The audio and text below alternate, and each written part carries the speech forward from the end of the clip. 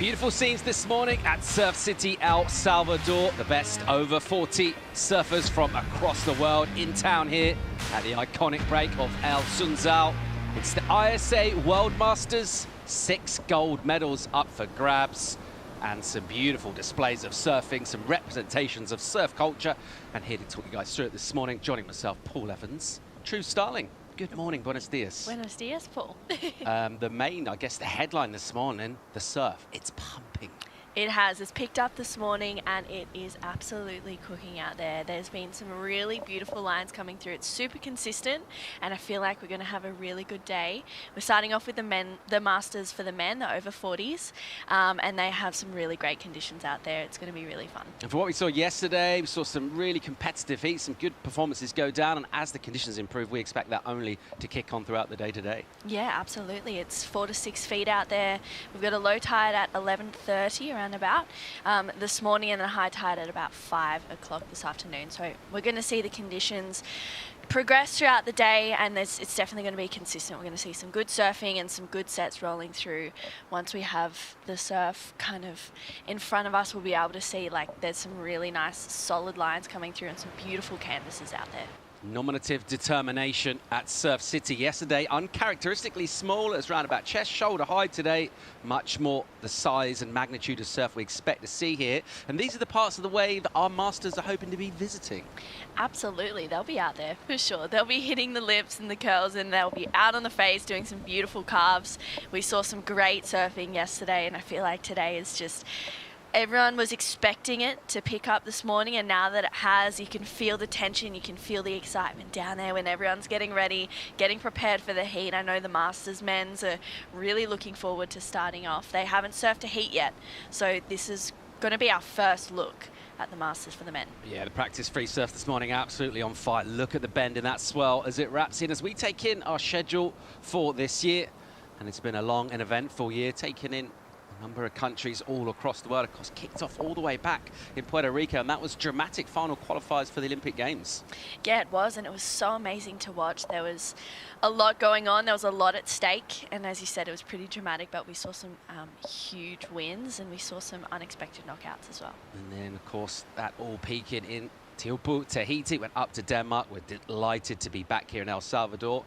Got the Parasurf coming up soon in Huntington Beach, USA, and this is our program for the day. So we're kicking off, as you mentioned, with the Masters, the over 40 division. Can't wait to see them get going. They've been just waiting, they've been patient, they've been warming up when they can, and they're ready to go.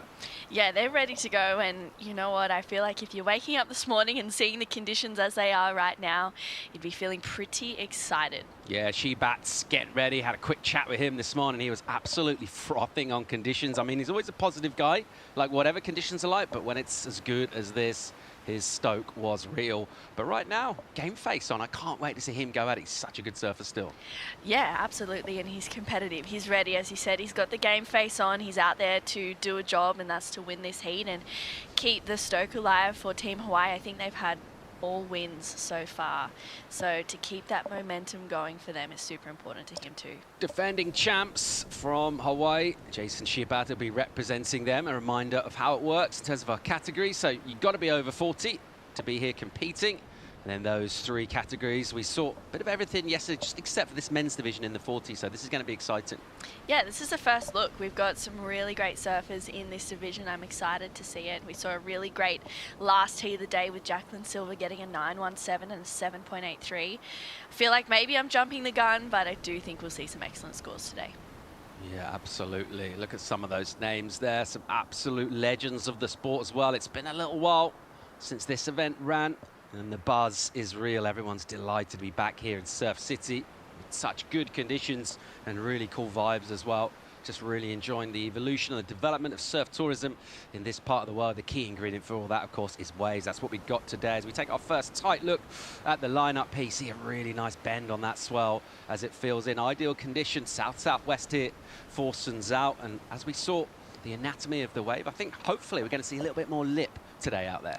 Yeah, we will for sure. There's some bigger sections, which means more critical turns, and hopefully some more vertical surfing as well. I feel like we'll also see some huge power carves too, which is one of my favorite turns to watch, that's for sure. Getting set up, we're seeing Jason Shibata of Hawaii, Luis Maria Ituria from Uruguay, Francisco Alvarez from Chile, and Ira Terina Tufa from Tahiti. So some big, big names.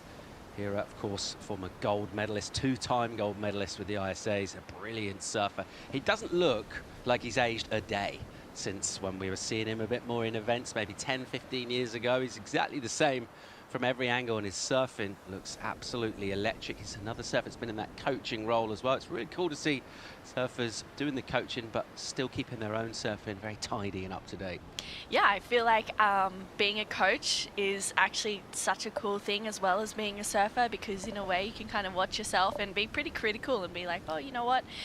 I would be saying that to my athletes, so I should say that to myself as well. All right, Alvarez from deep here, a little too deep. It looked like Ida was in a slightly better position there, but no priority at the start of the heat. It just goes basically down to who's deeper, and it was Alvarez who was up the point there. And he tried to get a pump to get around that section, but already you can see we've maybe doubled in size from yesterday. There's a lot more power out there as well, but particularly just the shape of the wave, and it should be a lot more speedy and joined up. This is going to be a show.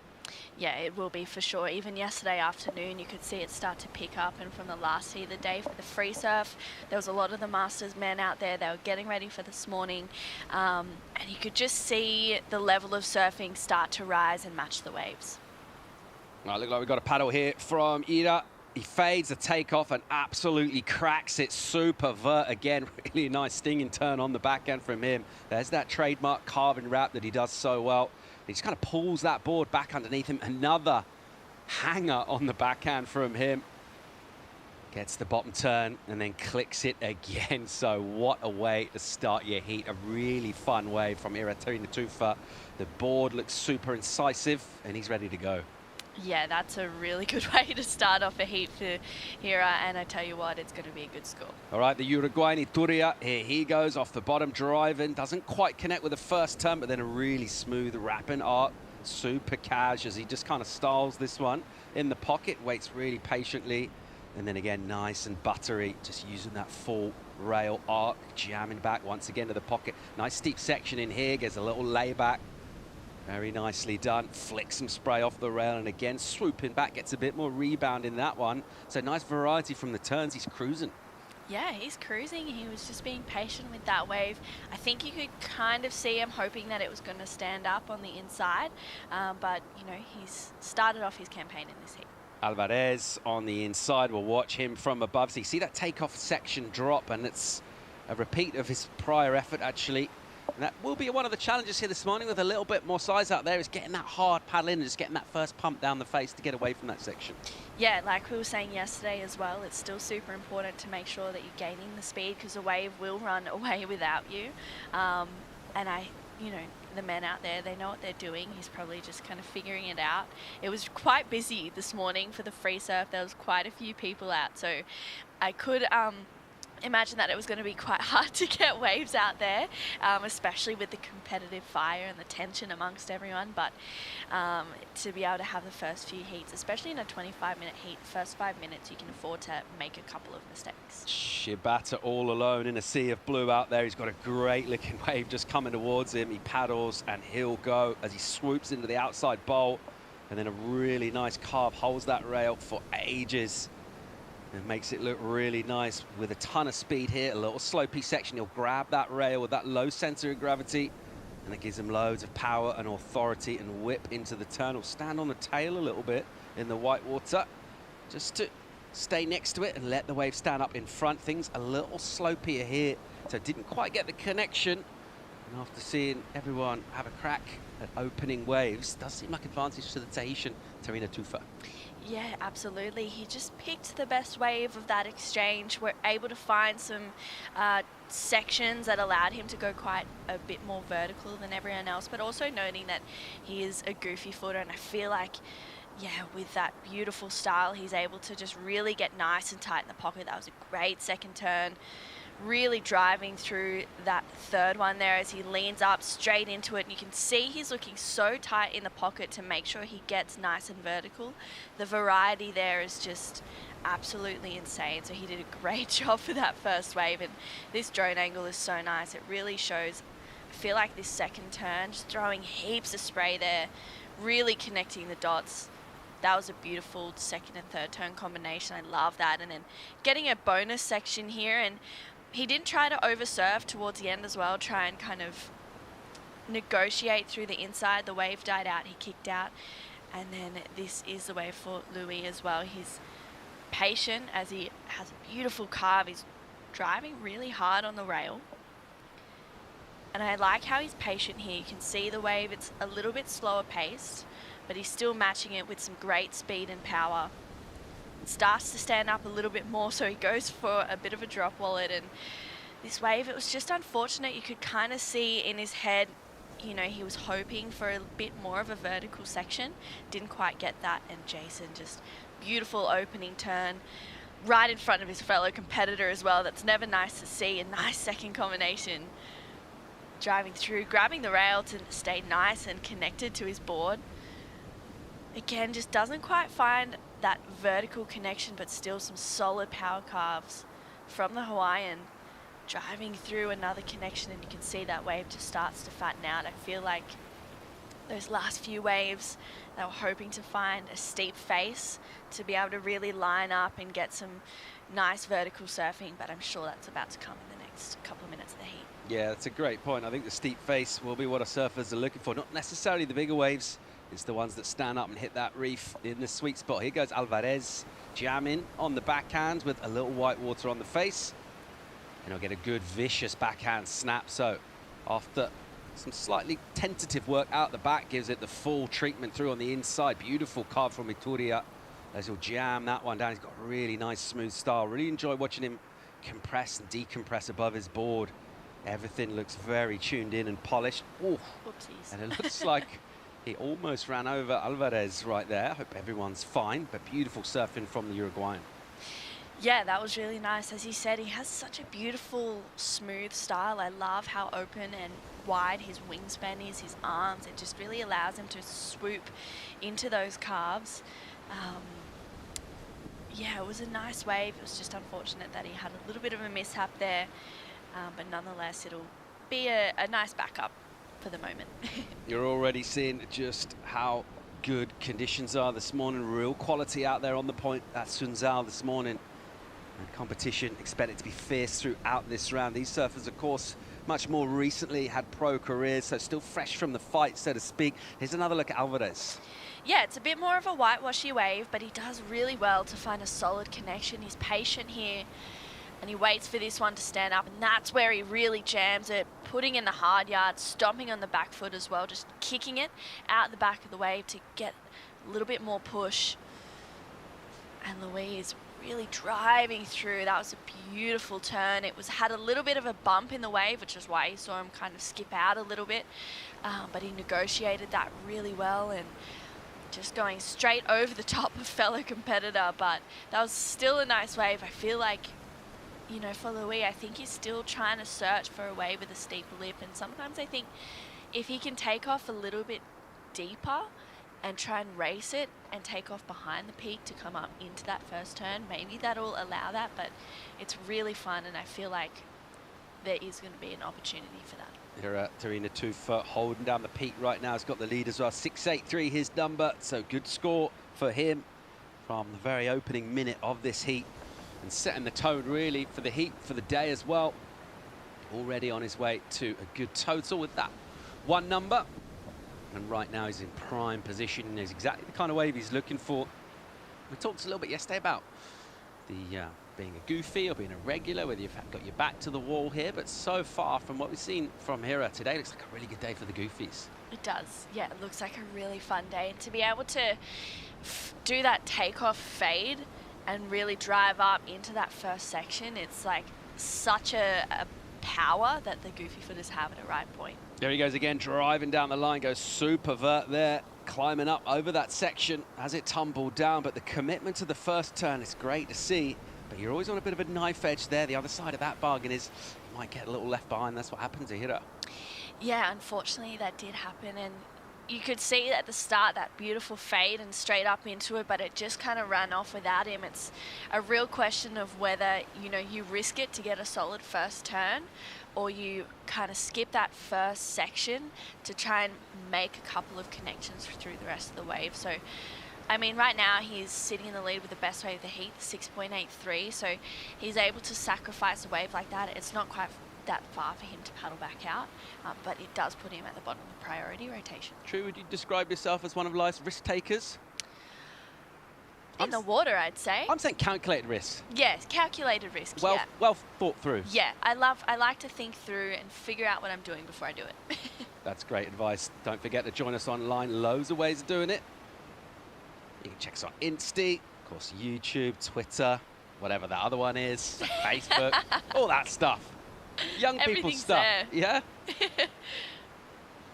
Current, he's there. Absolute on Insta. legend. He's here in Surf City, and we're stoked to see him. He ripped up yesterday his heat. Gave us a little story about his fins, which was cool. Yeah. You always get something a little bit quirky with Tom, don't you? Yeah, you never know what you're going to get. It's quite cool. Yeah. You just sit back and you're like, what's the story for today? He's not a talker, but once he gets going, he's pretty good at talking. Yeah, I feel like deep down he's a talker, I reckon. He just kind of, you know, has a mysterious vibe about him to start, and then he's like, no, I actually want to tell you about my fins. It's really weird. If anyone can get the goods out of him, it's our guy, Ben Way, out there doing a great job as our Roman reporter, getting the intel from surfers who freshly won their heats. We're about 14 minutes away from knowing who's taking this heat out at the moment. The Uruguayan Luis Maria Iturria. He's leading this one by virtue of his 2 numbers. We're going to get a second score in for Iraterina Tufa. It's just the 1 turn, but if it's better than a 1-3-4, he will go back to first. He will be in a strong position with that high number. Here's a bomber wide swinger. So this one will send everyone scurrying for the channel, and expect to see quite a bit of this throughout the day. There's a bit of a range in these almost 2 takeoff peaks. You've got the main one that hugs the top of the point, and then these wide swingers, and sometimes they have a really nice running wall. Yeah, they do, and I feel like if you can get in a good rotation where you start off taking off in that main peak, the deeper one, and then as you're paddling back out, if you can get lucky and get one of those wide ones, that's your backup. But I feel like it was unfortunate that all of the competitors were kind of caught out then, that no one got that wave, and I feel like that would have been a good opportunity to get a good score coming through, but there's so much on offer. There's heaps of waves coming through. Yeah, the other part of that story as well, of course, it's not all about that priority. It's not like we've got a tiny takeoff peak. There is opportunities. If you maybe just got away, you still need a number. Try and snaffle something, which makes it fun to watch. Here goes Alvarez, the Chilean. Super patient off the bottom, drives that board into the lip real hard. Nice whipping turn from him again. Slightly different, a little bit more carving energy to that one. And then again, just jamming that one underneath the lip. Very nicely done. It's tidy, it's neat, and it's speedy. And he ain't done yet. Through to an inside bowl. See the concentration on his face and the desire as well. He wants more sections. The wave says, yeah, no problem, here we go. And keeps providing for him. And he'll finish down on an inside. So put a lot into that. I reckon his legs are feeling that. Yeah, definitely. That was a long wave and plenty of turns. It was a little bit of a foamy wave, but wow, how's a warm-up? Getting the flexibility and the hips going, getting the body moving. Diego Rosa of Brazil, looking very limber and live indeed. Great looking heat, that one. So we see our next quartet getting ready with their first entry in the competition here. Good place for a warm-up, just in terms of just air temperature, so balmy, the water as well. So already you're not waking up stiff and kind of out of sorts. You're already feeling like maybe you've done a hot yoga session just by getting out of bed.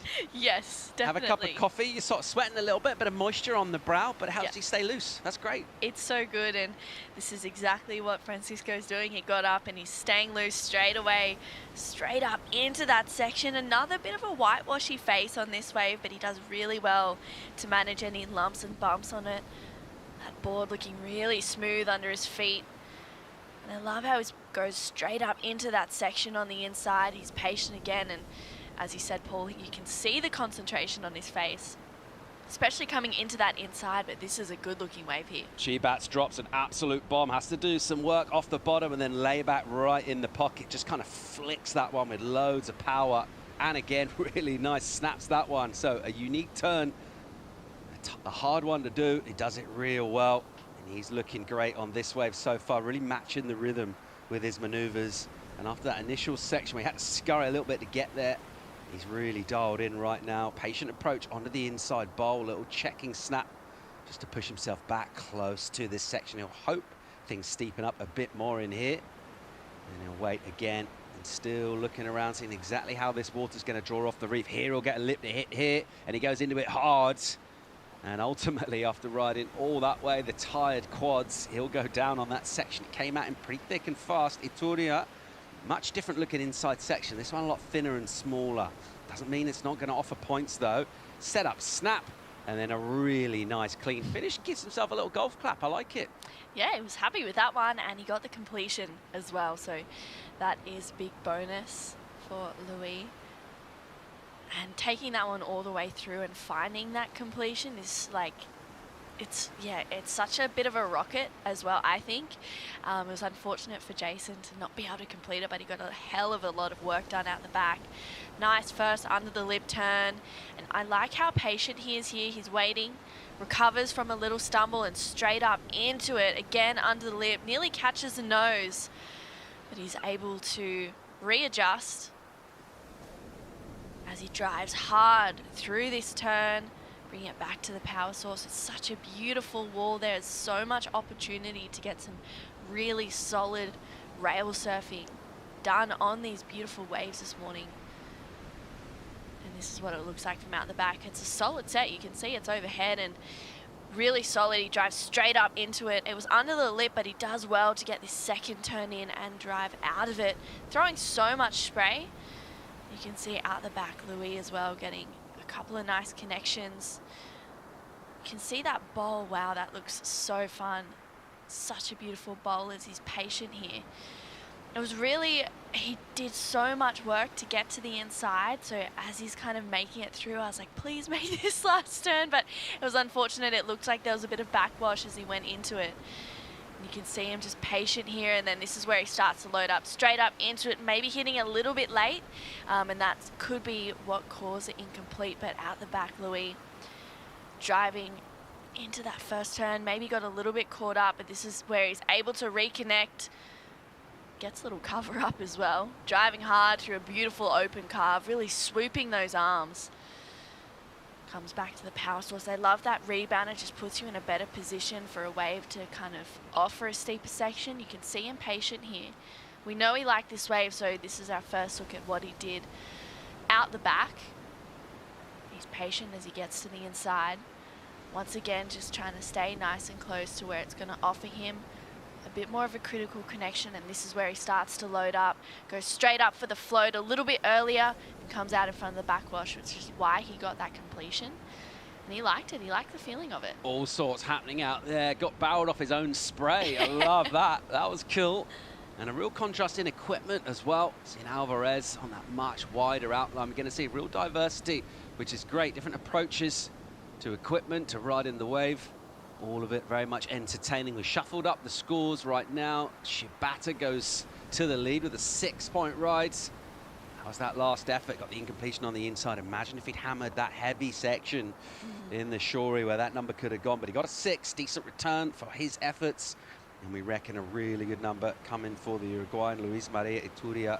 Let's see where that puts him. He's so smooth and polished. But the variety from him, how that wave mixed up those maneuvers, didn't try and look for a bigger wave, had nice steep sections, got that finish, didn't try to overdo it, as you mentioned as well. Be interesting to see what the judges make up. They got their work cut out this morning, haven't they, the judges? Because they're long waves with a real variety and kind of approaches to surfing these sections. Yeah, there's a lot going on. There's so many, as you said, different approaches from each surfer, which is cool because I think it's not the same. You know, and there's always things that you can look at, and variety is definitely something that the judges will be looking at. And I think as much as it would have been amazing to see Jason ride out of that last turn, it could have made his score a little bit more than a 6. I do think that the connections that he got out the back is where a bulk of that score came from as well. So sometimes, you know, completions isn't everything. Of course, you want to make sure you're in that 70 plus range or 70% plus range with your completions, but if you can get some solid connections out the back, the judges are going to reward that as well. 6 minutes on the clock. Terina Tufa with Pryor will use it here, will spin and go on the backhand. The Tahitian off the bottom, pumps and drives into the lip, vertical, spicy, aggressive. Again, swoops off the bottom. He cracks that one, a slightly different line, a little bit more tail in that turn and back foot as he'll drift one back. It's all smooth, polished, connected, everything dialed in. That wave will just fizzle out around about a third of the way down the point. So didn't go far, of course, length of ride, not in our criteria. Some sharp surfing done out the back. Yeah, some really solid surfing and just, again, able to get really close to the pocket, and that's the difference that he has over the natural footers in this heat, because Francisco is also a goofy footer, and you can see having a paddle here right on cue. Alvarez, here he goes, the Chilean off the bottom. And then he uses that rail just to kind of sting a carve right up there in the lip. Another one, bit more spice and venom in that, bit more explosivity. Then he'll kind of bank round a section. And you see the head on a swivel as he just kind of scopes out this bowl underneath him, figures out exactly where his line wants to be to stay tapped into the juice. Bit of wiggle and some S work done as you join this up through here. It goes a little soft hits. It's not really what he wanted to see, but he'll fade back and see if things cooperate. So doesn't get an inside runner. Similar sort of stuff to what we've seen for him. He looks so solid on his board. Yeah, he does. He's glued to the board, but we'll have a look at Hira's wave and really nice vertical connection. He is so close to the pocket there, so tight to that whitewash and straight up into it. A bit of a foam climb there. And this is where he readjusts and he's driving through another turn. Again, that's the variety.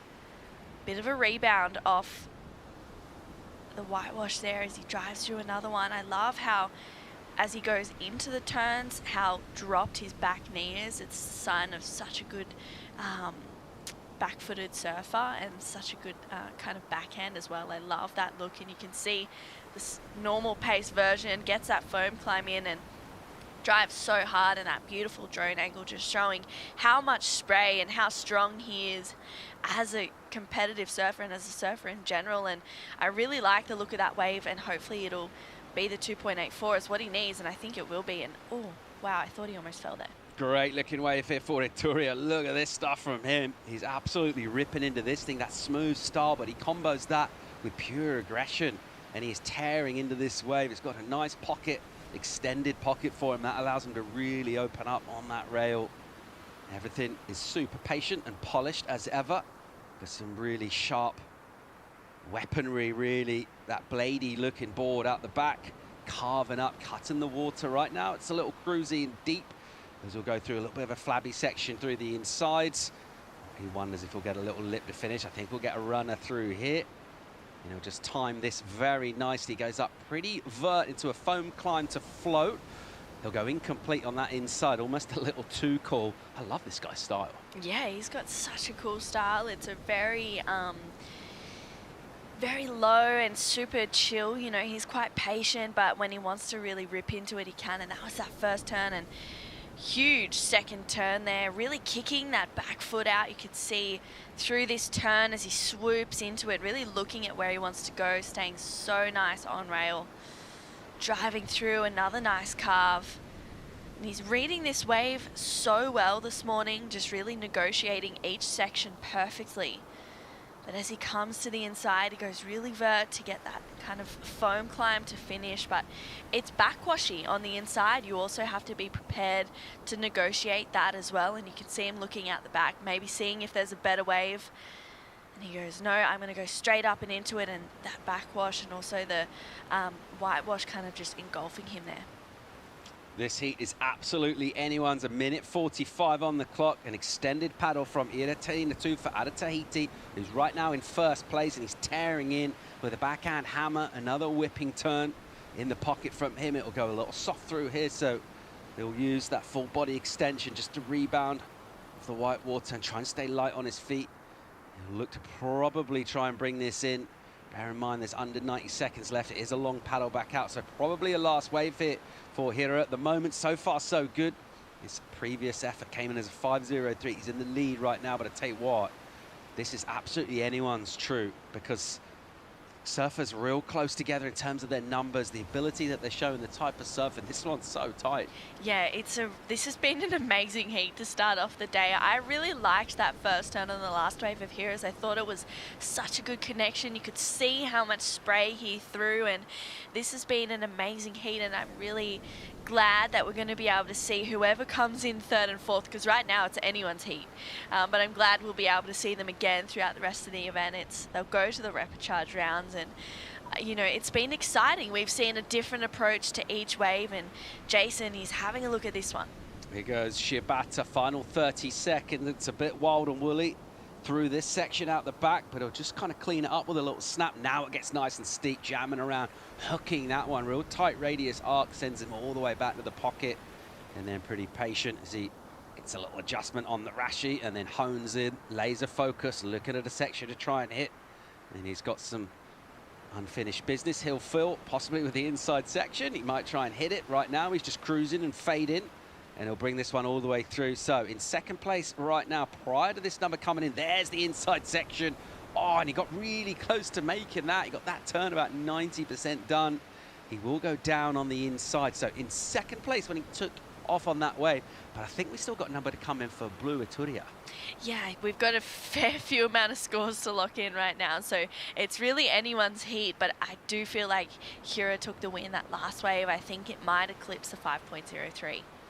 Jason Shibata through on the inside. He'll know he surfed the heat out there. There was all sorts of ripping going on, and that endurance and that stamina that we talked about, so important here at Sunzal. It's a long wave. There's a bit of power behind it too.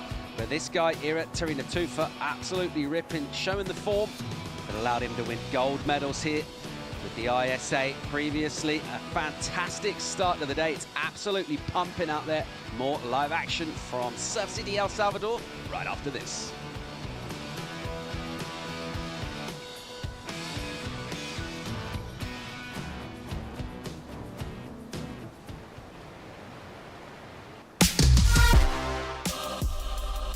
I've dreamed of being in the Olympics my whole life. You're gonna be really comfortable here because Teahupo is like 3 times gnarlier than here. Can't believe it's like unreal. We're at ISA training camp and we've been scoring waves non-stop. It's just such an entertaining wave.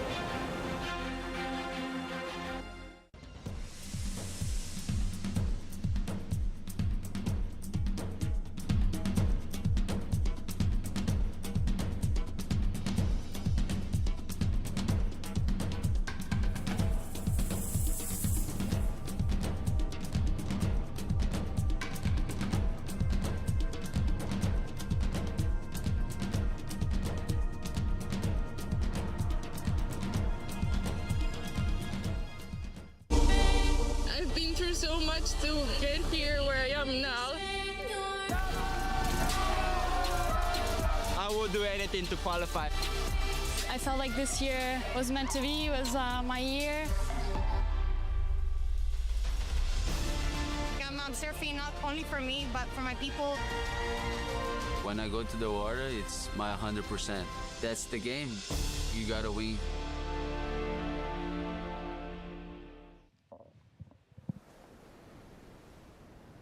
The ISA World Masters back in El Salvador, Surf City, the location, the beautiful point of El Sunzal. An overview on a Monday morning. The sun's out, balmy temperatures, and a pumping swell out of the South Pacific really lightened this place up. Filled in overnight with some beautiful long lines, and already performances electric this morning. That first heat of the day, True, did not disappoint. No, it did not. It was a great first heat that we saw. There was a whole lot of scores to lock in by the end of it. There was so much surfing going down. It was a great way to start the day. All right, well, official results as we thought. Tarina Tufa got the win, but in second place, according to our screen, it looks like Alvarez got that. No one really deserved. I mean, all 4 of them deserved to make it through. It was such a tight one.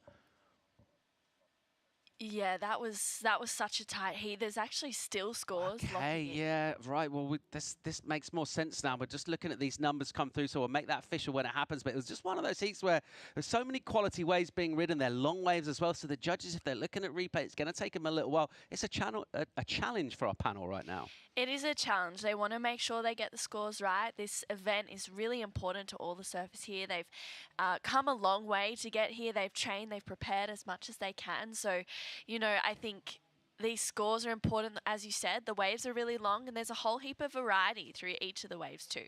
And it's hard to pinpoint and look at the scale and be like, yeah, okay, how does this fall in compared to the 683 or the 5.5 or whatever score they're looking at? And nervous moments for the crew in the teams, the flag waving, the support crew. But for fans, for spectators, it's exciting. We love heats like this. Yeah, it's exciting for us. We're able to, you know, we can guess. We're like, oh, who do we think is going to make this heat? You know, is it going to be Louis or Francisco or Jason? You know, there's so many storylines that could play out right now. And I think it's cool to see that, and for us it's exciting, but for the teams on the beach and for the surfers as well that are out there and waiting to hear those scores and nerve-wracking moments. Of course, no one being eliminated at this stage. Surfers who end up in 3rd and 4th place position head to repechage.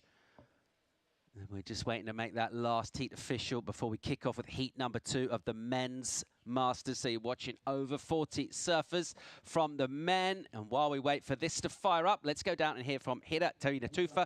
He's with Ben Way. Thanks so much, guys. Here, winner of the heat number 1 for our men's Master 40 Plus division, representing Tahiti, Hira Tarinatufa. Congratulations. Thank you. Thank you, so, man, we saw a huge boost in swell today, twice the size of yesterday. This is our classic Sunzal. How are you feeling out there being with just 3 other surfers in the water? Oh, it's really great because I saw the swell already building up yesterday, but it was hard to catch waves. So 3 out there today is really fun, and really happy to be out there with all those surfers, and especially conditions like that. It's super awesome. It's wow, we can ask better than that. So just recently, our ISA family was out in your home, and you were hosting us for the Paris 2024 Olympics at Teahupo. And how did it feel to have the best surfers in the entire world and the whole world watching your home? Oh, it's a big credit for all of us for the Tahitian tourism and everything, and really happy for the people in Tahiti. That makes Tahiti even bigger, and knowing from people that doesn't know what's Tahiti sometimes. But it's really good for us. We're really happy to see all those surfers over there and perform on every conditions too. They were surfing all conditions in Teahupo'o, and so it's good to see all of them and see how they surf and learn from everybody. Well, it's a beautiful place, and I'm sure so many people at home are very excited to see you do this well in your first heat of the contest. So if you want to have a small message in French, you're welcome to. Yeah, merci Tahiti, merci le Finnois, et c'est pas fini. Thank you very much. We'll see you in the next one. Thank you. Back to you guys. Thanks, Ben. Maruru Ira, an absolute ripper, a great ambassador for the sport as well. And you know he's got loads more where that performance came from. Such a quality surfer in all kinds of conditions. Meanwhile, let's get picked up with our second heat of the day. You're watching Diego Rosa, the Brazilian, as he drives through a turn and just rips in. Look how low he gets on the bottom. And really good aggression and explosivity, going full body into these turns, really committing to them. And then after having to wait a little while to get things going, just exploding out the gates on this wave. Even the kick-out's got plenty of vim and vigor as he whips back into the channel. Diego Rosa representing Brazil. And it's going to be really interesting to see how this one plays out. You're also watching Tatsuro Tomashiga from Japan, Richard Dodd from England, Daniel Pays from Switzerland. A new quartet, but a diversity from all around the surf world right there. Yeah, a huge diversity, and it's exciting to see. It's cool for us. I'm just wondering how many Red Bulls Diego had before he went out in that heat, because he had some huge energy on this wave. Let's take a look at it straight up into that first connection. Gets a nice carve down as he loads up for a second one, and you can see he's just driving so hard through each one, giving it 100%. And here's the energy here as he comes back to the power source. Just a little bit of a finesse to finish that one off. And yeah, the kick out just had just as much energy as each turn. I mean, yeah, maybe he's taking a couple notes from Italo Ferreira there and having 4 or 5 Red Bulls before he goes out for a heat. Loving the athleticism from our masters at the moment, just showing how surfing offers that lifestyle to help you stay fit and sprightly and lively and just live life to the fullest and go out there and tear into waves, express yourself, have fun, throw some spray, douse your opponents. Good stuff. Good stuff. I'm going to add and win out there. They're definitely here to win. The competitiveness it's not dwindling, that's for sure. Yeah, I feel like this morning particularly, also with that extra energy as well from the waves being provided, sort of reflecting by competitors as well. A bit of steel there in here as well with that interview. He's excited. He's talking about how fun the Olympic was, but at the same time, you can kind of see back there in his mind, he's thinking about going all the way for the gold medal here. Meanwhile, here goes Paez, the Swiss surfer, as he deals with the smaller inside section. And he'll just wait for some white water to kind of tumble around him. He'll try and liberate that rail on his board, and he'll do that through to an inside. A little check snap for Daniel. And again, a similar kind of maneuver for him. So the goofy foot's a bit lighter on his feet, and just trying to nurse that surfboard through to an inside section. Meanwhile, here goes Richard Dodd, surfer from Newquay in England, as he'll get a couple of snaps done, and then he'll pump and drive off the bottom. Just carve into snap off the tail, and again, a lot more rail in that one as he slices up the face here at Sunzal. So a nice speedy wave from Richard. Yeah, that was a really nice wave. I was surfing yesterday afternoon, and he was out there, and he was absolutely ripping out there. And I was on a wave, and he was actually I was too deep, and he was in a good spot, and he just did this like chop up 360 and landed on the wave. And I just was like, okay, that was really cool. So I'm not surprised to see him really lay down some solid rail calves on that wave. And that first wave of Diego was a 617, so already starting the heat off really nicely. Yeah, these guys absolutely fired up, I reckon, just particularly from watching the first heat of the day go down as well and seeing those performances. They're like, all right, it's game on here. Need to step up. So getting psyched on watching the surfing going down in the previous heat, and then they're out there on this big open blue canvas. A real opportunity to go through your entire repertoire. You mentioned variety and how important that is, and I feel like this wave at Sunzal offers surfers a chance to really go through and show all their maneuvers. Yeah, there's opportunities for everything out there. There's opportunities to get up and get vertical, a couple of carves as well, and that's Martin getting ready for his next heat for Argentina. Martin Passeri, he'll be in the red singlet taking on Gilbert Brown. Also see Richard Woods out there as well. So these competitors, how's the game faces as well as they get ready? It's intense, they're fired up, they know exactly what they want to do.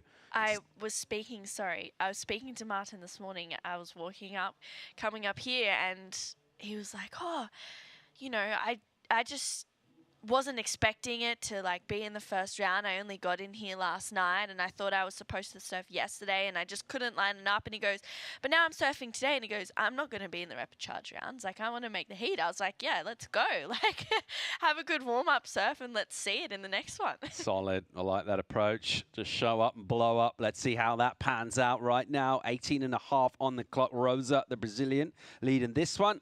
He's got the first legit score up there in the good range of the scale. 617 for him. He's on the prowl, top of the point right now. And he's seen something he likes. Look at these lines, True. Yeah, there's some really nice lines coming through. You can see everyone itching to get a little bit out the back, a little bit further out the back in position. We saw in the last heat, there was a few moments where they were caught outside or caught out of position. So they're just adjusting from that. This swell with plenty of energy. The period has stretched out as well. That means we'll see a bit more bend and refraction on the waves, which should all translate to quality here at El Sunzal. And a great opportunity for surfers to really showcase what they can do. Don't need to hurry through their maneuvers. A real nice pace to the wave. The other good point as well, it's not there's a duck diving involved here, generally speaking. If you finish your wave, you're paddling back in the channel. And with the heat and how long the wave is and the power that's out there in the water, that's really important for surfers. You're not getting blown up as you paddle back. You can kind of collect your thoughts, hear your score, and get ready to rip again.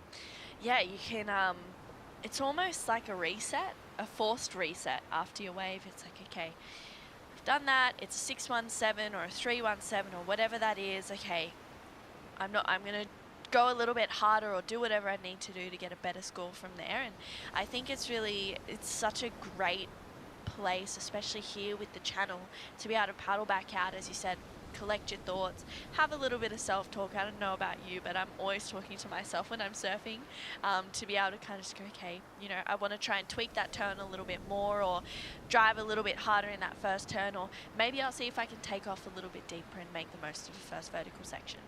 Yeah, I'm talking to myself, but a lot of the waves get beeped out. Oh, they get censored. Yeah. Yeah. Okay. Yeah, there's a few moments of that too, but that's only if I'm super frustrated.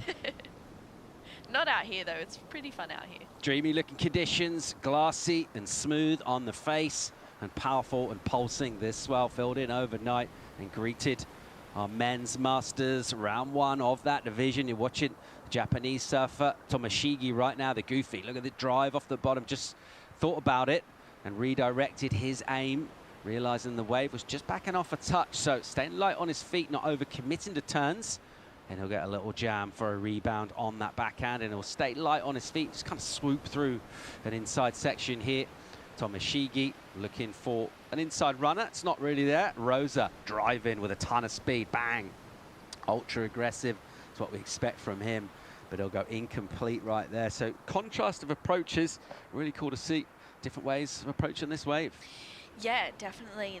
Everyone's got their own little personality to how they want to approach these waves, and Richard is showing us his now. Doddsy, a nice, angry, vicious snap from him. And just slightly overcooked it, and he'll go down, but already showing us flashes of what he's got in the tank, which is plenty. Here's a bomb out the back. Those arms will be stretching right now as they paddle out, try and get in a takeoff position. So our takeoff has really stretched out. We've gone from a relatively small area that we saw yesterday to quite a big playing field for surfers, different places to take off, which is cool to see. Yeah, it is, and I feel like sometimes when it's like this, when it's pumping and there's so many good waves coming through, you can kind of get caught out of position, but Diego is not right now. Yeah, he fell off on his last wave and he bolted wide and he picked up this. He's in flow here, climbing up the foam, nicely done. Look at this steep face, a great looking section, begging for the treatment. And he gives it an absolute crack, tucks that back knee in and swoops down. So we know about the aggression, explosivity, bit of style as well as he just flows and cruises through these sections and tidies things up by just fading that bottom turn and being patient at the bottom of the wave. Multiple slicing maneuvers from him and another great wave from the Brazilian. Yeah, that was a pretty good backup for that 617 for Diego, and he repositioned himself really well. He must have had a motor on the back of his board there, because he got out and into that wave really quick. Yeah, it's one of the cool features of this wave. If you do fall on an opening section, you can get yourself in position, just scoot wide, particularly if a big set comes and swings through. So it's not like you necessarily have to go to the back of the queue in terms of priority and wait for everyone to get waves around you. And that's exactly what we saw there from Diego Rosa. We saw how lithe and limber he was in the warm-up. Then we saw how well he could surf, kind of looking angry on the wave, on his first wave. And we're looking at David Shalafino right now out of Canada. He's getting ready, doing his final preparations. He's got his crew out there as well, giving him some insights. And he's ready to go out there and represent the Maple Leaf. Yep, he is. He's ready for it, and I feel like, you know, everyone's excited to be out there. You've got a heat with 3 other people out, and the conditions are like this. You know, how often do you get that? Not very, I would say. And we're just so lucky to be here at Sunzal to have the swell coming in this morning as predicted yesterday. Everyone was talking about it. They were expecting it. And, yeah, preparing for these heats is just as important as being out there. 12 minutes and 45 seconds remaining in our second heat of the day. It's been a banger so far. Waves absolutely cranking here at Sunzal and Surf City, El Salvador. It's the ISA World Masters, 3 divisions for men and for women, so 6 overall right now. We're watching the men's masters, the over 40s. And we're seeing really good performances already gone down this morning. Right now on this one, the Brazilian Rosa, we're waiting for a second number for him. He's already got a quality score in 617, and he'll back that up real soon as well from his last wave. Multiple maneuvers all the way through, a wave that ran fast and stayed steep throughout. Critical, that is, in terms of offering scoring potential to our surfers. That's with the judges right now. And we'll see another one just stretch out to that point we made about how this takeoff area has changed quite a bit overnight. You can just see different points of entry here. Positioning will be important. There's some stuff obviously to do with your tactics, where you want to sit, maybe some lineup markers as well. There's a certain element that sometimes it will just pop up for you. Yeah, sometimes you can be in rhythm, get pretty lucky out there and it pops up. Otherwise, everyone out there all really dialed in out there. They know where the waves are coming through. They know what to expect. I just feel like with the swell this morning that's been a little bit bigger than what we've seen, especially for the leading up days into this event. And Tom Curran there on screen, he's getting ready. We saw him yesterday absolutely tearing it up out there, that smooth style, iconic. You'd be able to notice it from anywhere in the world. But I feel like with the conditions getting a little bit bigger, people are getting a little bit more caught out and maybe not in position. So I feel like throughout the day we'll start to see people adjust with that and learn from the heats and talk to their teammates and say, you know, where's the spot out there? What do you think is, you know, where should I sit? What waves do you think are the best ones coming through? And that's the beauty of these events, especially when you have teammates who are willing to give you that advice and who are also in different divisions to you. I think that's pretty cool, because I know that if I had someone, or, you know, if my sister was in the same division as me and she needed advice, I'd be like, oh yeah, like go, you know, sit here and you'll be fine. It's all good. But, you know, I'd also keep my cards pretty close to the chest and be like, here's a few little ingredients, but you're not going to get the whole recipe. Figure the rest out for yourself. Oh yeah. All right, good number in for Rosa, 5.7 for him. Good total, 11.87 for the Brazilian. Put down a bit of a marker of authority, and he's way out in front of everyone else in the water right now. Surfers out of New Zealand been well represented here as ever. And that squad energy that we talked about, as you mentioned, true tactical advice coming from sort of a multitude of sources, but also just that collective goodwill of that team thing. And it's something that, you know, you don't always get in surfing compared to a lot of people like play team sports, just kind of for vibes. And here at the ISA World Masters, we've got a bit of both. Yeah, and it's amazing to have that. I feel like that, yeah, team camaraderie and having everyone supporting you, coming down for each other's heats, it really sets apart the ISA events from any other in the world, and I think it's really special to watch and also to be a part of. Teams events is so special. In Australia, we do have a few events where it's like that. And you have that ego in the sense where, yeah, you want to do well for yourself, but you also have the part where you want to do well for your team. And you can see Team New Zealand, they're supporting. They want their teammates to do well just as much as they want to do well themselves. So you want to make yourself proud, your family proud, but also your team and your country proud. So for people who are unfamiliar, I think that looks like the Australian flag. What are the key differences? They got red stars? They got red stars there. Yeah, there's a whole bunch of differences, but yeah, it's a pretty similar accent, kind of a little bit different. But yeah, it's just over the road pretty much. Beautiful place with some really fun waves. Yeah, I've actually never been to New Zealand, but I'd love to go. I have a few friends that are Kiwis, and they're always like, you should come, but it's too cold. I'm a warm water person, which is why we're here in El Salvador. All right, here we go. He goes heat leader, Rosa. He's from Brazil, and he's shredding. First turn, absolutely cracks it off the lip. Bang, wow, look at that spray from him. And he is motoring down the line. What? He just hammered that section. Multiple radical maneuvers out the back. Now, this is going to be interesting. He didn't get that runner all the way down the point, just the outside section, but great turns linked together. Where's this going to go score-wise, True? I think this is going to be excellent. I loved the surfing. There were 3 committed turns, so much spray. There was no downtime in between. He linked it together so perfectly. Yeah, I really liked that wave. I thought he surfed it perfectly. Diego Rosa hammering the lip multiple times. Everyone out the back would have just seen that spray and heard the cheers properly as well from the vociferous Brazilian crew on the beach supporting Diego, and they enjoyed this. That was a great first turn. Timed it so well. Loads straight up into this second one. You can see he just gets that beautiful tweak and then straight up. Wow, he did so well for those 3 connections, throwing so much spray out the back. They actually went out of screen. And this is this beautiful angle here, straight up into that first turn. These next two connections are the ones, though. That was so solid, and straight up into a third one. No downtime in between turns. Beautiful line. I think that's going excellent.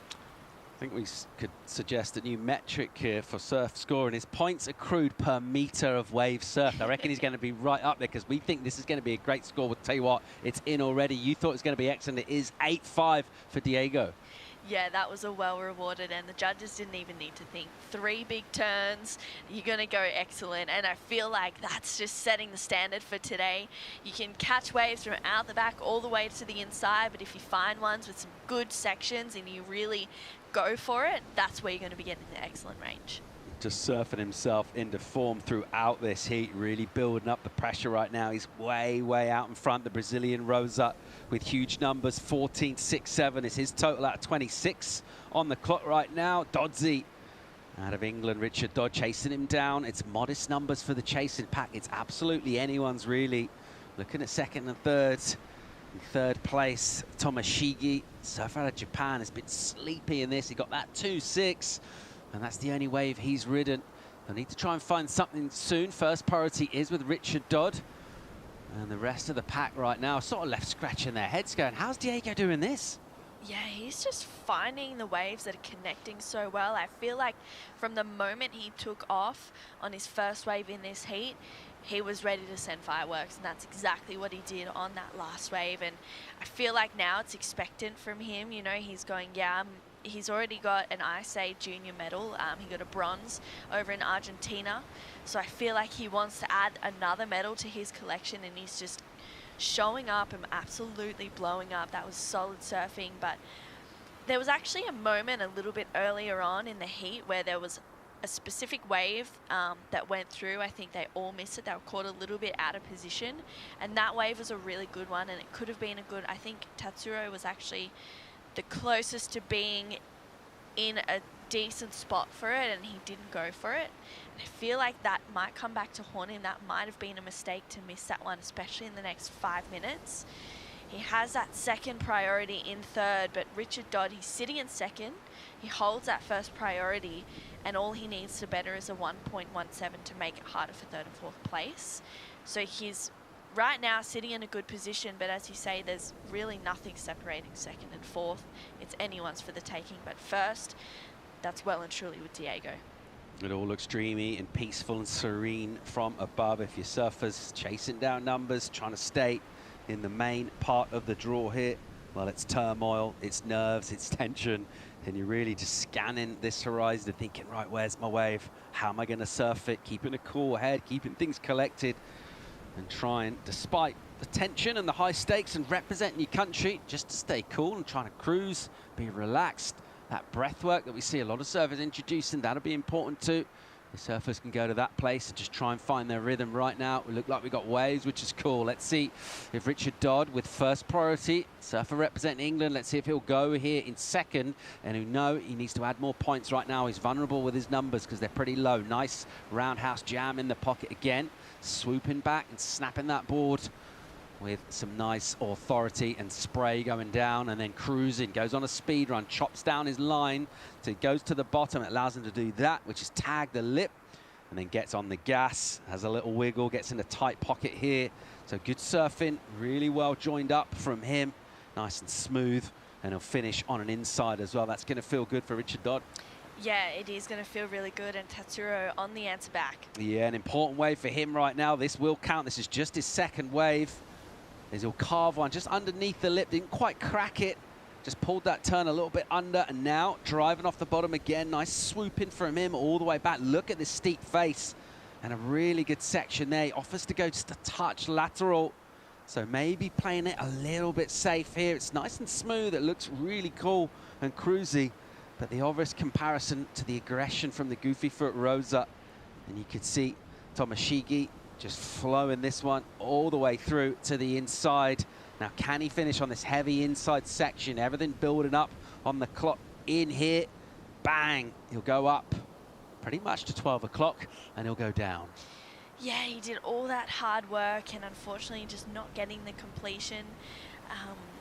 he looked like he was playing that whole wave pretty safe. He was just kind of waiting for it, going a little bit lateral. He had a few really nice moments on that one, but it was unfortunate it didn't open up too much. And Richard, you know, he's still in the paddle back out, and he's going to have to, oh wow, Daniel not getting that wave. I was kind of questioning whether that was a good decision for him to go the wave that he went for Richard, but you know, I think right now there's no sets coming through, and it's a real battle whether, you know, you take one of the mid-sized ones or you wait for the last minute and a half of the heat and hope that a set comes through. Daniel's up and riding. Here he goes. Surfer represents Switzerland, doing some work mid-face on a runner, and he'll try and kick out the tail. He'll go down. Interesting to see the Japanese surfer Tomashiga go all the way through to that Papusa section on the inside, a heavy section in the Shori here. I reckon so far this morning it's about 5-1 to the Papusa section. We haven't seen a lot of completions in there. It is not an easy part of the wave to hit. And it got the better of Tomashiga right there. He did some nice joined up work prior to that though.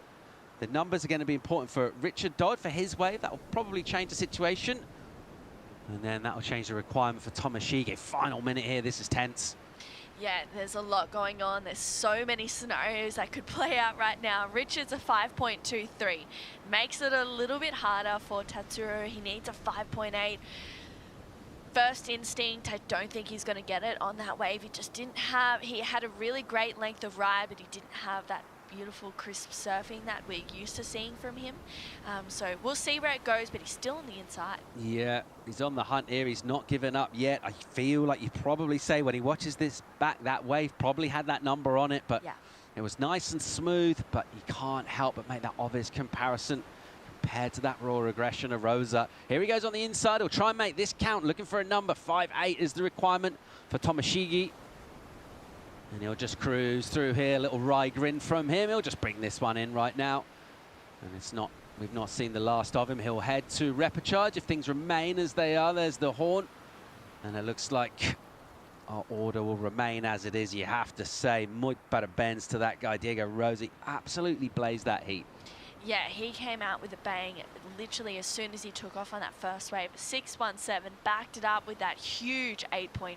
That was really committed surfing. I love to see it. I can't wait to see him in this next heat.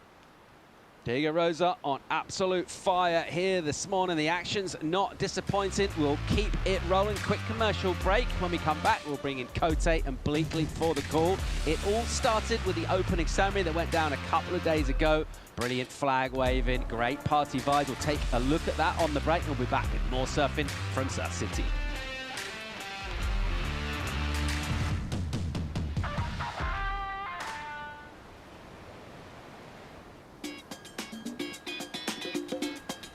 Welcome everybody to the ISA World Master Surfing Championship. We're back again, and we hope and we plan to have the Masters every year, or hopefully for the next few years, in the beautiful country of El Salvador. And we feel that this is a great part of the ISA World Championships, providing a place, a venue for all those surfers that just don't surf anymore. Enjoy these World Masters, which we hope to have every year. Some of you guys will go home with medals, of course, and some, of course, will not. But all of you guys are champions, and because you represent the best of the best of the over 40-year-old surfers in your countries and around the world. Queda por inaugurado este Master ISAsurfing 2024 en Surf City, El Salvador. ¡Yay!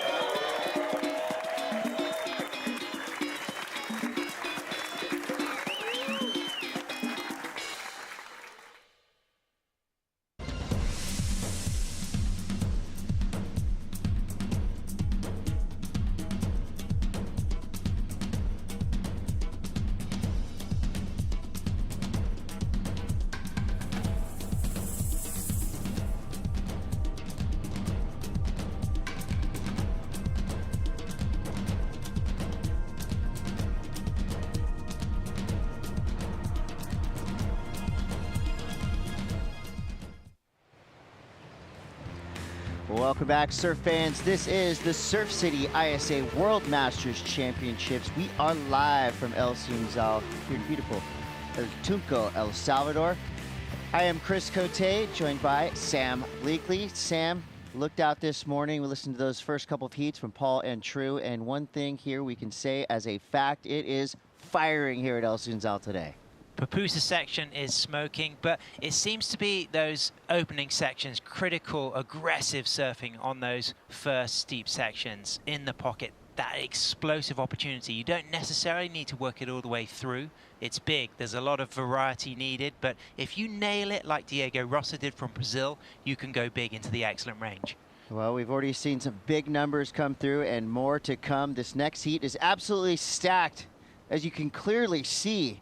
Martin Passeri now, AKA Ricky Martin on his backhand. Got here just in time to compete. Took him about 3 days to travel from Argentina, but he made it. And it looks like he made it at just the right time because the swell arrived right about sunset, it looked like. Yesterday was super fun, waist to chest high all day long, but today this is proper El Sunzal. And the front runners showed last night. We knew we were in for something big. And speaking of that, I think Martin Passeri's onto a pretty big score here. I mean, like you said, Sam, you got to fully use the outside section. Helps if you connect all the way through to the inside. You can tell he is hyped with that first wave ridden in this heat. One quick score for Ruben Woods representing New Zealand earlier on. It's a 3.17, so I feel like this wave by Martin is going to be the big number. Here's that first one from blue, or green. Yeah, a little bit foamy at the start there, but then hooks this hard off the top, big throw of spray, and then just presses the eject button. But watch this from Martin, of course, just fresh back from Europe, having coached his son. Now Tiago, fantastic young up-and-coming talent, is coaching his dad. His dad riding the Milano surfboards, Argentinian shaper based in Peru, and just really working that rail game through this slower section here and demonstrating the way he connected through to the inside that yes, there is a vertical wall in that Pupusa section on the inside, and he really maximized the final turn, just milking things back and forth. Would have liked to perhaps have had a bit more explosivity on those first 3 turns out back, but certainly delivers right through to the inside, off the bottom, vertical, bang in the Pupusa section, riding out clean. So that's a good example, Chris, of working it all the way through to the inside. If you can really nail that vertical turn on the inside, it can matter. Here we go, Ruben Woods, representing New Zealand. Probably pretty excited to be here in the land of right-hand point breaks. Good clean style, nice and powerful all the way through. He'll opt out of that one. Right behind him, our first look at Canada's David Schiaffino, all the way from Vancouver Island. Another surfer, no doubt, relishing in the warm waters and hot sun of El Salvador.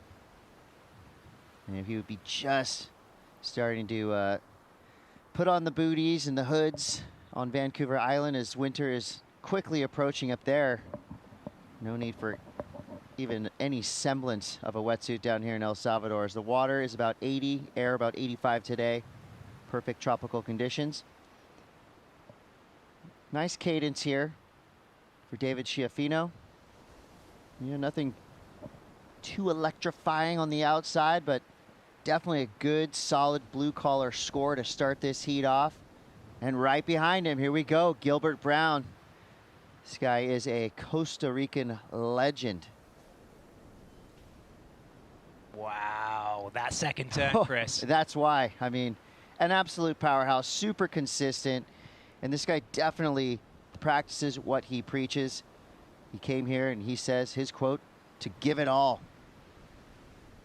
And he gives back when he's at home as well. Runs Surf Dreams, and it is as advertised. He wants to make your surf dreams come true. Huge proponent of reggae music as well down in Costa Rica. And he was one of the lucky few to get a helicopter tour of the coast of El Salvador. So that no doubt got him fired up for this heat. And how was that second turn? I mean, right off the bottom, great carve into that vertical re-entry and throwing a lot of spray, backed up by 2 turns afterwards. So 4 committed turns, one particular which really was the more explosive turn we've seen of the heat. I think this is going to go pretty big on the scale. We got David Schiaffino, originally from Peru, moved to Canada, based in Ucluelet there. Yes, it's getting cold. Yes, he's going to be enjoying the freedom of the tropics here in the Pacific in El Salvador. But he kicked off with a 4.27, so that set the scale. Yeah, I like that. A great four-wave exchange to start this heat off. This is the Masters Men's Division 40 and up. And as our surfers reset themselves in the lineup, let's go down to the boardwalk with Ben Way. Thanks a lot, guys. Here with the winner of that heat number 2, representing Brazil, Diego Rosa. Parabéns, congratulations. Thanks a lot, man. So happy to be here again. I competed in the same event when I was junior in Mar del Plata, and I got third. Well, it's been a while, and it's such an honor to be here, representing my country. I've been training a lot for this. As soon as I qualified three months ago, I began in a program working a lot. I compete before in the QS's events and 4 CTs as well, but I never trained like this in my life, and I'm 43 right now, so pretty stoked to be back on shape and turning on my life into the sport back again on this opportunity. And I'm really happy to be representing my country, and thanks for everyone cheering for us, and thanks for Isa and you guys for doing this such an amazing event for us.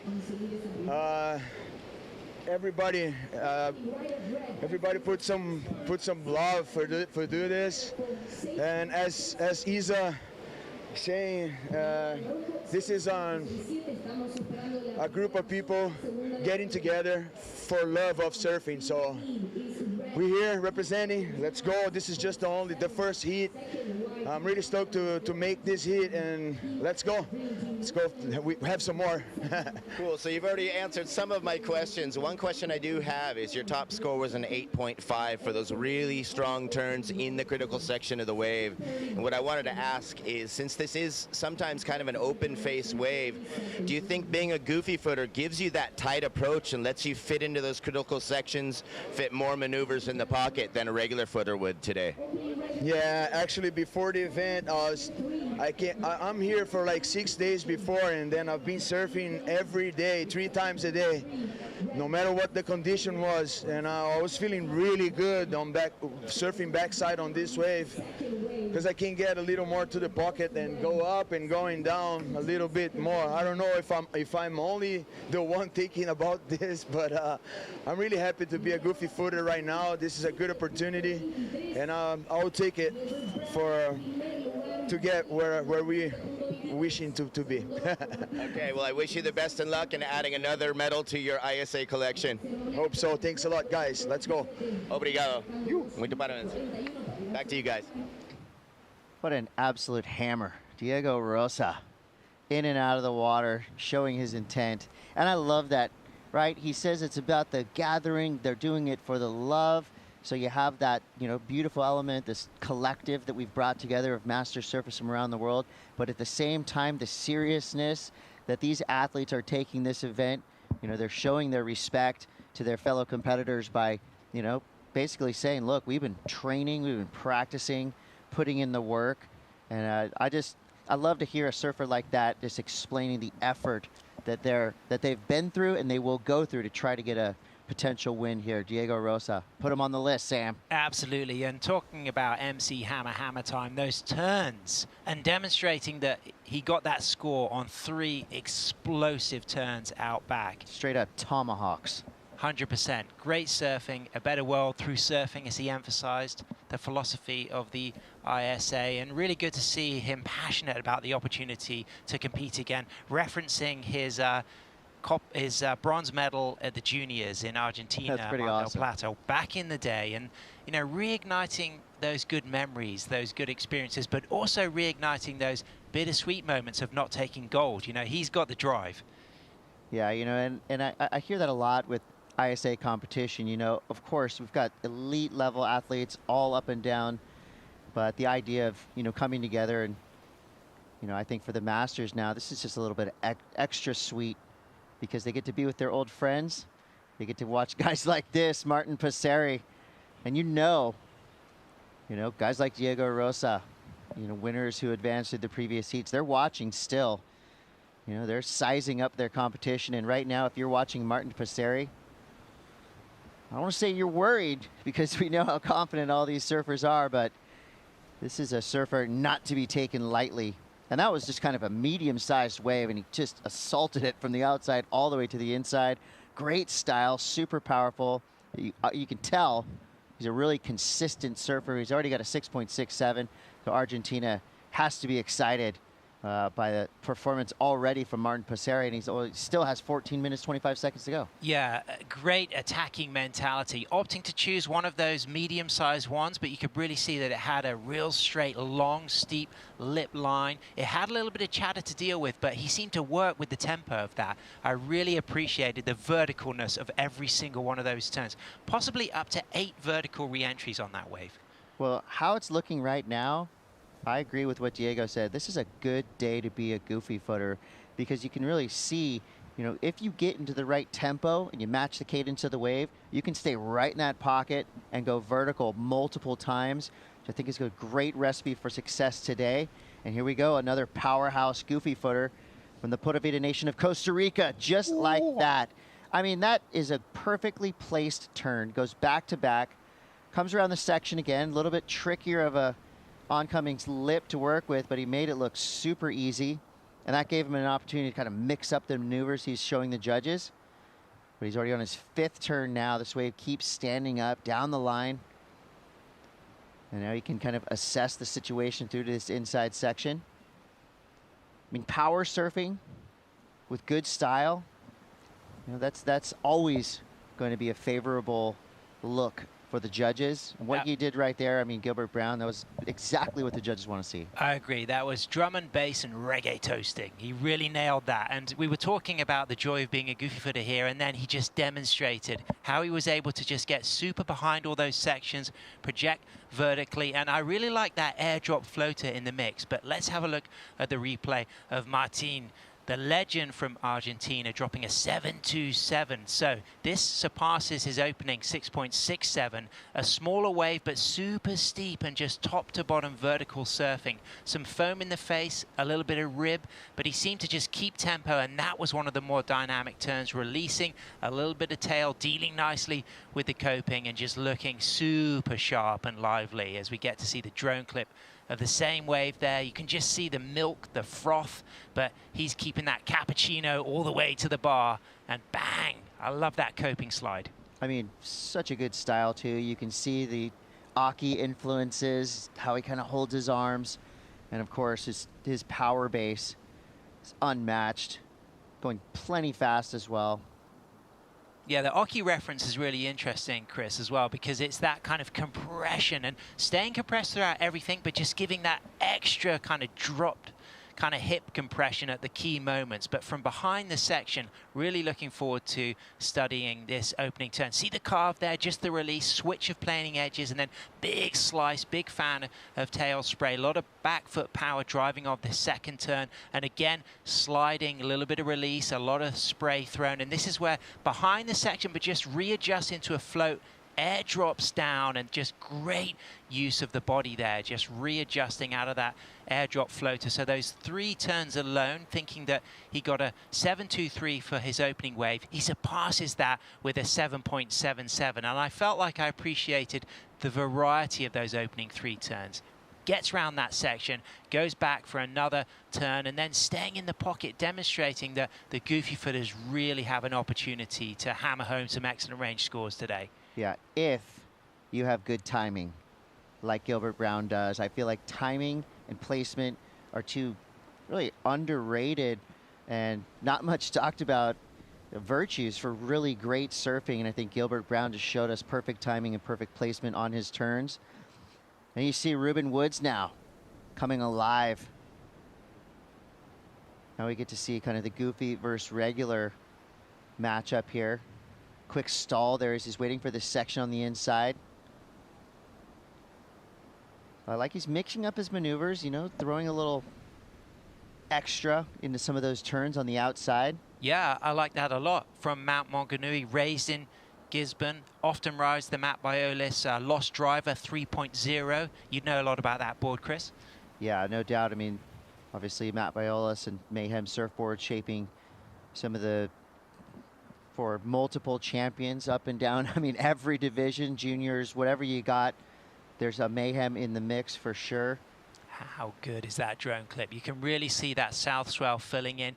Peaked a little bit earlier than we were expecting, but it's continuing to increase in size. Got really nice yesterday evening for the free surfs, and we all woke up this morning to the booming sound of this solid south swell, and we've really kicked things off in styles. You know, solid surfing from the get-go. And even David Schifino from Canada, he's got that 427 and that 360. He's right there in the mix. He needs something massive, but if he can build on those two scores with things in the sevens, he's right up there.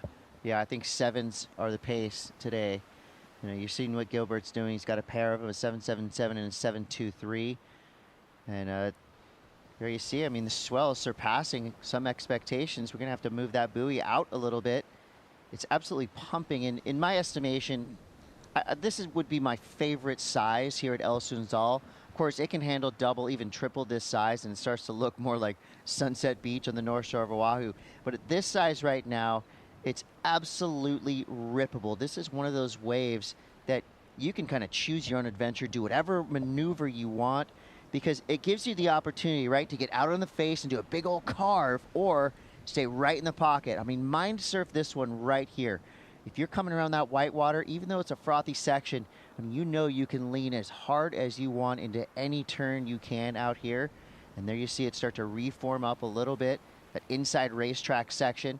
And I think patience is going to be crucial as well today, because everything is going to tell you to attack, get involved, you know, do as much as you can. But I think the judges, they're going to be looking at good, clean surfing today. They don't want you to do too much. They don't want you to over surf the wave.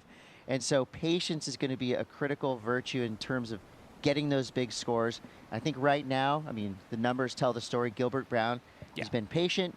He's been doing just great turns right in the perfect sections, nice and clean, no mistakes. That's why he's in the lead for now. But Martin Passeri is making his way back out there to potentially drop another 7. He's got to match the pace being set right now by this guy, this replay from Gilbert Brown. Yeah, he's got the Costa Rican reggae timing, just those subtle pauses in between, but continuous flow, good variety of those opening 3 turns, and really setting himself up behind the section, driving into the steep part, and that's super key here. It's a very easy wave to ride on all types of boards, longboard, mid-length, shortboard, but what's key is finding those steeper lips, and you really do have to set your timing, your tempo, your pace, your rhythm just right, and he's given it a great approach with scores well up into the 7s. But this is a cool back-to-back here. So that was a 717, this is 727. Yeah, and the difference for me is just a slightly more foamy wave, Chris, smaller but steeper,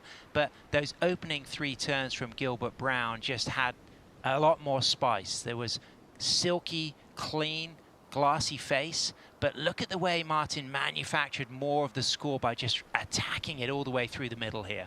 Yeah, again, timing is key.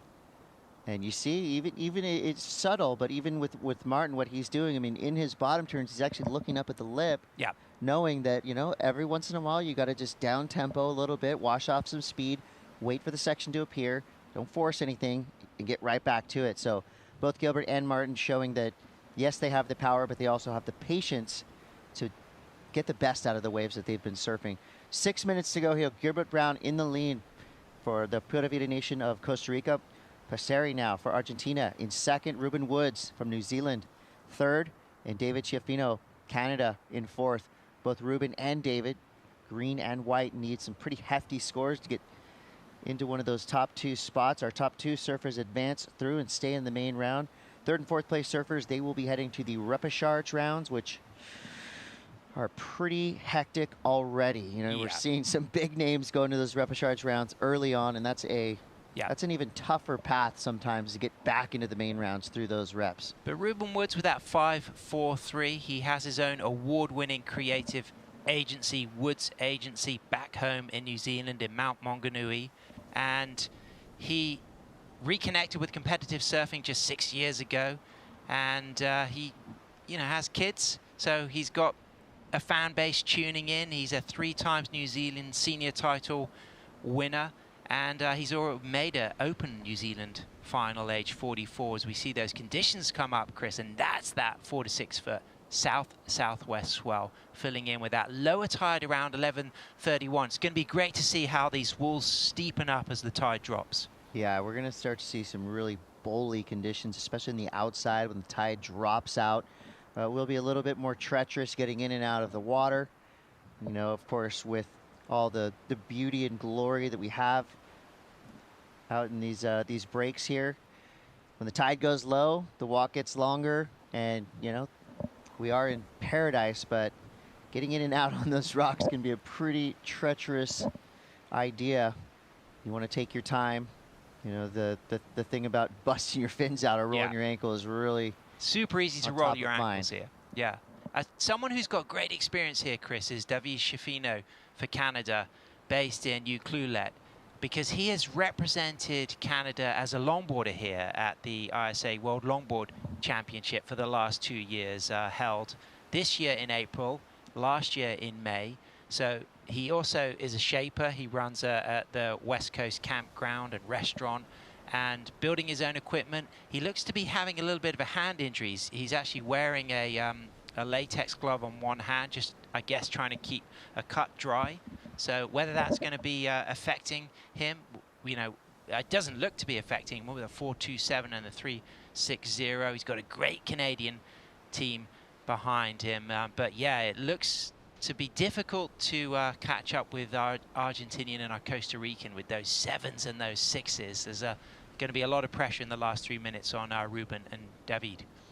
We'll see if Martin can apply even more pressure. Low score right now is a 6.67. Bang. Wow, vicious. He's coming from behind, but he's making it work. Third turn down. For Passeri now, representing Argentina, and here's where he's going to potentially just... Yep, did not expect that, but love to see it. Goes switch. And that's a good cutback for switch, Chris. Big old carve. And look, what's so great about going switch is see how the nerves came into his hands, how he clenched those front fists, just that difference. It's a really great exercise for the body and brain when you surf switch because it's so challenging to do. He did a great job. Yeah, that's right there. Just shows us that Martin came to win and also have a lot of fun. Whoa, that was a nice turn. Something we love to see. Ruben Woods now, Team New Zealand represent, perfectly done right there. Gets around that tough section, finds the most critical section of this wave, blasts it. Now he's going to go through a series of carves, waiting for this wave to perk up through to the inside. There you see it does. Starts to bowl. Nice rail work here from Ruben Woods. Other section to work with here. Having to cut that bottom turn kind of halfway short. But here we go. Speeding towards those rocks. Wisely kicks out. So Ruben Woods there, nicely done. Yeah. And kind of battling it a little bit at the very beginning, but it only took one turn for him to really activate and get more involved with that last wave. 1:43 to go. That was a nice ride. I appreciated that. He was really behind the section at the beginning. Great use of the stall, you know, finishing his turn, stalling, keeping a high line, dropping back down, attacking. I think the difficulty on that wave was from the start, he was pretty deep. But he really kind of lit that wave up. I like the style. I like his surfing. Looking forward to seeing more of Ruben Woods. Yeah, no doubt. And you know, this is such a long wave, but really where you're riding the wave, where you're really getting those, you know, the maximum scoring potential, not to get too clinical here, but is a pretty small area. I mean, you can get out, get on the open face, carve it up, have a great time.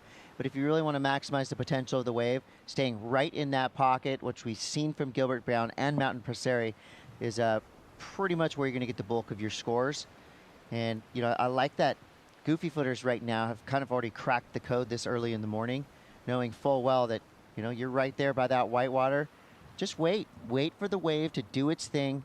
You know, you don't want to force anything. A big flat turn on your backhand on an open face is, you know, it's not going to do much for you in the eyes of the judges. So just being patient, being calm, and staying in the pocket and going as vertical as possible is going to get you those big scores. Great heat. Heat number 3. All heats so far have been strong, really demonstrating the competitiveness of this men's Masters 40-plus division, and it is really going to be hard to call the finalists here. I started to see a few favorites shining in some of the other divisions, but I've seen at least 8 favorites so far this morning, and there's only space for 4 medals. Yeah, you know, I feel like Martin Passeri right there got those big numbers kind of on not the best waves. So he's showing us something that if he does get the best waves, those 6s, those 7s, those are going to be 8s and 9s. And give it up for Gilbert Brown, Pura Vida Nation of Costa Rica, putting on a backhand clinic right there. Perfectly placed turns, great style, tons of spray. He did everything the judges wanted to see. So our Masters men, that's 40 and up, will roll on. Before we get to the next heat, let's take a look at the Sands of the World, exclusive to the ISA. This is a wonderful ceremony to start our events.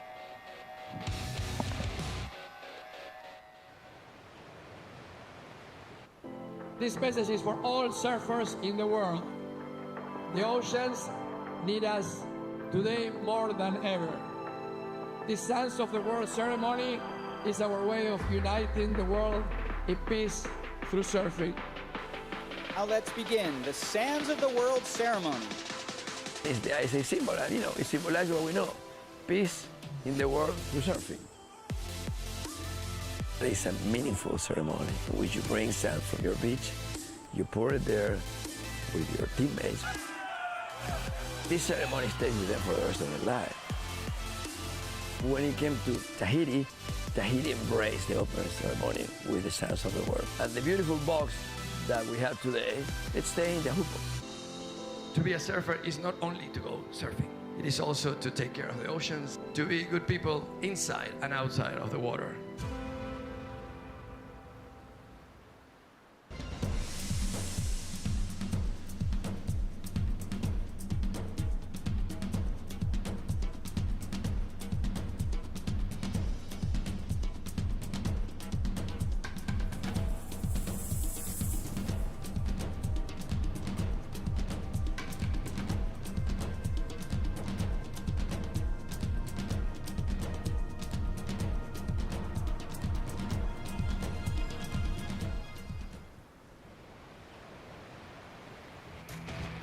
Welcome back, surf fans. It's the Surf City ISA World Masters Championships, our 2024 edition. At the end of this week, we're going to have 6 world champions in their respective divisions. The division you're watching right now is the Masters Men. That's 40 and up. And we are live from El Sunzal here in beautiful El Tunco, El Salvador. Chris Cote with Sam Bleakley. We are watching Team Australia's Shane Conwell get the first wave in this heat. Gosh, that feeling when you're standing on these rocks watching the previous heat and surfers are going off out there, dropping high 7s and 8s. You know you're going to get fired up. It doesn't matter what age you are. When you see waves like this, you get stoked. Shane Conwell, 45 years old.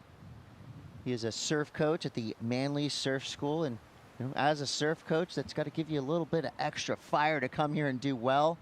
You know, you can put that on your website at home. ISA Masters gold medalist, surf coach. If everything goes right for Shane. Here's your lineup. Hugo Bengozi from France, Salvador Morales representing El Salvador, and Keith Lewis from Trinidad and Tobago. All 4 of these surfers, well, I feel like you could make a documentary about each and every one of them. They all have come to the ISA Masters with great stories in their lives. You talk about Hugo. This guy's a businessman, TV presenter, director, producer, surfs all around Hostigar, and I love that they put their careers aside for a week. This is like the ultimate fantasy camp for some of these guys. They come down here, they're pro surfers again, like this guy, Salvador Morales, representing El Salvador. Yeah, works as a surf guide, surf coach, runs the Vaquero Cowboy Surf Lodge, and looking really electric. Knows Sunzal very well. Big, nice finishing turn there through to the inside. Not going to make it all the way through to the Papusa section on this wave, but nice electric early couple of turns there as we see our Australian, originally from Whale Beach, the 45-year-old on this section. Things really start to unleash. Little cut back into the foam, again, just keeping it nice and loose and lively. Slightly more peaky waves than some of the more lined up waves we've seen in the previous heat. We know that there's going to be opportunities for some steeper sections for these surfers, but you can see both Salvador and Shane connected, dialed in, looking ready to attack. Great style there from Shane Conwell as well. I mean, you can see he's gromming out on that wave. Yeah, he's feeling it. He's not being patient, and it worked for him because you just had that series of good turns. It was just a 3.67 to start, and that's more due to the wave quality than how he surfed it. Because every turn he did right there looked nice. I'm already a fan of Shane Conwell's style. I'm looking forward to seeing him with a big, meaty vertical section to work with. Yep. Often rides the Sparrow shapes, sometimes rides Channel Islands, shaper Adam Sparrow Fletcher. A bit of a legend, really. Worked with Darren Handley, Jason Stevenson, Simon Anderson, Murray Borton, based on the Gold Coast. So great to see Sparrow shapes represented. Good start for Salvador Morales, 5.50. Big shout out as well to Keith Lewis, representing the Caribbean dual island nation of Trinidad and Tobago. Of course, Mount Irvine, one of the fantastic point breaks in the world as we see our French surfer up and riding. Here we go. Hugo. Nice quick snap right there. I like he's just kind of flirting with disaster, getting right up involved in the most critical section. And look at that. All three surfers, almost a pile up there. So we see a paddle battle happening right now between Salvador and Shane. Love to see it. Yeah, I love a good paddle battle. Looks like Salvador's got the inside. Looks like Shane has recognized that Salvador's got the edge there. So they're not going kind of like blow for blow right now. But, you know, if Shane wants to put the motor on, he could take him on the outside, I think. You know, I think this is one of those things where you're looking at your fellow competitor and, you know, okay, we're both in our mid-40s, but we got this. Good start for Hugo there. He fell on that third turn, but Hugo, great career. He's been a fantastic filmmaker. I mean, Rhythm Senegal is one of my favorite films that he has made. A fantastic adventure story with Adrian Toyen, Ben Skinner traveling to Senegal. And he's riding Rob Vaughan boards based down there in southwest France. So he's going to drop a score. It's not going to be extremely significant, but with that 3.67 as the highest score for Shane Conwell, a lot of opportunities open, but that 5.5 for Salvador Morales, that's a really good start. It's a low scoring start, but plenty of time left, Chris, for some steeper sections. Yeah, and, you know, El Salvador is, in my mind, one of the more consistent places on the planet, especially when you get a little pulse of swell like this. I mean, there is going to be set after set after set all day long. I'm not even going to use the L word, lull, because it's not going to happen today. Big float there for Salvador, so just caught behind that section a little bit. It's pretty cool when you go to Salvador Morales' Instagram. You know, he's got his home base, the Vaquero Cowboy Surf Lodge, as you said, but he's surfing all up and down the coast here. I'm sure, you know, if you want to find out a secret nook or cranny, get in touch with Salvador. I'm sure he's got the spots. Here we go, a first look at Keith Lewis from Trinidad and Tobago. He is a past Federation president for that awesome country. 3-time World Surfing Games competitor. It's because of surfing like that. He's had some great sections to work with already. So good fast tempo on the outside. Here's going to slow things down a little bit, wait for this wave to develop through this inside. And here it goes, like clockwork. This wave is a machine. Quick snap there. Total leg burner on this one, you can tell. He gets to this inside. That was a wave well surfed right there for Keith Lewis.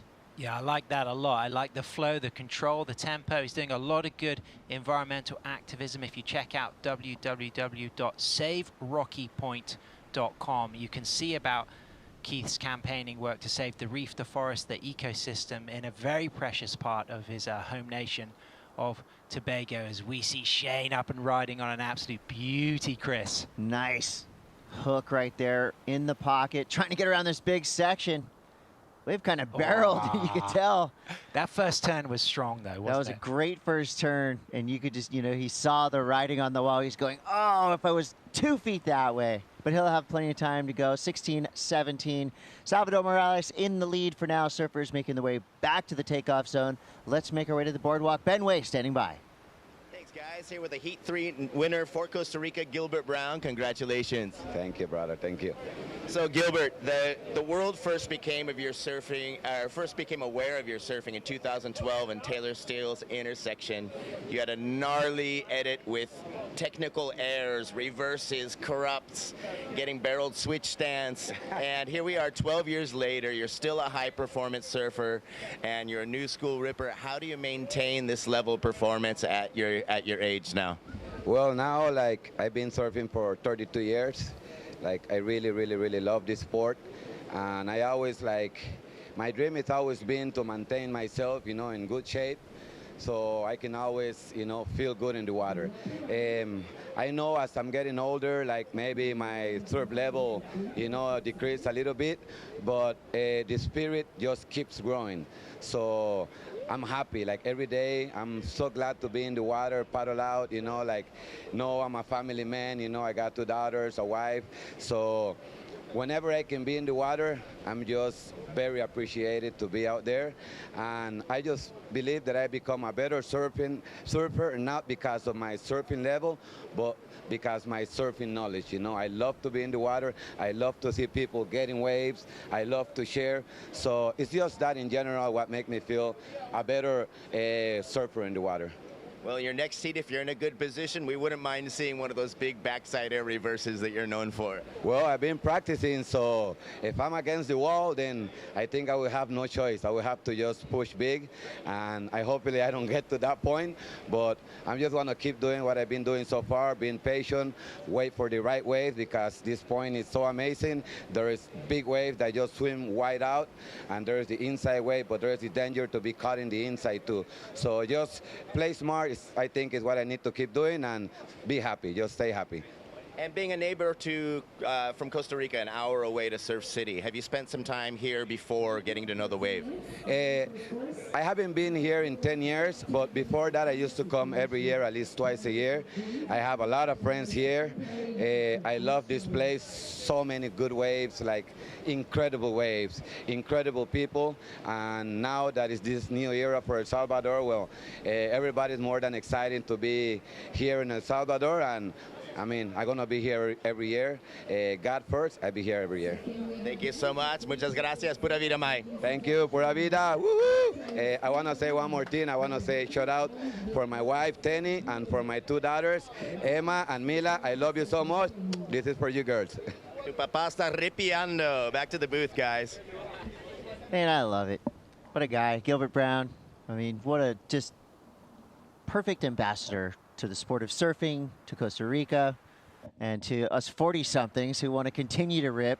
That's how you do it. You got to love it, be positive, share, and it's just that what he said, you know, his spirit is growing with every session he has. I want to be more like Gilbert Brown. And what I picked up there, Chris, as well, was 2 surfers with surnames beginning with B. Brown and Bourgeois, Ben Bourgeois, we got coming up, are 2 surfers that we can see might use that artillery going to the air if they need to. Brown talked about it. He's known for his air game, and he did say that if he needs to go to the air, he's not going to do it when he doesn't need to, but if he needs a big score, we could see that artillery unleashed, full rocket sky-high fireworks. Oh, yeah, and I think as we progress through these rounds, everybody's going to need everything they've got. The level here in the Masters men, this is 40 and up, is incredible. And we expected it to be. You know, we expected this to be a highly contested division. I mean, these are elite level surfers. A lot of them have, of course, World Surfing Games history. They have QS history. Some of them have Championship Tour history. So they've all come with really respectable resumes. And then you have the surfers that may have not competed on the QS or in previous ISA events, and they're coming through with some swagger just to make sure everybody remembers their name. Here we go, Salvador Morales, a local from right here in El Salvador, streaking around this section. Back on the open face now, but all that work goes away. He had so much speed coming in, the section just kind of let him down there. But I like the effort and intent. Yeah, I agree, Chris. He only needed a low score. I think maybe in his head he was aware of that. Carrying that 5.50, it's the highest score of the heat so far, Chris. Yeah, and this is a shifting takeoff zone. I mean, you've got a local with Salvador Morales, and He's already been caught behind on a wave or two. So, you know, you can have your lineups, but when it gets bigger like this, you know, it tends to shift around a little bit. There's a couple different kind of proper takeoff zones. You got the way outside, kind of that middle area where you can take off, and you can also risk it a little bit and paddle to the inside. You know, the wave might be a little smaller height-wise, but it's going to have some punch and a good pocket right on the takeoff. That's where we saw Shane Conwell, who got a great start to a wave, but it just kind of closed off down the line. So the decisions you have to make when you're paddling out to this break, I mean, as the size increases, the opportunity increases, but also the decisions of where to actually take off. And if you need some TLC, you got great coffee, you got physio massage treatment, you have got an ice bath, you've got shade under the palapas, under the cabinas, you've got your national flag, and you've got Surf City really showing to the world how special this coastline is and how this unique vision to stabilize and sustainably develop this country through tourism is thriving, and the opportunities are limitless. And Chris, what's so cool about our age generation really sharing this and connecting with these competitive surfers is the opportunities for investment to come out here to do something, to maybe even live here and surf these waves daily. Why not? Let's look around. Let's find a spot. Let's get the chopper. Let's do the coast. El Zonte one side, Las Flores the other side, La Bocana in the middle, and a lot of good beach breaks as well. You've got the chance to really explore in the last couple of days. It's not only home with the right wave, there's also places to go left. Yeah, which, you know, we just don't mention them on air. Just kidding. Yeah, there's so many nooks and crannies around here, and, you know, if you want to surf alone, you can find that spot. If you want to get in the mix, you know, last night, of course, there's been a contest all day long, so the locals and some of the tourists and, you know, visiting surfers got amongst it last night. It was popping, it was packed, but everybody looked like they were having a good time. You know, it's not a super aggro crowd. Saw longboarders, bodyboarders, shortboarders, everything in between, all ages, all skill levels, and that's kind of a, you know, to me, something that makes this place really special. It's like there are certain surf trips and destinations you can go to where you got to be an expert, or this is a great place for beginners, but you don't necessarily want to bring your, you know, 5'10" thruster. But to me, El Salvador, especially this zone right here at Surf City, it really does have a wave for every level. And, you know, you can get comfortable at a wave like El Sunzal, and as it gets bigger and bigger, you can kind of work your way up. So it really does offer, you know, every type of surfer something, you know, on any given day. And of course, if you want to just come and get a tan, that's available for you as well. Yeah, good tanning booths available permanently all year round, and also fairly easy to ride right-handers in the El Zonte area. K59, K61, Mazata, they're really playful waves. They're not too challenging. Punta Roca, a fairly more serious point. And then Punta Mango, Las Flores area, beautiful, but also slightly more intense on the barrel sections. But certainly El Sunzal, one of the easier to ride waves and perfect for a variety of wave craft. But the Masters surfers, they're loving it. And I think what we've got today, Chris, like we've been celebrating, is just that nice size. If it does really increase in size tomorrow, you do see some of those real wide swinging waves. But this is that good size just to allow super critical sections through the first 100 yards of the wave. Yeah, and, you know, when it does get bigger and more intense, it will pound you. It will drag you. It will ragdoll you. This wave has plenty of power. So while you can get these beautiful open face rides like this with Keith Lewis, nicely placed right there on the third turn. Yes. And this is a great visual of why we keep coming back to Surf City, El Salvador. I mean, look at the beauty of these waves. You see Keith still going on the inside. You've got Hugo Bengosi on the outside. We're going to stick with Keith Lewis right here, representing Trinidad and Tobago. And there's the leg burn right there. All the way through the inside. Did some good work on the outside and mid portion of that last wave. So we expect some big numbers to come through for Keith Lewis. To see the replay for Hugo, he's got a 4.5 and a 2.83, but at the moment it's Shane Conwell with a 4.27 and a 3.80. A precarious lead. The rest of these surfers are well within reach. It's just going to take that one magic wave. Will it be this one from Salvador Morales? He just dropped into fourth. But with turns like that, he is going to climb quickly into the upper ranks of this heat. So a couple nice looking turns here for Morales. And I like that he's just adding a little bit to the end of each of these turns. A little spice, kicking the tail through these cutbacks. Had to work for that one. Yeah, that was great stuff. Really fantastic exchange from Ugo, Salvador, and Keith. Keith, a 6.5 dropped in as well. So Keith shifts up into first place, Chris. But that's going to be a really good score for Salvador. I love the first turn. He's still going. I mean, why waste a nice little section? Here we go. Here's the inside for the finish. You know, that's not going to add a ton of points, but that was a 50 feels good. second It ride. feels good to finish a wave like, yeah, that was. That was an absolute beauty. And if we think back to how dynamic that opening turn was, you know, really critical, laid it back, put it on rail. But this is Ugo. We haven't had the chance to watch this. Bang! Hard off the top. Floats it down with the foam. And then just sets himself up high line. Didn't use that second section, but then comes into this third section. A little bit of kind of lack of tempo with this wave. He just didn't quite read the pace from the get-go. So yes, 3 critical turns, but needing a 3.57, not sure it's going to be enough. It could be, but what about that from Salvador? Local knowledge, wide stance, radical surfing. That first turn alone, you start to think he's going to get the score. He needs to move up into first, and then finishing things off in style, gets a bit bumpy and bouncy here, and he just works it all the way through to the inside. But Chris, didn't we love those first 3 turns? Well, here's where his legs are starting to burn. Doesn't matter how fit you are. You know, when you surf a wave for over 30 seconds, you're going to feel it. And this right here, he's just going, okay, I'll keep going. This wave's just the gift that keeps on giving. And this is where he's just resting, relaxing. It's where the lactic acid is just kind of starting to sting and hurt, and he thinks, well, you know what, I'll just go for one more little tap of the pupusa section on the inside. Smaller one through the inside, milks it through. That's going to be a really significant score for Salvador. The opening turn, this that was the one. Keith Lewis, I mean, this is electric sensation surfing. I mean, those first 2 turns, carving, strong, smooth, backed up by that third turn. And look at the glassy wall there. And that, for me, was the more dynamic turn. And the wave choice here, that was a beautiful demonstration of the joy of riding some of those like glassy, bowlier waves here at El Sunzal. And this was a good score, a 6.5. It put Keith Lewis up into first position, took it all the way through to the inside, just took a slip there.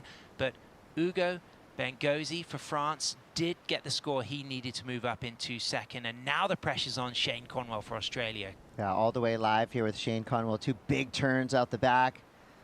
This wave has a beautiful line on it, forming up through this midsection. A hard carve there for Conwell. Look at this. I mean, I love this kind of a mix of a traditional kind of power-based style, using his arms to get up into those turns. Yeah, he's stoked. That's a keeper as well. Chasing a 5.91, such a close heat. That's got to be it. Yeah, and Salvador Morales, Chris, he's gone up into first with that 5.50. So Keith Lewis now in second, but Keith carrying that 6.50. Is there going to be enough time for another score? He's going to have the heat on him, though, because Shane Conwell, a 5.91, you feel like that's going to be it. Yeah, that was just good, clean power surfing. And the wave was perfect. It had such a good pocket the whole way. And when you're on a wave that good, you don't have to do much. I mean, it just go into muscle memory. Don't think about it. Just go and do what you do. And Shane Conwell, I think those first 3 turns he did, that right there is a 6+. And then he added some cutbacks and some nice carves. So we're expecting something big for Shane Conwell. Here's your age categories and divisions. Right now we're watching the men's masters. These are surfers 40 and up.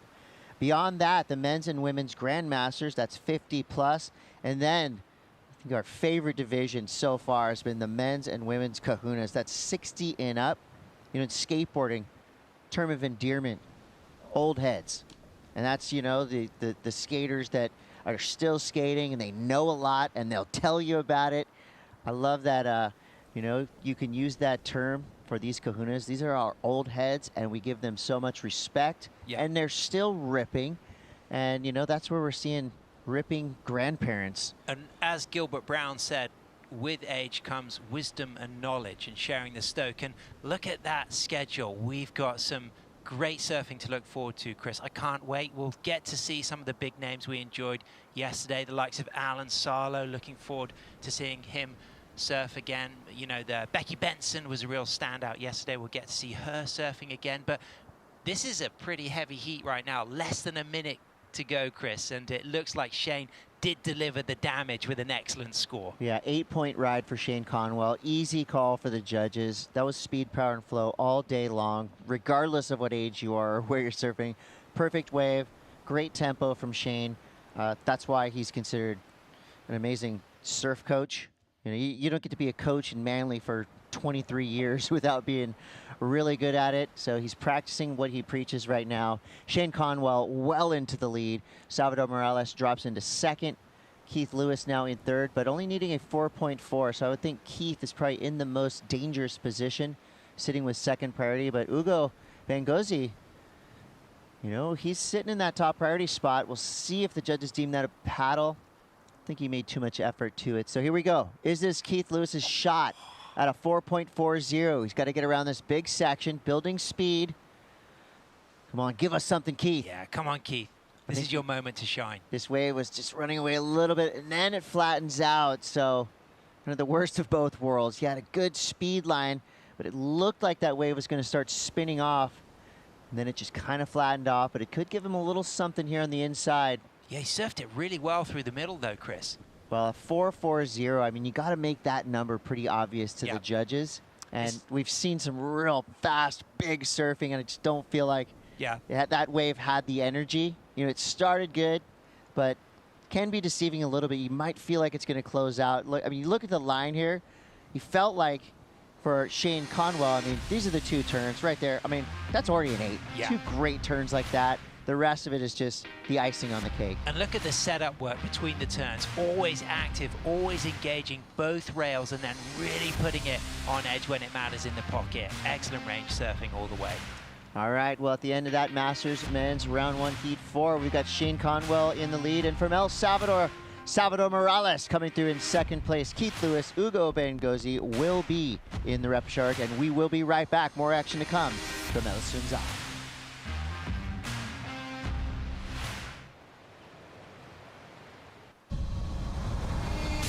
Teahupo is one of the best waves you could ever surf. It's probably where I got the most amazing waves I ever had. It's probably like the gnarliest drop you've ever seen in your life. It humbles you, but empowers you. The shape of the wave and how the reef is, that makes the big barrel. Huh? This wave put you back in your place, you know.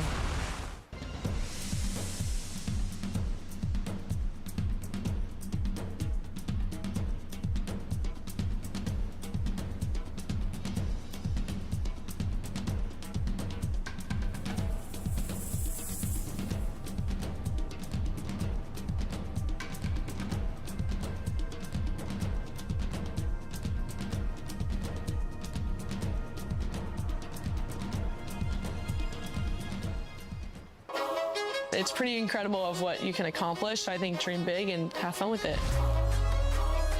It wasn't just going to come that easy getting into the Olympics. It takes a lot to compete against the best countries and surfers in the world. I want to do one better. I want to get gold medals. Few people in history get to go to the Olympics more than once. I love the competition. You put so much work into this moment.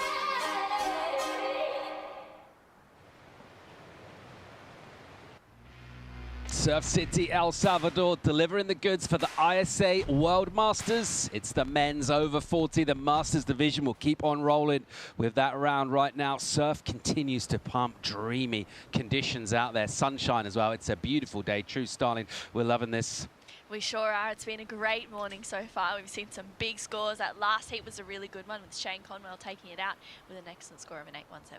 Oh, we expect plenty more of this to continue. We're going out with a little bit of tide getting towards that low just before lunchtime, so a couple more hours of that outgoing tide before things turn and fill back in, and we're expecting good conditions to remain throughout the whole day. Yeah, we're hoping it's going to be consistent throughout the day, and I feel like with this bigger swell, we'll just see that consistency really start to shine through. And yeah, like look at these lines coming through. The conditions are absolutely perfect out there. Super glassy, looking at 4 surfers going at it. Julio Cesar Quiñones from Mexico, Tyrell Johnson from South Africa, Jose Lopez from Puerto Rico, and Barry Banfield from Barbados. You're looking at him right now with an athletic leap off, trying to get around the whitewater, realizing he wouldn't.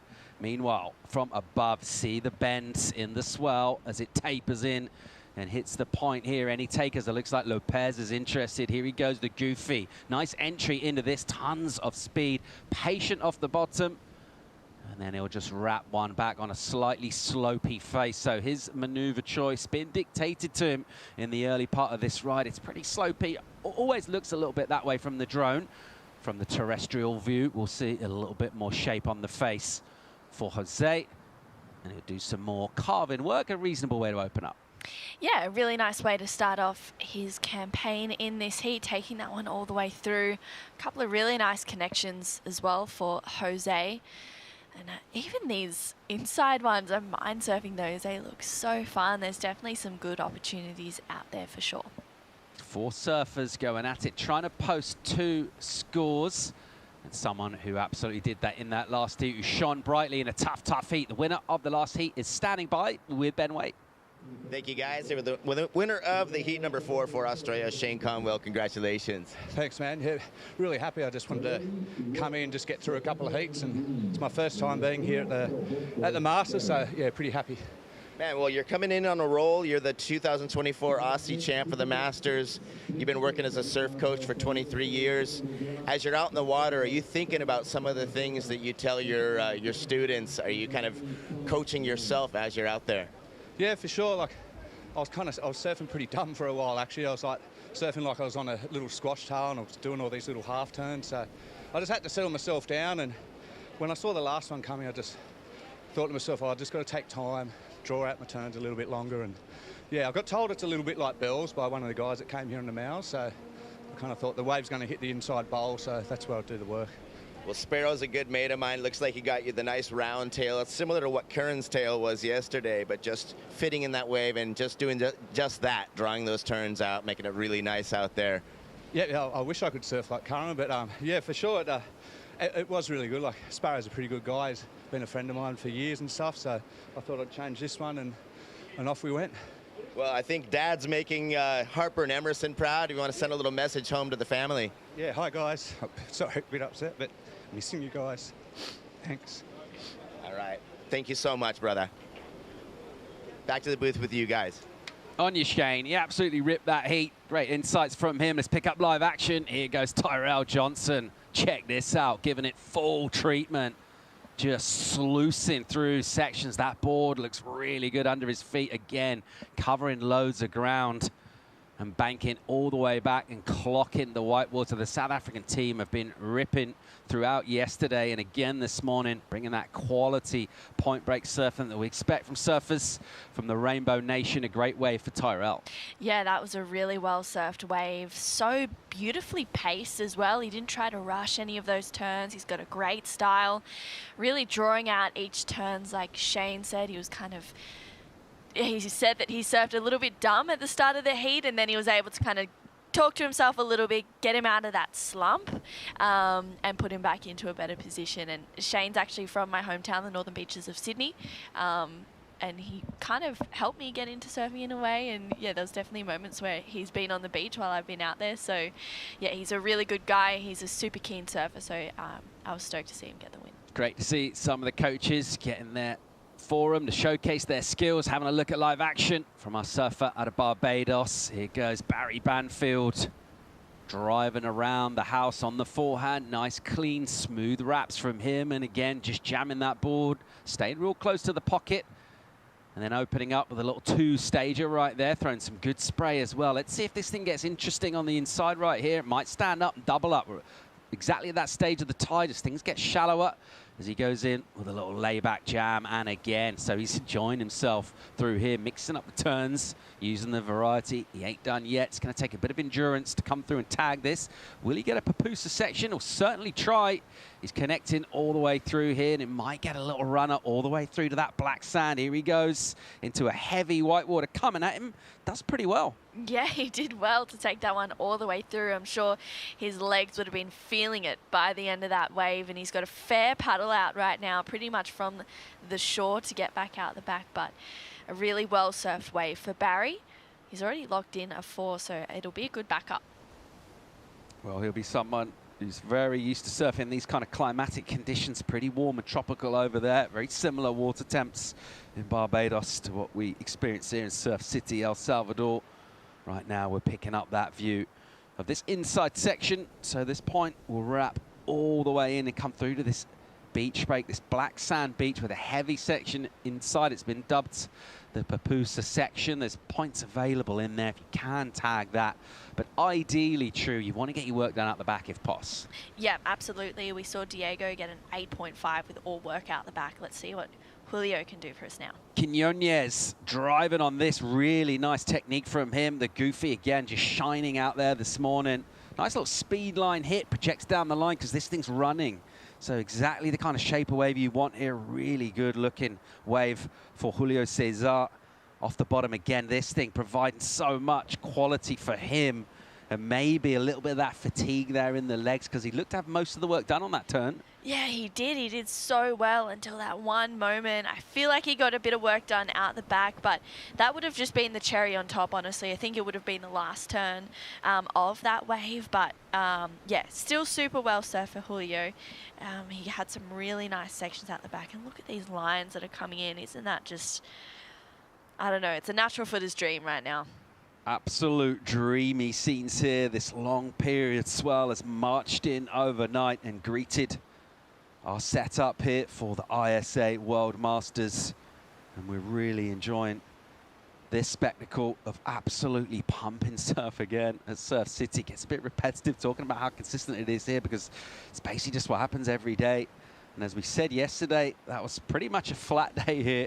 And it was still really fun, but this is much more typical for what we expect, the type of waves. This is why this has been such an incredible venue for competition. Of course, if you are over here on a surf trip, plenty of other waves to surf around and about while the event is on here. You go down the beach to La Bocana, there's a beach break between, and then up and down the coast, as the guys are mentioning in that last heat, all sorts of fun waves and things to discover. If you want to get off the beach and do something else, check out the nature, hike up a volcano, have a hit of golf. You did that, True. Was it fun? Yeah, it was really fun. How's your swing in the heat?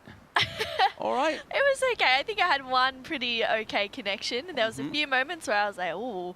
But I love playing golf. I do it a little bit at home. So it was nice to have a few swings, and we were very lucky to do that. Yeah, you're quite aggressive in the golf cart as well with some of your driving, weren't you? Yes, well, you know, I had a bad influence in the cart next to me, Paul. Sam Bleakley, yeah, he's a nightmare. Yes, Sam. He's wild. Sure. I daggers straight at you. 14 minutes to go here. Good number in for Julio Cesar Quiñones out of Mexico. The 6-point ride for him. The backhand work, crisp and sharp. Very nicely done. That's the best of it thus far. Tyrell Johnson out of South Africa, the second best number. Pretty close, really, just behind 5.33. A solid mid-range number to kick things off. The South African team, as we mentioned, have been looking really good in and out of the water. And Tyrell will look to consolidate and improve his overall position in this heat. Laying down a bit of a marker, those two. Banfield didn't quite connect as well with his wave. It was a touch softer, wasn't it? Surfer out of Barbados got a 4-point rides. Am I looking for Jose Lopez to fire up as well? Plenty of time left in this 13 minutes. You're thinking the consistency of this swell, we're getting sets, what, every 3, 4, 5 minutes, something like that. So plenty more opportunity for these guys. So many more opportunities for the rest of this heat. There's 13 minutes to go. We have so many more sets to roll through. I feel like when it's like this, it's just, it kind of, I don't know, I find it really hard surfing heats when it's kind of pumping like it is today. It's super consistent. There's some really good waves coming through. And sometimes you can sit out there and you go, oh, this is a good wave, and you go and it's a mid-sized inside wave, and then the sets come through and you're not on that. And sometimes that can cap the score, but let's see what Tyrell does here. Johnson here in full flow. Good speed and drive for him. That's a great wrapping turn straight into the bottom turn. Really good combo. I think the judges are going to love that. That was huge. I really liked that. That first turn had so much drive, so much power. You could just see the aggression as he was driving through it, and then straight up into that second turn. That was such a great combination of turns. I really, really liked that from Tyrell. I thought he surfed that wave so well. Just tearing into it was Tyrell Johnson there. We saw that a couple of heats ago. You don't necessarily need to go all the way down the point here to get big numbers. So just the outside section. But the way he applied pressure on that rail and then sprung straight back into the lip on the attack. Speaking of which, Quiñones, here he goes, the Goofy, the heat leader right now, pending that score for Johnson. And he'll get another good crack, so straight into the lip. So tight in the pocket with his surfing. That Goofy foot approach on the back end, allowing surfers to surf really tight to come around whitewater, get that board up in the critical section of the wave. It's what the judges want to see. He's feeling it here. Gives himself a little pat on the quads as he'll bring this through and just cruise to the inside, maybe thinking about a pupusa. Let's see what's on his mind here on the inside, joining up the dots. And he's feeling it. He's feeling it. He's getting himself ready, and I think he's got a 3 as a backup. I feel like we're going to say goodbye to that 3 and welcome another score to come in. He got a fair bit of work done out the back. But yeah, your legs would be burning by the end of that wave. They took it so far into the inside. So yeah, it's important to make sure that you're preparing with some warm-ups before you get out there. Lopez of Puerto Rico off the bottom, driving very nicely done. Good timing on that turn. He's not rushing anything. The bottom turn really opens up, projects into the lip. Little slopey section through here. He'll do well to just extend his arc and his line and draw out the turn. And then he'll stay nice and lively and whippy. Just loading up that board again with a series of connected maneuvers and a really good read on this wave. I think the takeaway from that, not over surfing it. Yeah, he didn't try and over surf it and force a situation that wasn't there. And I feel like it can be really easy to do that when it's like this, to force situations with the next heat getting ready and they're preparing. Benny Bush, big standout on the CT for a number of years. Still a really, really good surfer. Great looking heat. We'll see David Barrizueta from Ecuador, John Hanna from Panama, also Thomas Langer out of Germany as well. They spent a lot of time over in Latin America, this part of the world, Costa Rica particularly. Thomas Langer, and another really good surfer out of that region. But Ben Bourgeois, be really interesting to see how he goes and approaches this. And the surfers that we know and kind of remember their careers on the championship tour. We've seen him free surf, and he looks to be basically exactly the same kind of surfer that we're used to seeing him in his prime. He's still in his prime. Here's Johnson in red, opening up. He's got a good number in 7.5. Previous to this, another great wave, vertical hit. He ain't slowing down here.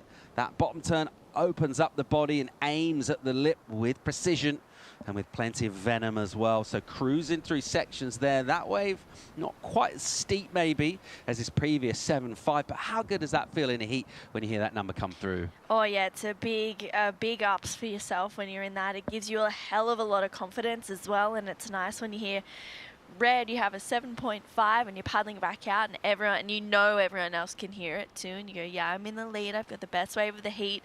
Just gives you kind of that feeling where, you know, you can't put a foot wrong.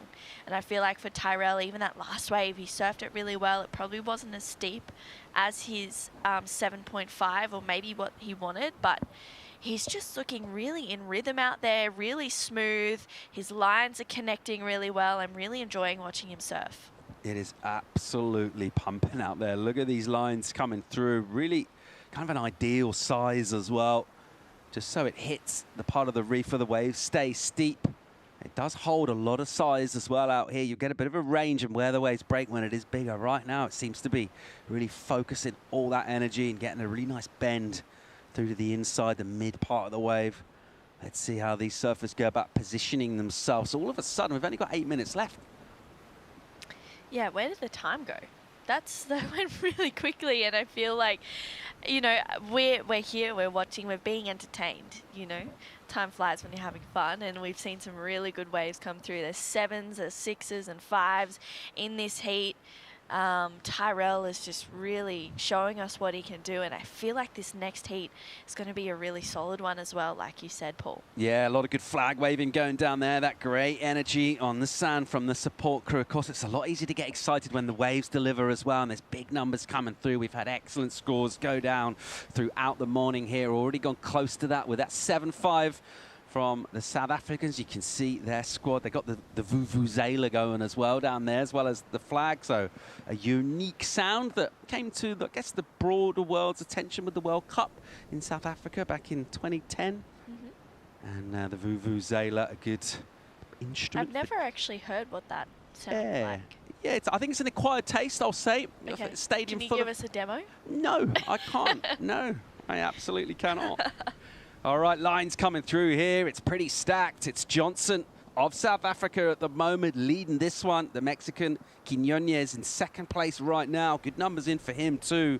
Lopez and Banfield at the moment chasing. First prio is with the Puerto Rican Jose Lopez. He's in the slot here. Look at this thing. Stand up. He'll just paddle a little wide and he won't take that wave. You know what? Johnson as well will let that go. So these surfers getting the read and realizing, well, why didn't they want that wave, True? It was a smaller one. It was a bit more of an inside one, I think. I mean, from where we were looking, you can kind of see that it's not quite one of those sets. I mean, it was still a really good wave. It had some great opportunities, but I think they're waiting on something that's going to be a little bit bigger. I feel like for Tyrell, he had the second priority. He was probably looking at it, assessing if he thinks it's going to be better than a 6.23. He knows the conditions out there. We have the luxury of looking from it here, and these beautiful angles make the waves look so perfect, which they are, but it is, of course, different when you're out there. However, for Jose, I feel like that could have been a mistake. He's sitting in third. He needs a 6.73. Maybe he could have gone that to see if he can improve on that 4.37. There's still time for another set to come through, though. Yeah, it's right in that sort of corridor of uncertainty, isn't it? When you got priority, the sort of number that you need. He's looking for a 6.73. We're looking at Tom Curran, one of the finest wave riders ever, to paddle out on a surfboard and stand up. He's dealing with the headgear. He's generating some shade, and that's because it's pretty warm. It's pretty balmy out there. It's basically 30 degrees every day. That's mid-80s in old money. I think around about 84, 85 Fahrenheit, if you're into that. And Tom Curran, he is trying to stay cool while supporting his teammates. We're going to watch Ben Bourgeois out of the East Coast, the Atlantic coast of the United States in about 5 minutes time right now. We're watching the South African Tyrell Johnson lead in this, and watching live action from our surfer out of Barbados, Barry Banfield. Good hit from him, strong legs. And then he'll just kind of climb and swoop and drill at this pocket as it just works down the reef, not with loads of section stretched out in front of him. So he's heading his board back towards that whitewater and just kind of staying and setting up. So not earning loads of points with these kind of maneuvers. They're basically set up turns. There's a look for an inside. Doesn't really fancy what he sees, and he'll kick out. Yeah, that was a smaller wave that came through. He got a fair bit of work done. It won't be the 7.1, but we'll see if it'll kind of overtake that 4 that he has. He's in fourth. He needs to get a fair bit of work done with 4 minutes to go. And keeping in mind, he has a pretty long paddle back out right now. You can see how far away the other surfers are. You can just see them faintly paddling right now. And it's a fair while to get back out the back. But if he can, really dig deep, he'll be able to get there pretty soon. And hopefully find himself on a nice wave, maybe sitting a little bit further in, picking one up underneath everyone. We saw Lisbeth yesterday from Costa Rica. She had some really great moments, and she ended up being in 4th priority rotation for most of the heat, but getting the best waves and winning the heat, just taking these waves under priority. At the moment, it's South Africa and Mexico in a good spot, advancing in 1st and 2nd, respectively. 3:20 on the clock. We're watching surfer from Barbados, Barry Banfield, making his way back out. He gave himself a little moment there, didn't he? He was on the inside. He just had a little breather. And now he's got some more purposeful cadence to his paddling as he heads back towards that lineup. He'll get there with a couple of minutes to go. You get a good idea with this flyby from the drone of the geography and how long this reef is. It's a pretty long way. There's a lot of physical commitment involved, True. yeah, you got to be prepared for that as well. It's warm too, so you're always going to be feeling quite hot paddling back out. But yeah, it's, you know, it's nothing that these men haven't, and women as well, haven't prepared for. They've seen this wave. They've probably been here for a few days or so prior to the event starting too, and you can kind of get in rhythm with that and become adjusted to the long paddle outs. Definitely a few more shoulder stretches and exercises before and after surfs though. Right, to your point, Jose Lopez didn't use his priority on that wave that he let go through. Now just over 2 minutes to go. He's still looking for a number. Meanwhile, Johnson, your heat leader, he's got a great looking wave here. Gives it full body. Look how much he winds into those turns. He'll crack the lip and then no loss of speed. So he comes out of the turn at blistering pace, but not quite enough to make it past the section. Here goes Julio Cesar. Nice backhand hit from him with a little bit of drift and then a very lively bottom turn, covering loads of ground. Nice little steep runner as well. This is a good section here. If he can get around, and he'll do well to come past Johnson and then crack the lip again. He's enjoying himself right now. Julio Cesar just jamming again on the backhand, throwing buckets of spray. A really fun ride. Yeah, that was a really, really nice ride from Julio, and he's sitting in second. Needs to better a 5.1. I really like the connection between the turns. I like the smoothness that he had. He found some really fun section as well. And look at this out the back. Jose has the priority. He's out there by himself. Now, will Lopez find the wave he's been waiting for with Pryor? He'll have to dip under the first one. Some of these bigger sets, they will break wide and outside, and he won't get there for that first one towards the final minute now. Surfer in blue from Puerto Rico looking for 6.73 at the moment. Possibly that score could nudge up if Julio Cesar Quiñones improves on his total with his last wave. A reasonable chance of doing that. It was well surfed. Let's see. Inside that final minute, and after you've waited a long time for a set, he really would have loved to connect there. Meanwhile, we'll just keep it live with another committed rail jam from Tyrell Johnson from South Africa. This wave will get slopey, but again, good work done out the back. I imagine he'll bring this one in right now. He surfed with loads of energy, full body commitment to all of his turns. It's looked really good.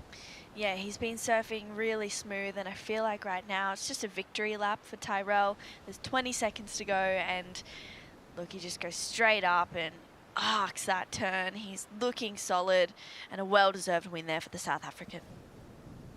Counting down, final 10 seconds, still swinging in here. Little victory lap wave, the Papusa section. He'll gobble that up for 11s as well. So really enjoying himself is the South African.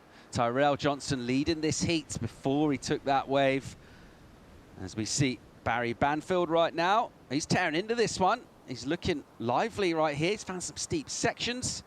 A little pause through the midsection of the wave, and he'll just cruise and flow through. He may well be heading to the rapid charge round, but he's nevertheless enjoyed the waves he's surfed in this heat.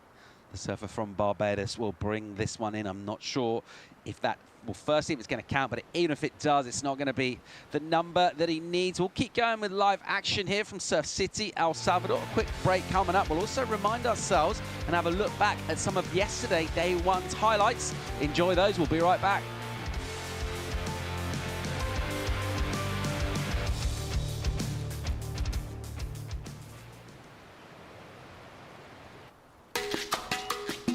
Welcome to the first day of competition for the Surf City El Salvador ISA World Masters Championship. Team Hawaii's Melanie Bartels with a 9.43. Team Brazil's Jacqueline Silva with a 9.17. That's incredible to think about it that way.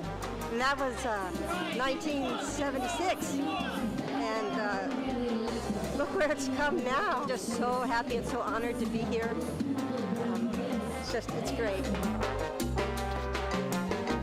The highest single wave score for South Africa, Gary Van Wieringen. Tom Curran gets a 7.67 for Team USA. Oh, yes, it would be wonderful. It's just great to be here with the team, and you know, it's a long way to get to that point, but I was glad to get the first heat. It felt pretty good. Team Puerto Rico's Pablo Diaz with an 8.27.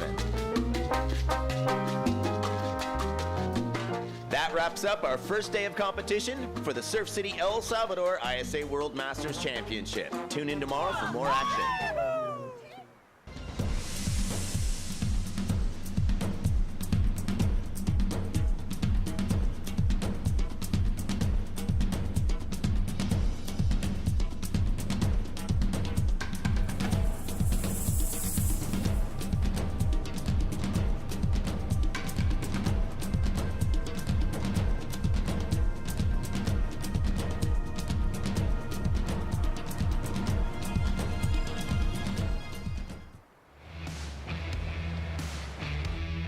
Surf City, El Salvador plays host to legends from across the surf world. It's the ISA World Masters.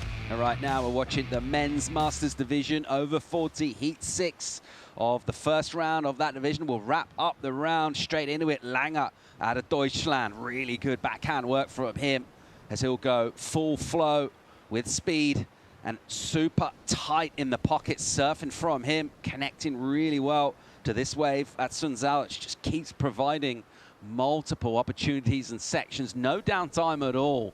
And he'll be feeling this physically right now. He's done great work on a long, long wave. So the surfer in white from Germany opening up real strong there, True. Yeah, wow, he surfed that wave to a T, literally hitting every section with everything he could.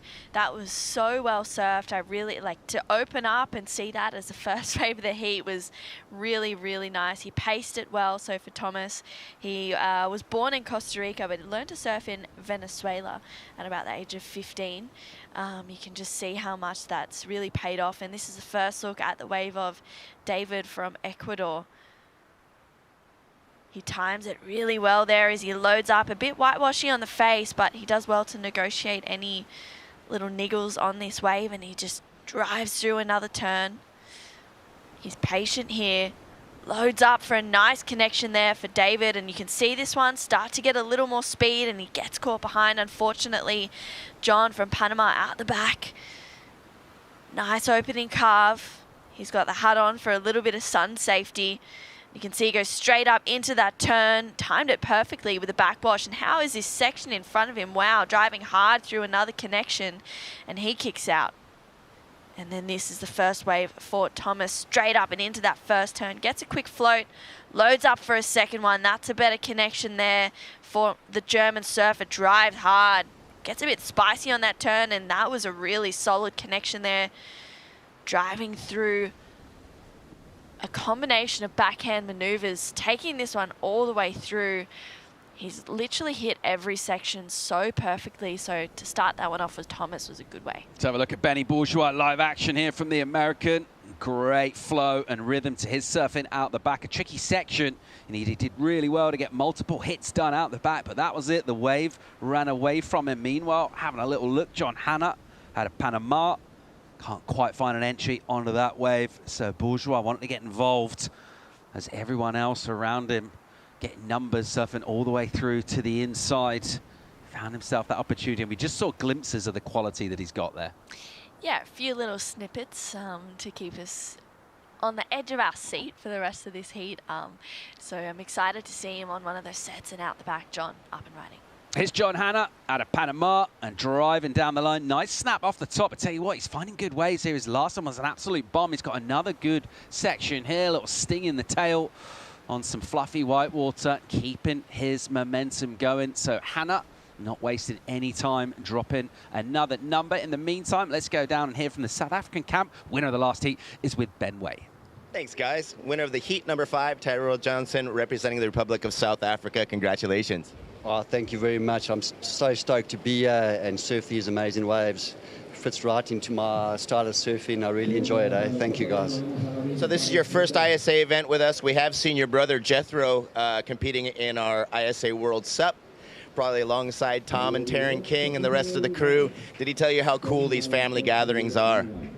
Yes, he did. He had a really good event and really enjoyed it. I'm just really blown away by the whole setup here. And this is my first ISAs, and I'm really stoked to be here and representing South Africa and my family back home. Yeah, So speaking of your family, I guess you do a ton of surfing with your brothers, Oren, Jethro, Tristan. Your sister, Jasmine, also surfs. Do they help to keep you competitive in the water? Do you guys compete amongst the brothers?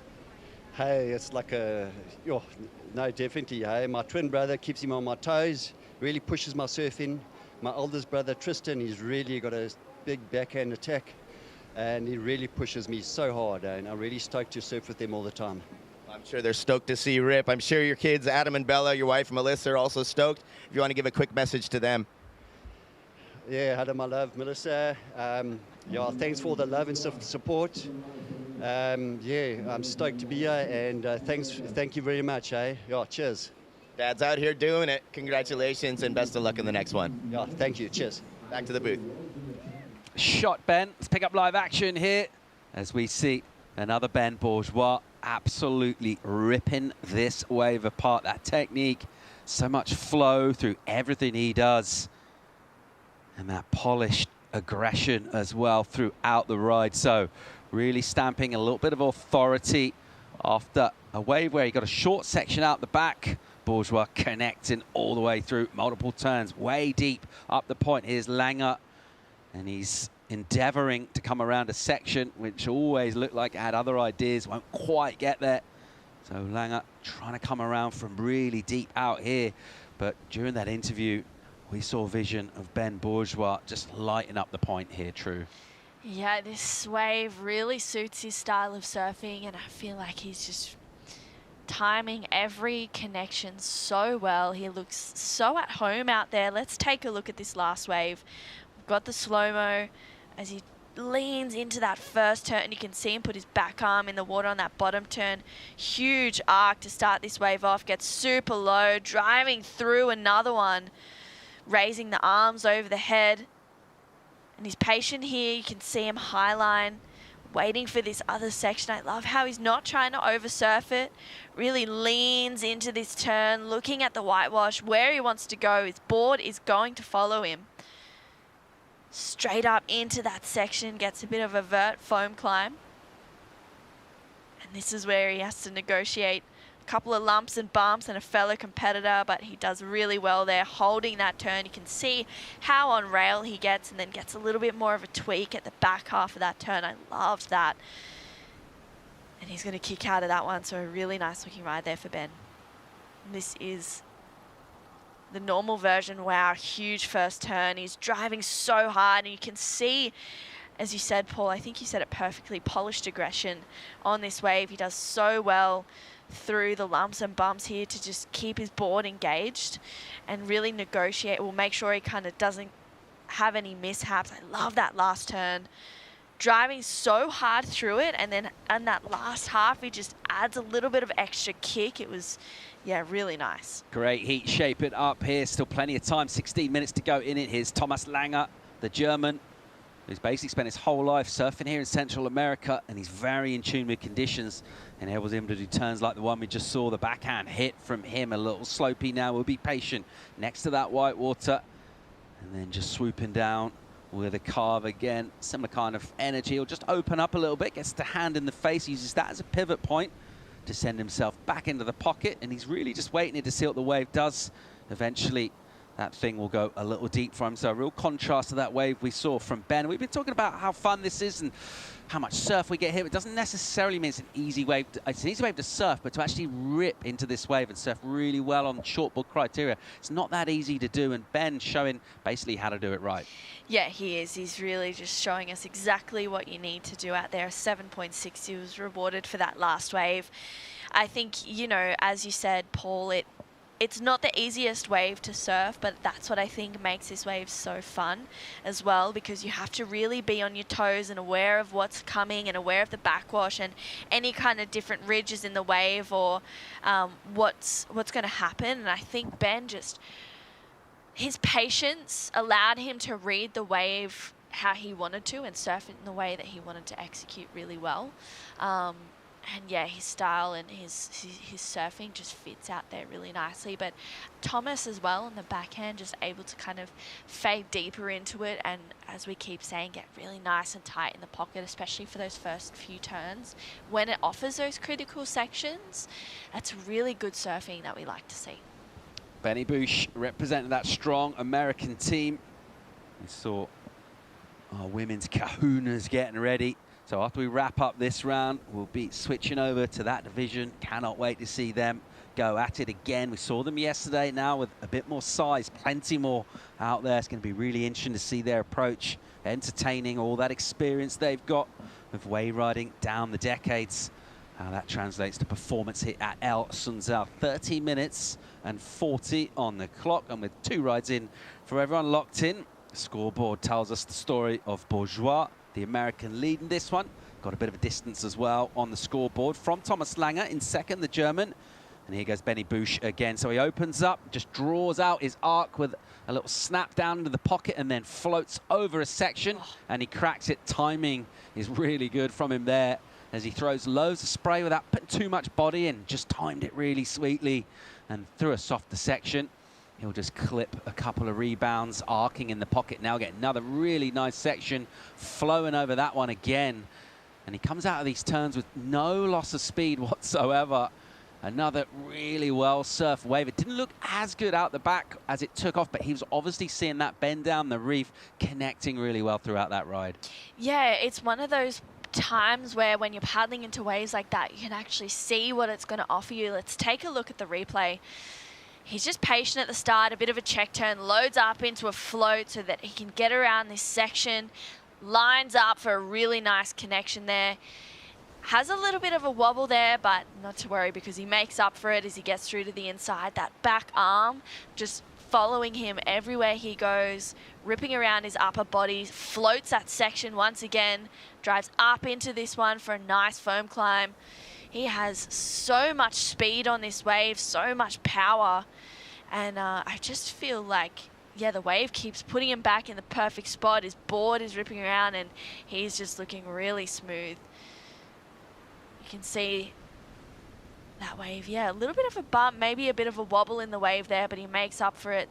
I love how his back arm is just guiding his upper body to the whitewash, that front arm leading him where he needs to go. He's got such a beautiful wingspan and loads up there for a nice float. That's a really functional maneuver, especially if you feel like you're going to get caught behind, and he timed it perfectly. Really nice foam climb there to get a little bit of vert time, a bit of variety as he extends through that really nice carve, going straight up to the top third of the wave to drop down and finish that one off beautifully. Excellent surfing from Ben Bourgeois. Judges agreed 8.73 for him. We'll admire this many more times. Look at this surfing, driving all the way off the bottom true and just linking it together so well, and the speed throughout. He's just doing so much extra in his maneuvers. This is excellent. Yeah, that was a solid turn as well, just leading into that turn right before he gets this one. It looks like, yeah, maybe a little wobble in the wave, but an 8.73 for this wave is really excellent surfing, and a 7.6 is a backup. He's well and truly in the lead, and we just have to admire the beauty of his surfing right now, because he's surfing this wave absolutely perfectly, timing the waves, using functional turns, adding the variety in. You know, we haven't seen the same turn more than once on this wave, and the fact that he's able to get up and over that section and straight up into a hard driving carve through this one is, yeah, look at the extension through there, bringing his upper body around. A really nice way to finish that one off, and 8.73 is a great reward. A touch of class from Benny Bush there, part of that strong American team. Meanwhile, let's check out John Hanna out of Panama, trying to do a bit of work, some wiggling to get around a section. He'll give it a quick clip, and then he's busy as he just tries to claw his way out of that white water. It will grab hold of your board. It's not easy once it gets you to get out of there, and unable to connect to an inside, but just deciding, I think, prudently to stay pretty busy, keep catching waves, keep in flow, because time will run down pretty quick throughout this heat as we wrap up the rounds of Masters for the men, the over 40s. And from what we've seen so far in terms of the quality of performances, well, we're not surprised to see how well people are surfing, but we look at some of these big names and you never really know. Maybe we haven't seen as much of them down the years. Looking at surfers like Ben Bourgeois in the water right now, he looks amazing. Yeah, he does, and it's, you know, we expect that from a former championship tour competitor, former pro, and I think dropping the numbers that he is, an 8.73 and a 7.6, I feel like, you know, right now I don't think he's left first gear or maybe second gear yet. I think he's still got more to give, and it's exciting for us, and hopefully he can find a wave to really open up on. But right now it's second place that's in question. Thomas has a 5.93, so a little bit more of an edge over David and John, his other competitors, in third and fourth. They need a 4.94 and a 6.13, and with the conditions like they are today and with the waves running as long as they can, it's definitely not a difficult score to get.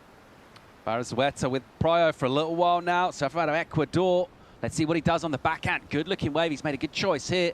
First turn with some power and speed loaded up, but he committed. He opened up the arc there and maybe just slightly overdid it. He put himself behind the section and it ran away, and that was a crucial use of priority, and he's not going to add to his numbers there. Things could get tricky for him.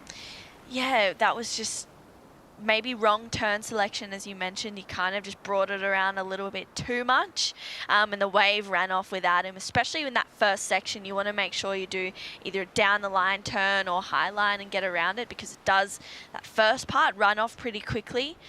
So yeah, pretty crucial use of priority there, and unfortunately unable to really capitalize. He needs that 4.94. I mean, that's first turn was really nice, and he was looking like he was on his way to a good number. A bomb out the back for our German Langer. He'll dip in here and then coil off the bottom and swoop down on that rail, just jamming. Great looking section here. He'll come past Barrazueta and he'll go into the lip and give it a little extra sauce as well, like that. Really nicely done. And again, just raking that rail, gouging the face up, and throwing buckets of spray as well. So really good flow and speed throughout this ride for Thomas Langer. And he'll connect and just fade in. And all of that energy on the reef, it will kind of reshape itself through here on this inside section. Let's see what he does with it. Into the lip.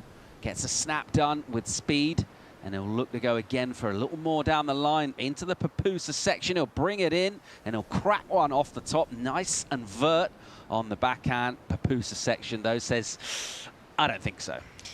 Yeah, that section is getting everyone, isn't it? We haven't seen too many people ride out, and I really think it's the timing that's getting everyone maybe a little bit late. I feel like, yeah, from watching the last few heats, I know it's way easier said than done, but maybe hitting it a little bit earlier to come down in front of the whitewash could be the option. Papusas are delicious, but they're heavy, aren't they? It's a heavy little snack meal that you get, and not always easy to tackle it. We're seeing a lot of surfers taking it on, which is what we want to see. They're tempting as well. You see surfers, they want to crack lips, but it's tough to do out here. It is. It's difficult, and I feel like unless you're prepared for it, then it's going to catch you by surprise, that's for sure. But Thomas, he got a fair bit of work done out the back as well, so I feel like the incomplete isn't going to do too much to the score. He was looking really solid, driving through some beautiful connections. So he's looking really good in a very solid second place at the moment. 6 minutes on the clock here as we look to wrap up the opening round for the men's masters, the over 40s. It's Benny Bourgeois from the east coast of the USA, who's done multiple seasons on the championship tour, really shone at that level. You think of a lot of sports and surfers make retirement and maybe they're not doing that sport that much. Maybe there's injuries or things like that. One of the unique things about surfing is just because people retire from their competitive career doesn't mean they slow down. They might even start surfing even more, and it's really cool to see that translate to performances here in the Masters. Yeah, well, it's a lifestyle, right? You know, we live to surf. We love to be in the ocean. It's like, it's in our blood. It's in our veins as surfers. And yeah, it's funny. Mick Fanning comes to mind. He surfs up on the Goldie all the time, and I honestly, truly believe that since he's retired, he's surfing better. Every time I see him surf, I could sit there for hours just watching him, you know, and I think he's surfing better than he was on tour, and the same for Ben, you know, he's looking really solid, and it just frees you up once you retire and take that time away from competing. It frees you up to surf in a different way and to approach the wave differently to how you would from heats. And I think Ben is bringing a little bit of that into this heat right now. Surfers committing to their national teams to participate here in the ISA World Masters. They're being rewarded with absolutely delightful conditions on day 2 of competition right now. It's pumping here at El Sunzal at the moment. As we wrap up this round of Masters. We'll head to the women's kahunas. We'll have a look at Becky Benson, Sandra English, Barbara Rutger, and Corinne Urquhart of France as well. Those four will go at it in very different surf from what they experienced yesterday. Yeah, very different. It's a completely different day here. Same place, different day. And, you know, the kahunas, they charge. They're ready for it. They're ready for these big conditions. They're ready to really light it up out there. So I'm excited to see what we have in store for the women. And that's a really strong heat as well. That's like all four of those women are super fierce competitors. Team USA, they're pretty happy with the way things are going right now. It's Tom Curran down there with the stars and bars. It's Ben Bourgeois leading this one, dominating. He's in excellent numbers for a total 16.33 for the American. He's got first priority as well. He's pretty much stitched this heat up with 3.5 on the clock at the moment. In seconds, out of Germany, Thomas Langer. Decent numbers for him as well. That's 6.77, a solid score. And it's given him a little bit of daylight. And the numbers for surfers chasing down, like David Barizueta of Ecuador and John Hanna from Panama, they got their work cut out here. They need, well, David needs close to excellent, 7.87. John Hanna needs a 9. Yeah, and 9's a big score today. It's definitely within reach, but it's a solid score. You need to do excellent surfing, and to put it in, in comparison with this heat, he needs to do better than Ben's 8.73, and that's the benchmark right now. And he needs to add half a point on top of that, and I feel like he needs one of the ways of the day to come through and do his best surfing on that. John is the national surfing champ of Panama in 1992, and he also has a bachelor's in business as well. So as well as surfing, he's really smart. He knows what he's doing. He's probably quite tactical, thinking about these heats and figuring out what he needs to do. But this is, of course, the first round for the Masters of Men, so they do have the repechage. The moment, it looks like Barizueta and Hanna head into that repechage round, so another opportunity for them, but they will stay in that repechage. And the other part about going to that is you have to just make a few more heats if you want to go all the way and win. Not impossible. Seen that happen many times before. Gold medalists go all the way from repechage. Right now we're watching the last 2 minutes approach. I see it's still real glassy out there. John Hanna from Panama. A little entry from him, the wave will stretch out. You could see why he was interested, had a good steep section, but that smaller wave just came closer in on the reef and just ran all the way down the point here. So he'll make his way back out with not much loss in terms of clock time, but he will be in 4th priority. And so far, a surfer in 2nd place. Thomas Langer usually is the one at this stage in the heat is maybe feeling a bit more about using that priority, about tactics, looking at situations where they are, maybe the surfer in 3rd, trying to identify the threat. But there's a little bit of daylight for Thomas Langer right now. Yeah, there is. He's looking like he's in a good position. The only threat to him right now is David. He has 2nd priority, so Thomas just has to hope that Ben is going to sit on him. But he's playing his own game. He is not even interested in the other competitors right now. He's just going to sit and wait for the set, hold his 1st priority. And David's looking for a good one to come through, and this is John having a paddle at an inside one. Here goes John Hanna. Tagging it hard, does well to make that turn actually on a steep inside pocket, and this wave will hit the shelf for him here. A little bit of spark as he'll crack that board back off the white water, and then a nice carving jam in the pocket. He visits the lip again, gets some board through the lip, gets loads of spray, and then really opens up. Well, wherever he places in this heat, he's enjoying himself here because he's carving on a rail, he's tagging the lip, and he's surfing with flow and speed. Ain't done yet. Inside 25 seconds to go in this 6th heat of the men's Masters, and that'll be his heat all wrapped up. So a good ride to bring things in. Let's see if it improves his position. I reckon it might, but I think he's going to struggle to move up in terms of his placing, his standing in this seat. Bourgeois, a little bit of a victory lap for him. He's absolutely ripped this. Looks really good indeed. And he's just flowing and jamming in a really nice pocket. How's that turn? Just holds it on a rail, and then he combos that by going straight into the lip. And it's the ability to do that, to change his line, and just to stay electric and lively throughout. Really enjoying this. See that quick adjustment he does with the board. Wow. It allows him to open up with a beautiful carve.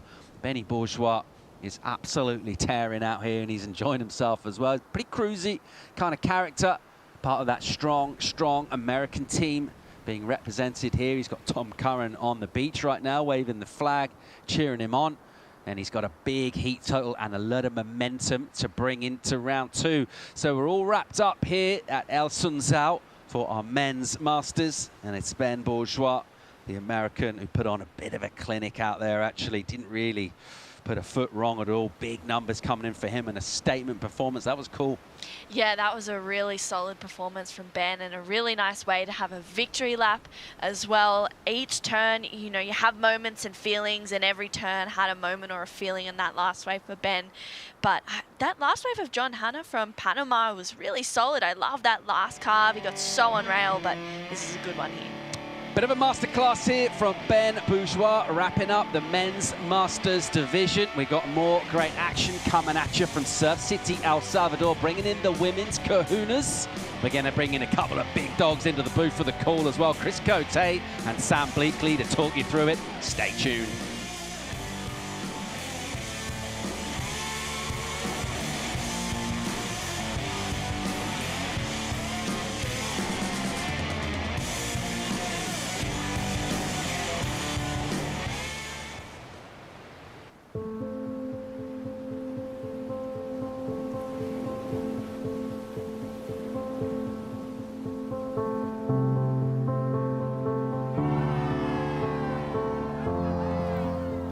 There's something profoundly spiritual about riding waves. Water is transformative, healing. You're at the mercy of Mother Nature, the ever-changing movement of water. The ocean is the great equalizer. You don't need to belong to a certain race, religion, or gender to surf. The pursuit of these fleeting walls transcends sport. It's a way of life. And surfing has the power to change the world and has now taken its place on the world's greatest sporting stage, the Olympic Games.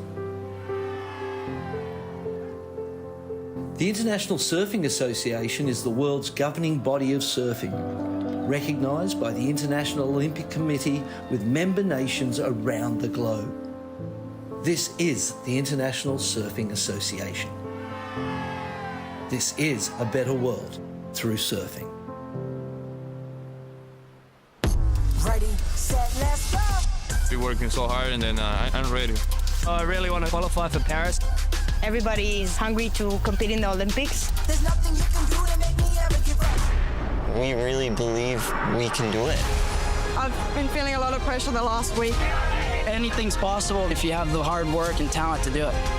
I've never been an Olympian, but once I reach it, I know that it's because I put everything into it.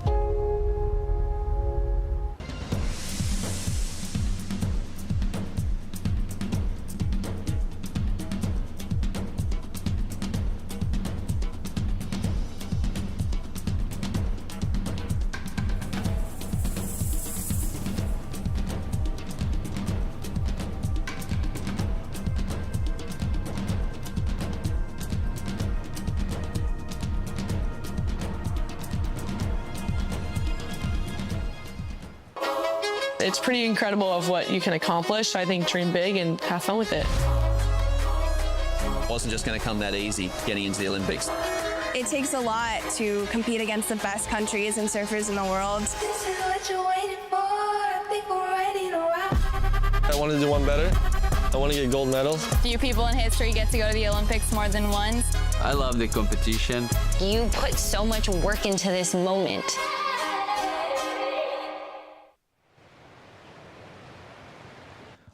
Welcome back to the Surf City ISA Masters World Surfing Championship. Chris Cote here with Sam Bleakley, and we are live from El Sunzal here in Surf City, El Tunco.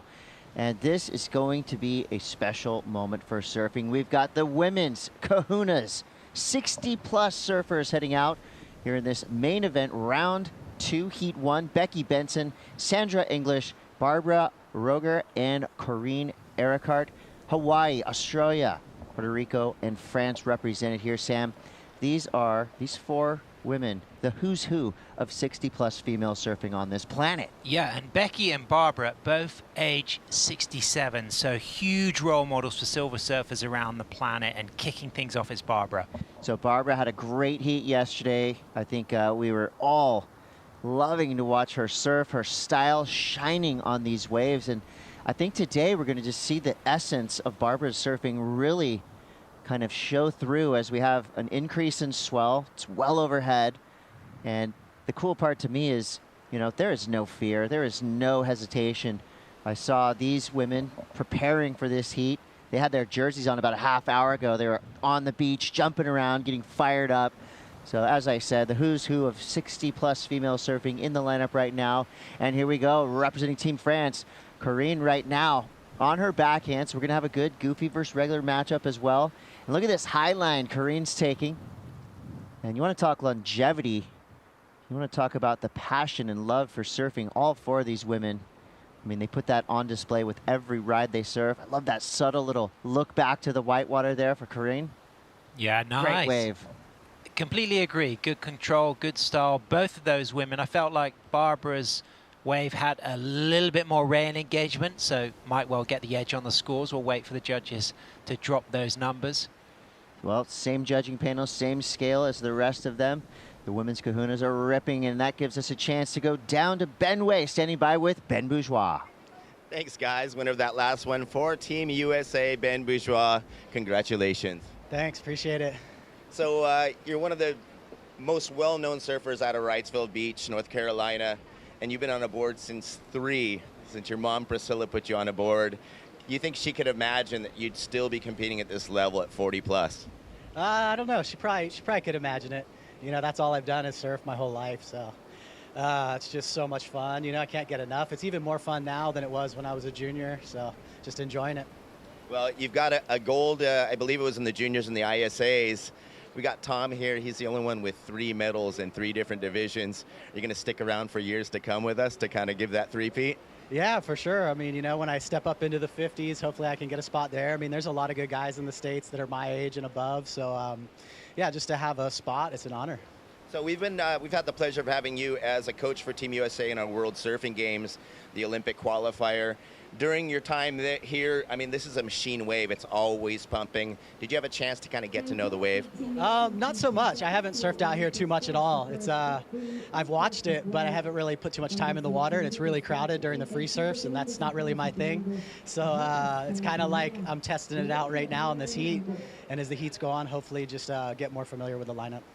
Not bad to be out there with just 3 other guys. Oh, it's so fun being out there with just a couple guys, and you got all the space in the world, and it's like just a big open canvas, and that's the kind of waves that I like to surf, and I love riding a little bigger board, and getting to do that here is nice. All right, well, thanks for coming. We're super stoked to have you guys and all of the other legends that have shown up, and we wish you the best of luck in the next one. Appreciate it, Ben. Thank you, Ben. Ben and Ben. Yep, 2 Bens trading blows. You know, watching Ben Bourgeois surf, I almost had to go down and hunt for his passport just to double check the birthday, because he's definitely surfing like a 20-something. But I love right there, you know, this really is, and I can kind of feel the same way. I think when you get into your 40s, with the boards we have access to now, with the knowledge that we have, if you've been surfing for long enough, you can surf better than you surf through your 20s and 30s. And, you know, it has to do with knowing yourself, knowing the waves. You know, you just have more knowledge of how to ride the waves. You might not be doing as big airs. You know, your tail slides might be a little shorter, but I think the enjoyment level rises because the pressure's off. I mean, look at Ben Bourgeois, like you said right there, competing well into his 40s. He's going to come back for the 50s. We're going to see Ben Bourgeois in the kahunas in, 20 years to come, and it's going to be fun to watch then too. And talking of age, someone who is celebrating a birthday today, big happy birthday to our legendary cameraman, Vasco from Portugal, who is part of the core team delivering these incredible shots, doing an amazing job. So shout out to Vasco. Happy birthday to you as Becky Benson up and riding. Well, Becky Benson, the late drop right there, kind of hung up in the whitewater. She's thinking she can make the section, but she opts out. Wise decision there. So Becky Benson, the bigger and more powerful it gets out here, she's going to feel right at home. Seen some incredible footage and photography of her from Sunset Beach on the north shore of Oahu. So definitely a fearless surfer. As we see now, Sandra English representing Team Australia. She had a great heat yesterday. It looks like she's going to continue all the way through to the inside. Most definitely got some work out the back done.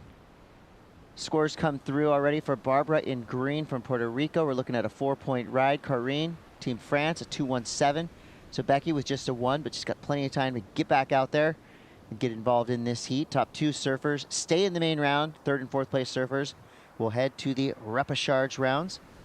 So we start off with 3 full heats, women's kahunas in the 60-plus division.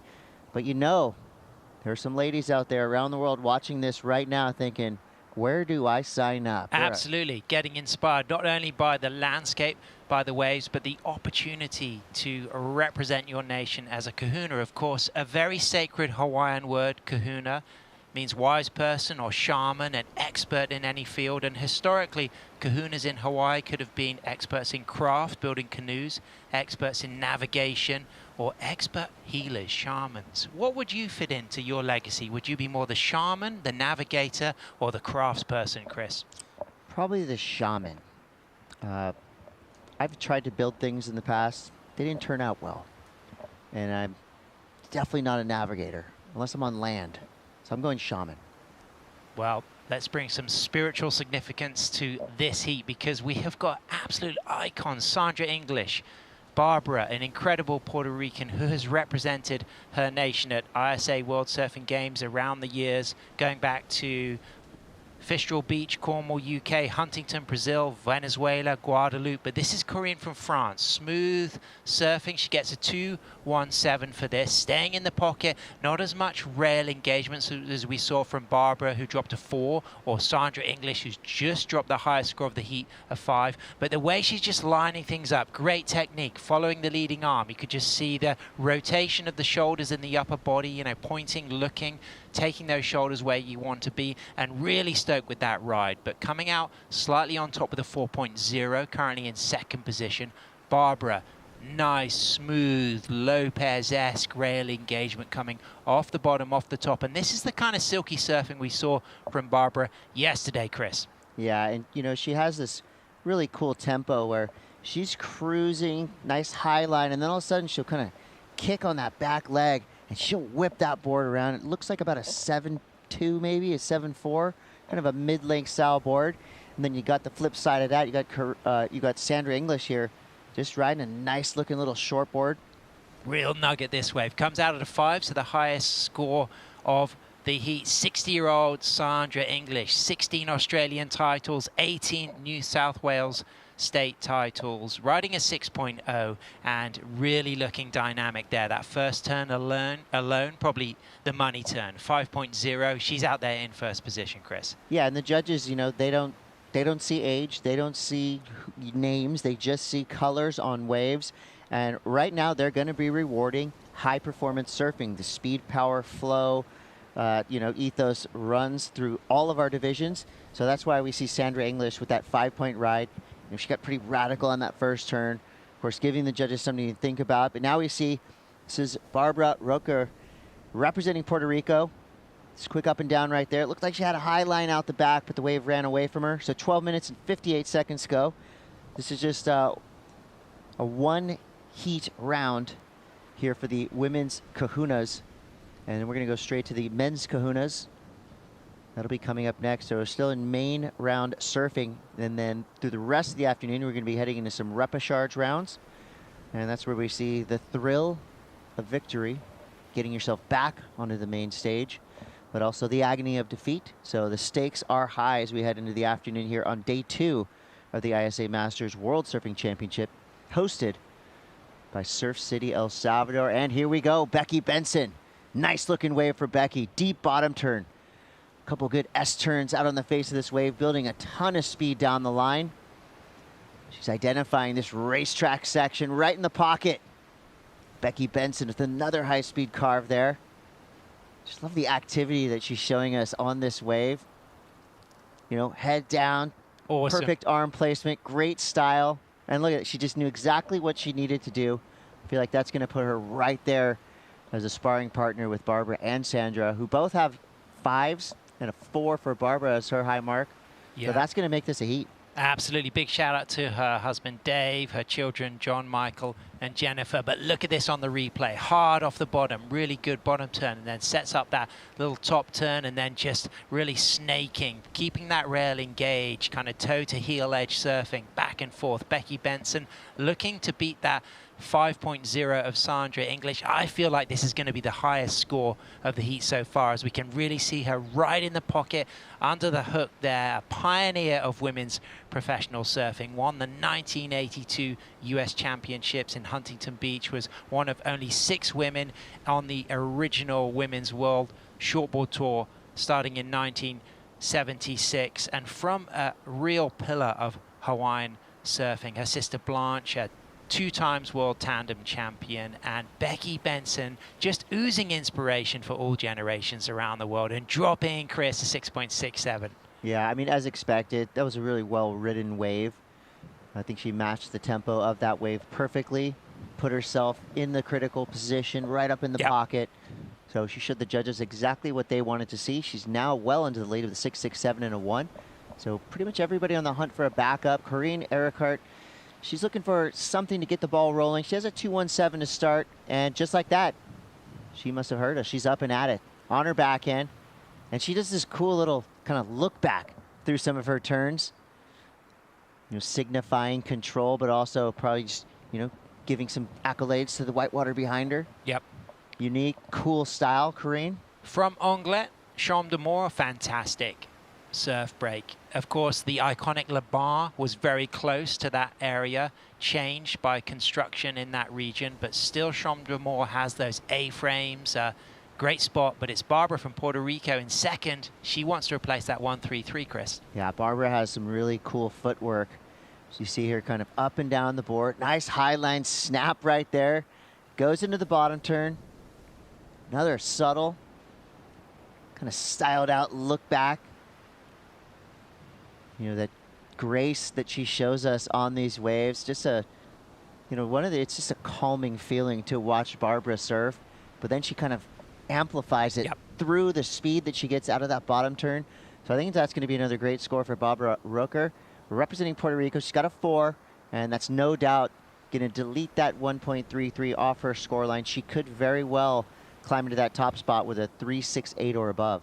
I agree, Chris. She works as a massage therapist and a craniosacral therapist. That's all of that work around that cranio part of the head. Very important thing to do to children when they're born. There can be a lot of trauma through childbirth, and very in-demand type of therapy. I want all of that now. Yeah, well, your shamanic kind of connection would really appreciate that. You could kind of send out some voodoo waves, give yourself some sets in a crowded lineup like we might get this evening when we all go for a free surf, because it's pumping. The locals are going to be hungry to get in there, but the competitors have got that joy, Chris, of surfing with only 3 or sometimes just 2 more out if it's a 3 surfer heat. And what a motivation to make it through the main rounds, to get the chance to continue to surf MTL Sunzal.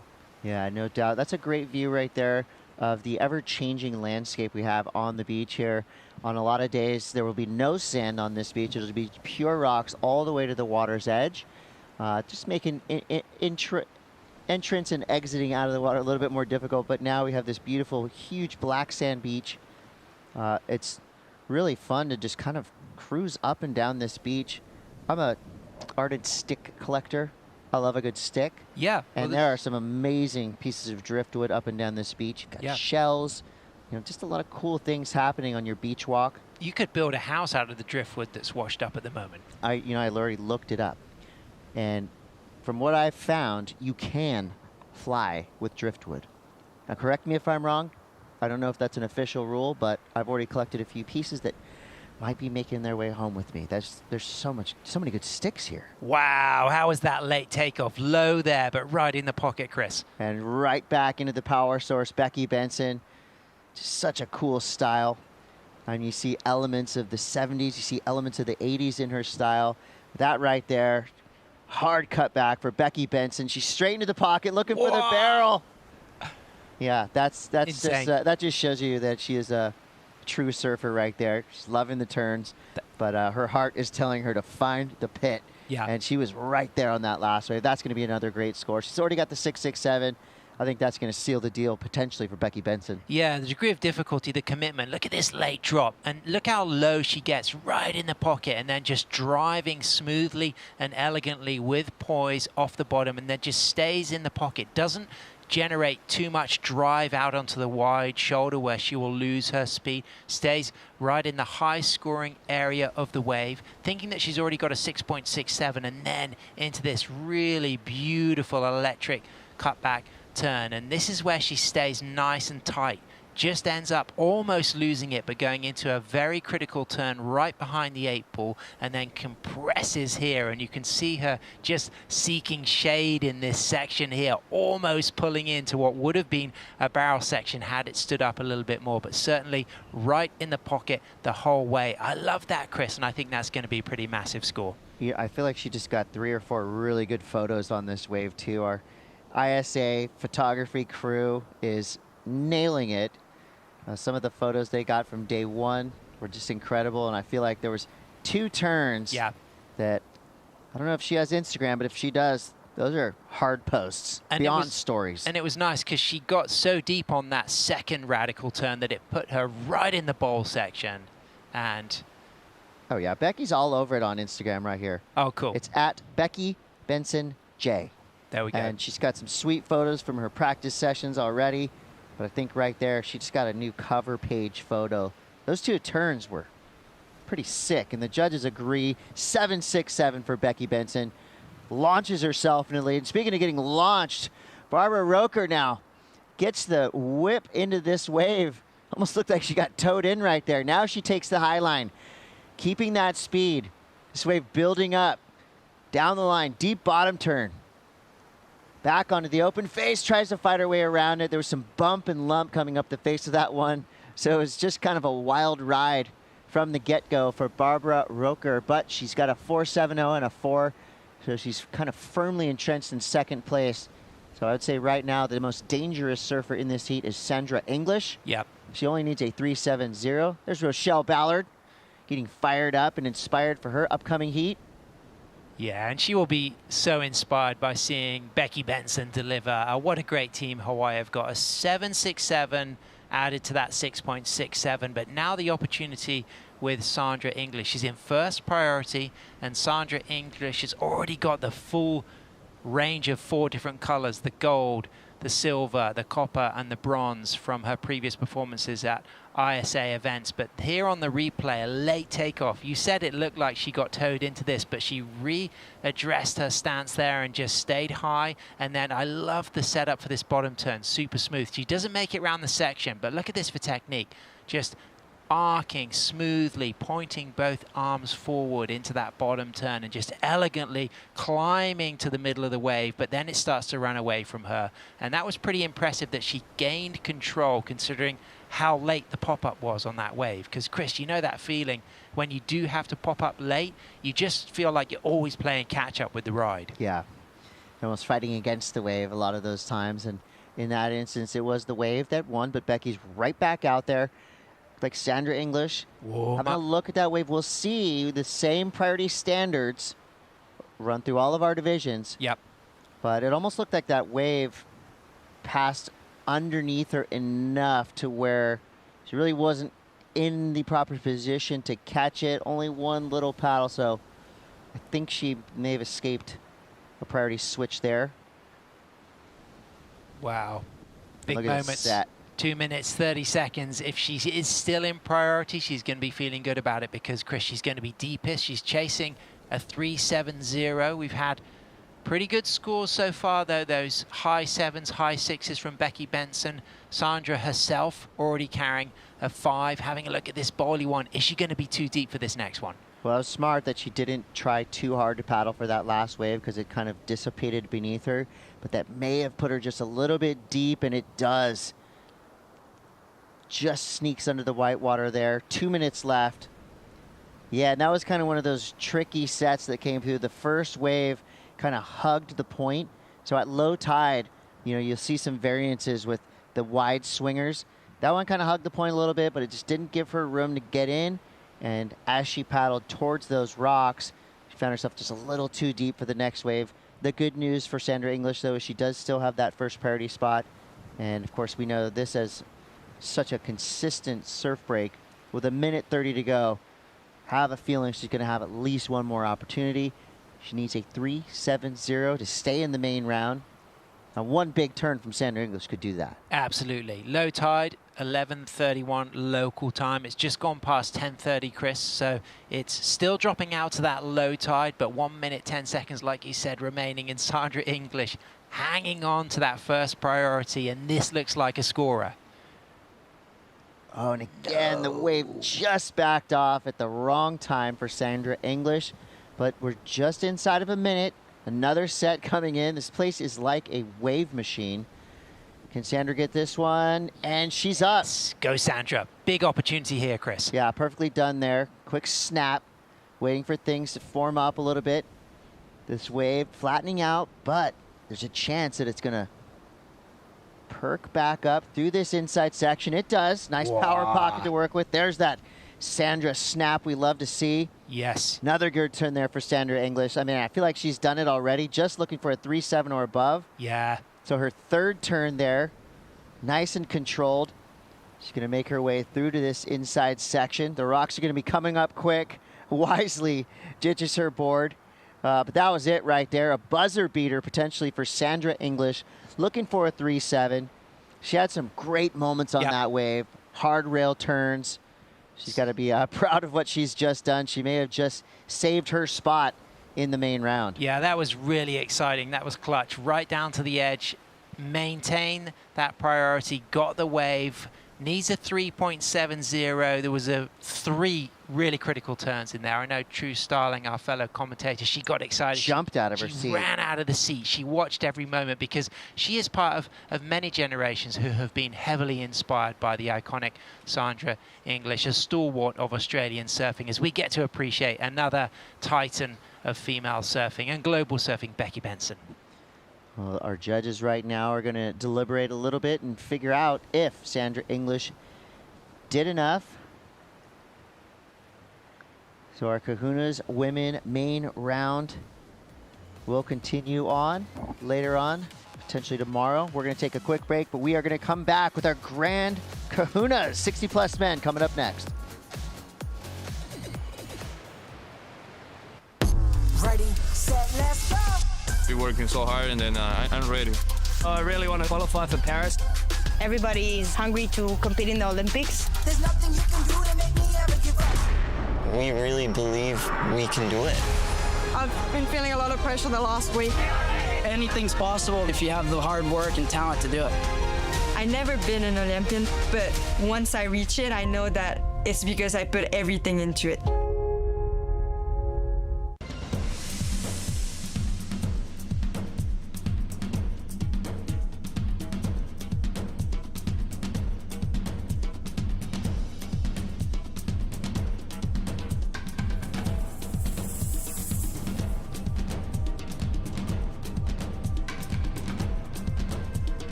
It's pretty incredible of what you can accomplish. I think dream big and have fun with it. It wasn't just going to come that easy getting into the Olympics.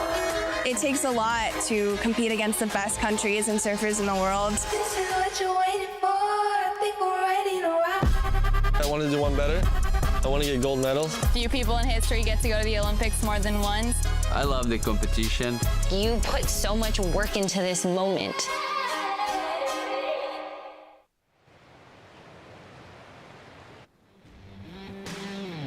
Are back live from El Sunzal. You're watching the Surf City El Salvador ISA World Master Surfing Championships, and we just witnessed Sandra English, Team Australia in our Kahunas women, that's 60-plus-year-old surfers, get the buzzer beater. She advances through in second place. Third and fourth place surfers head to the repechage round, but now we continue to our Kahuna men. These guys are 60 years old and above, so we're still in our main rounds. We have 2 heats here in the main round for our Kahunas. And you're going to see some incredible surfing by some notable names of our sport. These guys have been doing this at a high level for a long time. We're going to start off with Jeff Hutchison, representative of Team New Zealand. So getting a quick start, we've seen, has been a key to success in some previous heats. See some nice rail surfing from Jeff Hutchison. Good, clean, powerful lines being drawn all the way from the outside, cutting a serpentine path all the way to this inside Papusa section. Jeff definitely has his work cut out for him. He's going up against some titans of our sport. Shuji Kasuya, representing Hawaii. Eric Assiette, representing France. Carlos Noll, representing Brazil. 25-minute heat. Top 2 surfers stay in the main round. 3rd and 4th will head to the repechage. And for the rest of the day, after the second heat of this round, will be repo surfing. That's where the stakes are higher, because if you lose in the repo, your run is done here at the ISA Masters. Chris Cote, Sam Bleakley. Sam, women's Kahuna round was awesome. We saw some great surfing from those 60-plus athletes, and more to come.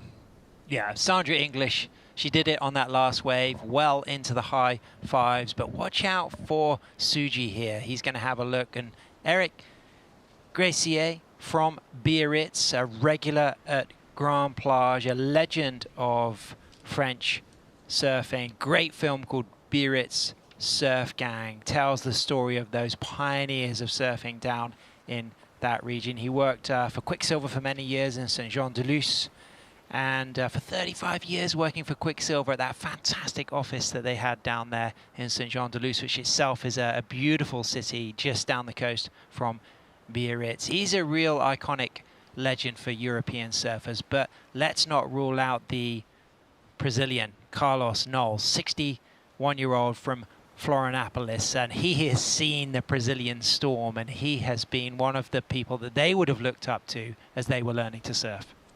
Wonder if I ever ran into Eric Gracier at Rock Food.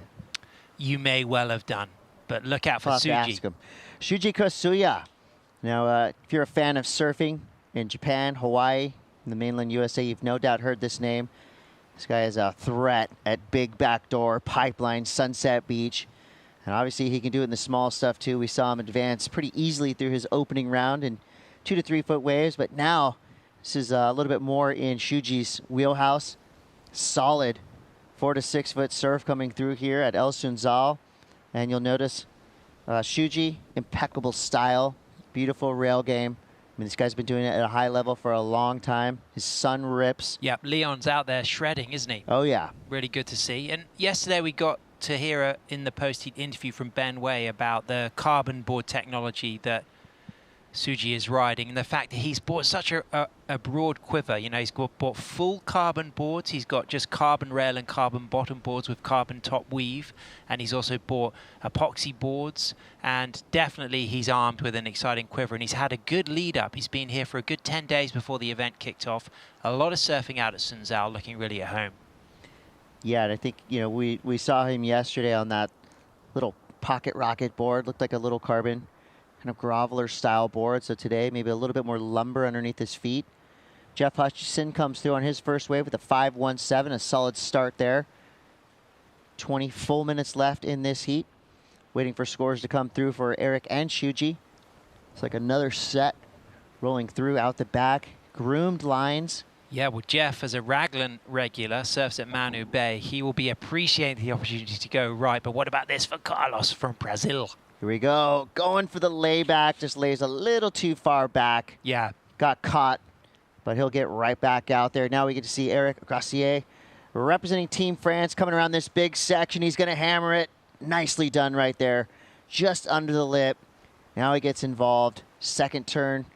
Looked pretty sharp. Gets on the open face with a good hard carving rail turn, trying to hang on. You saw that front foot just heel came up a little bit at the wrong time in the wrong place. He goes down, but 2 good turns to start that wave for Gracier. I like the creativity of the lines that we saw from the French surfer. A really, really critical vertical projection out of that opening, kind of 2-line turn. But a late takeoff again for Carlos. That first wave, that's going to be frustrating for him. You could see that he was looking for the layback, but it was a slow section, so he's going to really have to reset. There's nothing worse than having 2 falls on your first 2 waves, but plenty of time. Yeah, and our priority system, making sure we get some good, clean surfing. And here's that last wave from Shuji Kasuya. This is a 7.33. Wow, I mean, 3 first turns alone in the pocket, critical, high degree of difficulty, really good power surfing, and also style. You know, the flow, often described as the Japanese Tom Curran in the early days, relocated to Huntington and then moved out to Hawaii. But this is Hutchinson's 5.17. Great bit of spray thrown, carving off the bottom turn and into a cutback, and then just staying nice and lively, weaving, switching those planing edges, and then back up for a top turn, and always kind of getting those snaking, weaving turns in between the more dynamic cutbacks. So it doesn't come out as high as Suji's 7.33, but a 5.17 is a solid score for our Kiwi surfer, and he's going to be looking to build on that, Chris. Yeah, I really like the way that Jeff surfed that wave. And we're going to see that. Look at that last one from Eric Gracia. These 3 opening turns were pretty awesome. Yeah, this one alone, bang, straight up there. And I love the line he took to lead up for that second turn. And then, unfortunate just to lose his footing there. It felt like he wanted to really jam that tail a bit harder. And then he just kind of lost a little bit of control on that front foot, wiggled, fell. But I think it's still going to be a decent score with those first 3 turns. A 5.67 is pretty strong. Yeah, so definitely full credit for the first 2 turns. Third turn, a little questionable on the make. And the judges are, again, they don't see numbers, they don't see ages, they don't see anything but the color of your jersey. And they have done a really great job already throughout this competition, keeping things nice and steady. The surfers know exactly what the judges want to see at this point. Yeah. We're halfway through day 2 of our competition. And, they want to see high performance, fast, powerful surfing. They want to see you use all the tricks you have at your disposal. And, they want to see you ride these waves how they're meant to be ridden. They don't want to see anything forced. That takes away from the flow element that the judges are looking for. Exactly. 16:48 to go. Looks like we could have a paddle here. It's going to be your surfer in the lead in green, representing Hawaii. Shuji Kasuya now. Good section in front of Suji. Beautiful roundhouse cut back there. Fades a little deep. We'll see if he can get back around this section.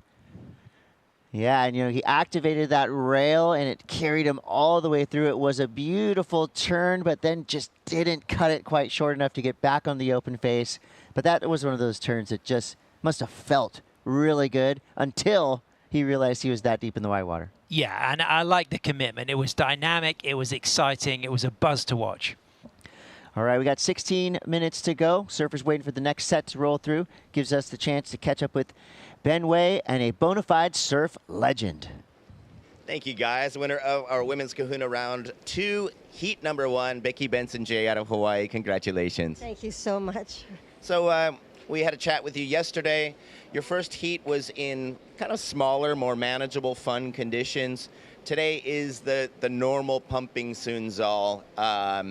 It might even get bigger than this. Wow. But bad wave selection can cost you a really long paddle out. Did you have a different plan going into the water today? Well, I had a different plan after I caught my first wave because I was too deep.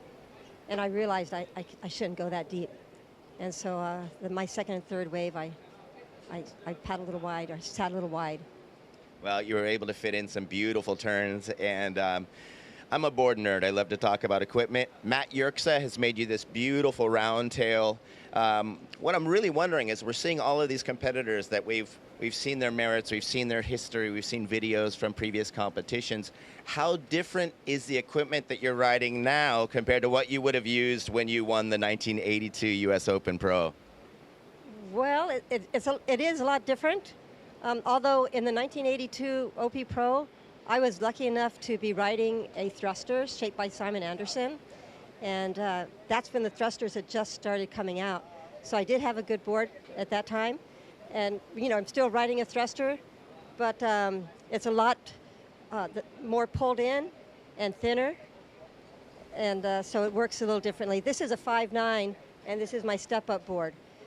Back in like the later 70s, we were surfing, my gun was 711. That's a long board.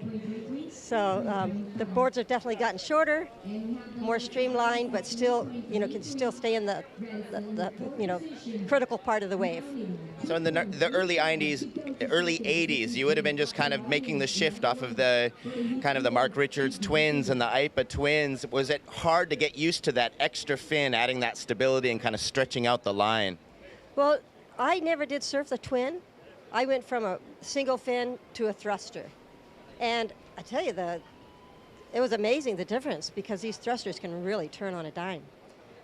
Well, you're still doing it, and you're still doing some amazing turns. We love having you, and thanks for gracing us with your presence here. Thank you so much for having me. I am so stoked. El Salvador's just exceeded all expectations that I've had. And you folks have pulled out the red carpet. There's so much here. I didn't know I could go get a massage. I could go get a facial. I mean, there's a coffee bar. It's unreal. It's unbelievable. It's fantastic what you've done for us. Surf City is famous for overdoing it and going over the top for all of us. I'm glad you're enjoying your time. I am. Thank you so much. Thanks so much, Becky. Bye-bye. Back to the booth with you guys. Thanks, Ben. Congrats, Becky. I would love to read a book about the life of Becky Benson, and I love that she's still out there ripping. And that was a great conversation about, Becky just being one of the pioneers there. She just bypassed the whole twin fin era straight to a thruster.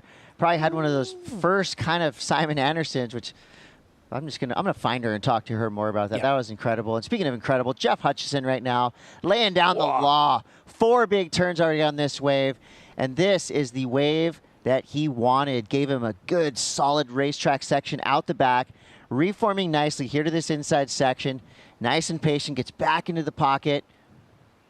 And this is his 8th turn on this wave. So Jeff Hutchison representing New Zealand, the Kiwi powerhouse, doing it proper all the way through to the inside. His high right now is a 5.17. He's just demolished that score and left nothing left of that wave. Ripped it all the way from the outside to the inside. The judges are going to eat that one up with a spoon. 100%. That was Kiwi gold standard representing Aotearoa, Jeff Hutchison. I think that's going to be an excellent range score. He just eliminated every section with precision turns, precise timing. As we see the wave killer, Salo, keeping it cool. And we are looking forward to watching this heat, Chris. Yeah, Thanos is coming right up. And he's riding that Proctor-shaped surfboard. This guy's an absolute, well, he's a global legend, but, you can't think of Malibu and high-performance surfing without thinking of Alan Sarlo. The guy is one of the kings of Los Angeles, no doubt. And he's kind of echoed the sentiment that Becky Benson was just talking about, just how stoked he is to be here in Surf City. And, of course, the gratitude we're feeling from all the surfers for what the ISA has done and, revitalized this Masters format and this Masters event. And, just judging by the reactions we've seen from the surfers, this is going to be an annual festival at least. And if you could bottle some Benson wisdom, that would be a bestseller. I mean, the knowledge she shared, publishers listening, get her biography written and published. But this is our French surfer, Eric Gracier, really nice turn there. Big throw of fan, rooster tail, and into a nice down carve turn. Off the top, off the bottom, into roundhouse cutback, snap back, rebound, off the foam. That's interesting. That's exciting. But this from Jeff Hutchison, I loved it. That first turn alone, super radical, tight arc, and then releasing a lot of spray. It looked exciting live watching the replay. I appreciate the criticalness of that first turn, but perhaps now my instinct feels maybe not excellent range on the replay, but certainly a very significant score for our Kiwi surfer. Well, I like the variance he showed us with his turns. I want to start calling him Jeff Bucketson because he is tossing huge sprays, especially those 2 big turns he did on the outside. And, well, you were right and you were wrong. It is a near excellent score. It was an 8.33. And, I was with you there because it had a lot of different looks to it. But the overall package was near perfect. It was a classic example, Chris, of when you see something live, you normally get your score right. Live, I felt for sure excellent range. On the replay, I started to question maybe whether it was just going to be borderline excellent range. So there was a bit of yin, there was a bit of yang, but he is going to be absolutely buzzing to hear an 8.33. And I think it goes to show that you've really got to put it on the line if you get the opportunity. The judges are going to really reward critical surfing, variety, degree of difficulty in the pocket. That right there was a classic bottom turn, top turn combo from Shuji Kasuya. Adds a really pair of just hard slicing carves right now. Now setting things up on this smooth, groomed inside. Beautiful textbook roundhouse cutback. You know, this is where fundamental surfing really came from, this generation. You know, these guys really cut their teeth late 70s, early 80s. And that was when we started to really make that transition from, you know, the free-flowing single fin era into the hard-turning thruster era. And the use of rail, the power surfing, where they're doing their turns, everything changed with this generation. I love to see that they all still have just that solid base of fundamental surfing. Absolutely, Chris. And in our downtime between heats, we were talking about that. You know, the generations that might grow up looking for air sections, forgetting sometimes that it's about riding the wave in the moment. These are generations that have grown up on multiple fin configurations, a variety of boards, learning on flatter, rocketed, thicker boards with more volume, and really learning to appreciate the value in the fundamentals, the bottom turn, the roundhouse cutback, the vertical projection. And you really see that celebrated. And it's a joy to share that. And it's also inspiring to see the competitiveness. And look at those last exchanges that we had on the screen when we were talking there, Chris. There's going to be some big scores, and it could change the situations massively. Yeah, I feel like Shuji probably did the cleanest, best rail surfing we've seen of this entire heat. You know, the question would become, okay, what was the wave size compared to Jeff Hutchison's? Did he mix up his maneuvers enough? That, to me, was just pure, beautiful, powerful, stylish surfing from Shuji Kasuya. Of course, those are all things that we, you know, are familiar with when we think of how he surfs. But the judges right now, they're taking their time because they know that right there could be a swing score at the moment. Jeff Hutchison, representing New Zealand, with an 8.33 and a 5.17, well into the lead. Shuji Kasuya would need a 6.18 or above to climb up into that top spot. Eric Gracier, I mean, he's been right in the mix. Needs a 6.5. And meanwhile, Carlos Noll, he needs a combo of 13.37, but this is how you get things rolling and break that combo spot. And that first turn, really dynamic. Love the float there on that third turn. Some just set-up turns between that opening carve and that floater, but then still delivering through to the inside here. Nice rebound off the foam. So already two very significant turns, and you start to think that this could be in the kind of 6 range when you start to look at the replay, but he did keep that cool between those two critical turns. He's chasing a combination of scores, so he now needs to really get the chance for one more significant wave. So say he gets a 5 or a 6, he's then got an attainable score to go to. I think it's going to be in the 6 range, though, that last score. Yeah, you just called it right there. Judges easily dropping a 6.10.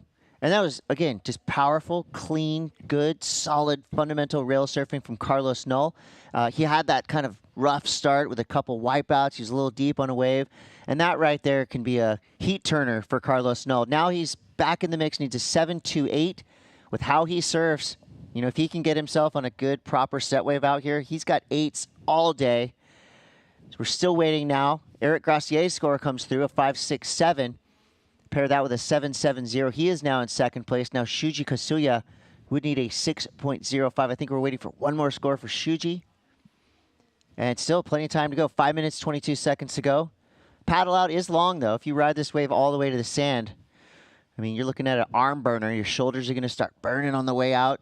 Probably good, solid 2-minute paddle, you know, on average. Yeah, and that's a key factor to consider when you pick your waves. You know, is it worth connecting all the way through to the inside? How significant will that potential pupusa section be if I'm going to add a finishing flourish to a score? So that's something that all of the surfers will be conscious of. All of these surfers, they're in their early 60s. So it's super inspirational to see the fitness that we're being displayed, the agility, the timing. I have watched a number of these surfers through their careers, and now what I see is a level of maturity in their surfing that is absolutely incredible. And a 7.0 for Suji's last wave. Wow. Jeff Hutchison, or Eric Gracier right there.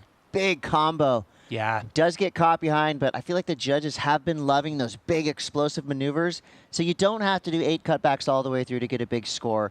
Sometimes we've seen those big numbers come on the strength of 2, 3 turns. And I think what Gracier just did right there, that could potentially get him above that 517 mark. But Shuji Kasuya rewrote the script on his last wave, 7.33 and a 7.0. Yeah. So beautiful surfing for Shuji and rewarded by the judges. And look at this set rolling through. We got a wide swinger coming in with 3:45 to go. Jeff Hutchison out the back with priority. Does he have the space to get around this section and get into the takeoff zone? It's going to go right over him. Looked like Shuji potentially could swing it. He does. Whoa. Oh, and just gets a little hung up in the lip. Goes over the falls. Yes, it happens to the best of us. As Shuji just got right there. And now he's going to have a front row seat to New Zealand's Jeff Hutchison on a beautiful looking wall. Jeff to his feet. Deep bottom turn on a foamy face. He's going to stick right there in the pocket. This wave forming up nicely down the line. He's got to get moving. Comes around this section. Vertical snap. Straight over. I love that Jeff is just pushing the limits right there. That was a big wave, Chris. Overhead. Yeah, that was, I mean, and while the section was perfect, the fact that there was a bunch of foam on that wall. It was hard to navigate. It just makes it a little, slide your fin out a little bit. Looked like he was going for a big old fin blow. Yeah, he needs to channel his inner kahuna navigation sacred shaman then to really find the right line, but he went for it, and that was exciting. He's sitting there in second, Chris, but he needs to wash out that 517 because definitely there's a lot of pressure on him from the French surfer. Yeah, and I think we're still waiting for that last score from Eric Gracier to come through. It needs a 5.81, and with 2 big turns, I mean, it's to me, it's right there on the line. Yeah, I agree. It's going to be real close. Suji, though, I mean, reflecting back on that continuous carving motion on the opening turn where he just laid that board on rail so beautifully. Everything's so silky. Definitely a lot of Tom Curran-esque elements to his surfing. Well, I can imagine if I was a regular foot and somebody said, wow, you surf like Shuji Kasuya, that would be a high compliment. It's never going to happen for me because Shuji is definitely one of the most stylish surfers we have in the draw here. But one thing of note, with 1:48 to go, we've got Carlos Null. He's got that top priority spot. He's in the conversation. He needs a 7.41. This guy is an absolute powerhouse. If he gets the opportunity, if he gets a good open face wave, he could get that number. But Shuji, he might just be taking a victory lap right here as he gets around another solid section. And I feel like Shuji has fallen in love with El Sunzal. Can't you just feel it on the waves he's been riding? Yeah. I mean, this wave and Shuji's style, this is a match made in heaven right here. Agreed. He could have a good little double up here on the inside. And Eric Gracier drops a 7.70. You called it, Chris. It was those 2 turns. They were explosive. They were exciting. Got us on the edge of our seats, and it shifts him up into second position, meaning Jeff Hutchison, despite the best score of the heat, that 8.33, slips down to third. Yeah, I mean, that's just a quality over quantity situation for Eric Gracier. You know, 2 big turns. They were done in the most impactful section of that wave. And I think that closeout, the fact that that wave closed out actually helped him. Yeah. Because it gave him the opportunity to just hammer that oncoming section. And here we go again. Jeff Hutchison, he needs a 5.40. If this wave stands up through this inside, he could be in the numbers. He's waiting for this one to grow. Nice snap there. Building a lot of speed, a lot of energy on this wave. Good turn there. He's so far so good. He's got to get some help from the wave, though, here on the inside. Yeah, and from that drone angle, you can kind of see it's backing off a little bit here. He's hoping for a good inside reform. And here we go. Speed section coming up. What's he got for the finish? Banks it off the top there. Wow.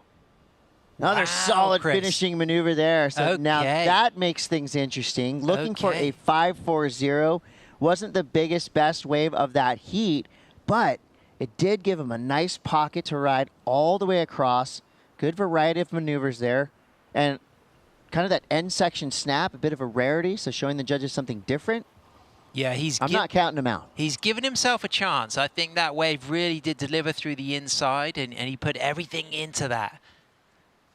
It's going to come down to the wire.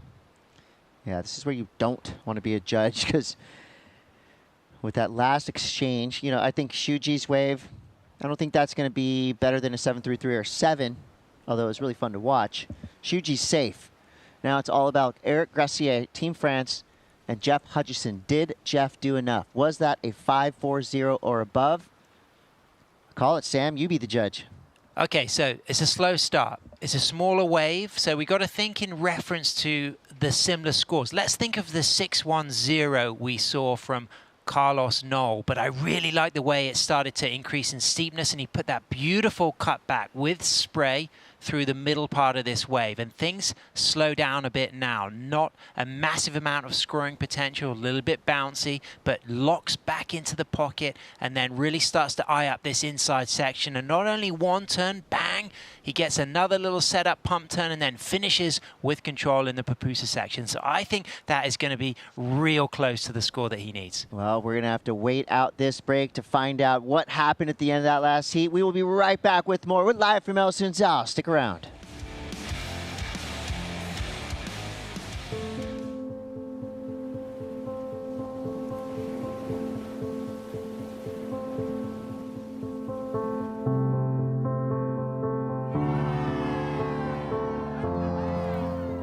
There's something profoundly spiritual about riding waves. Water is transformative, healing.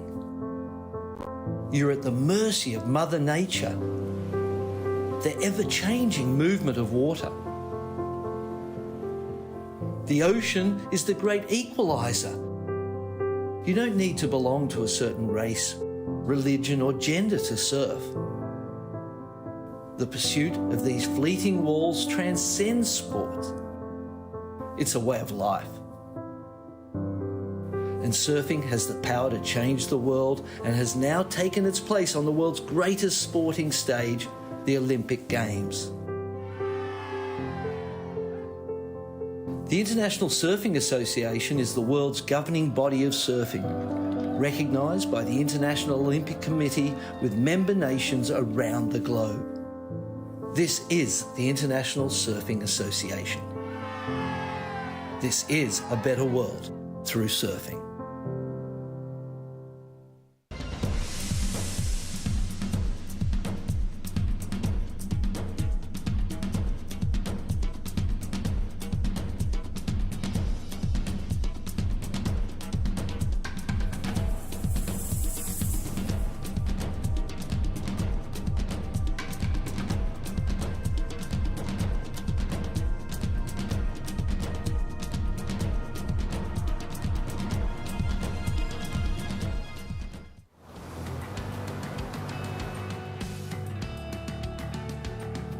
We are back live from El Sunzal. It's the Surf City El Salvador ISA World Masters Surfing Championship.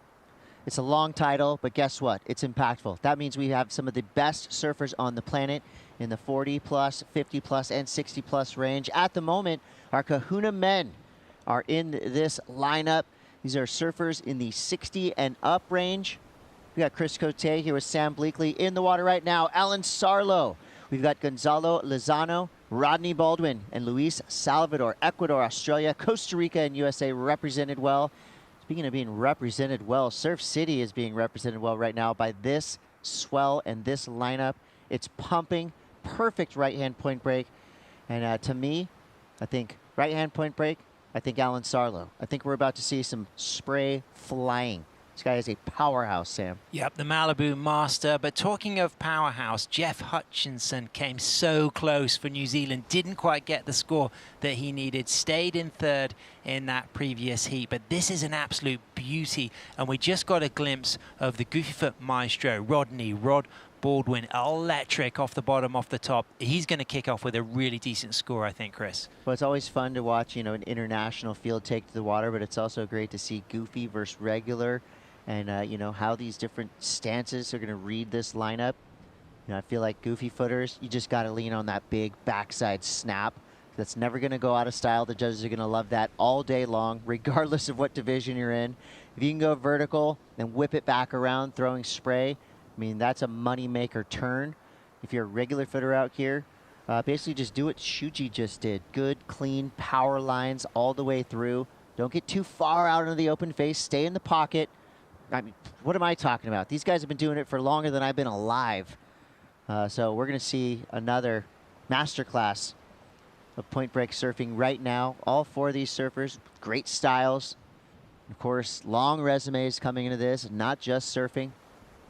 You know, said it a bunch, but I would watch the biography of any of the surfers we have in the draw here, including this guy from Puerto Vida Nation of Costa Rica. It's Gonzalo Lozano, goofy footer.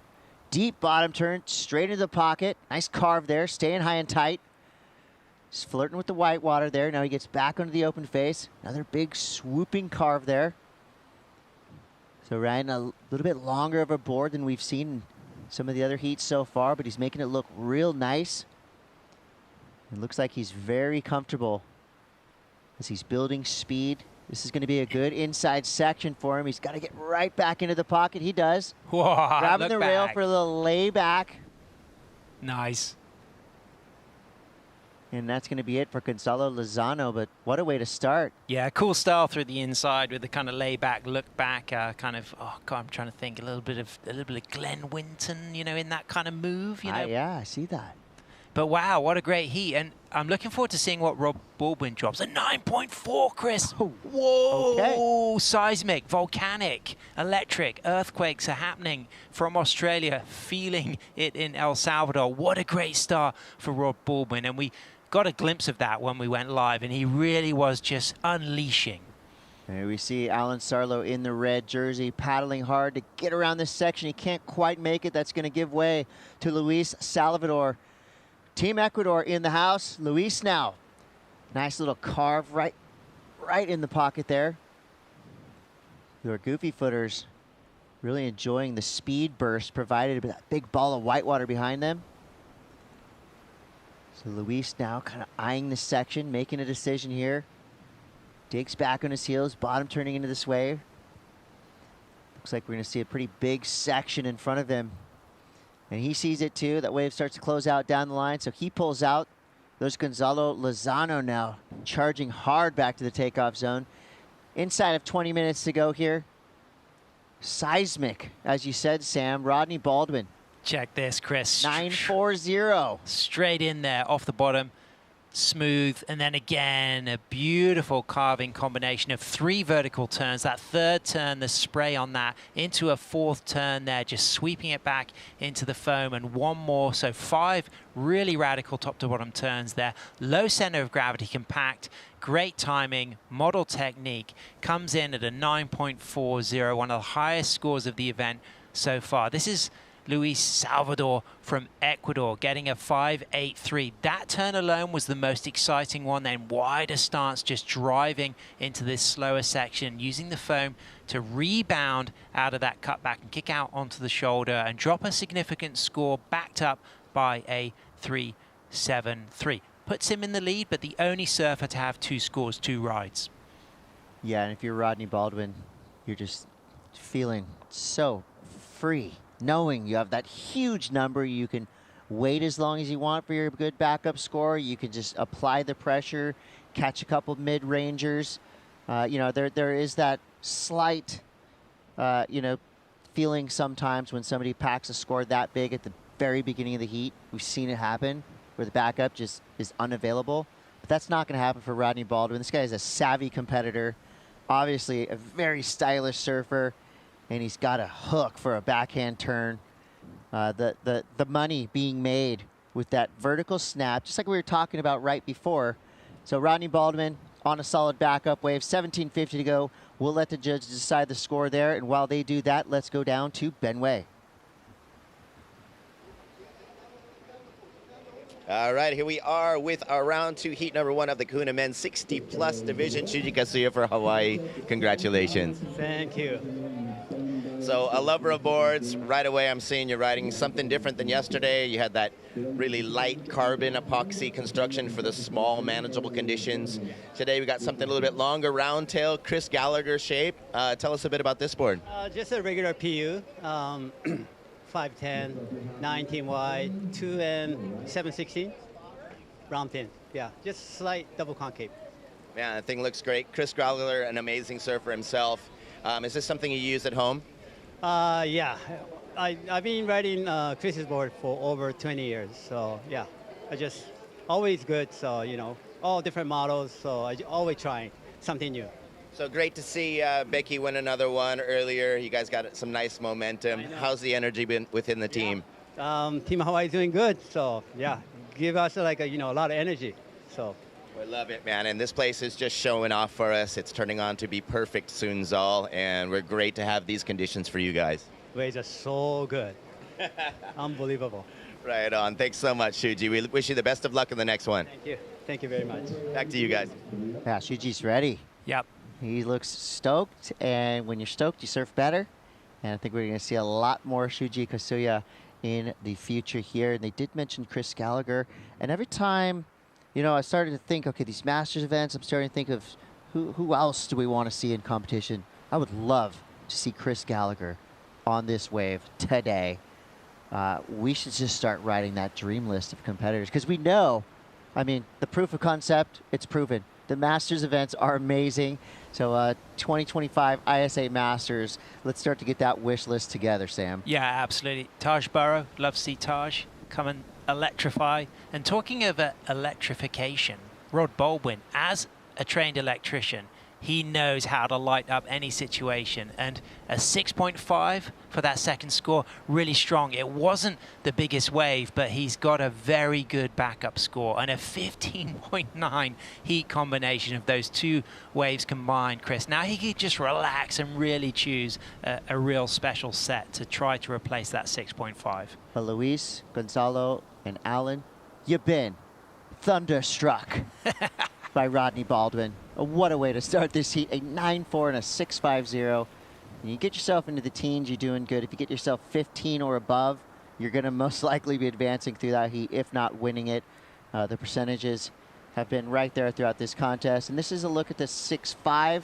Oh, this is the 9.4 again. I'll watch this wave all day. As a goofy footer, I would love to be able to surf like this. And check the third turn as well. First two turns, fantastic. But to maintain the momentum and really go critical again on that third turn just demonstrates his timing, everything in the pocket. And then just a bit of variety on that fourth turn and that fifth turn, coming a little bit wider but working the shape of the wave. And although that wave did bowl out, it was a shorter ride, these three turns alone were very similar then on the 6.5, but the wave just didn't have the size to deliver that excellent range surfing. But that same technique of just coming behind the section and just real good body language, a lot of flex in the hips, in the knees, low center of gravity approach, and definitely a little bit of a Juju Oki vibe to that. Yeah, I'm seeing some BL, some Barton Lynch, some Aki in there, and I feel like in reflecting and watching the 940, to me, the biggest part of our three-word phrasing that the judges lean into, speed, power, flow, was flow. Yep. Because it was one consistent line. There was not even a double pump bottom turn. It was squiggles. Bottom turn straight into a beautiful carving, arcing backside turn, straight into another bottom turn.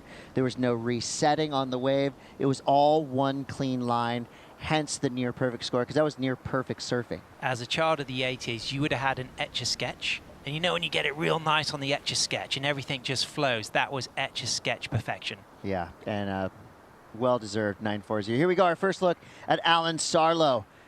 So he's driving down the line here. He wants to make this wave pay the Sarlo tax. He's carving back. And again, I like this generation's use of their arms. You know, we mentioned it in later generations, late 80s into the early 90s, air surfing really started to come into, what it is now. And so for this generation, they started possibly on single fins, went to twin fins. And if you've ever seen footage of people riding single fins in bigger waves, you really have to use your arms to help turn those boards. So I feel like use of arms and just that solid power base is really what it's all about here in the Kahuna men's division. This is your 60-plus-year-olds surfing at a very high level. Gonzalo Lozano, nice and tight in the pocket. His backhand has been stellar so far. He goes up for a vertical snap. Gets hit by the lip. Felt the power of El Sunzal right there. But he's right back on his board. He's going to head back out there with 12 minutes to go. It's going to be a good backup score for our Costa Rican, but Alan Salo, I mean, he was smooth, the wave killer, of course. I start to think of the soundtrack to Craig Stesick's Dogtown documentary, and I think of great tunes like Black Sabbath's Paranoid, Gimme Danger, The Stooges, Old Man Neil Young for the slow sections, Lagrange, ZZ Top, but Rebel by David Bowie. I mean, all of that music was coming out of Salo just then, Chris. Yeah, and well done to hang on to that last vertical snap. You know, frontside vertical snap, underrated for how difficult it is. And I think he mixed up his maneuvers nicely. It's going to be a solid start for Alan Sarlo. Comes through to 4.17. Good variety. Gonzalo here, smooth, slower paced approach here, but in the pocket, arcing back, gets himself deep here, and then when he projects for this inside turn, this is where things get a little bit unstuck, and boom, almost gets that rail in the back of the legs. But he'll be fine. He'll be paddling out for more, and he drops a 3.27. Ecuador represent. Here we go, Luis Salvador. Nice carve back right there. And doesn't like the look of the rest of that wave, so he's out. That leaves Rodney Baldwin out the back in that first priority spot. Well into the lead. He's comboed the field. He's got to be feeling pretty good about what he's done, and he still has nearly half of this heat left with 10 minutes and 30 seconds. And he's a 2010 Kahuna's ISA World Masters Surfing Champion already. He's got 14 Australian shortboard titles, and he is looking. That was 14 real years sharp. ago? 14 years ago, is my math correct? Yeah. And he's still He's surfing this 63. good. Yeah. Jeez.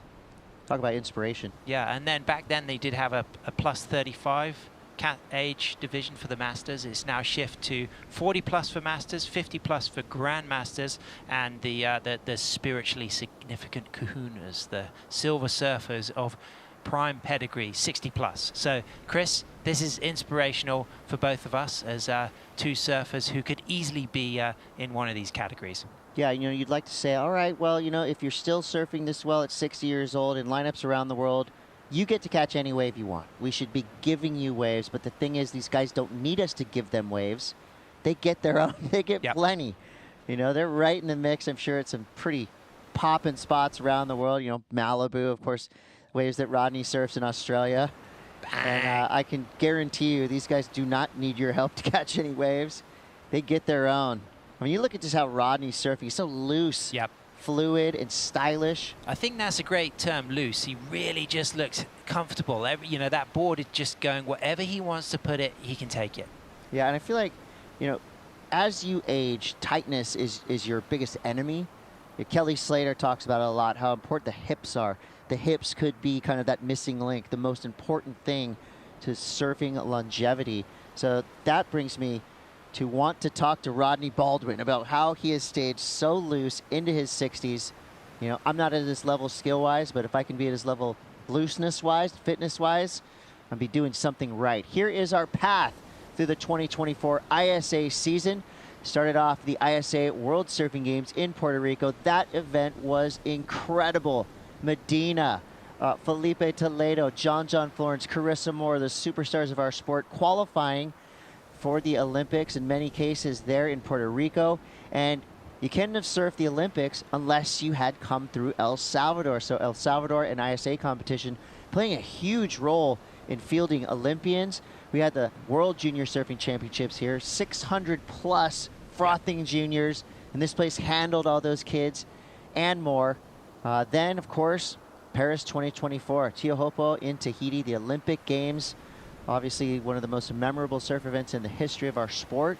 And the ISA World Sup and Paddleboard Championship. Do not sleep on this event. Copenhagen, Denmark. I can't think of a better place to go in the fall. You're on the river. You're watching some of the fastest, best sup and paddleboard athletes in the world in one of the most beautiful settings in the world. And that brings us to here. The ISA World Masters Surfing Championship here in El Sunzal, El Salvador. And just around the corner, the ISA World Parasurfing Championship in Huntington Beach, California, USA. Sam, why has the ISA come back through El Salvador so mane times in the last few years. Well, it's iconic. I mean, the support of Surf City. We had the longboarders here in April. We had Hawaiians, Kai Salas and Honolulu Bloomfield taking the win. And then we've got to look forward to the Parasurfing World Championship in Huntington Beach, California, later in November. But this is the schedule for the rest of the day as we continue through the kahunas, and then we'll be moving into some repechage rounds, Chris. So that's an opportunity for some of those surfers who've not stayed in the main round to have one last chance saloon. But when you get into the repechage, you've got to finish in first and second to stay in the event. Yeah, that's where you pull out all the stops, no matter what. If it's repechage round 1 or round 6, you got to do anything you can to stay alive in this contest.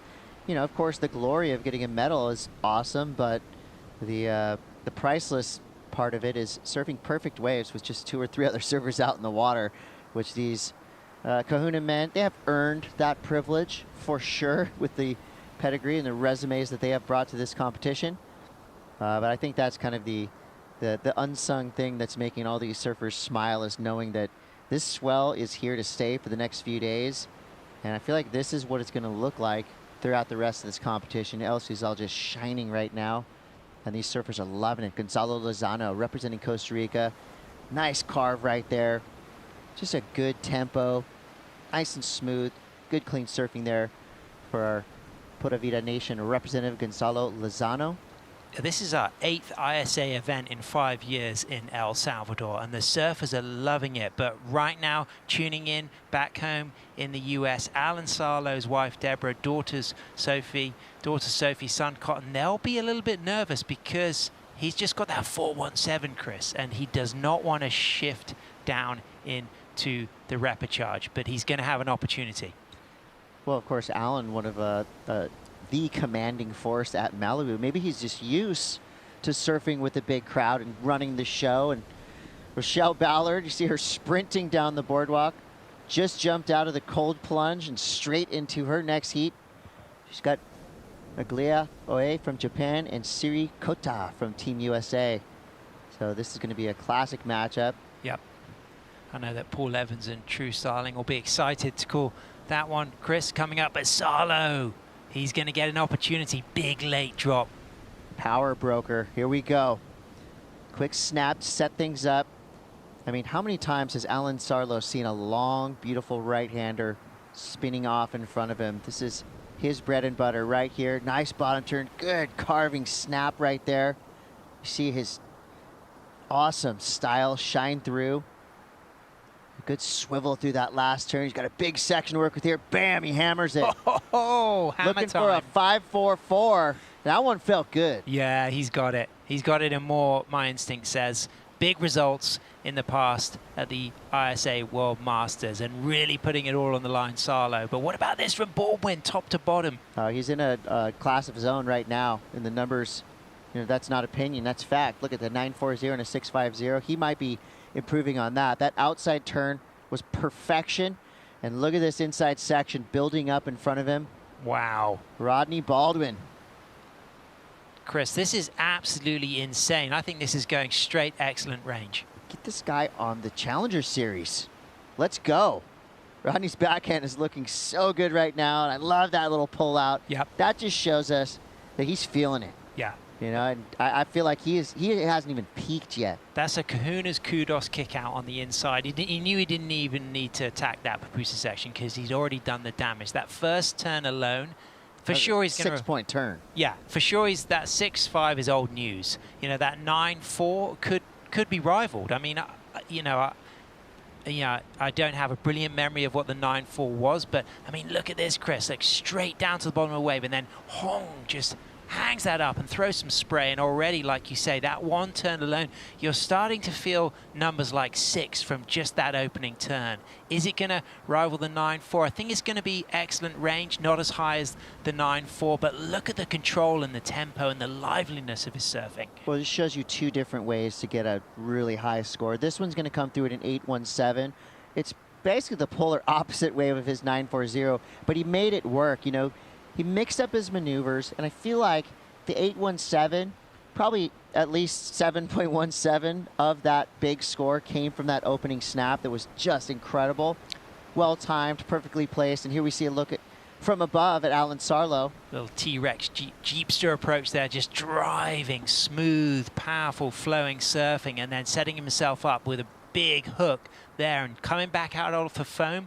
I really like the lines he takes through to the inside, arcing that roundhouse cut back there and eyeing up the Papusa section, and bang, vertical, driving out with control, continuous flow. That's going to be a really important score for Sarlo. That end section never stood a chance. 5-1-0 for that last wave for Alan Sarlo.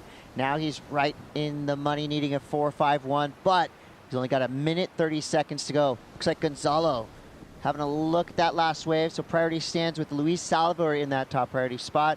Blue, Gonzalo, second priority. Alan Sarlo and Rodney Baldwin still making their way back out to the takeoff zone. Let's see if they get there in time. Yet another big set wrapping around the point. Talking of the takeoff zone, Chris, 1998 front cover of Surfing magazine, Todos Santos, bottom turn shot, Alan Sarlo. Remember that? Super radical. Going through the files, and I think I do remember that. Yeah, I mean, just putting it on rail, you know, at a time when, you know, those types of big bottom turns were not necessarily the things that you would see in big wave surfing, but Todos Santos, Alan Sarlo burying the rail. Looking forward to seeing Sarlo in the increasing swell size that we've got forecast for tomorrow. It's already pretty solid out there. It's forecast to get even bigger, Chris. Can't wait. I think that's what all the competitors want as well. Baldwin, an 817 as that backup score. So he's sitting there with a 17.57 heat combination as we move down into the final 15 seconds. And Chris, he may well get one more wave to play with. He's not, but what an incredible heat for the Australian. There it is. You just Googled that shot. You're just showing me. That is absolutely iconic. Had to do it. Had to do it. Wow, what a heat. It was brilliant. Sarlo didn't make it, though, but he's still in the repechage, and we can expect to continue to see incredible surfing from the master of Malibu. That's right. Sarlo fans and Lozano fans, never fear. They will have more opportunity in the repechage round, but let's hear it for the boy, Rodney Baldwin. This 60-plus-year-old surfer absolutely decimating this El Sunzal lineup with beautiful, perfect surfing, well rewarded. This was a one more look at a 9.40, one of the highest single wave scores of the entire event. Well earned win by Rodney Baldwin, and congrats to Luis Salvador making it through as well. But we're going to take a very quick break, but don't go anywhere. We'll be back with Paul and True and more from the ISA Masters World Championships.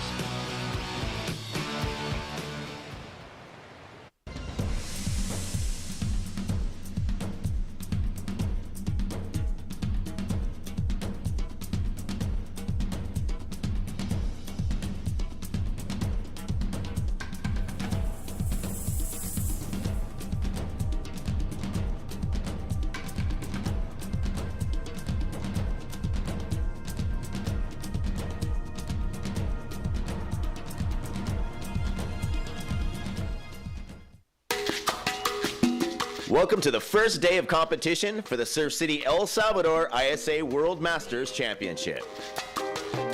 Team Hawaii's Melanie Bartels with a 9.43. Team Brazil's Jacqueline Silva with a 9.17. That's incredible to think about it that way.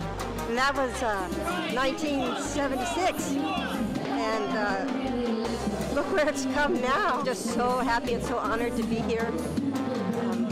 It's great. The highest single wave score for South Africa, Gary Van Wieringen. Tom Curran gets a 7.67 for Team USA. Yes, it would be wonderful. It's just great to be here with the team, and you know, it's a long way to get to that point, but I was glad to get the first heat. It felt pretty good. Team Puerto Rico's Pablo Diaz with an 8.27. That that wraps up our first day of competition for the Surf City El Salvador ISA World Masters Championship. Tune in tomorrow for more action.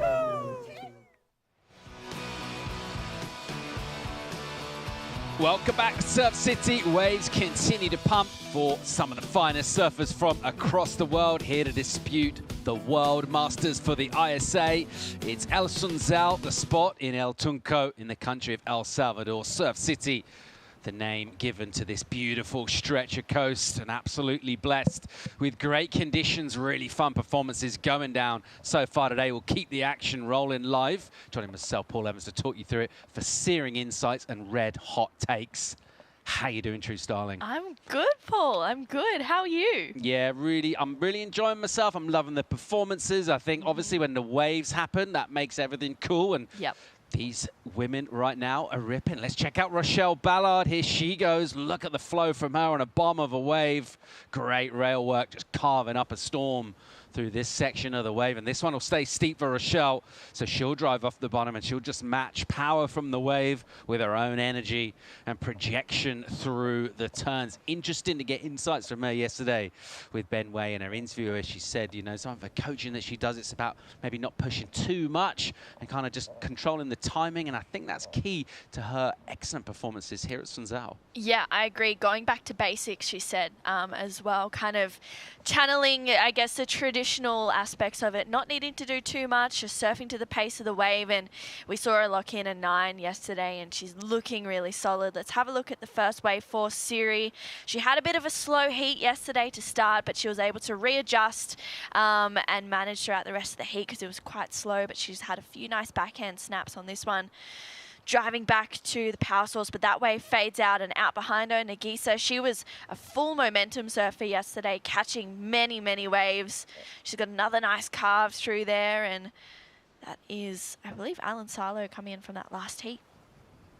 So an opening exchange to kick this one off. This is the Grand Masters for the women. So over 50 years old, our competitors out there in the water, drawing upon decades of experience. And in the case of Rochelle Ballard, in particular at the very, very top of the sport. So an iconic figure from female surfing down the years, and still looking absolutely razor sharp. You saw that first wave she rode through and just tore into sections, lit that thing up. Great to see. Here goes Siri Cotta, part of that strong American team, on a softer wave out the back, and she'll try to connect through there and just put herself a little bit wide to stay with that. She'll have to have gone all the way, fade that one deep onto the reef. She decides to kick out. Meanwhile, let's go down and hear from the winner of the last heat, who made great work out there, found good waves. Standing by for a chat with Ben Way. Thank you, guys. Winner of the men's Kahuna 60+ division, round 2, heat number 2, Rodney Baldwin representing Australia. Congratulations. Yeah, thank you very much. It's my birthday today. I was pretty happy with getting a few good waves out there, so it was fantastic. Well, your first present was a 9.40, one of the highest single wave scores of the heat, of the entire competition. Different waves today, much better, much longer, a little more size. You're on your same board. Thing feeling just as good as yesterday, or even better? No, it went well for me. I was nearly on my step up, but I thought with a low tide it was backing off a bit, so I just went with the same board and pretty happy with it. So an electric performance out there. You're normally an electrician, but your hobby is shaping boards. I wouldn't be surprised if you're getting some board orders. You might have to start taking that up as a profession. Yeah, I don't know. It's too hard work. It's a lot of hard work making boards, but I do enjoy making my own, so yeah. Well, it was great to see out there on some different surf, and man, better performance than yesterday. We're really happy to have you, and if you want to send some words home to Australia. Yeah, I want to shout out to my wife, who gets up in the early hours of the morning in Australia to watch me, so I love you, and thanks very much for the support. Great work out there. Thank you so much, Rodney. Cheers. Back to the booth, guys. Birthday boy Rodney Baldwin, he's blazing out there, True. Yeah, he was, and he got some pretty nice birthday waves, a 9.4 for his first one. That's a beautiful birthday gift, and very special to have his wife watching as well. Seems like a pretty cool character as well, doesn't he, in his interview? He lets us surf and do the talking. Yeah, cool, calm and collected, but then he's vicious when he's on the waves. There's Team USA flying that flag. That's Kasiri Cotta's out in the water right now. She's got a tough heat, though, taking on Nagisa Oe, who, as you mentioned, True, she was so active yesterday, just dialing into the energy out here, finding really good opportunities Also out in the water, a legend of female surfing, Rochelle Ballard. Rochelle's number for her first wave, we thought it would be good. It's really good. 7.5 for her. Yeah, a really nice start to the heat. She was just looking really smooth, and as we touched on before, going back to basics, not doing too much on the waves, just really letting her surfing do the talking like Rodney was doing. And I feel like, you know, with the conditions as they are today, it just looks like she's in a playground out there. So manifesting that positive energy, which is pretty easy to do when the sun's out and the waves are pumping, when it's nice and warm. You got your full team cheering you on as well, and you're in El Salvador Surf City. It's beautiful, it's tropical. We've just got amazing vibes here at this event. Yeah, there's so much going on as well with waking up this morning, and the surf is bigger, the conditions are better, it's clean. And let's take another look at this 7.5 straight off the bottom into a solid first turn. I love how she drives through that one with so much power. Rochelle just really showing us why she has been such a pioneer in female surfing. Driving through another carve, and she comes through to the inside and kicks out. She doesn't need to do too much more. She's already done the hard work and she's kicked out. Maybe there was an opportunity for one more turn, but I like that. It was her first wave and she didn't want to oversurf it. The busy approach from Cotter continues. She desperately tried to get onto that wave, and you can see why right there. That one drilled down pretty nice down the point. You can't quite get there though. Meanwhile, Ballard out the back, off the bottom, and then hooking one with loads of spray. She douses Cotter as she paddles out, and then she'll deal with the section just kind of tumbling around her there. And we mentioned it's quite tough to get out of the white water, particularly when there's a bit of size out there. So Rochelle with that one really nice wrap out the back. Meanwhile, Cotter finds herself a wave on the backhand. There's that commitment to that backhand snap that we saw yesterday, and again with plenty of power. And then a steep section, and she'll speed through there and then just decompress out on the face, committing that rail again. So really nice work from her, and a bit of variety as well. She'll mix up, get into the lip right there. Really nice section cooperatively. The backhand float to finish. Yes, please. Wow. She was glued to her board there, Nagisa. She's having a look on the ends and back. Doesn't quite scratch onto that one, but Siri, she just put a really good wave together, a bunch of backhand turns. Just such beautiful flow. There was no downtime in between the turns, and wow, that last moment where she was able to get the 2-for-1 combo was huge and super critical. Straight up into that first turn, had a mishap but recovered nice and quickly. And you can see her here, she's just driving through a series of backhand turns, flying through that section, and she comes back for another carve. She's really patient off the bottom as she drives through another backhand carve, taking this one through to the inside and getting this bonus section to finish. Well put together and well rewarded at 5.5. Yeah, good number in for her. This one's all action. Here goes a surfer out of Japan, Nagisa Oe. And she'll swoop back on that rail, holding it in the water and committing it and displacing chunks of water here. She'll fade all the way back deep with a good heavy section in front. What's she going to do here? Low line around that with a load of speed, and then setting up for a turn. Just a touch sticky. She kind of nurses that one through and then gets a bit more of that. Snapping. And again, just driving through. So using that strength with the speed as well. Committed ride there from Nagisa. And she's already got that 4.83 in. That'll count for her as a backup score. This heat has been all action. Yeah, it's been non-stop, and look at these lines that are coming through. I'm wondering if Rochelle is going to be in position. When I had a look over my shoulder before, it looked like they're actually sitting a bit further wide, and Rochelle, she's on this one. Yeah, great looking wave on the outside. Really nice turn off the top from her. The carving snap into the lip. And again, the re-entry, just tagging it. Look at the size of the wave. It's all steep all the way. Great amplitude to her surfing as she goes out of all the way from the bottom and projects up to the lip. Patient approach, weaving back. Another really good section here. This is excellent surfing from Rochelle Ballard into the lip. Almost gets a crack. That time hits it a lot harder. And still ripping through here, little layback jam as well. And she absolutely loves it. So do we. That was amazing. How's a stand tall at the end? She's going, yeah, that's a pretty good one. That felt good. And that last turn, she just gave it a little bit of extra spice. Where's this going score-wise, True? excellent. I'm thinking 9s? Yeah, I think 9s. I like this better than her 9 yesterday. Let's have a look at the replay. Let's dissect it and figure it out. This first turn, huge to start off, and you can see her just go straight up for this second one. She's patient here and loads into it. Bang! She gets pretty much almost 12 o'clock. Say about 11:45 there. She lines up into this one.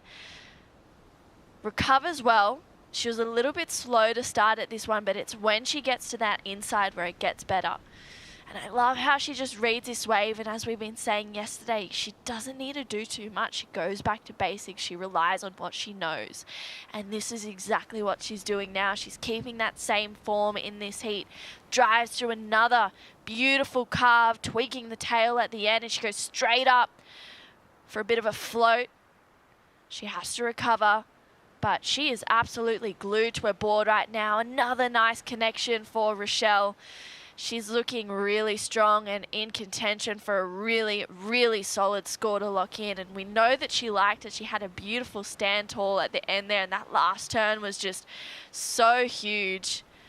I'm a big fan of this wave, and wow, you can see it in normal speed, how fast she goes. Lines up for this connection here. She's just looking really solid. I'm saying, yeah, this is well into the excellent range, Paul, and she's looking really solid and just in form for this event. You can see she drives through another one. It's this inside connection, this turn right here that I love. She goes, oh, this next one, sorry. She goes straight up into it and leans back. A little bit of aggression at the end. Yeah, this is solid. No, there's a reason for that body language, that exuberance on the end of the ride. She knew it was going to be good. She'll go near perfect 993 for Rochelle Ballard. An absolutely massive number. And we're watching someone in peak performance, in full flow, as she just taps into the energy here at Surf City, at El Sunzal, and really just lighting this place up. An electric performance already, still with loads of time left on the clock. Meanwhile, live action and great tenacity from Siri Cotter as she goes on the attack, which we love to see. It's exciting. Unfortunately, she went down there, but I'd love to see her continue to do that kind of surfing. Yeah, absolutely. She is on the attack. She's on the front foot. She only needs a 3.3, so it's not a big score. I feel like right now it's a battle for second place because Rochelle is running away with it with a 9.93. That's the best wave, single wave score of the event so far. And that last wave of Siri was enough to take her into second, that 3.57. I mean, to get a 9.93, that means a couple of judges at least must have given you 10s, right? According to my maths. Yeah, definitely. That's huge, huge scores, solid surfing, and you know that she felt good at the end of it. It's like, you know, when you pull off a wave and you go, that's going to be a good score, I can feel it in my bones. And she's just so in tune with that, and she's looking solid and really just leading Team Hawaii right now. An historic ride from Rochelle Ballard here in the Grandmasters division of the women. Here's another look at the American Cotter. Yeah, really nice first turn for Siri. You can see her driving through this second one. It was unfortunate here, maybe a little late to that third section.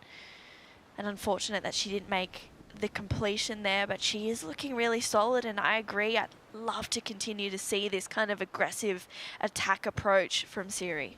Performance is absolutely on fire right now. Inside 10 minutes remaining. It's 9:45 on the clock. It's the surfer out of Hawaii, Rochelle Ballard, way out in front with a huge total of 17.43. Absolutely massive numbers, and just rewards for sort of surfing she's done out here already in this heat, tapping into the rhythm and just lighting this place up. Multiple maneuvers on really steep sections. Loads of aggression involved and the variety as well in there. And we talked about how she said her approach is going to be not to try and over-surf. I tell you what, she looked like she was pretty much going for it on that last wave. Really dialed in. Here goes Nagisa Oe. Needs to get going here. Looking for some numbers. And it's a slopey wave for her, so she'll just jam that one back. And all of that speed and momentum just rocks her back a touch over the heels. She goes down. 9 on the clock here. But these Grandmasters for the women so far, they're lighting this place up. They definitely are. They can't contain the excitement. The conditions are amazing. The surf is pumping out there. We have been so lucky, gifted with, yeah, really fun waves today. There's so much on offer, and I just feel like it's just getting better and better throughout the day, and we're seeing bigger and bigger scores locked in. A 9.4 in that last heat, a 9.93 in this heat. When are we going to see a 10? I feel like it's coming. It's coming for sure. We're just watching surfers with all of that experience and knowledge as well. Just let's admire this work again from Rochelle. We talk about surfers building a relationship with the wave, maybe spending a few days out here, but this just felt like it's a real natural feel with the ocean. Yeah, she's just in tune with it out there. She's really relying on instincts and her instincts within herself and what the wave is going to do, and also being really connected to her board. She's just, you know, we said how she's relying, going back to basics, but I feel like, you know, on this wave, she's doing that, but she couldn't quite contain how excited she was, because that was just one of the best waves that I've seen come through, and she absolutely tore it to shreds. I mean, yeah, there wasn't much more that she could do on that wave, and a 9.93 has her well out in front. And I tell you what, I just feel like she's got more to give. I feel like each heat we keep seeing a little bit more and more from Rochelle. I'm wondering when the bar's going to stop. The strong Hawaii team being represented well by Rochelle Ballard right now, defending champions here at the ISA World Masters. Last time this event ran, it's been a little minute, 2013. And it was Hawaii that took out that team awards at the event. So far, so good for Rochelle Ballard, who's posting huge numbers. It's still early on in the event, but just in terms of showing a signal of the sort of form she's in, and really interesting to see with a lot more size in the waters than we had yesterday. The performances have really been matched by that, and you know, athleticism and staying fit, that's important as well, but these women have accrued so much knowledge of swells down the years, and when you see a little bit more size in the water, we're really seeing that play out in performance. Yeah, definitely. They're experienced out in the ocean. They're experienced in all different varieties of surf, whether it's small, whether it's massive, or somewhere in between. They know what they need to do, and they rely on themselves and their own ability, and just the trust within Mother Nature and the ocean that they have out there right now. And I think it's really cool to see that kind of coming into play now, especially in regards to just trusting your gut and the instincts. Out there, it feels like all three of these women are doing exactly that. Rochelle Ballard will go again here with priority, with a huge lead. Great looking wave. Look how she draws out the drop and then into that rail turn, committing, and the speed, and she'll just put together some searing turns on the face. Ballard again just driving and hooking and really enjoying herself. That board looks like a great choice for today. Just an extension of her body so far. She's really just enjoying being in the sweet spot of the wave throughout the ride. Won't get a long inside section there. 7.5 is her backup score. She is on massive numbers right here. She's just surfing and enjoying herself. Meanwhile, out the back, we'll have a look at a paddle from Kota, who won't quite get there. Surfer out of Japan, Nagisa Oe was just a little bit on the shoulder and couldn't tap into that either. Getting down towards 5 minutes to go. The waves just keep steaming through. Yeah, it's a machine out there. The waves are coming through so consistently. It's amazing. There's so much on offer. It's almost sad when we see a wave unridden come through. It's, you know, every wave out there is fun, but when you go out for a heat, you have to be in tune and pretty tactical about which waves you want to get. Your wave selection needs to be pretty on point. Yeah, it's just, look at these lines coming through. We're so lucky to be here at El Sunzal. Here we go, into it, dropping, and then carving high in the pocket. Nagisa Oe looking for numbers here. She doesn't need a huge one. Both of these surfers are obviously in a deep combo for first, but in terms of getting to second place position, Nagisa just looking for a 4.25, and that one went a little wrong for her there. Just couldn't quite connect with the opening section. Suri Kota will have good awareness of what her opponent needs in terms of trying to attack for that second place position. She's got first priority, and from her point of view right now, doesn't need to think too much about Rochelle Ballard's number. It's all about her next wave and just trying to add a bit more scoreboard pressure to Nagisa. Yeah, definitely. Right now, Siri, her job is to better that 3.57. That's exactly what she needs to do. She's comboed for first, so she needs a combination of 17.43. So right now, if she gets a 10, she's still not going to go to first. So she needs to just break that down and look at her scores. The beach announcer will be telling her you have a 5.5 and a 3.57. And she needs to really be smart and go, okay, I'm going to select a wave where I can get at least another 5 on it, and she had a paddle and didn't scratch on, so that could be a loss of priority potentially, and it is. So Nagisa now, she's in a good position. She needs a 4.25, and the waves and the quality that's coming through today, a 4.25 is not a large number required. She's already got the 4.83, so more of the same where a high score is. In fact, just between the two numbers that she's counting right now is the requirement.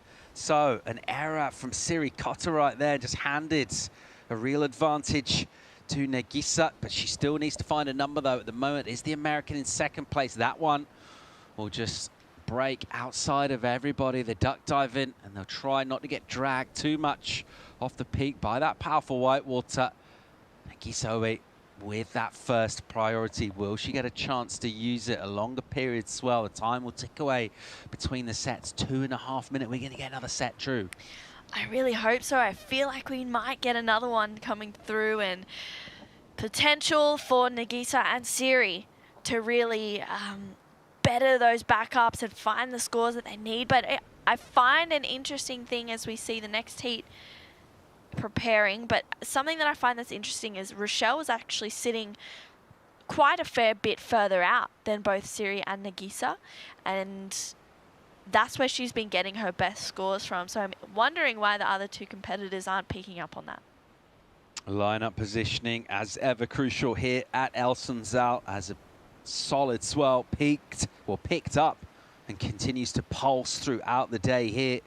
And we've been blessed with really fun conditions. It was glassy throughout this morning. Pretty light winds out there right now. Maybe just a real light sea breeze, but things really smooth on the face. And even maybe with a touch of crumble, offering a little bit of lip for surfers to attack. It's what Ballard's done multiple times. Her numbers are absolutely huge. A statement performance from Team Hawaii in the form of Rochelle Ballard right now. Her numbers put her way in front. It's the story at the moment of the battle for second with under 90 on the clock. Priority still with Nagisa. And how quick is this time ticking away from her point of view? Because she still needs a score right now. Yeah, she needs a score in the last 5 to 10 minutes of heats. It always goes so quickly when you're in third and so excruciatingly slowly when you're in second. First is kind of, especially with Rochelle right now, she's in a really good spot. But for Siri and for Nagisa, they're praying that the hooter goes now, or Nagisa's hoping that she has a little bit more time. She has that first priority. She's sitting further inside. There might be a couple of lines coming through. We'll see if it gets there, but she just needs to hope that she's going to be in position for this one. Okay, well, here comes a set. We shouldn't really have questioned whether Sunzal would provide. It's so consistent. Can Nagisa get in the spot here? She's slightly out of position there. Only a couple of meters in it. She's going to have to try and go this next wave.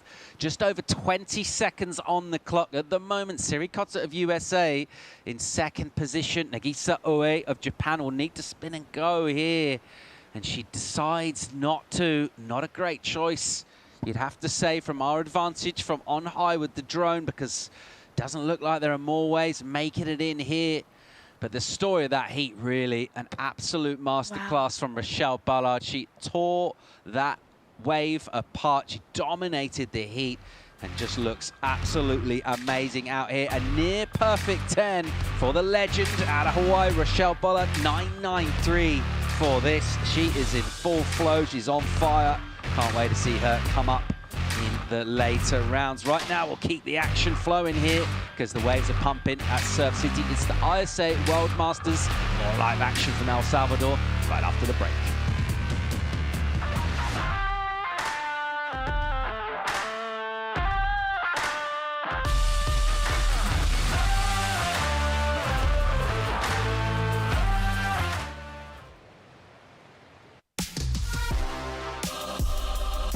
I've dreamed of being in the Olympics my whole life.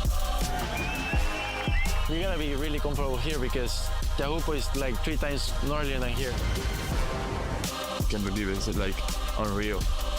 We're at ISA training camp and we've been scoring waves non-stop.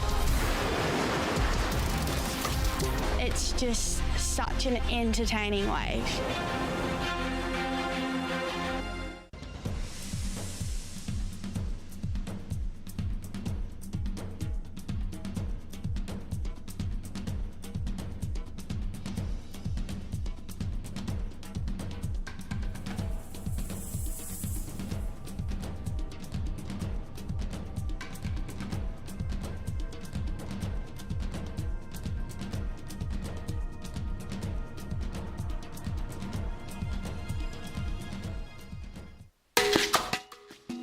Welcome to the first day of competition for the Surf City El Salvador ISA World Masters Championship. Team Hawaii's Melanie Bartels with a 9.43. Team Brazil's Jacqueline Silva with a 9.17. That's incredible to think about it that way. And that was 1976. And look where it's come now. Just so happy and so honored to be here. It's great. The highest single wave score for South Africa, Gary Van Wieringen. Tom Curran gets a 7.67 for Team USA. Oh, yes, it would be wonderful. It's just great to be here with the team, and you know, it's a long way to get to that point, but I was glad to get the first heat. It felt pretty good. Team Puerto Rico's Pablo Diaz with an 8.27.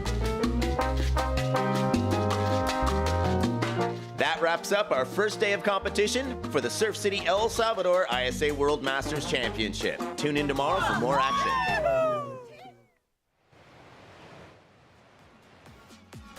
Legends of the sport connecting with brilliant performances here in bright sunshine on a Monday midday in Surf City, El Salvador. Live action from Andrea Lopes of Brazil as she'll jam on a rail on the backhand and swoop down and just collect some speeds off a tight pocket. A little slopey section as we'll watch from above, and she'll time this pretty sweetly here with a redirect for a steeper look on the inside. She'll look to try and hit the lip here. It'll run away from her a touch, and some nice connecting maneuvers there from Andrea Lopes, whose form that we saw yesterday. She's looking really, really good as we see a bomb out the back. Heather Clark, who also absolutely ripped yesterday. She's out there looking to connect with some big energy. We've also got Patricia Rossi in the water from Tahiti. I'm Paul Evans, joined by True Starling. Another great looking stacked trio of women out there. Yeah, it's going to be another great heat for the Grand Masters for the women. Let's have a look at the replay for the first wave of Patricia. She's flying down the line, and this one, it's a good-looking wave ahead of her. She comes out on a bit more of an open face, staying close, hoping for this one to stand up. She's nice and patient here. And this is where the wave is going to start to offer, hopefully, a little bit more of a wall. She loads up for this connection, drives through a nice carve there. Gets a more vertical hit as she leans into that one. A little wobble and she goes up. But unfortunately, coming unstuck down in the pupusa section. And here we go. Andrea, this is on her first ride we saw just before. Nice opening backside carve to start this one off. She drives through another one. Smaller wave here, but she's really patient as she takes her way, just weaving through to the inside. She's really patient. This one took a while to stand up ahead of her, and unfortunately all that work and she couldn't quite get around the inside section. I forgot that she had her leg rope on her front foot from yesterday. It was an interesting sight, and then I remembered that she had that yesterday and said that she's just a comfort thing. That's what she does. Connecting to the inside there, a contrast, real contrast in style from Patricia Rossi. That real upright body position from her, a lot of flow, kind of cruising through. Didn't really attack necessarily on that wave, did she? Maybe a little bit deeper water on it. By contrast, Andrea Lopes, she stays much lower in that crouch stance. nevertheless, despite two pretty different, almost polar opposite approaches, look at the scores. They're identical, 3-5s. Yep, exactly the same. And it's interesting. Patricia, yeah, as you said, probably has more of an upright approach, whereas Andrea's definitely more coiled. She's more compressed. And you can see Maria Mohoa making her way out for the next heat on a nice-looking Arakawa surfboard.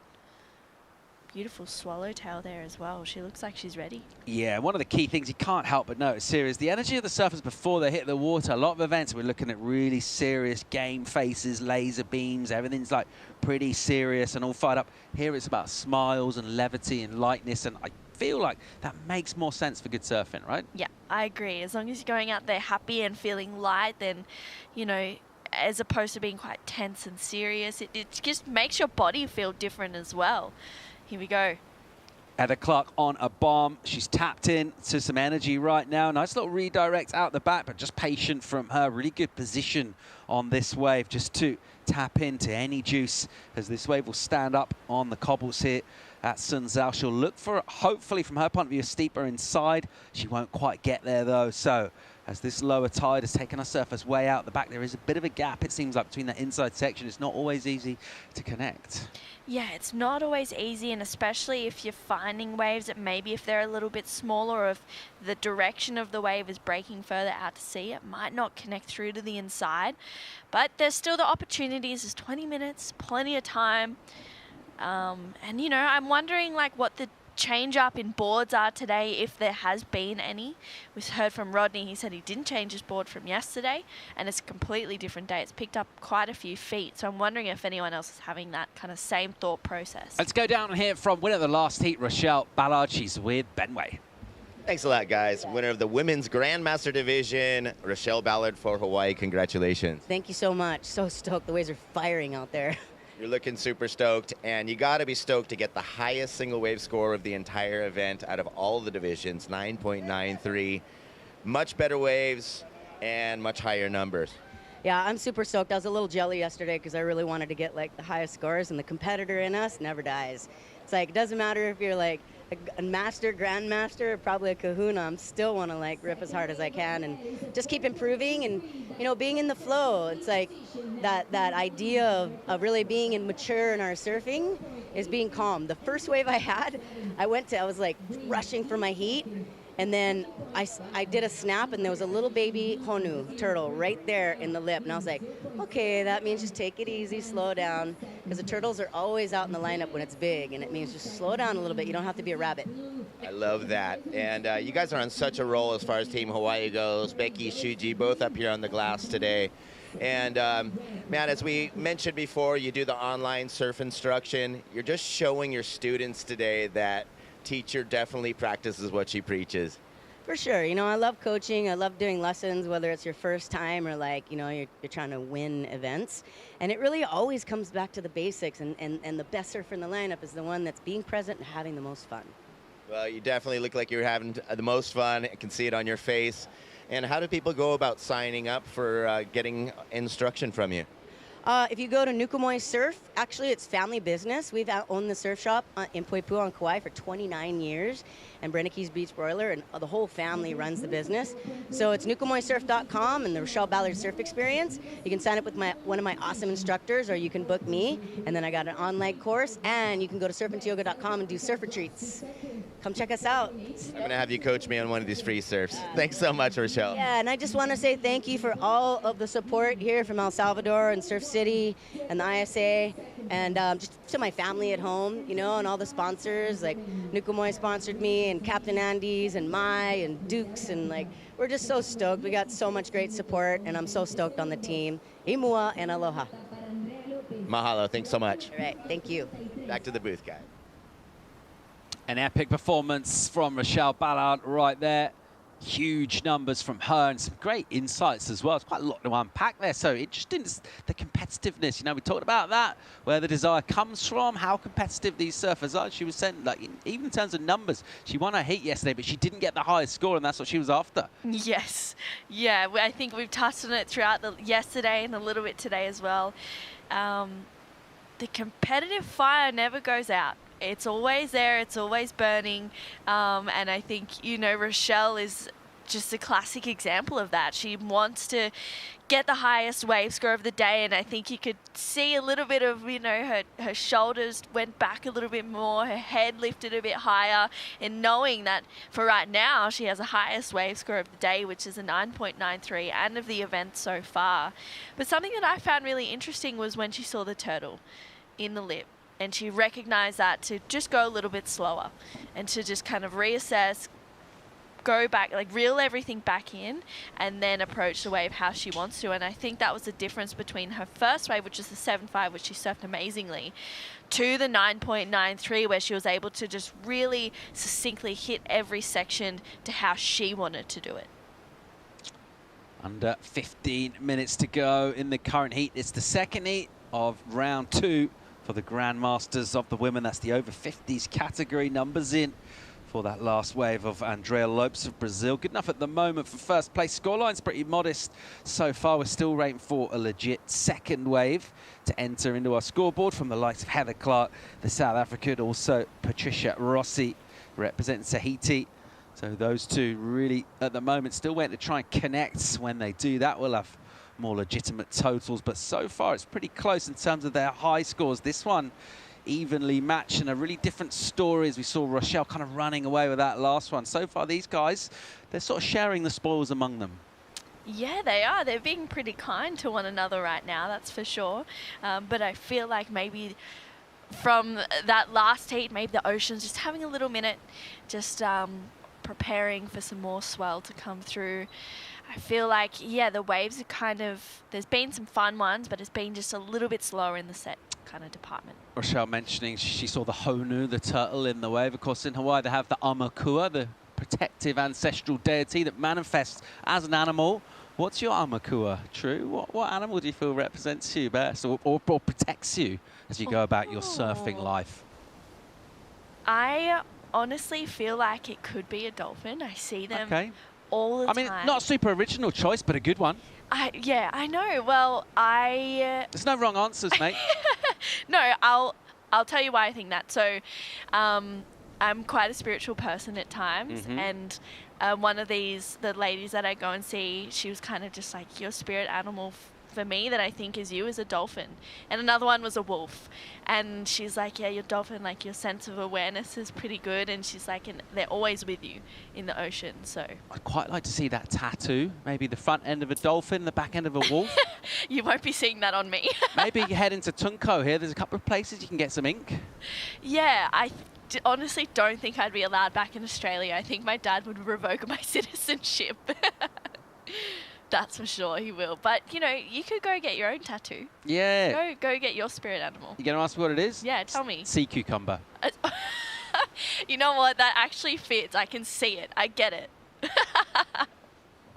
I love that, a sea cucumber. Of course, marine wildlife very much part of the story here in El Salvador. A really active biosphere with all sorts of biodiversity and a beautiful warm environment out there in the ocean. We see turtles while we're surfing. On land, there's all sorts going on in terms of the bird life as well, and that natural environment really brings another dimension. It's unique to being here in this part of Central America, but what we're really here for is waves. Checking out Patricia Rossi right now. Really good looking wave for her. It's a smaller one, but it's nice and steep, and this surfing is measured, but it's also pacey and precise. Nice lip here. She'll tag that. Good surfing for Patricia, and still swinging through to an inside. Nice little jam back with a bit more spark in that. Really good wave. Yeah, really nice wave for Patricia. She surfed it so well. And Heather, having a look at this one.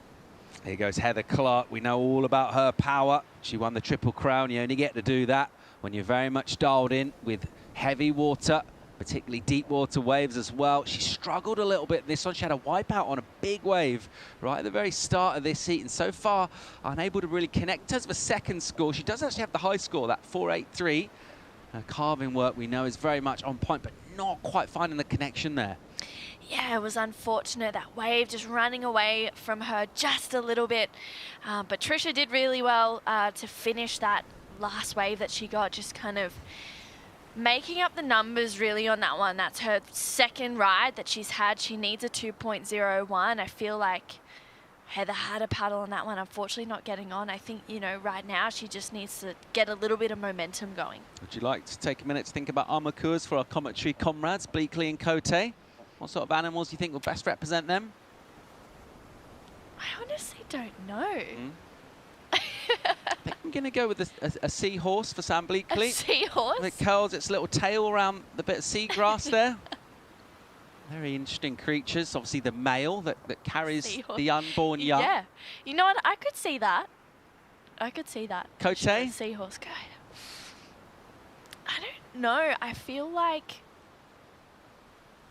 that's a really hard one. I feel like a stingray. I don't know why. You know how when they jump out and they get super excited and they like flap their wing or their. What about a mullet? Wings? What about a mullet? Maybe. Yeah. Maybe we'll have to ask him and we can report back. But can you? He doesn't get to choose. What does the sea cucumber actually do, Paul? It just hangs out. It makes it, it takes up its an important role in the ecosystem. Bye. It's just chilling mainly. Just hangs out. All the cruises. Some of the other animals, they're getting all the glory. The sea cucumber doesn't mind that. It's just kind of chilled. It's just there. Okay. Basically, it's like I'll show up at least. I'm here. Yeah. At least I'm here. What else do you want from me? Yeah. I'm here. I'm hanging out. There's not much more I can give, okay? Tell you what else is present at the moment is swell. We're watching lines wrapping in here at Sunzal, just over 9 on the clock. The Brazilian Lopes backed up number of a 4.33 with a 5.07, stretching out in first place at the Mo. Rossi, decent number from her. Her total, it's less than a point behind the heat leader. We're looking at Heather Clark to step up here. She's looking for a modest number though, just 3.47. First priority is with the Brazilian in blue. But in terms of those pulsing lines that we saw come through the last couple of heats, they've just dialed down a touch, and you're going to get that in events. Yeah, that happens, and that's okay. You know, you just got to make the most. I think we were talking yesterday, there was a heat probably around this time as well, so it's probably around the time of the tide where it's close to changing and or just at an odd part. And it shows a difference between momentum surfers and surfers who like to just be patient. You can see the Brazilian team, they're walking up and down the beach, they're debriefing, they're making sure that Andrea is sitting in the right spot and just making sure that support is there. And then the South African team for Heather, they're patiently waiting for her to lock in. She has that 4.83, but hasn't done much more after that. Yeah, not so much waving the flags around at the moment. They're just sort of holding them there as wind indicators, waiting to see Heather fire up a little bit. Let's see how she can do that. Nice lines wrapping in here. You don't have to wait long today for sets out here as this fresh swell continues to light up proceedings at the ISA World Masters hosted in Surf City, El Salvador. In the spot, Patricia Rossi, but she's only in third priority, and it is Andrea Lopes from Brazil who'll go on this wave. It's got a nice section. She stretches out her carve all the way out in front of the pocket and then wraps back again.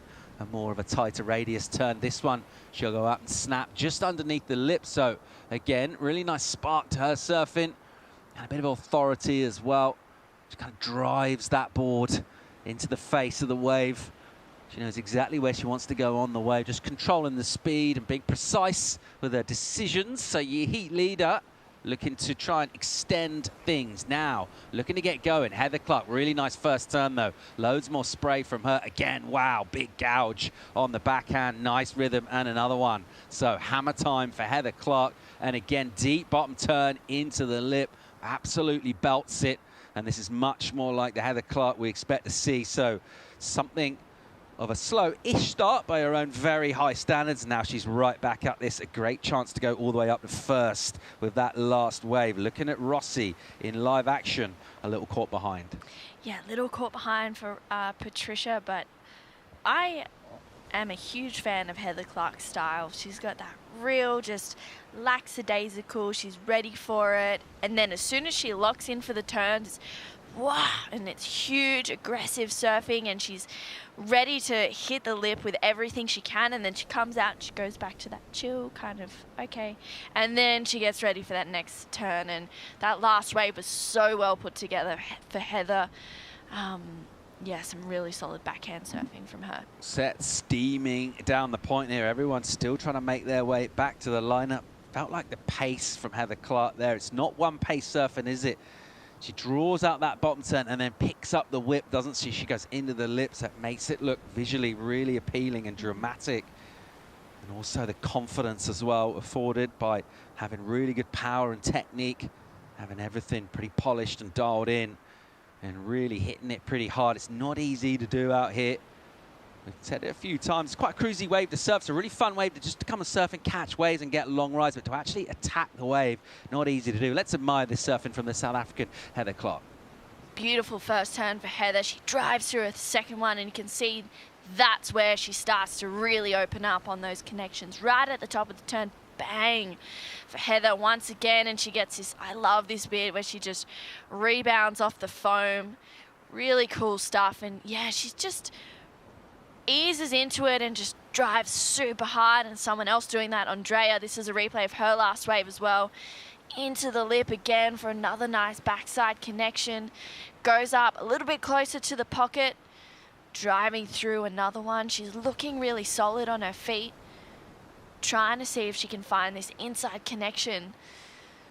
She's really patient, and she's quite optimistic about it as well. It looks like it was going to wall up for her, but unfortunately not, so she has to kick out.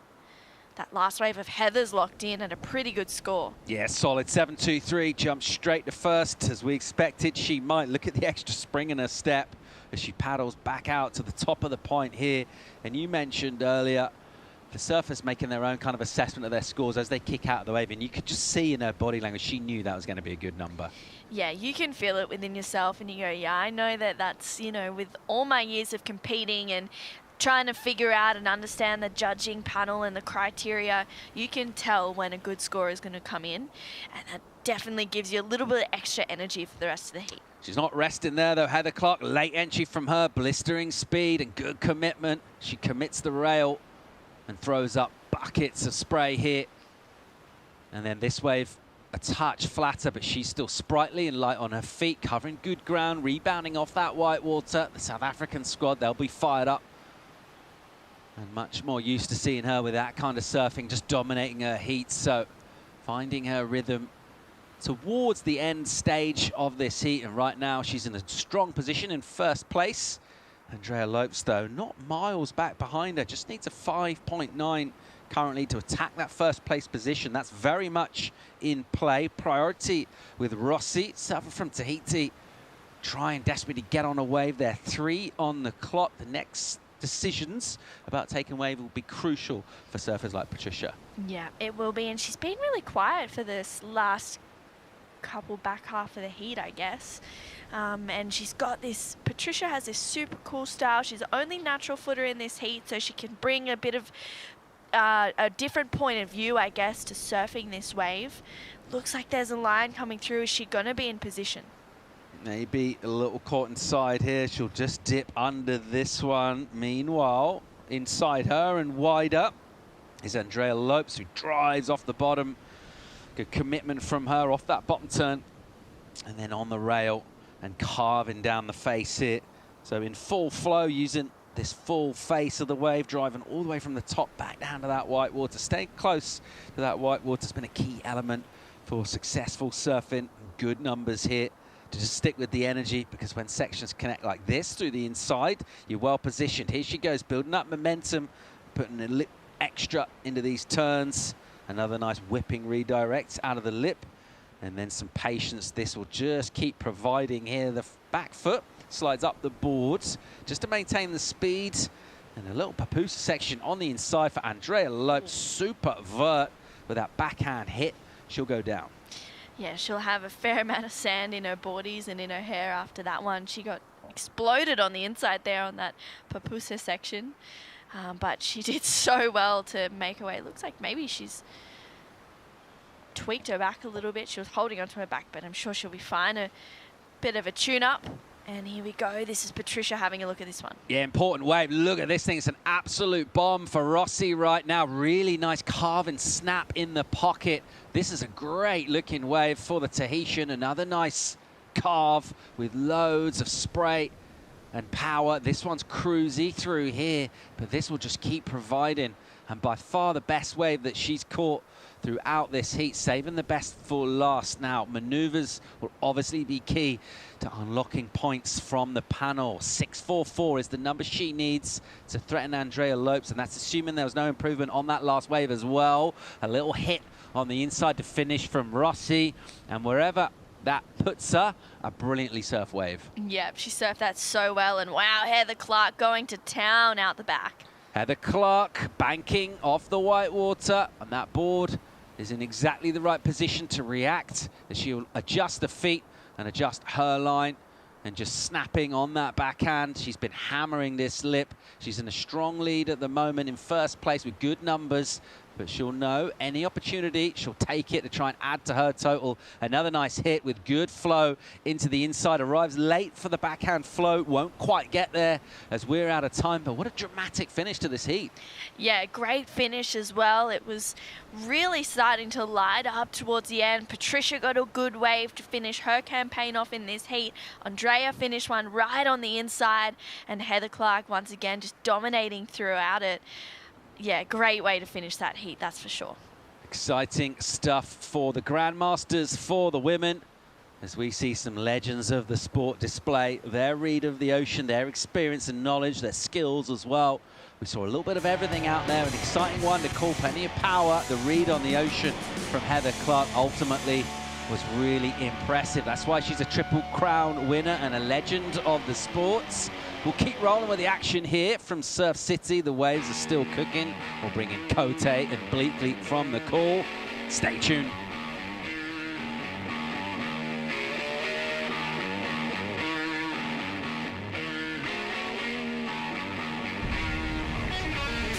Teahupo is one of the best waves you could ever surf.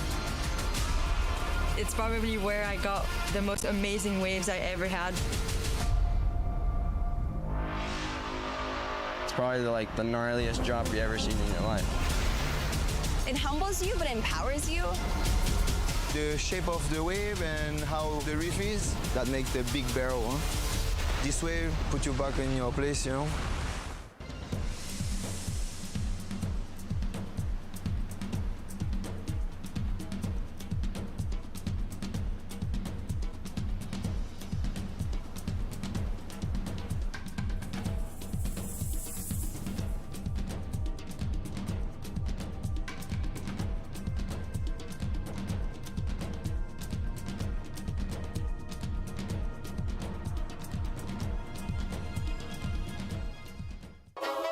It's pretty incredible of what you can accomplish. I think dream big and have fun with it.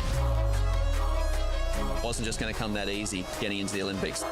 It takes a lot to compete against the best countries and surfers in the world. This is what you're waiting for. I think we're ready to rock. I want to do one better. I want to get gold medals. Few people in history get to go to the Olympics more than once. I love the competition. You put so much work into this moment.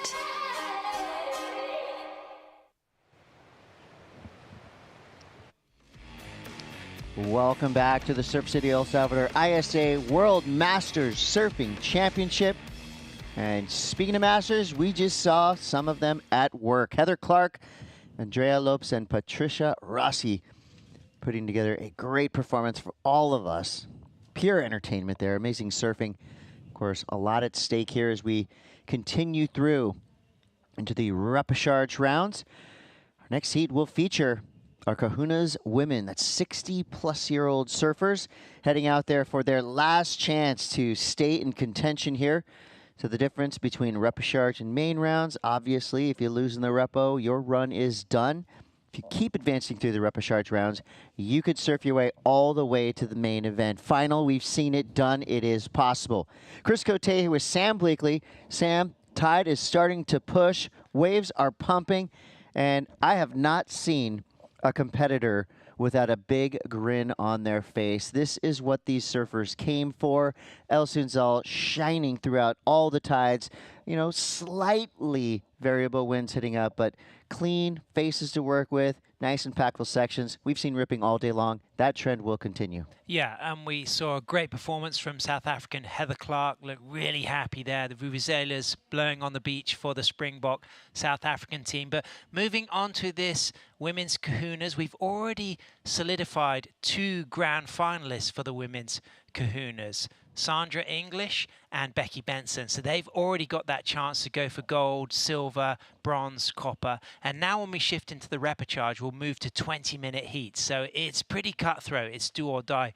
Think of the difference between 25 and 20 minutes, considering it's a 50-second, 1-minute long ride and a 300-yard paddle. Yeah, at least a 2-minute paddle out on some of the longer waves that these surfers have been riding. But these athletes are in top form. Carola Lucini, Maria Alejandra Mahor, Roberto Borges. We have got Brazil, Chile, and Argentina represented well in this repechage Heat 1. So out of this round, we will field our remaining finalists for our kahunas women. Remember, that's 60 and up. And I think the previous 2 finalists you had mentioned, Becky and Sandra, made us sound pretty smart because we kind of called those names from day one. But, you know, with their resumes, that was kind of an easy call. So now we're going to see who can pick up the pace and keep moving on in this competition. We're going to start it off with Carola Lucini, representing Argentina, trying to fight her way into this wave. It just kind of had a lump, push her out the back, but great positioning there. If she was just only a foot or 2 closer to that whitewater, that power section would have rocketed her down the line, but she has a lot of time left here. 17 minutes to go. But I think the difference there, you alluded to, Sam, that 5 minutes to 20 minutes, 20 minutes, you know, 2 to 3 waves, most likely. Even with 25 minutes, you're looking at maybe 4 to 6. Yep. Just that extra 5 minutes has to feel like an eternity when you're in these heats. So when you strip that away, you said it. It's do or die time, ride or die. Yeah, you got to get a quick start. But we saw that from Lucini on her 7-4 Jerry Lopez board, but that wave just dying on her, so it's not going to be a significant score, but plenty of time left, so it does go quicker when you don't have the 25 minutes. But the surfers finishing in 1st and 2nd will progress to that repechage round 2 to meet Barbara Rotka and Corinne Erkart, and then it's the top 2 from that heat that move to the grand final. As we look at those current conditions, we've already had that low tide on the push, high tide 5:32. What's local time, Chris, just now? We're looking at 12:30 local time here. So this is prime time. The tide is starting to push in, and with that, you know, if yesterday was an indicator of what we're going to see today, going to see these swells get a little bit more energy each and every set. We'll have a little bit more push through. It's still hugging that inside rock, and as this tide pushes up, you know, the field will condense a little bit. But the good news is all of our surfers still left in the draw. I've had a pretty good scouting report of this break at various tides. I think the big difference here is the last 3 or 4 days, relatively small, you know, 1 to 2, 2 to 3. Today we're looking at 4 to 6, and tomorrow we could be looking at some even bigger waves coming through. So all the research, the R&D, you know, the history, whatever videos they've been watching of this spot is going to come into play now as this tide pushes. So our kahuna women are waiting to activate here. And Chris, this was the original surf spot ridden in El Salvador. El Sunzal in the 70s was a real go-to. And 1977, they filmed the sequences for a lot of the surfing that was based at a mythical Malibu for the Big Wednesday film in Punta Roca, just down the coast, for the 1978 film, which was a really indication of the fact that this really is home of the right surf. Definitely. It's a great matchup right there. So 14:30 to go as our surfers wait for this set to come through. Let's go down to Benway on the boardwalk. Thanks, guys. Winner of the Women's Grandmaster Division, round 2, heat number 2, Fergie Heather Clark. Congratulations. Thank you very much. So a little bit of a slow start as far as you went in the beginning of the heat, but with 4 minutes to go, you get that 7.13, jumps you from 3rd to 1st. How did that cool your nerves, knowing that you're in a pretty comfortable position with very little time left? Yeah, geez, that paddle out is very long, and with the water being so hot, it flip and drains you. But from the start, it wasn't going to be an easy heat because Andrea is very strong. Patricia, she's also, can't take anybody from Tahiti with a pinch of salt, eh? The waves picked up a little bit today, and yeah, I had a very rocky start. I didn't enjoy that start at all. So it threw me off a little bit, but after I got my first one, kind of settled the nerves, but then with just a little bit of time left on you, I had to work really hard, and we were all getting waves out there, so it was a good touch and go heat, so good competition. Andrea said, just like old times, so yeah, but I'm stoked with my win, and I'm stoked with both of those waves that I caught, so yeah. Well, so much support from your team on the beach. How cool is it to hear the sound of the vuvuzela at the end of a heat, just knowing that you've gone out there and done your job? Yeah, they said to me, did I hear them blowing the vuvuzela? Even yesterday, and I said to them, I think when I'm on a wave, I think I'll go deaf because I hear nothing. Only when we come into the end there, I could hear, I think Tyrell was blowing it, so yeah, but it's ask Tash, she battles to blow it. But it's quite cool when you do. It does make your lips a little bit tender, but it's a good thing. Yeah, with this increase in size, you have that raging, roaring shore break, so that probably does deafen the sound just a bit. Yeah, geez, I was just saying to everyone at home, like normally you can hear swell breaking, but the last couple of days, like from flats, you couldn't really hear it. And then when we woke up this morning, you could hear that little bit of a grumble in the ocean. And when we got down here, the other mornings it was breaking, not on the rocks over here. And this morning there was a huge shore break. I think I got taken out in the shore break on dark.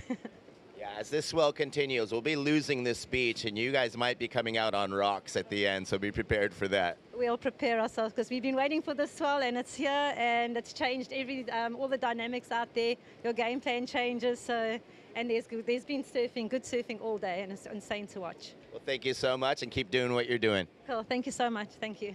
Back to the booth, guys. The legend of surfing right there, Heather Clark. I love that she, still has the excitement of a grommet, and sonically, yeah, there's a big difference today. It was really kind of chill vacation style surfing the last few days.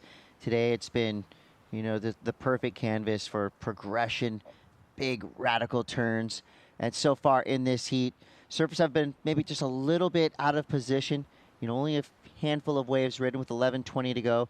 Roberto Borges, 2.67 to start. Maria Alejandro Mejor, a 1.5. Carola, just a quick up and out with a 6.3. So room to grow for all three of these surfers. Remember, the top two are going to advance through. So that third place surfer will be relegated to the cheering squad.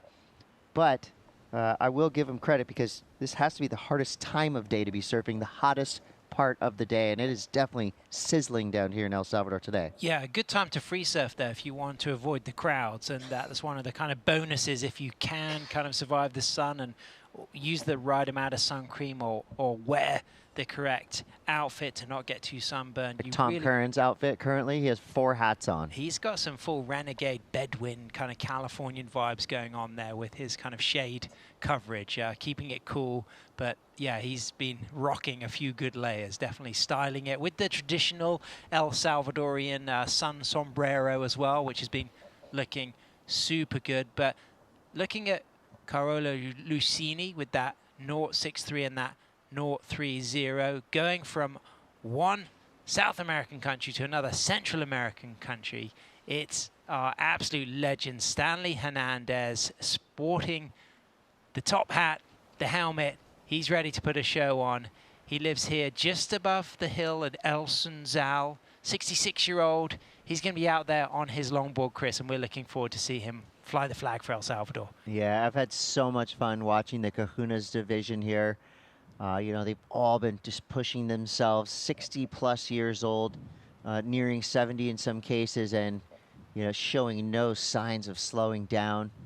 The stoke level, I mean, it is through the roof. Every surfer that's come in and done their post-heat interviews with Ben Way has been nothing but smiles and complimentary of this wave, and it just shows you why the ISA has chosen El Salvador as the host to so many events across every type of board, all age groups.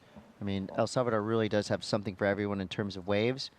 And when you go beyond the beach, the golf courses, the food, the experiences, the volcanoes, the helicopter rides. I mean, there really is something for everyone down here.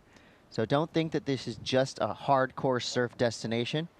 You know, we have surfers of all levels, all age groups, having the time of their lives down here. Yeah, And great. that could be you. Absolutely. Whoever's watching, that could be you. And the volcanoes for people into rocks, geology, geomorphology, over 100 volcanoes. Santa Ana is the tallest volcano, and this is also the land of the ancient Maya people. And there's UNESCO World Heritage Sites, Joya de Seren, where you can see an ancient Mayan town that was petrified by a volcanic eruption. And the Maya were really highly developed over 2,000 years ago with calendars, mathematics, hieroglyphics, cities across El Salvador, Honduras, Belize, Guatemala, and Mexico. So there's such a cultural fusion here, and I've really enjoyed over the various opportunities to cool events, learn about the local community, but also be inspired by the local surfers as well. And year by year, the recognition of how this development project to stabilize the economy, the culture through tourism is really empowering the local businesses and also opening opportunities for foreign businesses to invest. And you take a walk around El Tunco on any day and you can see all ranges of offerings, from street food through to high-end three-course meals, great golf courses nearby, and a range of places to stay. Great for the family, but also super fun for individual travelers. A great opportunity to meet fellow surfers from all over the world in El Tunco. Yeah, I know I've been recommending El Salvador as a surf destination, again, to people who, you know, might not be super comfortable traveling to a far-flung place that they don't know much about. El Salvador really does make it very easy for you. I mean, you set things up right, you get picked up at the airport, taken right here to Surf City, the rest is cake. And if you rewatch Big Wednesday, you can see the scenes that are supposed to be Malibu, but are filmed at Punta Roca because there's suddenly a tropical background in those scenes. It's pretty easy to spot. If I recommend all of you surf fans out there, have a rewatch of Big Wednesday and count the number of times when you suddenly notice that the background of a right-hander is completely tropical. And they're the scenes that were filmed in 1977 by Dan Merkel, George Greeno, a big stellar crew, of course, iconic surfers doing the stunt doubling. PT, the Leroy mate. the Maxicus, Matt Johnson, and Matt Barlow, of course, yeah, PT, Pete Townsend, of course, Ian Cairns, and of course Billy Hamilton, my favorite. You know, the way that he, you know, stunt double for Matt Johnson in a time where everybody was shortboarding. You know, they had to go back to boards that they learned to surf on. It was even hard to get shapers to build longboards in the mid to late 1970s. But that silky surfing of Billy Hamilton in Big Wednesday, absolutely timeless. Well, we're about to see some silky surfing, I think, from Roberta Borges, the award-winning photographer out of Brazil. That wave just snuck underneath these surfers. So at this tide, actually finding the takeoff zone can be a little bit tricky, because if they did paddle deep, you know, we've seen it happen already in the last couple of heats, you can get pretty easily caught behind. Like if they were at that whitewash line right there, this next set rolling through may just catch them a little deep, but it looks like they may be in the perfect position to pick off this first wave of what looks like there's about 8 set waves lining up towards the horizon. Roberta having a dig there, just unable to get over the bump and get into that one, but plenty of more waves coming through. And Chris, looking at the countries on display, Brazil, Chile, Argentina, of course, Argentina and Brazil, both Atlantic coasts, Chile, a Pacific coast, the land of the long left-handers. Argentina, incredible surf community, a lot of it concentrated around Mar del Plata, but up and riding our Chilean. Is she going to make this drop, Chris? She's hanging on. Just gets thrown off her board. Powerful whitewater here. You know, you see a little bit of a chunk coming up the face of some of these waves. It's kind of holding some of these surfers back. Roberta just getting into the kahunas with her age 60 plus, so she makes the cut. And out there in the lead with that 267, like you referenced, a photographer, recent winner of a very prestigious photography prize, which she was awarded in Italy for her work around ecology and environmental preservation. And she talks about how surfing in the ocean is her passion and lifestyle and inspiration, but photography is her artwork. So she's sitting pretty good with that 2.67 because it's one of those low-scoring heats, and that 2.67 could matter. Looks like we've got Maria Alejandra Mejor on the inside, and she's up. Nice. So right her up. Trying to stay in this wave and again just a bit out on the face. But good effort there. Just a 1.5.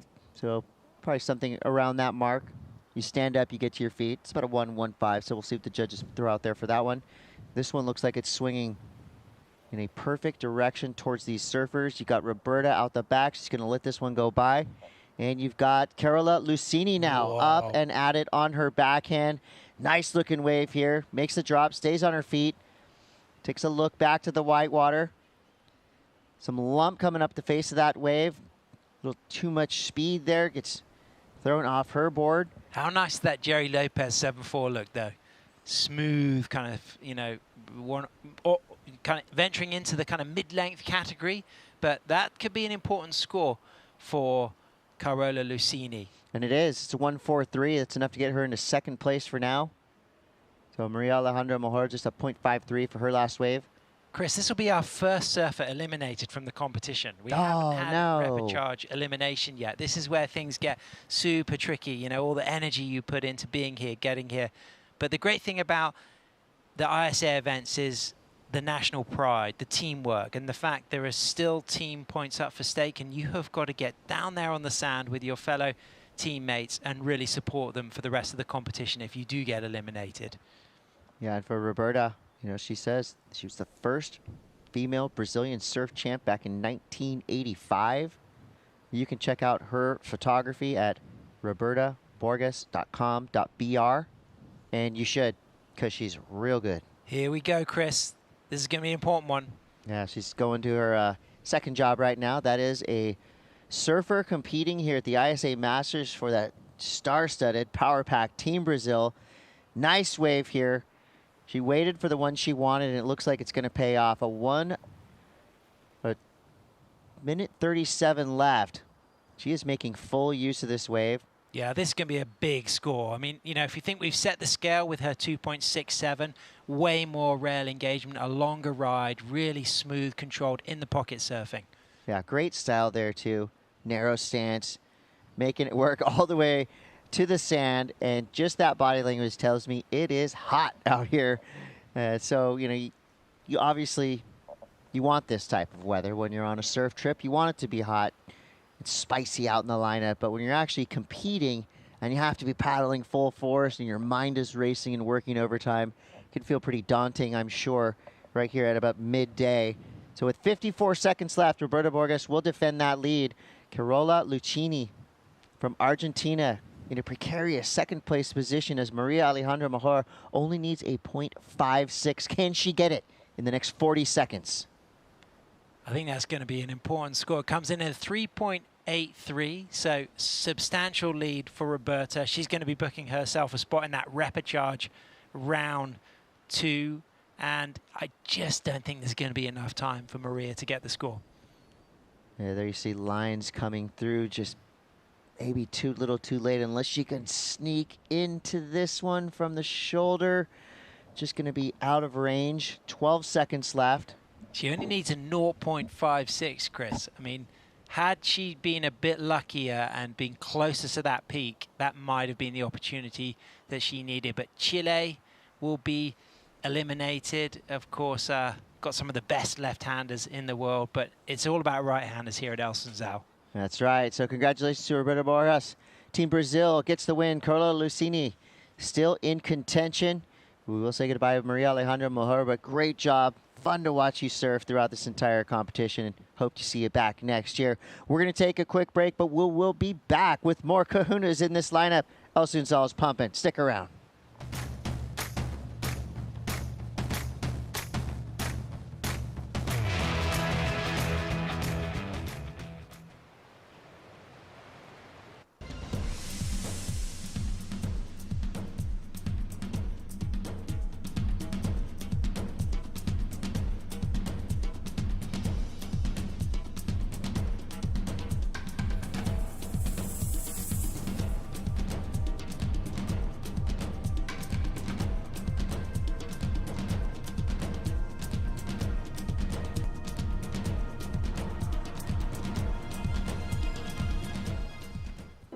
This message is for all surfers in the world. The oceans need us today more than ever. The Sands of the World ceremony is our way of uniting the world in peace through surfing. Now let's begin the Sands of the World ceremony. It's the ISA symbol, and it symbolizes what we know, peace in the world through surfing. It's a meaningful ceremony in which you bring sand from your beach, you pour it there with your teammates. This ceremony stays with them for the rest of their life. When it came to Tahiti, Tahiti embraced the opening ceremony with the Sands of the World. And the beautiful box that we have today, it's staying in Teahupo'o. To be a surfer is not only to go surfing. It is also to take care of the oceans, to be good people inside and outside of the water.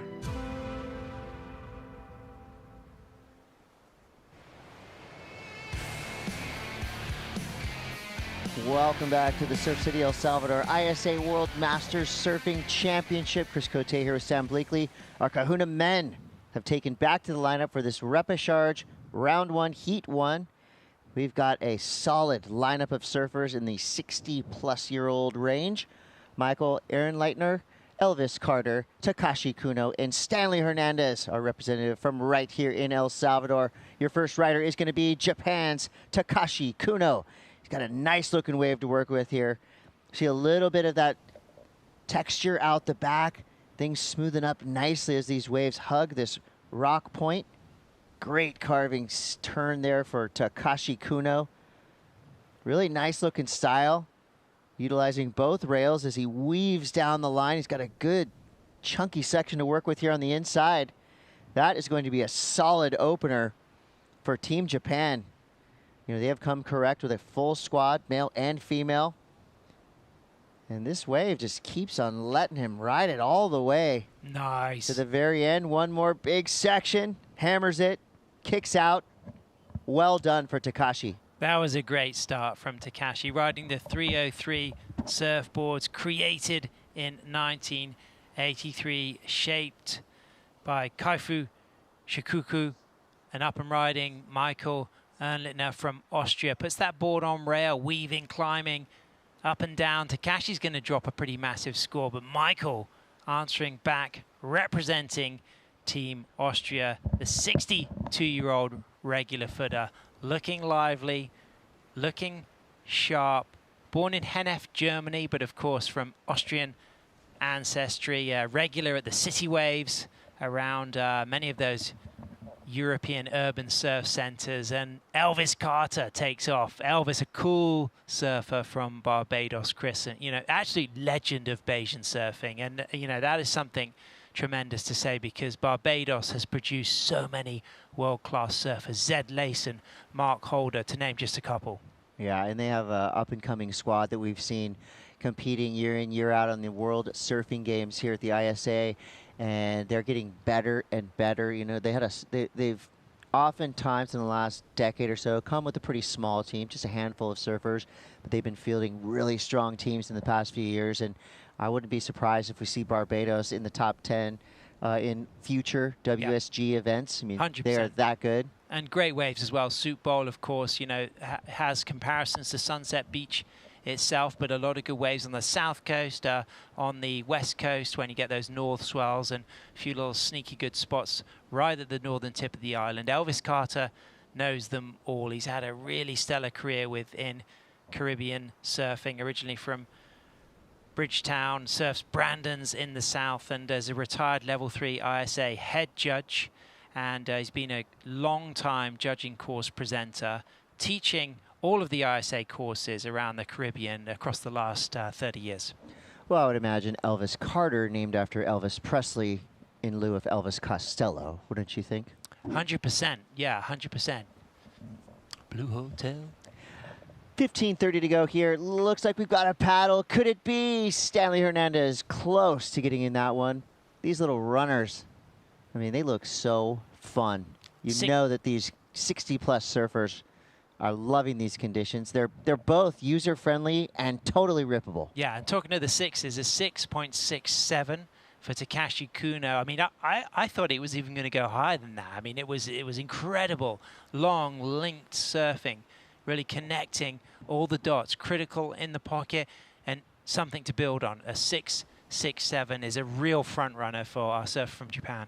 Yeah, I mean, he did a ton of turns all the way down the line. And it was rewarded, 6.67, so that's got to feel good for Takashi. You know, he watched Shuji earlier on dropping 8s and 9s. Yep. So that definitely fired him up. You know, if your teammate starts doing well, it just helps raise the bar for the entirety of the team.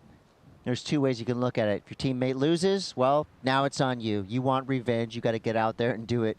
Lift up the rest of your team members. If your team members are ripping and everybody's getting 8s, well, you got to rise to the occasion as well.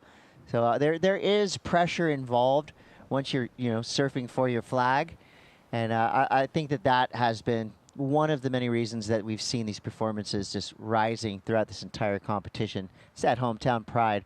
So our Kahuna men wait for the next wave to roll through. Let's go down to Benway with the post-heat interview. Thanks, guys. We're here with the Kahuna Women's Rep 1 Heat 1 winner, Roberta Borges for Team Brazil. Parabéns, congratulations. Oh, gracias. 2 días muy distintos, né? El primer día no había olas en mi heat, estaba muy difícil, me faltó olas, pero hoy hay más olas, muchas olas, mejor, pero me quedé muy bien, así me sentí bien. She said very distinct days. Yesterday there weren't many waves, especially in her heat. Today there was tons of waves, and she's feeling very good to be bringing it through. So what I'm going to mention is that it didn't work out that well yesterday. She was sent into the rep round, but sitting in a great position to keep that fight for the gold for Brazil. So, así que no te salió tan bien en el heat de ayer, por eso estás metido aquí en el repechaje, pero ahora sí. Estás en una buena posición para seguir peleando por una medalla de oro para tu equipo de Brasil. Sí, esperamos que sí. Na verdade, me gusta muito a ola de Salvador, exatamente Sunzal. É minha terceira vez acá. Assim me gusta mais do que quando não há muitas olas. A primeira vez que vi 100 olas foi ayer. Então, agora estamos nos preparando para pegar as melhores. Said she loves the wave here, and she couldn't believe how good the waves were, and she was surprised not to see waves for the first time because she knows that this place is always pumping. I'm going to mention about her merits in photography and ask if she has any new projects going on. Estaban hablando en el web sobre tu trabajo con la fotografía y que habías ganado un premio por tu trabajo en fotografía y para tu trabajo con la ecología. Y tienes algunos proyectos ahora en que estés. Sí, en verdad terminó un proyecto que me fui premiada, que el mar es mi metáfora, donde las olas son, mi descripción, las olas son todo que necesito como metáfora para preservación, né? Entonces continuo trabajando neste proyecto. So she finished her project, won an award where she was using the ocean as a metaphor for preservation. ¿Tienes algunos proyectos que podemos esperar? Siempre hay. Ahora estoy empezando a hacer algo dentro da agua, sí, con caixa estanque, hacer fotos adentro. Cool. So now she's working with underwater photography, and there's a lot of things to look forward from her. Bueno, parabéns y muito obrigado. Okay, gracias. Gracias por todo, Brasil. Back to you guys. Thank you, Ben. Congrats to Roberta. Surfing her way through the repechage rounds, and hopefully for her, she will earn her spot back on the main podium. She could potentially be a finalist in the next few days. One of the really cool elements to Masters competition here in 2024. How those pelicans as well. Yeah, that was awesome. In 2024 here we do have, our field is basically pretty condensed when you compare the Masters division to the juniors and the World Surfing Games. And that gives us the luxury of kind of being able to time things out. You know, we have some freedom here to work with, and full day yesterday, we have a full day today. It's going to set us up really nice for the final few days of competition. Yeah. We're going to be able to pick the eyeballs out of this swell. You know, not that there's any lack of waves coming through, so that's not going to be a problem. but I think we're going to be able to get the best of the tides and the best of the wind conditions. Yeah, we had the freedom to have a lay day on our first day of the waiting period because it was pretty small. The period went down to an usually small 7 to 8 seconds, which is almost unheard of in El Salvador, demonstrating how consistent this region is. I mean, you come from California. You've had quite a slow season in California, but it's come alive in California as well. Man, we would have loved to be surfing, quote, flat El Salvador for the last 3 months in California. We did get a little something, but I mean, that's why those are the months, the weeks that make you really want to go on a surf trip. And I think I was thinking about El Salvador during those flat spells. I bet you were. And I think what we're starting to appreciate with El Salvador, yes, home of the right surf. We know all about the right-hand point breaks, of which there are a variety. If you want barrels, you can find barrels. But there's also a few fun beach breaks to offer some wedgie conditions. And even just looking now here at El Sunzal, if you just head halfway between here and La Bocana, there's a great beach break section that a lot of the locals teach lessons on. And if you want to have a free surf away from the hustle and bustle of the point, you can snag a few lefts and rights at the beach break just 300 yards out of shot. Yeah, no doubt. I mean, we don't want to sound like a El Salvador infomercial here, but everything we're saying is true.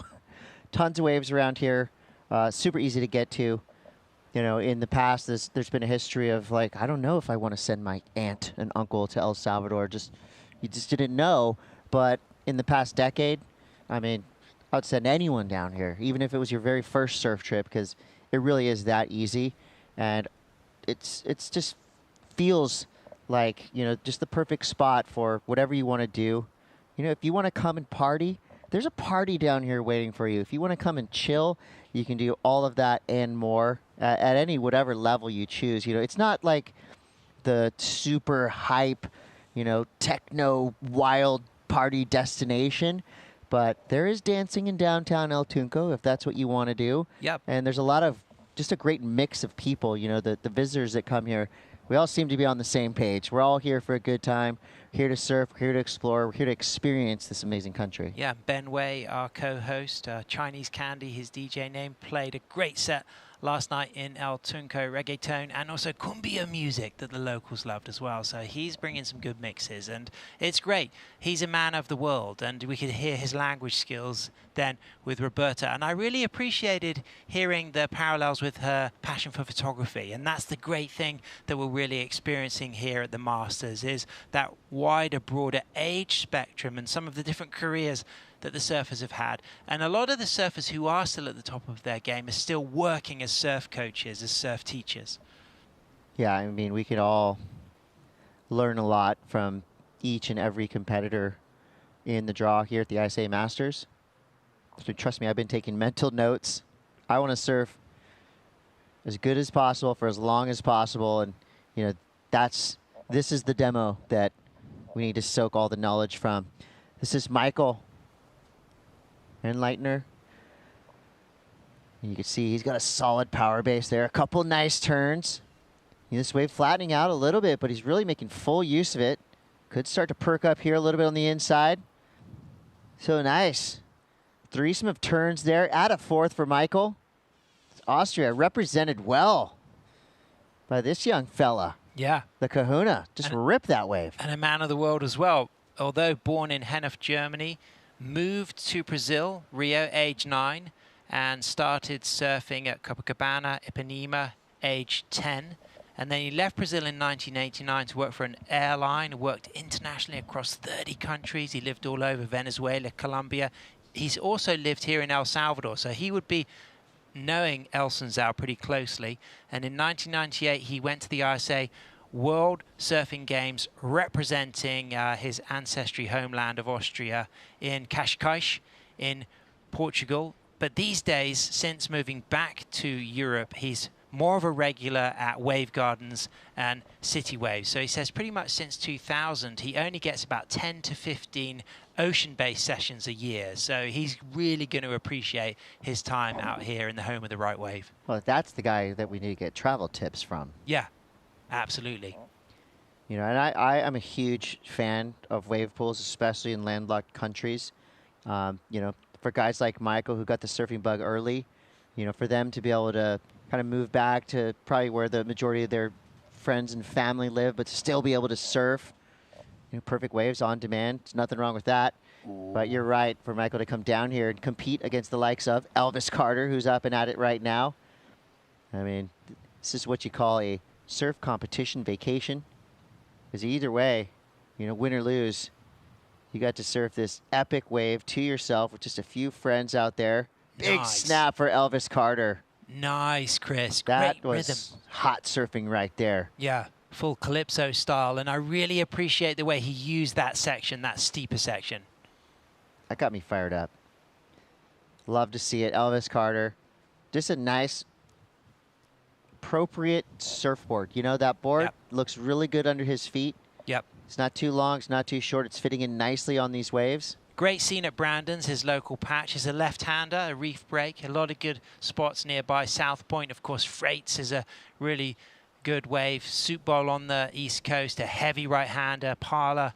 And you got the spots on the West Coast, Mullins, Tropicana, a lot of good A-frame reefs and barrels. But Elvis Carter, he looks super at home, Chris, on that wave. And I think this is going to be a super important score. Might well put him up into second position. Yeah, I'm right there with you.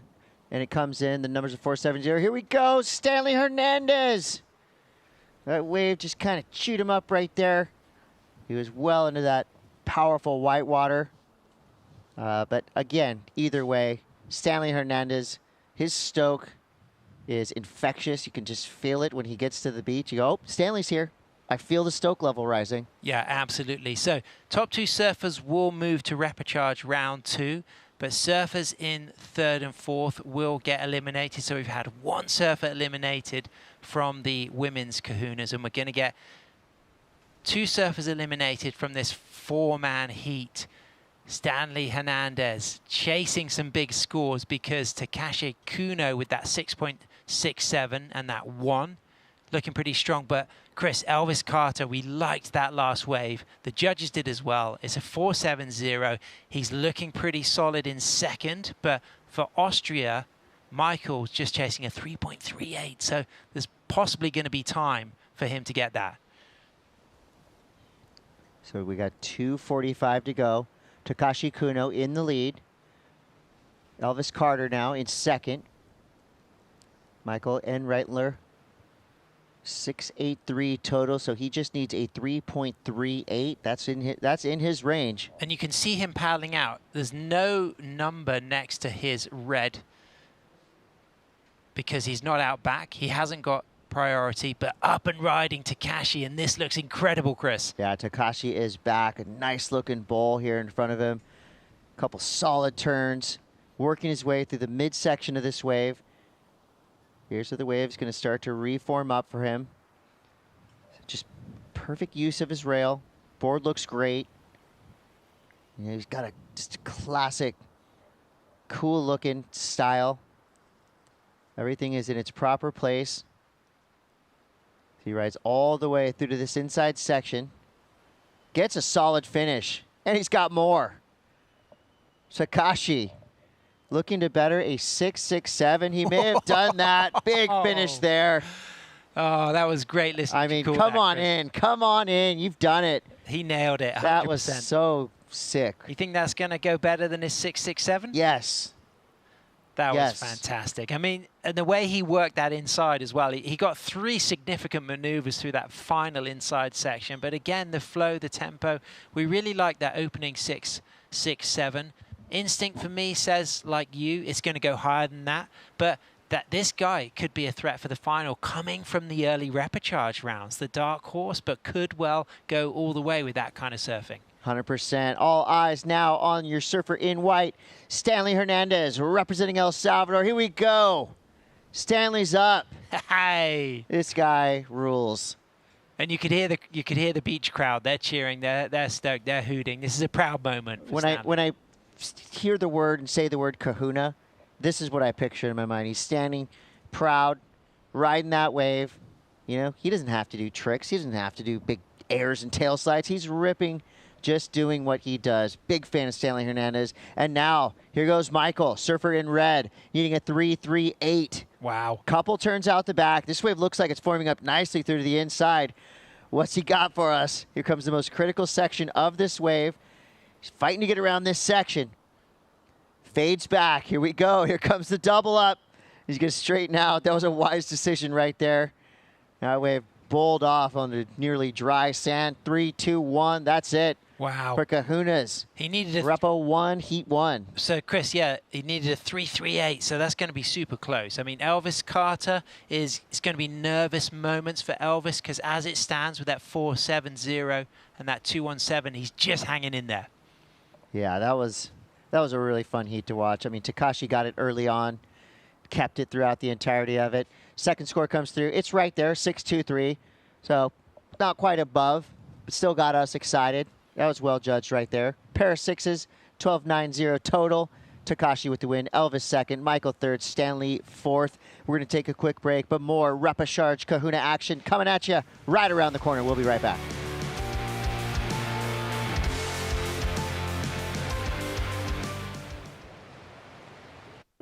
This message is for all surfers in the world. The oceans need us today more than ever.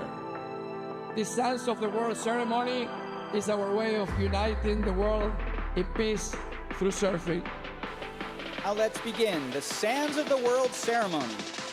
It's the ISA symbol, and it symbolizes what we know: peace in the world through surfing. It's a meaningful ceremony in which you bring sand from your beach, you pour it there with your teammates. This ceremony stays with them for the rest of their life. When it came to Tahiti embraced the opening ceremony with the Sands of the World. And the beautiful box that we have today, it's staying in the Hupo. To be a surfer is not only to go surfing. It is also to take care of the oceans, to be good people inside and outside of the water.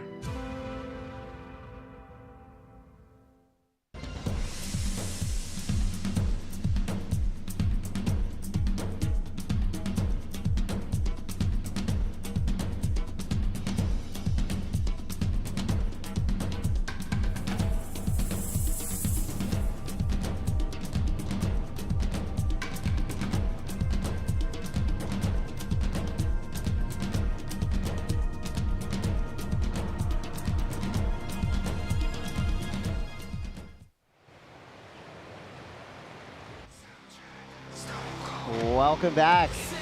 Our Kahuna men, 60+ years old, ripping this place to bits. Chris Cotero, Sam Blakely. We are live from El Sunzal.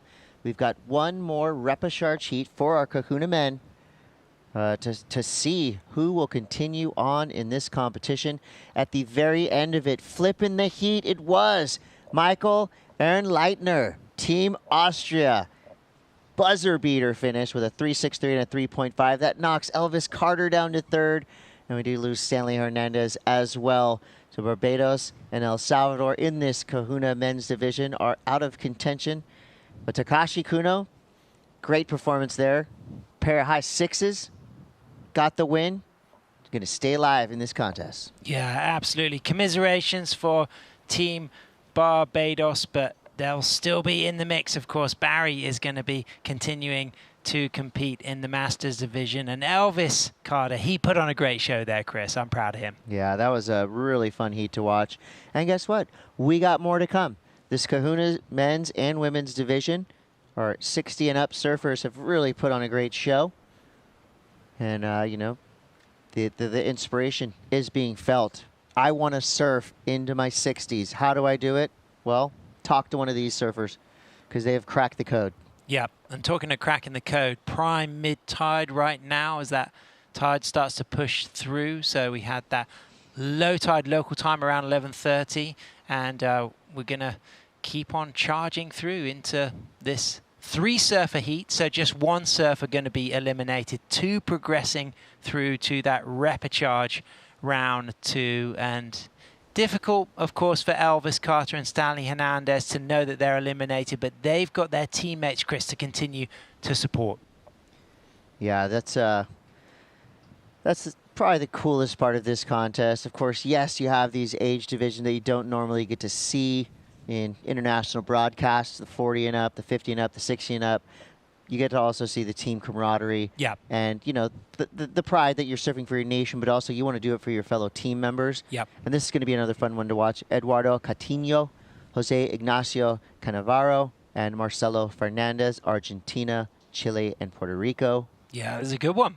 Yeah, this is going to be a great heat to watch. All three of these surfers did really well in their opening rounds. It's just, you know, sometimes you go up against a buzzsaw like we've seen in some of those previous heats where one surfer just happens to be in the perfect cycle, getting the best waves.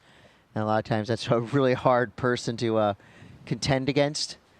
Luck does play into it. Yep. But also, you know, there's a difference between a 68-year-old surfer and a 60-year-old surfer at times. But, you know, I couldn't identify that difference in this division because everyone's surfing so well. Yep. And you can generate your own good luck by good positioning, good timing. Eduardo Coutinho, a pharmacologist, 61-year-old, riding his Town and Country Glen Pang, and he is on the pulse. Great bottom turn right there. And you will get credit from the judges for that. Nice fade. I love this just classic, stylish approach to this wave. He's kind of waiting for the wave to do the work for him, and that's a good call because now it starts to build up a little bit, some power on the inside section. So a good turn there for Eduardo. And it looks like he's got some vicious intent for this inside reward. And here it starts to shape up, building speed, staying in the pocket. Here's that closeout section. He doesn't want anything to do with that. That was actually a good call because it goes pretty much dry right there. You want to risk anything too drastic when you still have 16:50 to go. So judges are going to take a look at that wave, throw out a score. While they're doing their business, let's go down to the boardwalk with Ben Way.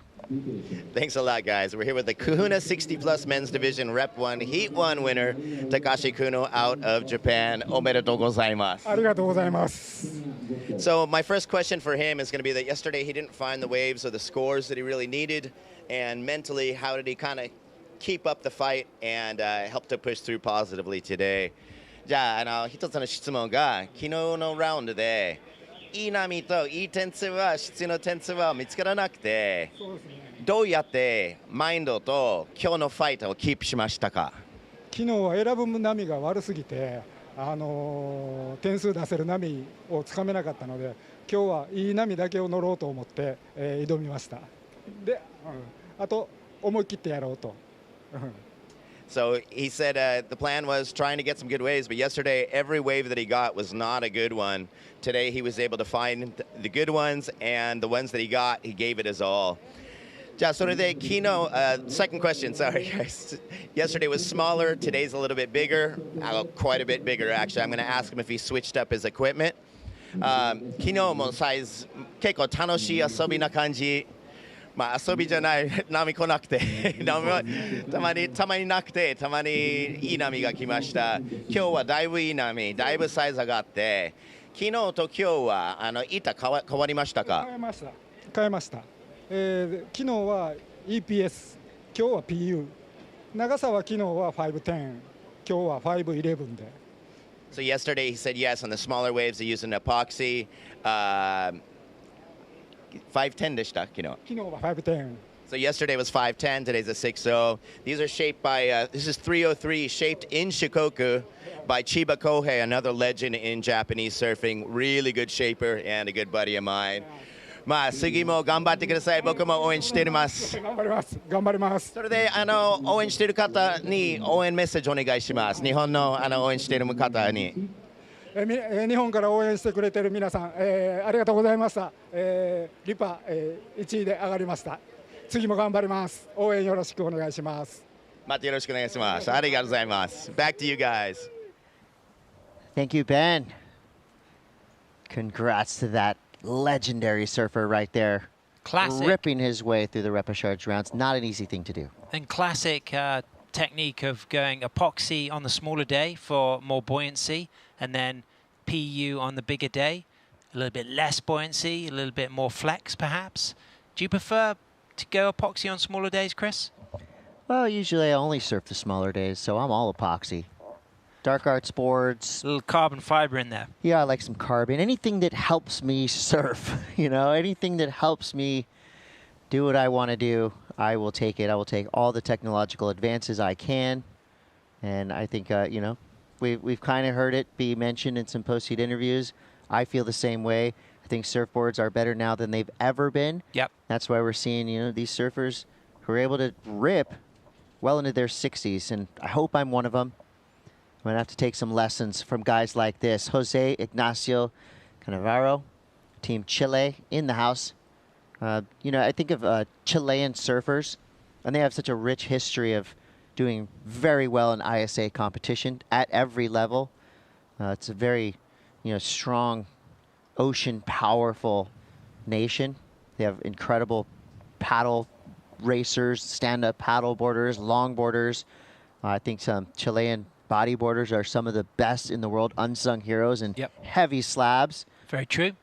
They seem to be able to do it all. And at the moment, Jose is in second place, so he's doing well. But Marcelo Fernandez from Argentina has something to say about it.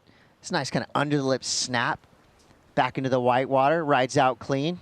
Good pull out with 12:30 to go. Yeah, nice cut back at the end as well. And talking of boards, Papaya Surfboards here in El Tunco, you can get locally built boards, and also you can read locally published magazine, Wet Papers. Fantastic local surf magazine, onto their 3rd issue already, really celebrating the likes of Martin Perez and all of the iconic El Salvadorian spots and surfers. And that says a lot when you've got a thriving surf community, and then you start to get the surfboard manufacturing as well as the publishing. And once those things all start to come together, then you're really talking business. Yeah, we've got a solid surf industry developing down here in El Salvador. Some great surf shops up and down the coast here as well. Still my favorite import, though, or export, I should say, pupusas. I had an amazing one last night in downtown El Tunco. I snuck away from the crowd. With some coleslaw? Oh, yeah. 100%? And what's the red sauce? It's not super spicy. It's like a tomato-based kind of thinner sauce. Oh, it's so good. I got to get the name of that. Whoa, look at that section. Mind surfing that. I mean, it's, again, the winds have really cooperated, Chris. We've had the pushing tide. Look how glassy that pocket is. I mean, you can just really picture yourself coming smooth off the bottom, big vertical hook under the lip there, and just going back out for more every time. Oh, it is looking so fun. And look at it, it's just stacking to the horizon. Looks like Eduardo having a pile. He gets into it. And look at the wall forming in front of Eduardo here. Nice carving snap there for Coutinho. He's going to wait for this one to develop. I'm a big fan now of his fades. I love how he fades down and is able to wrap it around that white water and get back on the open face. We'll see here with 10 minutes and 40 seconds left. If he's going to tussle with this inside closeout, he's going to get out of there. Again, good decision. Yep. I don't think a floater on that inside section will do much for you, and he already laid down the law on some clean lines on that wave, so that's going to help him out. He's sitting on a 3.5 for now. That'll be a solid backup score, at least, if not more. Yeah, absolutely. He's going to be in a good position. All surfers will be carrying one similar kind of score for their backup. Marcelo, that 3.4. Coutinho, 3.5. He's going to go way out into the lead, but it's going to be pretty evenly poised. Other surfers will be chasing things in the 4 or 5 range. 10 minutes to go now. Look at this set coming through. That right there gets every surfer excited. Roundhouse cutback paradise. And I love waves like this where you do have these kind of like flatter sections, but that just allows you to really get your feet set and prepare for what you know is going to be a good meaty section. And you see it right there. So you would have done a couple roundhouses. Here's where things start to escalate a little bit. You can turn as hard as you want. This wave will match all the power you've got. 9.5 to go. Thanks to our crew, I was just told, Salsa Roja. Salsa Roja translates roughly to red sauce. There we go. That's the stuff with the coleslaw and the pupusas. Of course, pupusa. Simple bean and cheese pupusa every day. I mean, can't go wrong. Whoa, into the barrel section. Coutinho. Whoa, where did he come from? Well, that is the pupusa section. And if you've never had a pupusa, it's made of rice flour or cornmeal, usually served with coleslaw and salsa. But there's also great fruit here, Chris. It's not the mango season, but last time I was here in April, it was still the mango season. And then on top of that, we've already talked about the coffee you can take home for the family. Have you bought your coffee yet to take home? Or are you going to do that in a couple of days? Yeah, I've started collecting some bags from around. And so you've got your driftwood, you've got your coffee. Now, have you got a pupusa recipe? I'm going to need to buy a secondary suitcase is what I'm going to need to do for the sticks. You know, I will bring a pupusa making kit home with me if that's allowed. Okay. You know, watching these the locals cook these pupusas, it's just they're cooked on a big flat griddle. Yep. They kind of look like medium-sized pancakes, but I would say like they look like a pancake, but they're more like a quesadilla. Yep. But there's just something different about them. I'm getting hungry. I got to stop talking about pupusas. Let's stop. We have got a late lunch waiting for us. But what about Coutinho pulling into that section? That was awesome. Big fan of that. So he got a 3.5 for his last ride. We've still got a score to drop for that little glimpse of a pull into a closeout. Look at probably this not wave. going to. Yeah, probably Sorry to interrupt, but did you see that? It's just perfect tide, mid-tide, dream tide. No wind. Here we go. Jose Ignacio Cannavaro just held out of that wave. You know, see, that's the kind of illustration of it, right? If he would have been way out the back, just in the right spot, opportunity for a couple turns there, get through that flat spot, it's going to reform on the inside. He just happened to be right in the middle where it kind of went flat right underneath him. And one of the cool things about Sunzal is the texture of the whitewater. You know, you have to be careful. If you hit it too hard, it swallows you. You've got to use it to turn away from. You can't really use it to push you back into the face. There's a real art to dealing with the whitewater at El Sunzal. The number of times that you can go into a big cutback and think it's just going to rebound you, and it just like eats you up, swallows you. And then when you do get your tempo right and just cut back at the right moment and really get that rhythm going with Sunzal, that's a nice feeling. Yeah, if I'm thinking of kind of music when I think of this wave, I'm thinking classic rock. You know, these are extended songs. There's ups and downs. There's highs and lows. There's aggressive sections. There's mellow sections. Yep. And here we go. Marcelo Fernandez, Team Argentina. Deep, faded bottom turn. Straight into the pocket, looking for the tube. Nice little pocket ride right there. Gets around it.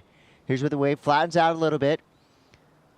Wisely done. Fades back into the whitewater. Trying to hang in there.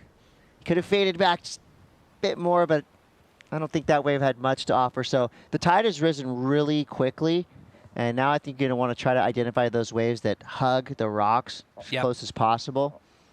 That one went kind of out to sea, and you saw it just start to dissipate beneath him. But the section that he had on the outside was pretty sweet. Yep. So the high tide, 5:32 local time this afternoon. It's 1:30 just now. Big section for Marcelo. This is his second score, so this is going to be important for him, and it's going to put more pressure on our Chilean surfer. Yeah, as we get to that 5-minute mark, there's the Chilean flag.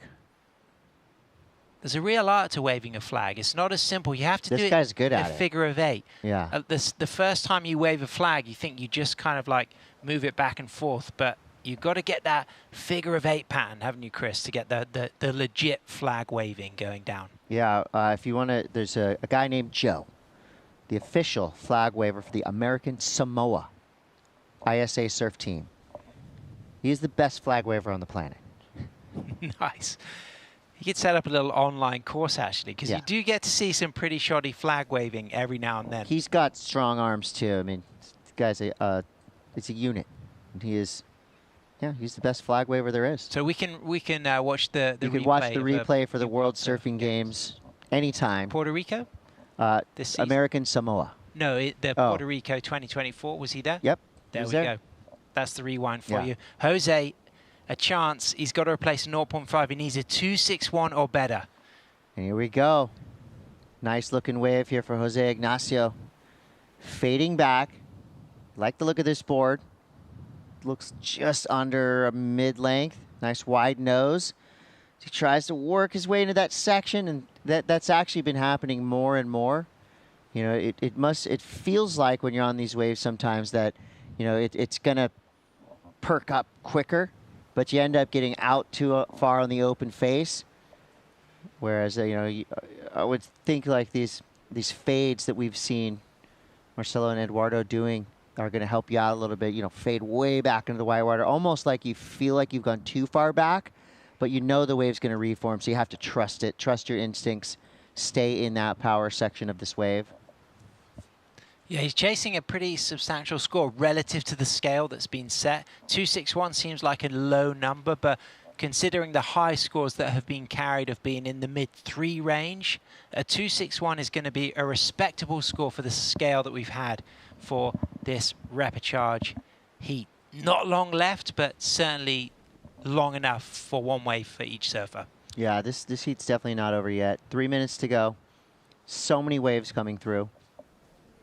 Chile, 4,000 kilometers of coastline. That's Goofy Footer's paradise, because there's a lot of great left-handers. Nearly 400 kilometers of coastline in the south-facing stretch of El Salvador, where we see the Argentinian flag also mixing the blue and the white colors, the difference being the darker blue that you get in the El Salvador flag. And the coat of arms in the middle of the El Salvador flag has a number of volcanoes represented as well. But Argentina, Marcelo, sitting pretty good with that 3.4 on that 187, but you just feel like there could be a kind of change. All of the surfers are in position for one last wave, Chris. Yeah, our Argentinian flag wave are nicely done right there. Different approach, a little smoother, a little slower, but as you mentioned, a big figure 8.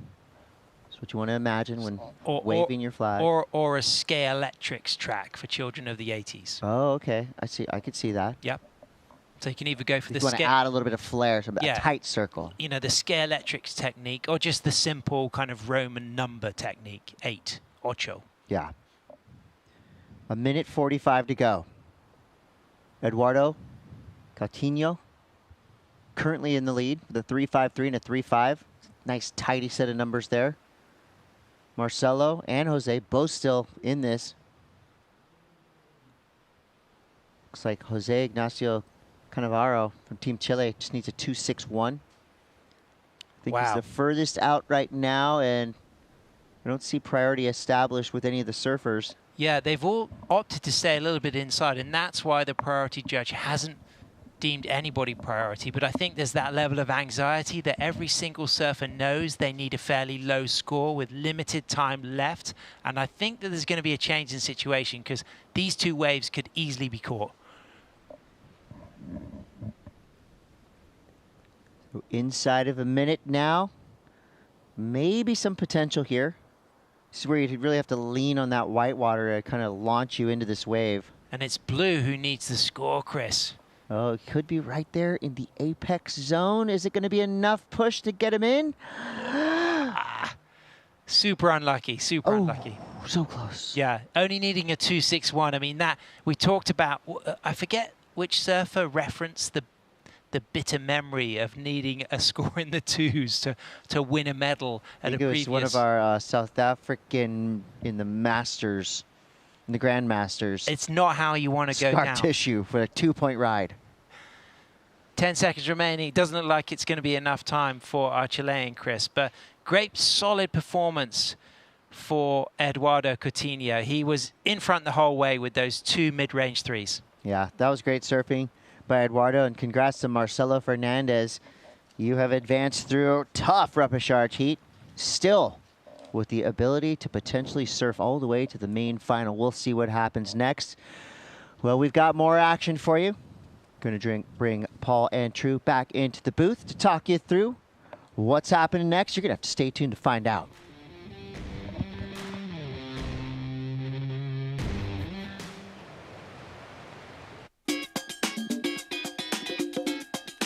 Welcome everybody to the ISA World Master Surfing Championship. We're back again, and we hope and we plan to have the Masters every year, or hopefully for the next few years, in the beautiful country of El Salvador. And we feel that this is a great part of the ISA World Championships, providing a place, a venue for all those surfers that just don't surf anymore. Enjoy it. These World Masters we hope to have every year. Some of you guys will go home with medals, of course, and some, of course, will not. But all of you guys are champions, and because you represent the best of the best of the over 40-year-old surfers in your countries and around the world. Y queda por inaugurado este Master ISAsurfing 2024 en Surf City, El Salvador. ¡Yay!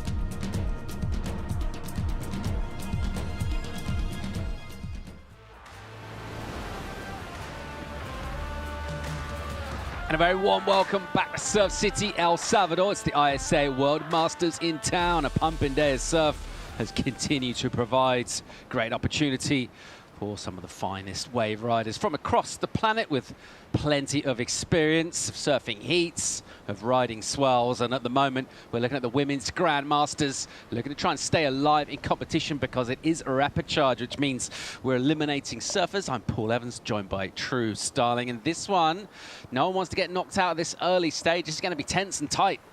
It is. This is rapid charge round, so whoever gets third in this gets knocked out. They're done. They won't get into that next rapid charge round and have a chance of getting to that grand final. But I like it. I like when the stakes are a little bit higher. It makes for a really good heat and some really good performances. Key ingredient to all of this stuff, of course, is the waves and the surfers continue to provide great energy throughout the day here. Good performances going down in that last round. We enjoyed watching that as well. And if you are trying to avoid getting elimination, what you really want is a bit of a chance with the ocean.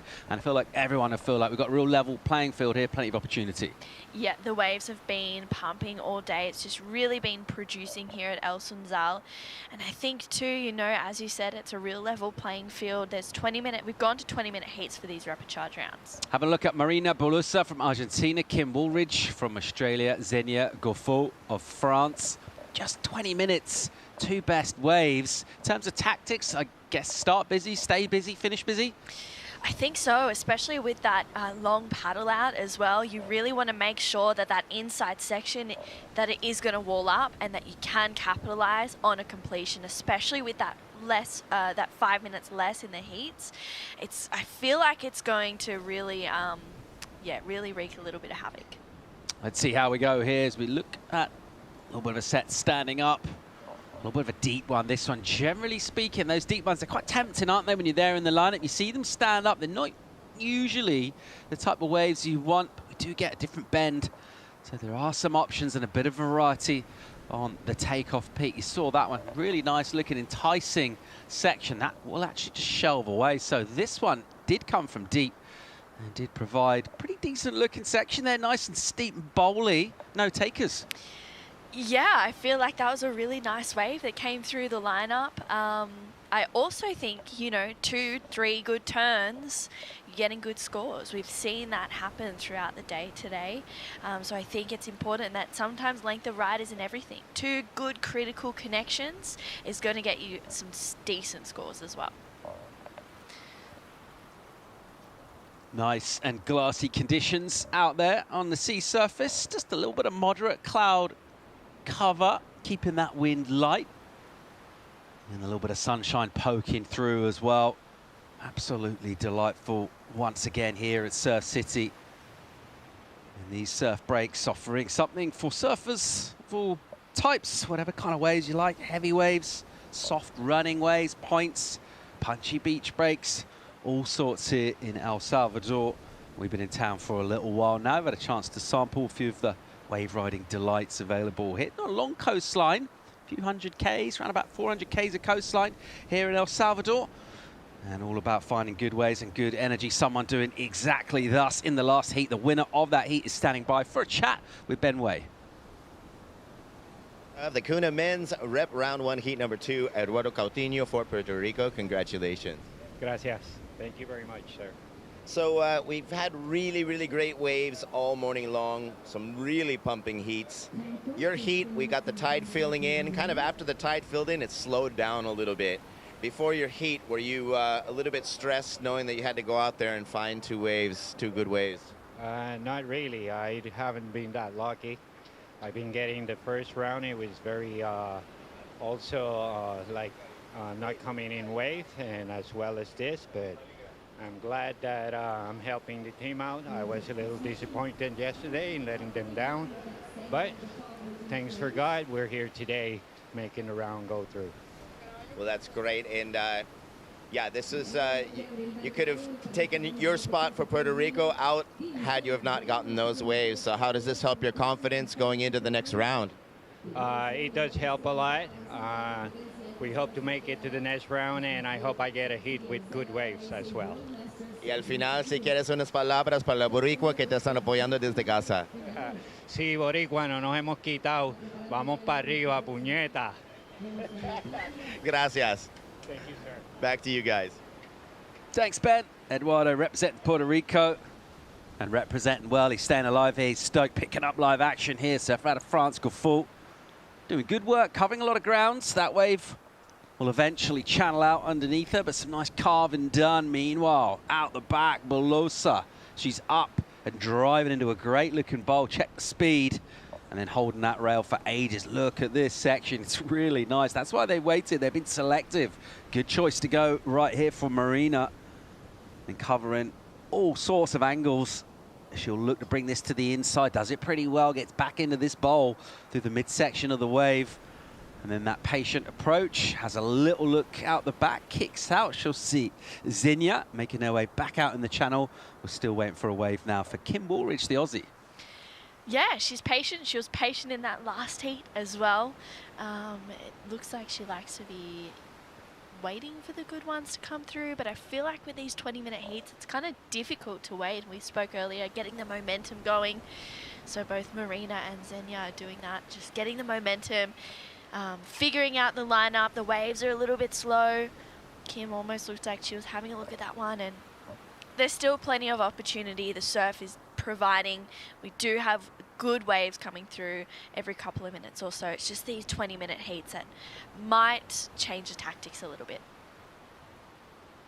So Kim Woolridge there. We'll watch her from above. She looked like showing a bit of interest at that wave. Maybe caught in two minds a touch. It was a little bit shouldery. She got close to it and then thought better of it. Meanwhile, a stretched out line out the back from above. You can see these sets come marching in.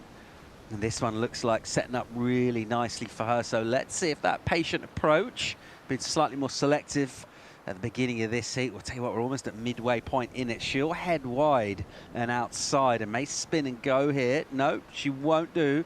So doesn't go that wave. And with 20 minutes on the clock, she's been very selective here. True, do you like this approach? She's been super selective, but I'm not sure. You're allowed to say no if you don't like it. I'm going to go with no. I don't like the approach. I think it's important to be busy, especially when it's like this, when the waves probably aren't coming through as much. So even if you get two good turns, like I said earlier, you're getting good scores.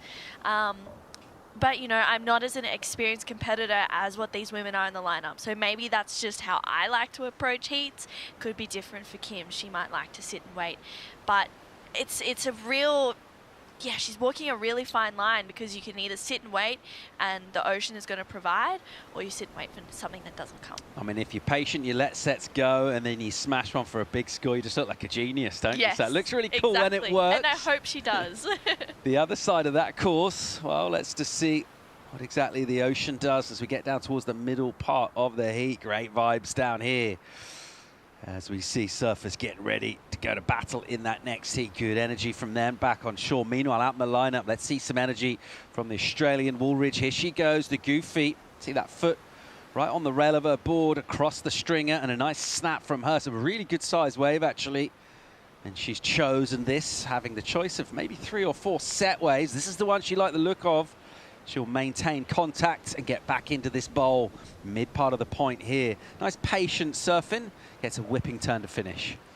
Yeah, she waited for that one and she liked the look of it, so she's going to go. I like the start of that two-turn combination. It was just a shame that the wave didn't peak up, but that's what she needs to do. Get the ball rolling, just kind of get a score on the board. down towards that midway part of the heat now, just 10 on the clock, so 20-minute heats. They come thick and fast and furious. Couple of numbers for Bulosa of Argentina, 3 and a 2.3, pretty modest. Got a 4-point ride for the French surfer Xenia Goffaux. They're the best of the action so far from her. How do you think Kim's number is going to come in compared to those? I think it'll come in at a I don't know. Xenia got a pretty long one for a 4. I feel like it'll come maybe just above the 4, I'd say. I think she got a really nice 2-turn combination at the start. It was a little bit more critical than the others. And there it is, 4.5. Yeah, good call. Nailed it. 4.5 for Kim. So her approach to be patient. Maybe she was just hoping for something a little better than that, possibly providing that inside runner section as well. But decent work done out the back. We're going to get another look. Yeah, she drops straight to the bottom, lines it up for this first opening backside maneuver. You can see this wave start to fatten out a little bit. So she carves back to the power source, almost gets caught up there, but she recovers really well. She stays patient here, but unfortunately this wave kind of dies out in front of her and she kicks out. And this is the first wave of Xenia, the 4. Holds that rail to start. You can see she's really patient here, using her whole body to gain speed. She's racing down the line. Couple of maneuvers to get back to the power source as she climbs through this one again. So this was her first wave, and a really nice way for Xenia to start off her heat as she kicks out as well. So that's the comparison between the 4.5 of Kim's and the 4 of Xenia. I think, you know, the more critical surfing from Kim is what's rewarded her the bigger score. And a concerted paddle effort there from our French surfer. Goffaux couldn't quite get there. That wave stood up and then just went underneath her. It looked really nice section. That's why she was trying to get it desperately. She'll reposition here, try and unlock some of that energy being provided by these long peeling waves here at El Sunzal. And right now, with that water filling back in over the reef, we're getting that sweet spot where we're getting much more even pace waves, it feel like. On the lower tide, we saw some big sections dropping. We saw surfers having to kind of wait to get around the whitewater, but right now, looks like they got a really nice pace to them. Yeah, absolutely. It's a nicer pace. There's probably some more open sections to really lay down some strong rail surfing. I feel like we've just been so lucky to wake up today and for the swell to have gotten bigger and for these amazing lines to be rolling through. More action. Here goes Goffaux. Late entry from her. Very nicely done. Just kind of snowboards down the whitewater, and then she's going blistering speed right here. A hook in the pocket, and then back to the juice, and then getting low, using those legs. Bit of upper body, making some shapes as well. The back foot will come up. She'll look to try and carry that momentum, but a really nice entry, critical into that wave. Yeah, she got into that free fell pretty much, and Kim, she's on one behind her. Here goes Kim Woolridge from Australia, again on the backhand, surfing with a measured pace, but also looking like she knows exactly where she wants to be. So never forcing anything, waiting for the wave, and then matching that timing with some nice, concise, crisp maneuvers. Never really completely laying into that one, but in terms of what the wave had on offer, pretty well surfed. Yeah, really well surfed wave. I'm interested to see what she, if anything, if she got out the back, because she's got that 4.5. She doesn't need much to go to first. This is a look at that last wave for Xenia. Really solid takeoff. She carves back to the whitewash. She's staying so close to that, so it keeps propelling her down the face of the wave. You can see she's also utilizing the full length of her board, walking up to try and get down that wave, but unfortunately just gets hung up, and Kim out the back negotiates a takeoff there, straight up into that first turn, just one quick slice. Drives through another one for Kim. And the Australian goofy footer takes this one through to the inside. And we see that come in at her second best wave of 4.23. So she's in the lead, and the waiting game worked for her, and I feel like her surfing as well, getting that critical style in. She's able to, being a goofy footer, really get tight in the pocket. So yeah, tactics have worked for Kim. Yeah, maybe also just realizing with the clock running away, getting close to 5 minutes as well. Probably about 6 gone when she paddled into that wave. She needed to get another score and being a little bit more pragmatic, a bit tenacity as well. She really wanted that one. You saw kind of a slightly complicated entry, And she did pretty well just to kind of staunch that out. Yeah, she did. She was able to just embrace it and prepare for impact, really, on that takeoff, I think. She knows what she's doing, though. She's no stranger to steep takeoffs, that's for sure. Under 5 minutes to go here. Good-looking set, standing up outside. Where is Marina Bulosa of Argentina? She's in third place at the moment. The requirement is not big for her to stay alive in the Masters here. Meanwhile, first priorities with Goffo. She'll lose that prio here, though, and won't quite get there. She was almost in the exact perfect spot to not get that wave. You can see if she's a little wider, there was a steep bit. Deeper, there was whitewater, but just where she was, there was kind of a reverse peak. Yeah, it was just not allowing her onto that wave, and she tried as hard as she could. And yeah, it's funny how sometimes that happens. It kind of just teases you a little bit. The wave's like, oh, we'll let you think that you can get on, and it just goes hard. I've got you there. So it was a shame she lost priority on that, but she's sitting in second, and yeah, it's one of the most annoying, most frustrating things, I feel like, when you think you're on a wave and you're like, yeah, I got this, and then it just like peaks up in front of you. Oh, nightmare. A steely look to proceedings in this afternoon light right now. The resolve of Kim Woolridge, good enough. Couple of fours punched out by her. She's leading this repechage heat in the Women's Grand Masters. Here's a good paddle from Marina Bulosa of Argentina. Great entry into that wave from her. Styles out the carve, and then the water comes from behind, picks her up and pings her down the line. She'll swoop again, standing back on that board, using the tail, using the rails to carve it up. And carving up a storm. Great inside section. Look at this runner. Real steep wave from her. She'll go low again to maintain poise and balance. Great flow from Marina through to an inside. And more redirection in here. She has a little look around and just enjoying the view as she speeds down the line onto an inside section, almost into the Papusa section here at Sunzal. Great wave from Marina. Yeah, really nice wave, taking it through to the inside, and Xenia on the answer back. All action. Here goes Goffo, just jamming. Look at this little steepness from her. Opens up the body, uses that rail, and just keeping things alive and electric, fading into this bowl. So her read on this wave is improving throughout this heat. And again, just jamming down. Nice steep section for her, a little extended pocket. And she's just whipping through here and really enjoying this. Good commitment, engaging that rail and picking up momentum. She's just shredding her way downhill through a long wave here at Sunzal. That was a really fun exchange. Yeah, it was. They're just answering back to one another. They're really pushing the limits between each other. So it was cool to see that. And 2 minutes to go. These 20-minute heats are slipping away quick. It's going to be quite tight here, I reckon, for numbers. There's not a lot between all of these surfers at the moment. They felt a lot like improvements for these two. Where's it going to go?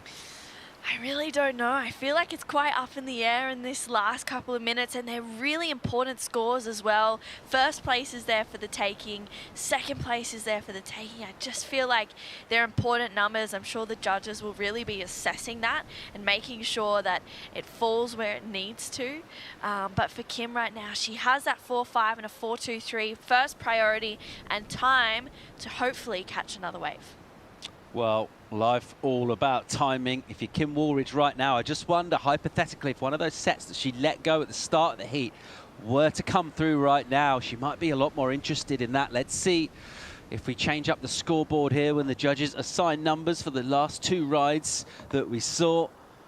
As we'll get down towards the final minute to go here. Waiting for numbers to come in, and a real tight, intense heat, this one. Been entertaining, though. Still a lot of quality out there in terms of the wave coming through, and our sets have been pretty consistent just in terms of the time between them. We haven't really had extended lulls at all. Everyone's paddling right now. It looks like it is Kim Woolridge out there at the top of the peak, looking to try and defend that lead at the moment. A reminder, of course, our third place surfer will be eliminated from competition here right now in the next 40 seconds or so. Maybe some energy standing up out the back here. Let's see if it gets to Kim Woolridge in time. At the moment, she's leading this one. Xenia Goffo of France in second place position. It's the Argentinian under threat. She did ride that long wave. Multiple sections, though. Let's see if she attacks her score. The requirement is only a 3.37. These are modest numbers. Yeah, it's going to be really close. She took it all the way through to the inside. She had some great moments on that wave. It's a super important score for the Argentinian, and with the last 5 seconds, Kim's having a look at this one. And she's up here. We think that came before the horn. She'll go down. She won't add to her numbers, though. So desperately trying to get onto that wave.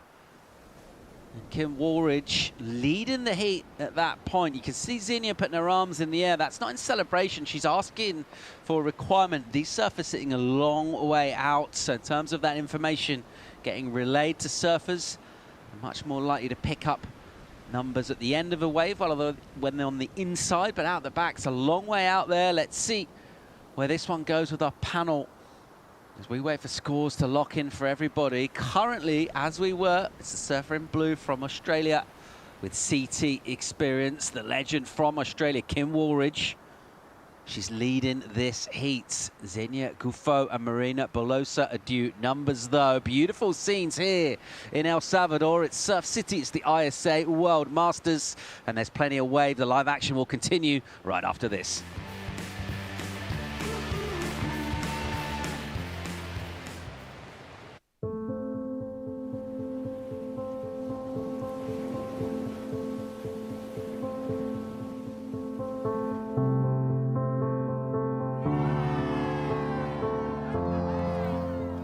There's something profoundly spiritual about riding waves. Water is transformative, healing. You're at the mercy of Mother Nature, the ever-changing movement of water. The ocean is the great equalizer. You don't need to belong to a certain race, religion, or gender to surf. The pursuit of these fleeting walls transcends sport. It's a way of life. And surfing has the power to change the world and has now taken its place on the world's greatest sporting stage, the Olympic Games. The International Surfing Association is the world's governing body of surfing, recognised by the International Olympic Committee with member nations around the globe. This is the International Surfing Association. This is a better world through surfing.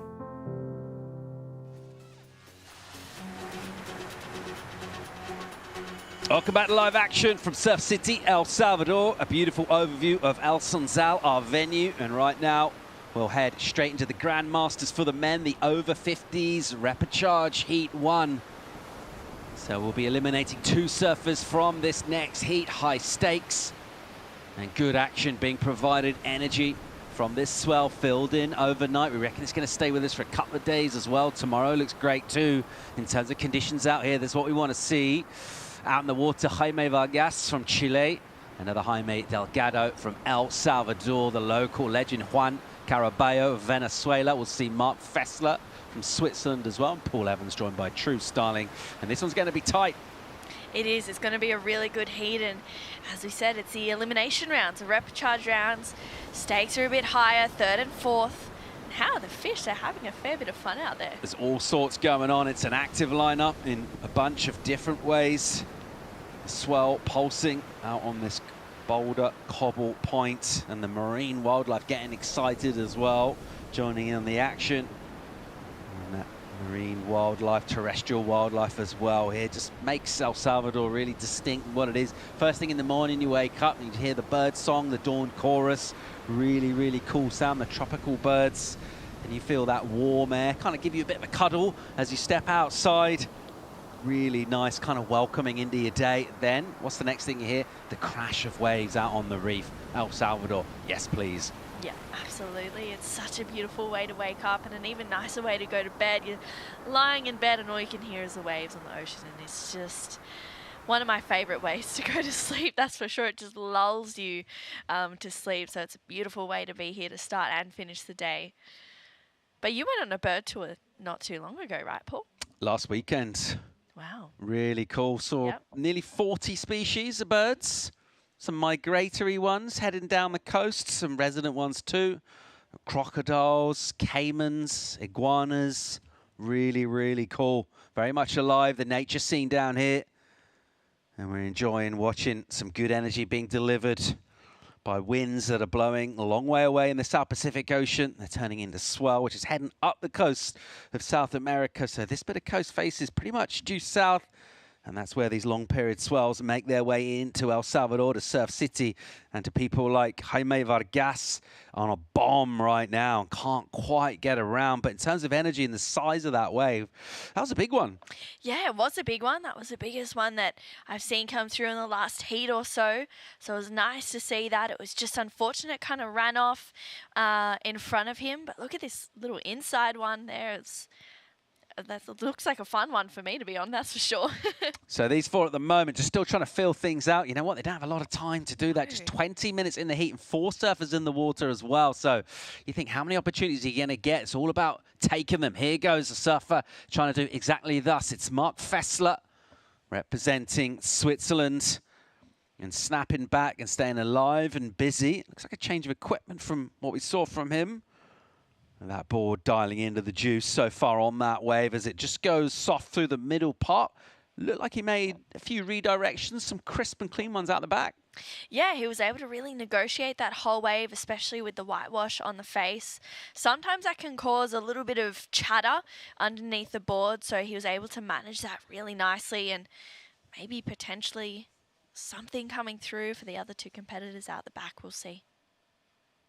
Jaime Delgado in that blue singlet representing El Salvador, and that's something that's been a continuing story throughout events of various levels here in El Salvador with the ISA, is local participants, and not just here to make up the numbers as well, actually ripping in events, performing really well, getting great energy from the crowd here and being part of that buzz story. The surfing's big news in this part of the world. We've seen a real kick in terms of tourism and surfers heading this way, particularly this time of year when things in places like North America, it gets cold in part of that continent. It's just a short hop down here, really similar time zone as well, 1 hour time difference from the west coast of America. And you come down here and just all sorts on offer in terms of waves and the nature that we talked about. Brilliant place to visit. It is. It's a beautiful place, and it's warm all year round as well, which if you're someone who's always chasing summer, then this is the place to come, that's for sure. I'm always trying to find a way to escape winter, even though where I live, I only get about 6 weeks of it, so I'm pretty lucky. But to be able to come here and experience the warmth from pretty much as soon as you hop into bed to as soon as you get out, it's beautiful. The other cool part of that story is I feel like we're just sort of discovering these are waves, a lot of the waves on this coast have been known about for a while, but maybe not common knowledge across the world as well, which is relatively rare today. And that journey of discovery is just another cool chapter in El Salvador's surfing history, as we're watching someone making exactly that right now, and he's ripping. Jaime Delgado of El Salvador is tearing into this wave, and he's got really nice rhythm. I love the way he's going from rail to rail throughout this ride and just carving up a storm. So super active. You can hear the crowd in full voice cheering him on, and they're absolutely loving this, not just representing, but actually just tearing in to this wave. Onto the inside, the local knowledge gives him a great read on things. Meanwhile, out the back, Caraballo on a bomb backhand. Look at this steep section. And he'll get tons of spray off that backhand and then driving into more maneuvers here. So this heat's suddenly firing up, and he ain't done yet. Through to an inside. Gives it a good old crack, using that toe edge to flick loads of spray out into the channel, and then getting a little rocked back on his heels for the kick out. In the meantime, let's go and hear from the winner of the last heat with Ben Way. Thanks, guys. Here with the Women's Grandmaster Division Rep 1, Heat 1, Kim Wooldridge for Australia. Congratulations. Thank you very much. So night and day from what we had yesterday. Looks like it worked out a lot better for you today. Yeah, a lot better. Yesterday I couldn't even buy a wave that had a wall on it, so I was just glad I got 2 today, and that's all I got really. I actually only got 2 in my heat, so I'm happy with that. Well, from your surfing, it looked like you shouldn't have been in the rep round at all. Look, I don't compete much, so getting my head around competitions again is a little bit rattling. But no, I've just got to treat it like a free surf, and I should be okay. You did, however, spend a short 13 years on tour. Yeah, I did. Yeah, I did. It was a long time. A lot of traveling, a lot of good times, a lot of heat. But I miss it, but I don't miss it.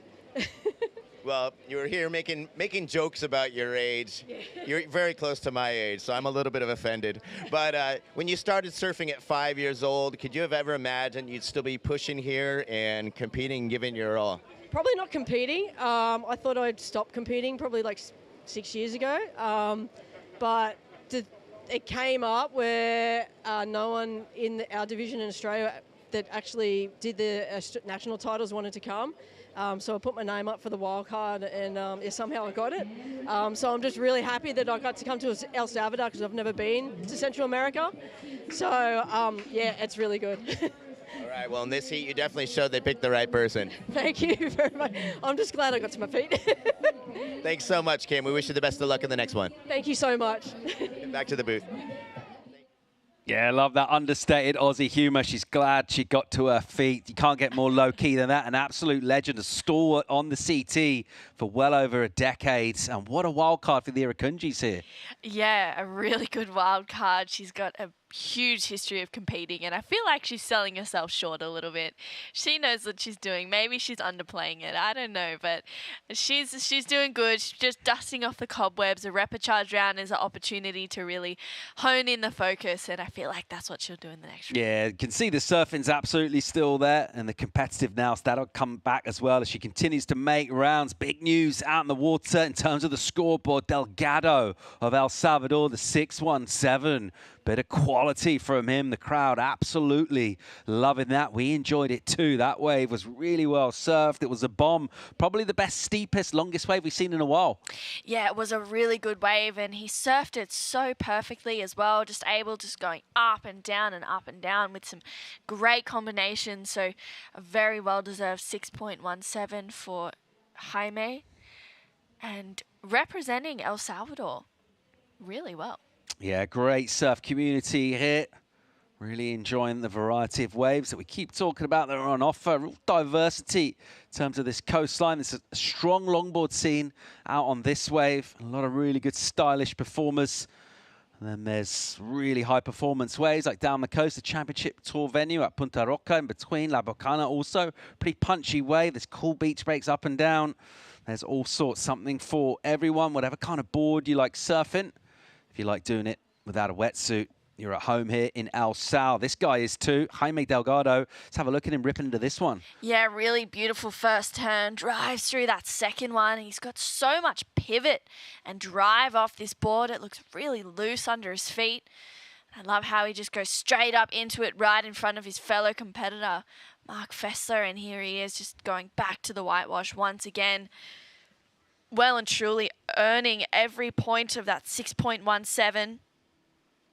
And he's just, when he goes into this inside section, he just negotiates. You can see all the lumps and bumps on this wave, the backwash. He negotiates it well and realizes, hey, this isn't going to offer too much more. I'm going to kick out, save myself at least 5 to 10 meters from that paddle back. Well, Bargas in the spot there. Surfer from Chile. That looked like a decent wave, but maybe it was just a bit stretched out. He felt like it's a good call, actually. He wasn't going to make that section. We were wondering on the tight shot, why is he not going here? But you could see as we panned the camera down the line, that wave just stretched out a little bit. So he'll hang on to priority. That's the good news. The bad news for him, he's in fourth at the moment, and he needs to get going here. Nothing really on the scoreboard he's been able to connect with.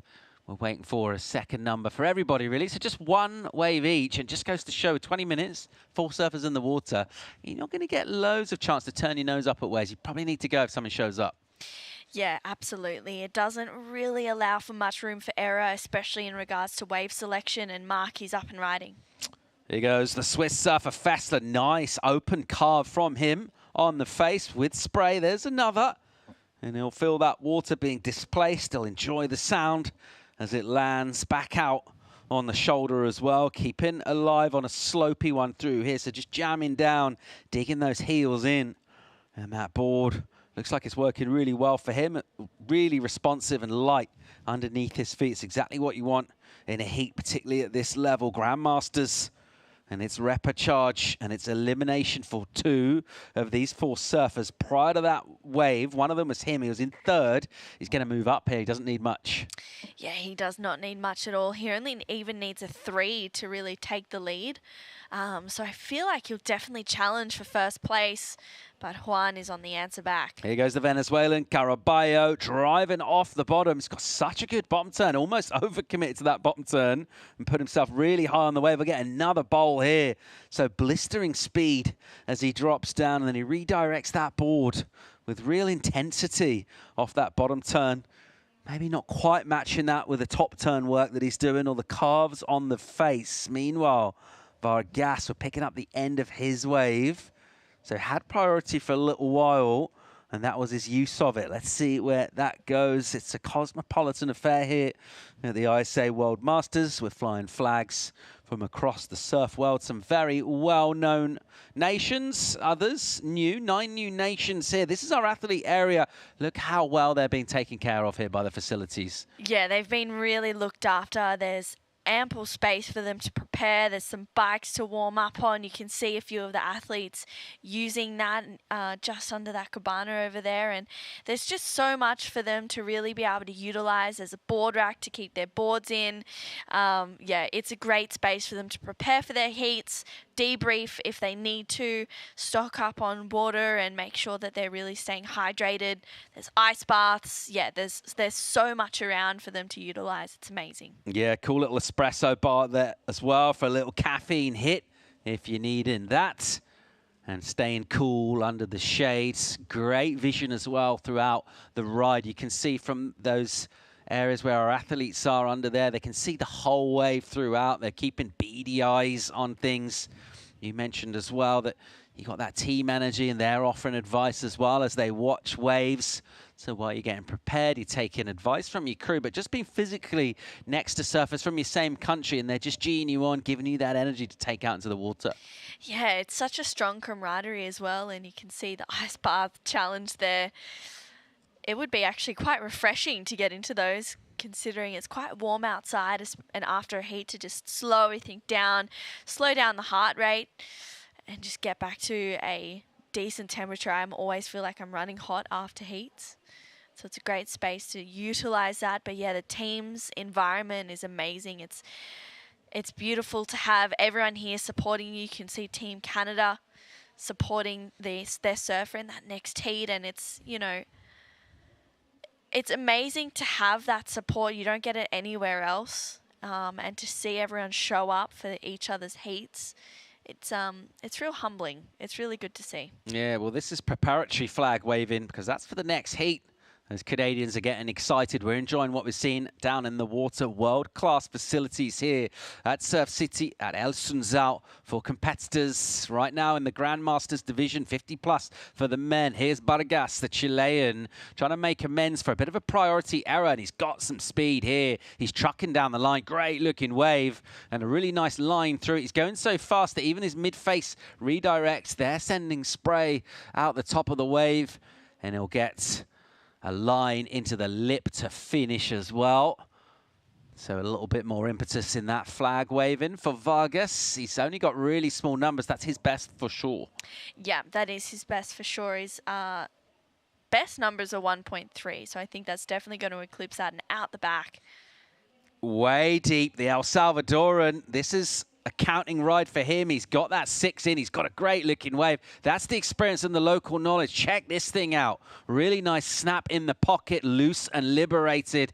Oh, and he'll just jam that rail. Really stylish as he lays it down and recovers again, and throwing buckets of spray, just jiving through here. He looks really loose and connected. You'd expect that from a local. He'll know this wave really well, and he's showing exactly how to make that local knowledge pay off. A great connection. He's still going in here. Papusa section into it for a finish. The best wave of the heat. He's already got a 6. El Salvador in full voice.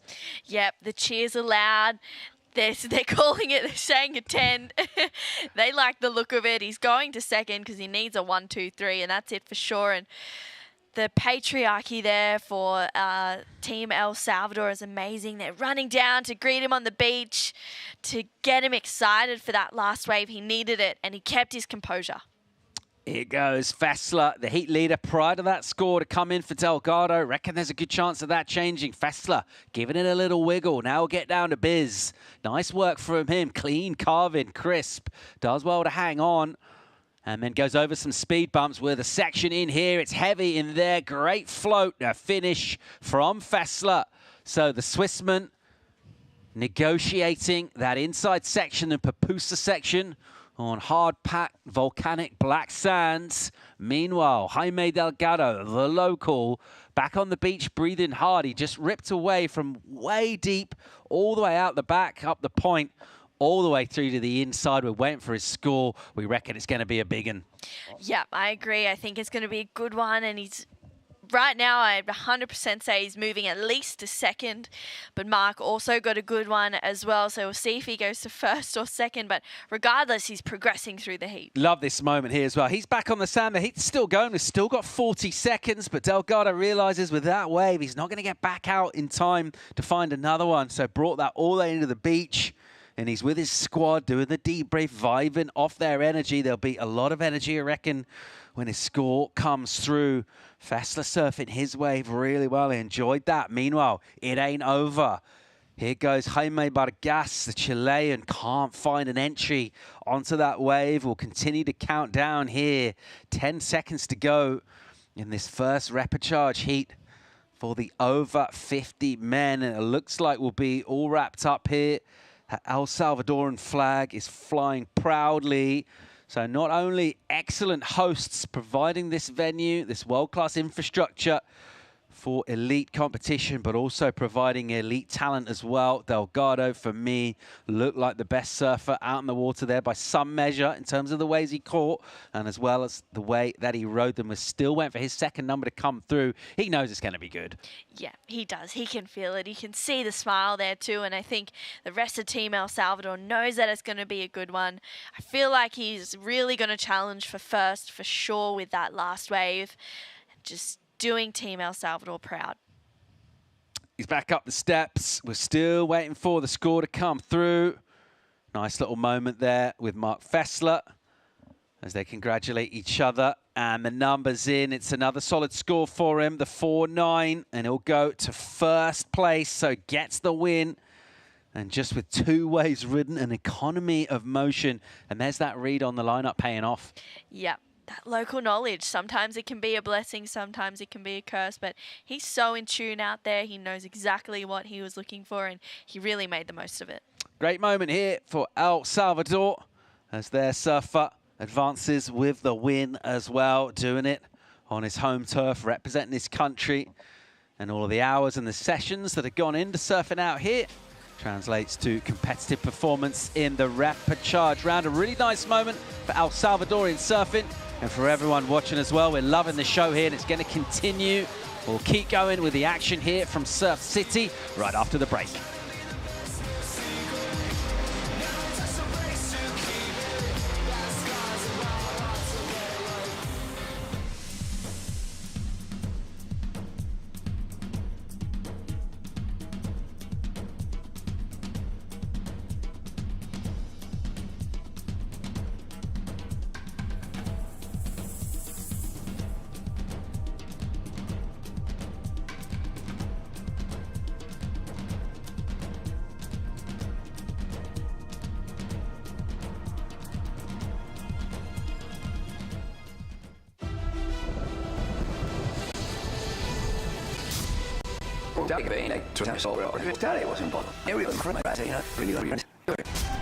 Thought surfing would be in the Olympics, period. Like, come on, Olympic sport. I never thought surfing would be in the Olympic sports. Olympics never a dream of mine because it wasn't valid or tangible. Big statement. The reason why we all there. Swimmer world 28.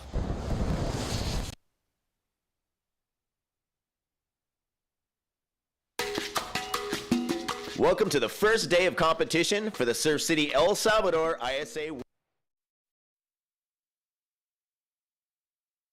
Surf City, as we'll continue with the Grand Masters for the men, the over 50 category. Of course, it's the ISA World Masters Championship here live from El Sunzal in Surf City, El Salvador. The waves have continued to deliver through a really fun day. There's a massive buzz on the beach. El Salvador representing out in the water, winning that last heat. Let's go and hear from that man right now. He's with Ben Way. Thank you guys so much. Winner of the men's and Grandmasters division, Rep 1, Heat 1, Jaime Papaya Delgado from here, El Salvador. Congratulations. Muchas gracias. La verdad, muy feliz de haber pasado este hit. En el primer hit de la ronda normal, pues, la verdad no me fue nada bien. Tenía que reivindicarme en el hit de repechaje. Y la verdad, pues, me salieron las olas que tenía que agarrar. Y pues me dieron los puntajes necesarios. La verdad que agradecido, ¿verdad? Porque me salió todo bien. So he said he's super stoked that yesterday he wasn't able to get the waves he needed. Today, really needing those scores to bring it through for El Salvador. He was able to get the waves he needed, get the scores he needed, and he's really happy to have made it through. So my next question is going to be, Papaya's from here, Jaime's here. He supports us. They're making us our food. He has surf hotels. He's got the biggest surf factory here in El Salvador, in all of Central America, providing all of the world-class labels to all of this part of the world. But my question to him is, how is it to have all of these masters, all these amazing, iconic characters here in his hometown? So, Jaime, ¿qué tal es tener así como huéspedes tuyos, los maestros del deporte y unos nombres más grandes de la historia de surf aquí en El Salvador?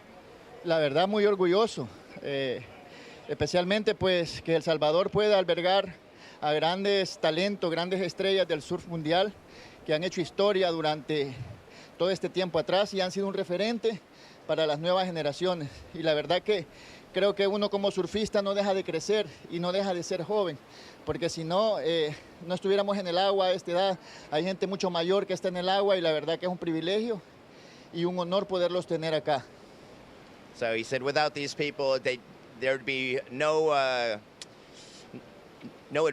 advantage for all these people to really see that there is a future in surfing. Having them all here in his hometown, he's super, super proud, and it really shows all the people, especially team riders here in El Salvador, going through and giving a great example for the youth.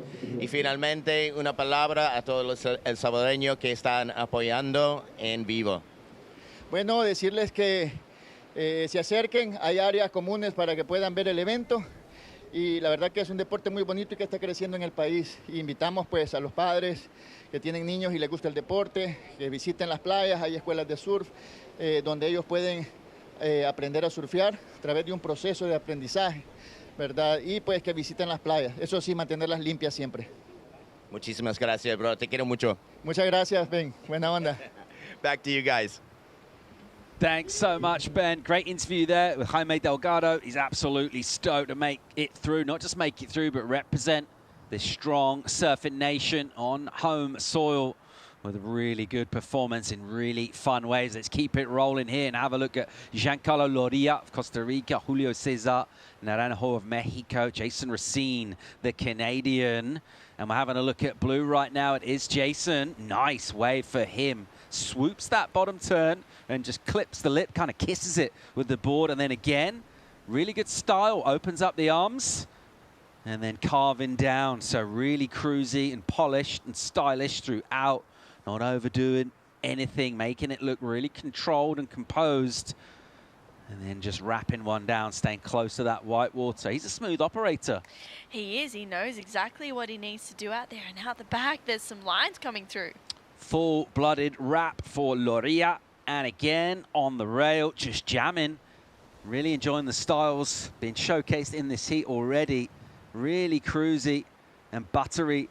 And no one forcing anything, just making it look really cool and enjoyable. But crucially, tap into the energy. Inside Papusa section, cups out, steep. And he'll just punch through the back. Meanwhile, the Goofy from Mexico, Naranjo. Let's see what he does on a steep finishing section. Goes down towards that inside. It'll just be a kick out for him in there. It's just a little look back, maybe at his squad. Have we seen a little bit of a reposition here? Are these surfers sitting a bit wider right now, True? Yeah, I think they're sitting a little bit wider compared to maybe where that last heat was sitting. I don't know whether they got pushed wider, maybe if like one of those bomb sets came through and it kind of pushed them a bit wider. But in saying that, they were able to take those waves all the way to shore. So potentially it could just be a repositioning of where the swell is breaking with this tide. But let's have a look at this last wave of Jason. He's patient as he goes up into that first section, gets that turn in under the lip, and he gets up and over it for that one. Free falls down, drives to a carve. He's pretty cool, calm and collected on this wave. Doesn't need to do too much. Drives through another nice section there. His board is just looking really smooth on these waves, and out behind him, Giancarlo straight up and into that section. That's a good looking hit there. Gets another one in as he's taking his time with this section. You can see a really nice cuppy looking section in front of him. Draws out that carve for the Costa Rican surfer. And he just holds his time, holds a rail on that one, really drawing it out for way longer than we saw him earlier. He's doing these few turns in front of Jason. It's one of the worst things that you can see is watching your fellow competitor get a good wave in front of you once you've paddled back out. But Giancarlo is taking this one. You can see how he's patient, and it was really unfortunate that this wave kind of cupped out a little bit too much in front of him, and he had to pull through the back, and Julio out the back. Nice opening turn on his backside. He's really patient here, gets a nice connection there. Fin skip out a little bit, but he's able to recover. Gets a nice backside connection through this one, really driving through to get a rebound. And the surfer from Mexico is looking really at home out here in this right point. Doing a few nice backside connections, and when it comes to the inside, I was really hoping that we were going to see just a bit of a projection hit, but you can see it stand up quite quickly. This is the first wave of Giancarlo, a 4.5.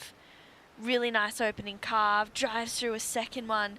He's actually got a pretty good second score in his scoreline as well. You can see Giancarlo just patient through this one as he drives through another carve. Not really much variety on that turn, hence a 4.5, and this is the first wave of the Canadian surfer. You can see he's just really driving through those turns beautifully. He's got a nice looking inside wall ahead of him, and this heat, we've seen more waves at the start of this heat compared to that last one, and out the back, Julio as well. This is his first wave that we're having a look at. Driving through another nice backside turn. This is a 4.07. This wave starts to fatten out a little bit, so he kicks out as well. So heaps of scores locked in. So this is the first kind of connection that Julio got on that 4.07. You can see there's a bit of a wobble, a little bit of a bridge in that wave, but he negotiates it really well. Driving up into that section, gets a bit of a speed float as he drives through. Another nice backside cutback. He's got really good projection through those turns. And this wave fattens out in front of him. Wow. What just happened? Talk about pulsing. I know. We just saw absolutely pumping waves just trucking down the point here at Sunzal. All sorts going on. We picked up those waves just at the end. We thought maybe they were sitting wider. We were just basically getting the last like 10% of those rides. So yeah, all sorts going on, and massive numbers raining in on the scoreboard as well. That 717 you mentioned for Loria puts him in a pretty strong spot. Good surfing variety for me made that enjoyable. We've got a 577 for Naranjo, the goofy out of Mexico. He's going all right. Razine with the busy early work, couple of fours for him. We know he's got more. He's got a great read on this wave and some measured, polished looking surfing. 8.5 minutes to go. So much surfing went down at the start of that heat. That was so much. That was a lot to take in. So many waves. Everyone was just pretty much back to back to back. So some really nice lines pulsing through. Yeah, I thought they were sitting wide, but they were just paddling back out. They were just ripping. Yeah, they were in the spot. So apologies, I completely underestimated you guys. I was like, why are they sitting so wide? But No, they were paddling back out. They knew exactly where to sit. A lot of talent out in the water right now. We're watching different approaches to riding this wave. They all look good from where we're sitting right now. The Costa Rican with the best of the action.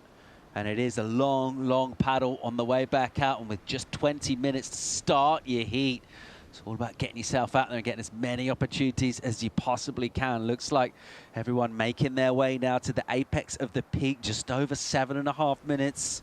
More energy in terms of crisp lines filling in out of the South Pacific here. As we'll see, a little wide redirect from Loria.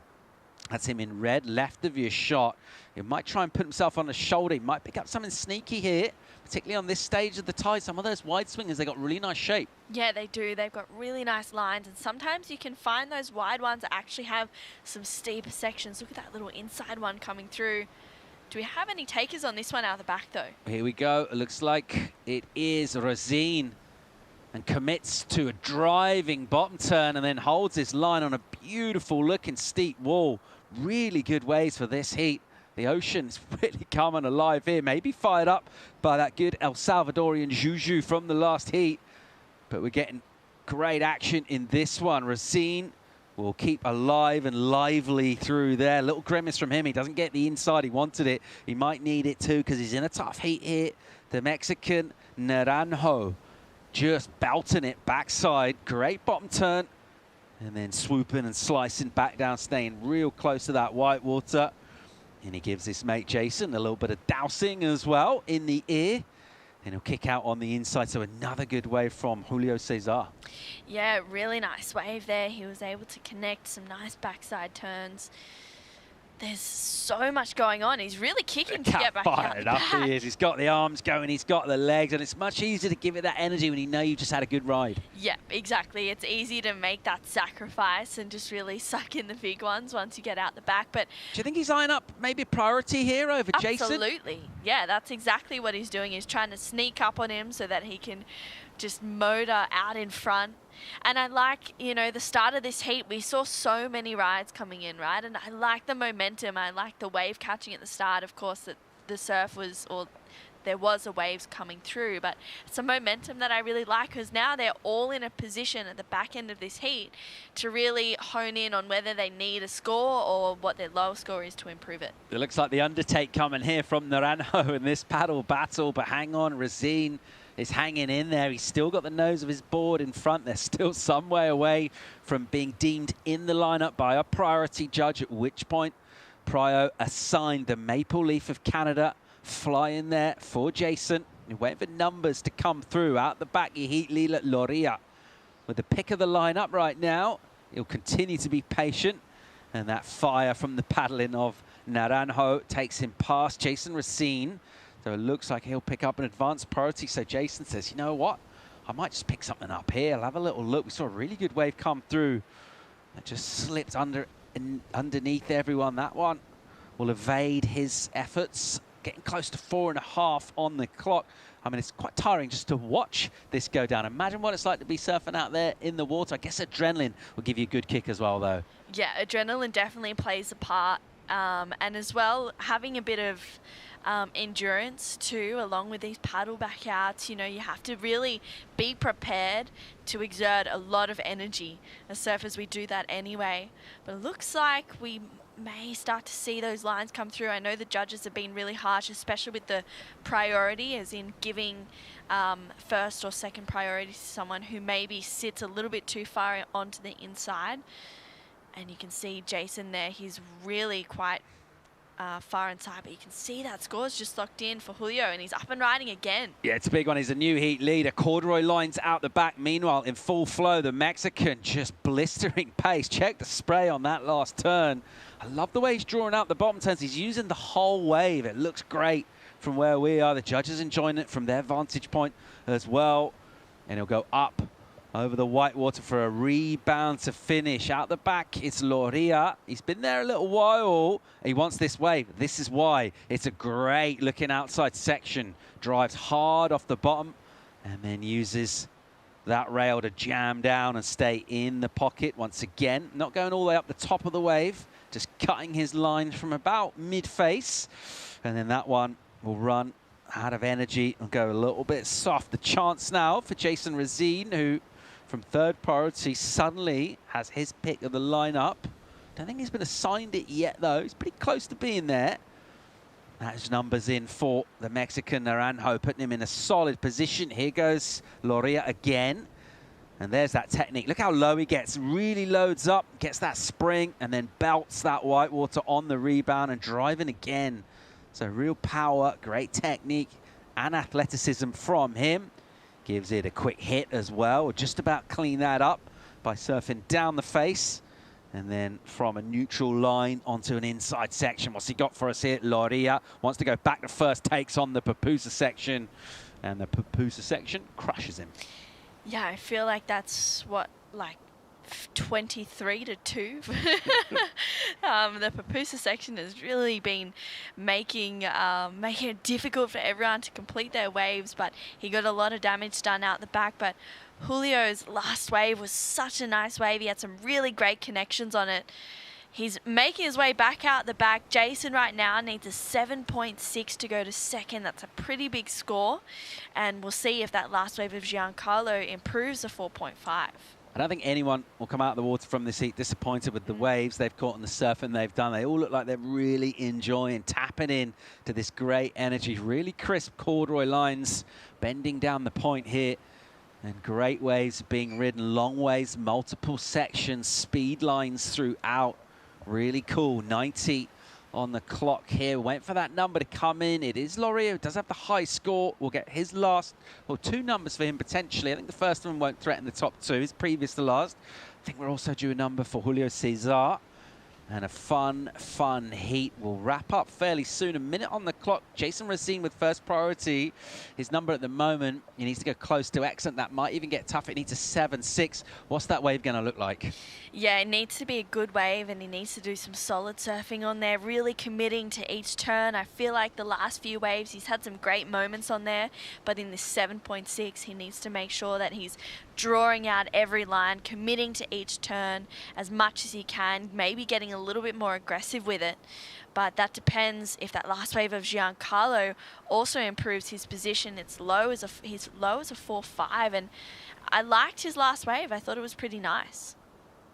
Really good technique from him. Super impressive, the Costa Rican, driving from that low stance. And when you go back towards that whitewater, you're basically going left towards the wave as it comes towards you. There's quite a bit of power behind that whitewater. Even when the wave, or particularly when the wave's not that steep, there's a bit of push and rumble, and it's hard to hit that. He did it a couple of times, so that's technical surfing. The judges will notice that for sure. And it looks like wherever those numbers go, well, number is in for him. He'll get an improvement. Loria will go back to first. And Jason Razine on the horn was unable to tap into anything and find another wave. So a really fun heat, that one. And our surfers advancing, really good value, actually. Loria and Naranjo, very impressive indeed, getting good numbers. And I think really enjoying the fact that they're out there at a beautiful wave with just a couple of other surfers in the lineup. We'll go to a quick break. We'll keep the action rolling thick and fast from Surf City. Cote and Bleakley coming in to talk you through it. Stay tuned.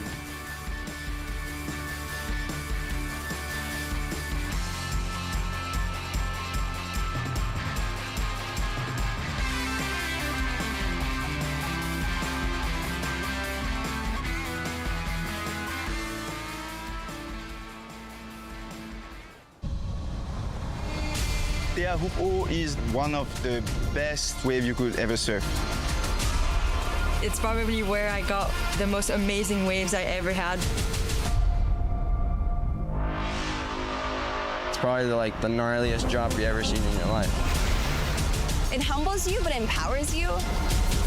The shape of the wave and how the reef is, that makes the big barrel. Huh? This wave put you back in your place, you know.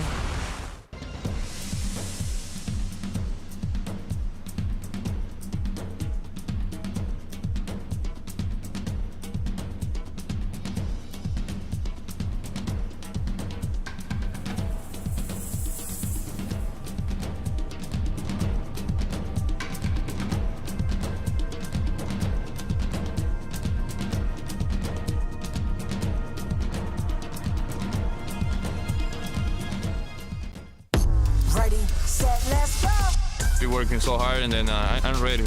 I really want to qualify for Paris.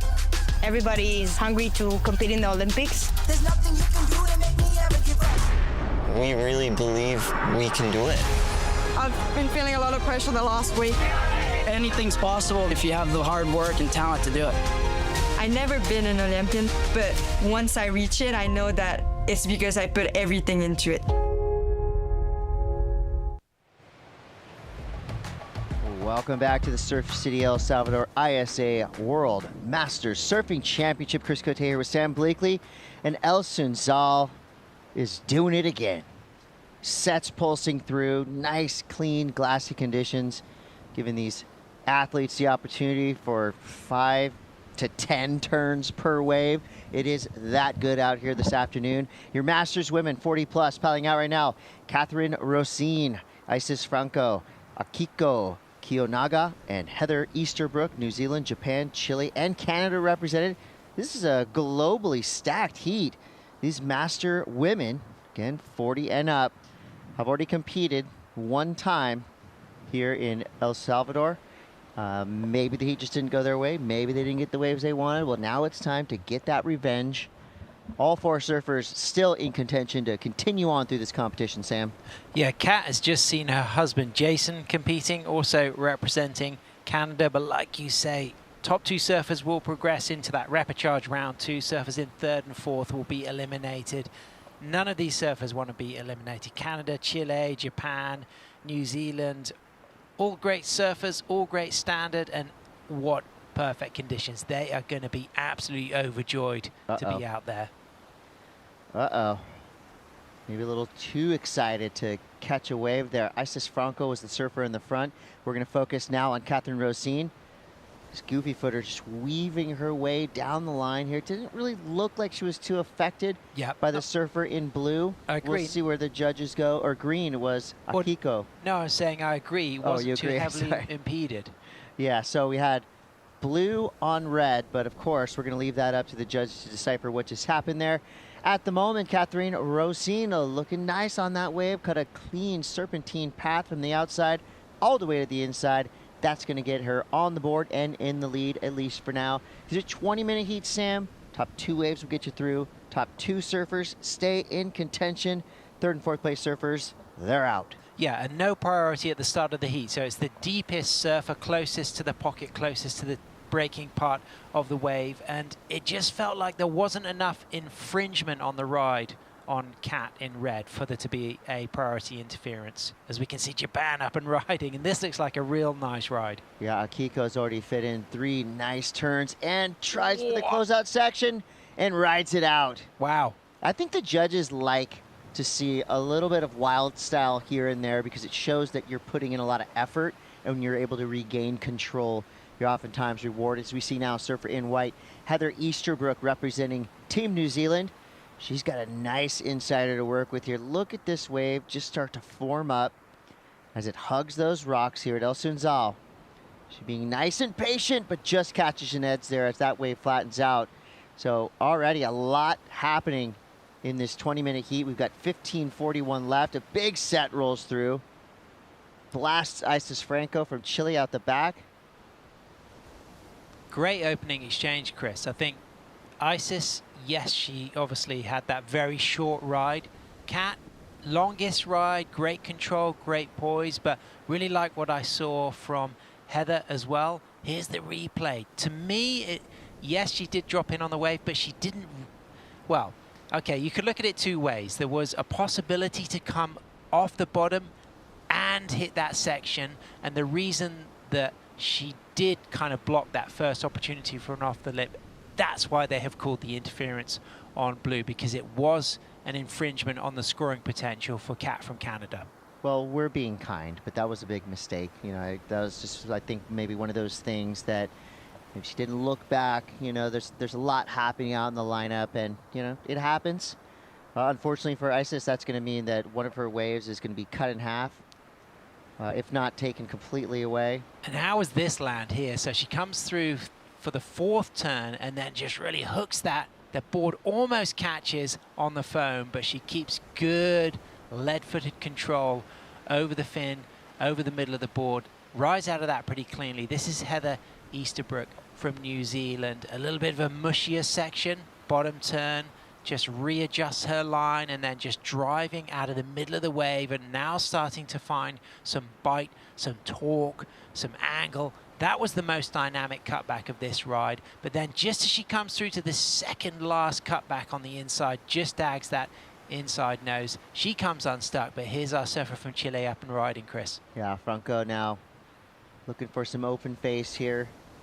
She sees it reforming in front of her, so she's going to hang back here in the white water, let things develop. And now she finds that good, clean ocean to work with. Just getting around this white water here. Little speed burst. She gets back on the open face. So right there, that will be a score for Isis Franco. So as our surfers make their way back into the takeoff zone, let's go to the boardwalk with Ben Way. Thank you, guys. They were the winner of the Men's Grandmaster 50-plus rep on Heat 3 of the men's division, Giancarlo Loria for Costa Rica. Congratulations. Felicidades. Muchas gracias. Feliz de haber pasado la ronda. Ayer fue un poco difícil con respecto a las olas, pero hoy tuve más suerte y increíble. Contento. So he's really happy to have made it through and had a hard time with the waves yesterday, but today worked out. So I'm going to kind of mention what was going on and pick his brain. I mean, he was in a solid lead for a little while until Julio from Mexico got a wave at the last couple minutes. And so my question's basically going to be, how did he keep his mind straight and just keep that fight to take first? Bueno, hasta casi los 3 minutos tienes 2 puntajes muy buenos. Estabas como en un lugar seguro en primero hasta que agarró una buena ola el de México. Y bajaste a segundo. En los últimos momentos, agarraste lo que necesitas, más que los que necesitabas para subirse a primero. ¿Cómo fue para seguir así con el mente de ganar y seguir con confianza para agarrar otra? Sí, en realidad quedé con prioridad y busqué una buena de set, una grande. La tomé, pero vi que no tenía mucha forma. Entonces me salí y venía una mediana, la vi cuando iba en la ola, entonces tuve la oportunidad de alcanzar la que venía atrás y con esa sacar los scores para poder pasar de primero. So he was in a good position holding first priority, and the one he used the priority on didn't work out. So he paddled out and was lucky to kind of luck out on another one. Bueno, sigues con... So next thing is just Gilbert won his heat, Costa Rica's moving on, and just how he's feeling to make sure that he's still in competition and didn't lose out in this round. Bueno, Gilbert también se ganó su heat para Costa Rica hoy. ¿Cómo se sientes para estar siguiéndolo para tu división? Sí, claro, ahora todos estamos súper contentos porque el equipo sigue avanzando y todos estamos dentro del torneo, nadie ha quedado fuera. Entonces seguir apoyando y seguir en competencia. Muchas gracias a la ISA, El Salvador y toda esta organización que nos han tratado de lujo. Muchas gracias. All right, so he says thanks to the organization. He's stoked that all of their team riders are still in the competition and haven't lost out. Muchas gracias y mucha suerte en el próximo. Muchas gracias, gracias Federación de Surfing por darnos la oportunidad de estar acá en este Gran Máster. Okay, muchas gracias. Back to the booth, guys. Great job out there. None of these heats are going to be easy, especially in the repechage round. You know that everybody is well aware of the stakes. 3rd and 4th place out of contention in this event. So our Masters women, our 40-plus-year-old surfers, know the stakes as well. Akiko Kiyonaga with a 4.33 and a 3.93, currently in the lead. Catherine Rosine has the highest single wave score of this heat so far with a 5.83. Heather Easterbrook, New Zealand. She's got a 2.5, looking for a backup or a Kickstarter to get her up into one of those top 2 positions. And unfortunately for Isis Franco, an interference is going to wreak havoc on her scoreline. She's sitting on a 1.57 for now. But unless she puts something up in the 8 or 9 range, it's going to be a rough road to get back into this contest. But we've seen it happen many times before. Do not count Isis Franco out. And Kat just drops a 6. We saw that wave during the post-heat interview, and it was dynamic and goes higher than her opening 5.83. A lot of spray thrown on that opening turn. 3 really committed solid turns, and even was able to kick out pretty early on that wave because it did die on her, but she did the damage on the opening 3 turns. And I think we're really starting to see the confidence now building for Team Canada. Yeah, and Canada is, I would say, one of the most improved overall teams in every aspect of ISA competition. Of course, you got to say congratulations to Erin Brooks, one of the youngest surfers to ever qualify for the championship tour and the first Canadian surfer to qualify as a female on the championship tour. You know that's got to be a little bit of inspiration for Catherine Rosine, who is now competing for Team Canada. And they have been moving up quickly in the rankings year after year after year in ISA competition. I could see that continuing to happen.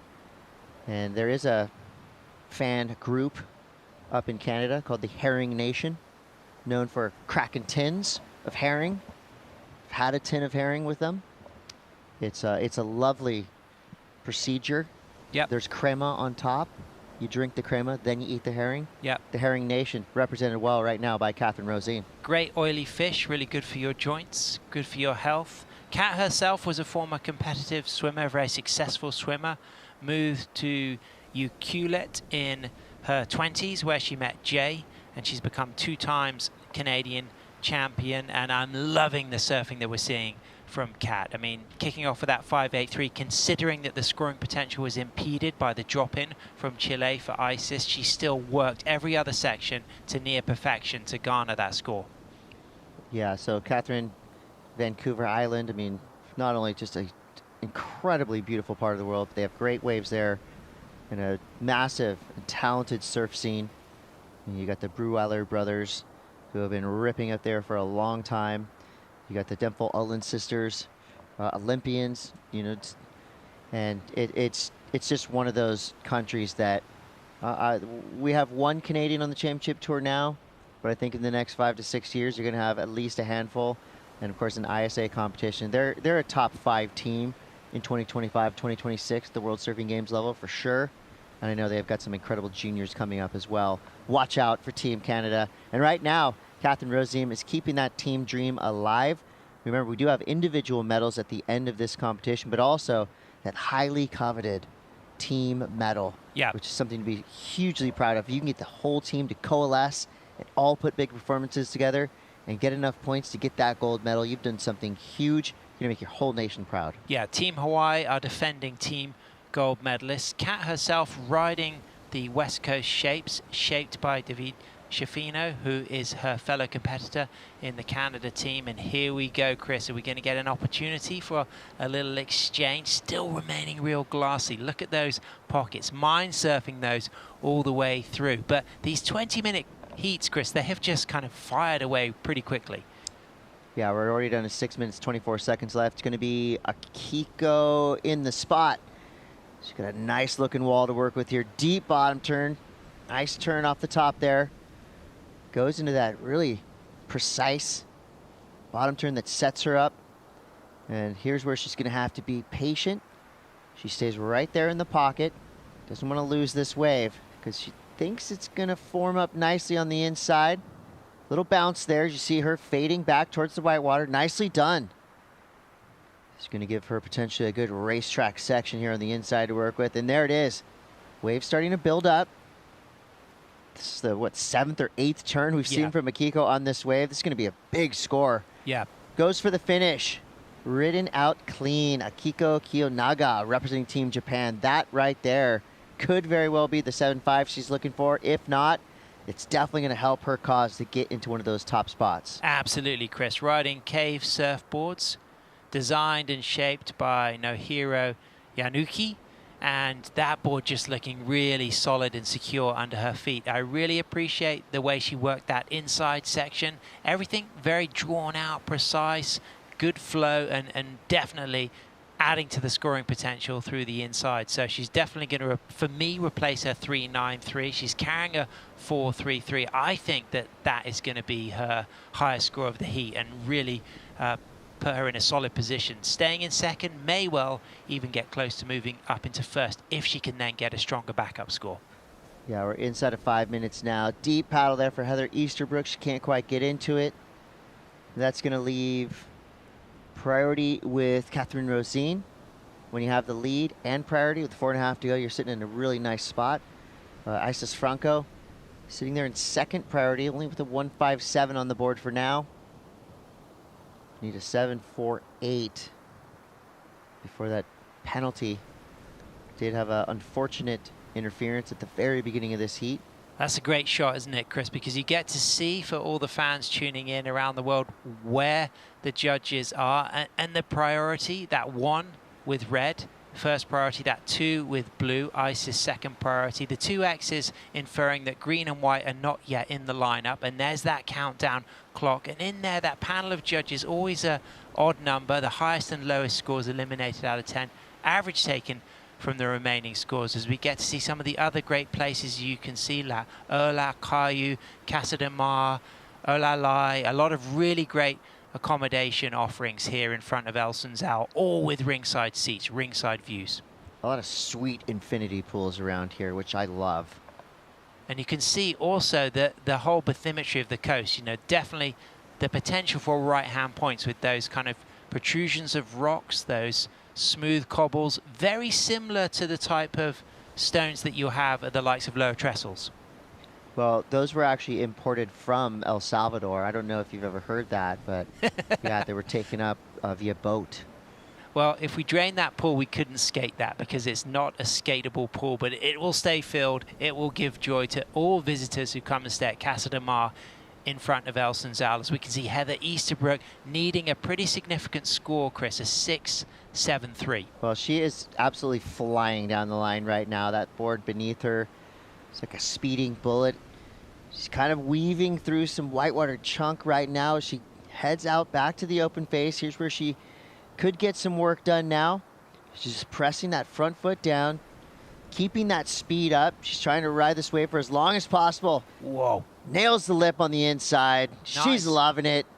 She was on a rocket ship on that wave. Yeah, that was a great finish.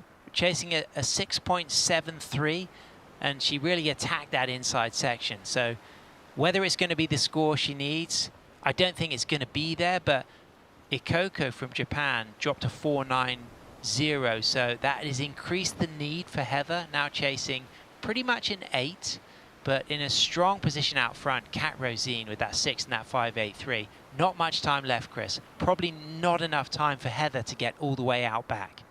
Yeah, and for, you know, Heather's wave, I don't think it's going to score super high, but what I liked about it is it just looked so fun. Yeah. She was going so fast, and, you know, for a purist, that really is what it's all about, just going fast, nice and clean, down the line.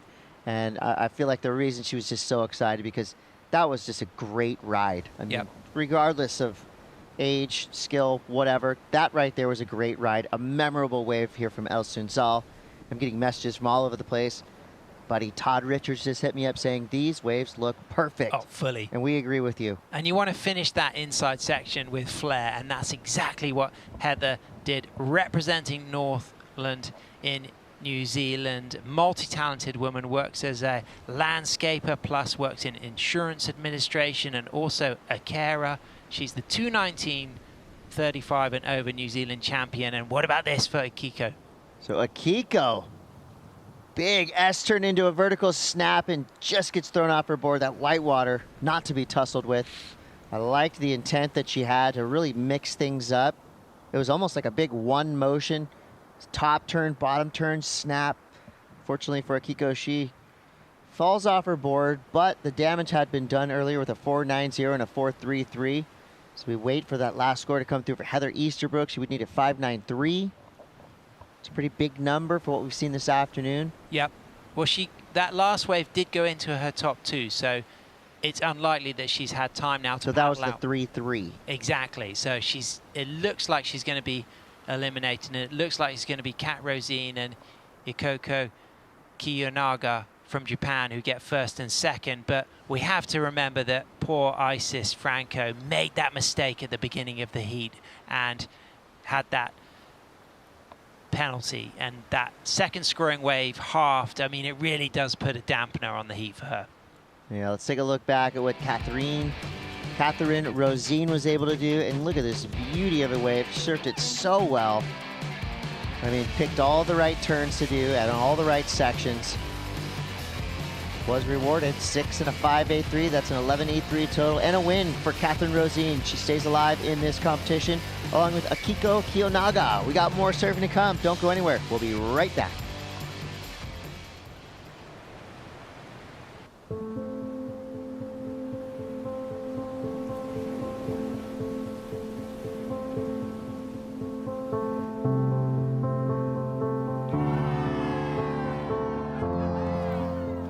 There's something profoundly spiritual about riding waves.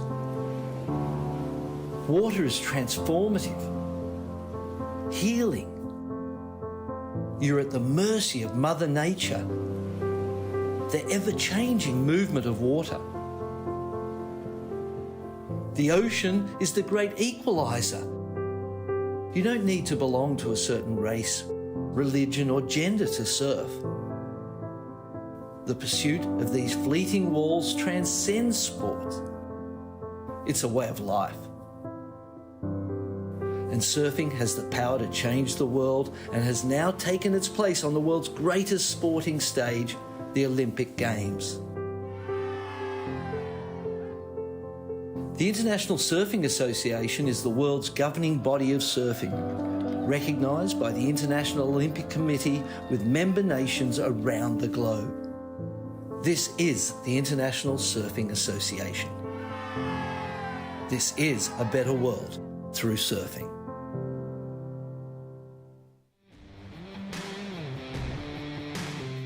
And welcome back to beautiful El Sunzal here in Surf City, El Salvador.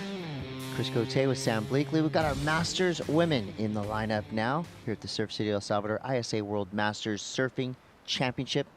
Gold medals on the line all week long.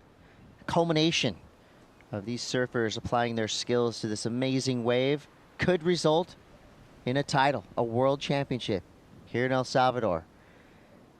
But before we get there, we got to get through these repechage heats. This is women's masters. That's 40 and up. And start us off, Patricia Rossi, representing Tahiti. Highline float to get herself right back onto the open face of this beautiful wave. Nice carving snap off the white water. With a good roundhouse there, just staying right in the pocket, doing everything right on this wave so far. This is a great opener for our Tahitian representative here. Looks like she got a speed burst coming off of that floater, and she's used that to her advantage all the way through to this inside section. And tries to get the closer, but goes down. But some damage done out the back. That was a nicely ridden wave for Patricia. Yeah, the projection off that float from the get-go really set her up for the rest of the wave. High degree of difficulty. She chose the perfect line. It's going to be a great start for the Tahitian. Of course, an absolute legend of surfing. Had a big role in European surfing, a multiple Polynesian champion, 2000 European champion, a gold medalist in the Pacific Games, but also a business leader. And her father, a keen surfer who sadly died in a hand gliding accident in 1994 and was a huge inspiration for Patricia to really use sport as a catalyst for change. The inspiration comes in many forms, and I'm inspired right now by Patricia's last wave. That looked so fun. I mean, we're seeing some high-speed surfing in these last few heats, and I think the judges are really going to appreciate that. No score yet, but 16:30 to go, and you're absolutely right, Sam. These 20-minute heats are flying by, and I think in that last heat we only saw 2 to 3 waves ridden per competitor. Yep. And that's just due to, of course, this being up to a 45 to 50-second ride. The paddle out is what gets you. It takes 2 to 3 minutes to get out. Exactly. Luckily for these surfers, though, the tide is now starting to come up quick. That's going to condense the playing field just a little bit. Going to give you a little bit more of a clear takeoff zone. Yep. And the paddle out's not going to be quite as long as it was at low tide. Yeah, and it's a pretty easy paddle out. It's a long paddle out. You can stay wide in the channel. The wider you go, the easier it gets. But you don't have to duck dive. Yeah, exactly. You don't have to duck dive. But what was interesting for Patricia's ride there is a real appreciation of point breaks, the way she really projected that whole ride down the line and read it very well. And we're seeing that again here with Leonie Awad representing Germany. So she took the high line all the way to the low road, and now she's just stuck a little too high on that wave. Tempting fate out on the shoulder. And kind of came back to haunt her as that wave passes her by. But now we're taking a look at Eva Gaviria, representing the beautiful country, our host nation of El Salvador. Nice snap there, throwing the fins. So a great wave to start for Eva. And you can hear the hoots and hollers on the beach. This hometown hero making her fellow Salvadorians proud all the way to the sand. Can she get the big finish here? Cranks it off the bottom, up into the lip. Fearless approach there. The wave kind of ate her up, but she did some great turns out the back. That's going to be a sizable chunk of points. And we go back to the outside, the takeoff zone, where Lucila Gil up and at it, representing Team Argentina. Just a .50 on her first wave, so obviously this one much better. And another surfer who is just harnessing all the speed this wave has to offer. A couple little check turns down the line there. She'll get credit for those. She's done about 5 of them and almost catches the edge there. We'll see if she braves this inside closeout section, goes for it, but pulls out. So nicely done there for Lucila. Great exchange for the Argentinian and the El Salvadorian. The El Salvadorian originally born in New York, now based here in El Salvador. But the Gil family, we'll talk more about them soon because they are an iconic Argentinian surf family. Looks like a set way on the horizon that could give us time to catch up with Ben Way, with the winner of that last heat. Thanks a lot, guys. Here with the winner of the Women's Masters Rep 1 Heat 1, Katharina Rosine for Team Canada. Congratulations. Thank you so much. So it was unfortunate. We saw your husband go out earlier, but there's still 2 of you left for Canada. What a strong heat you had. You started really, really strong, 6.0, 5.83. Basically left everyone in a fight for second in that one. Were you feeling pretty comfortable? Yeah, the waves are super fun, so I just timed it, got those sets, and then knew like paddling out. I was trying to like book it to try and get back out so I would get priority, but sets just came and it felt super fun.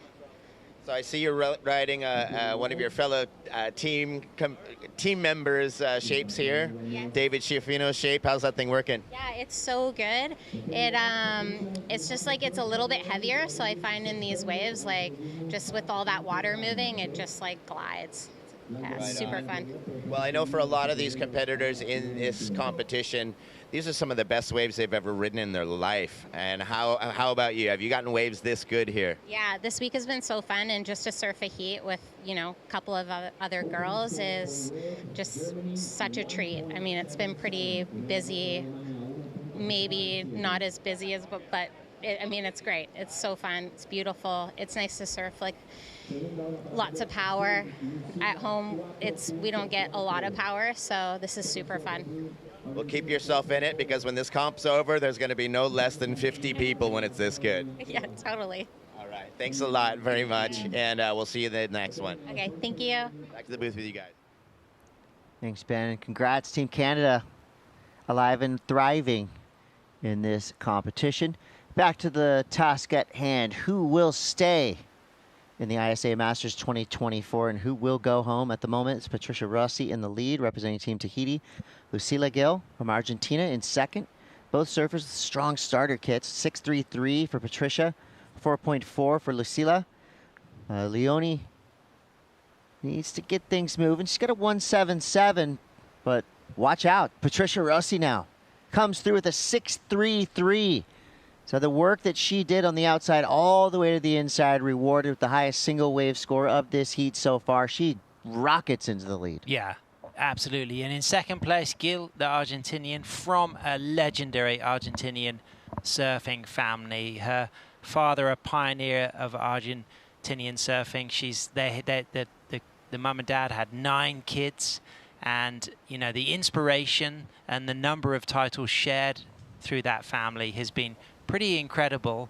And looking at Lucila Gil, she trained in Hawaii for a year and a half after representing Argentina in the ISA World Surfing Games in Huntington Beach, and returned age 22 to win the national titles for the second time. She's got 3 kids, Serena, Pascal, and Ramiro, and she's going to be happy in second position. That 4.40, good score, but it was Patricia's opening 6.33. Just the flow, the projection, the read, that opening float, and the way she just interconnected all the dots, joined things up with really good flowing point break surfing. Yeah, I think, you know, flow, that's a word that has been kind of stuck in our minds since the very beginning.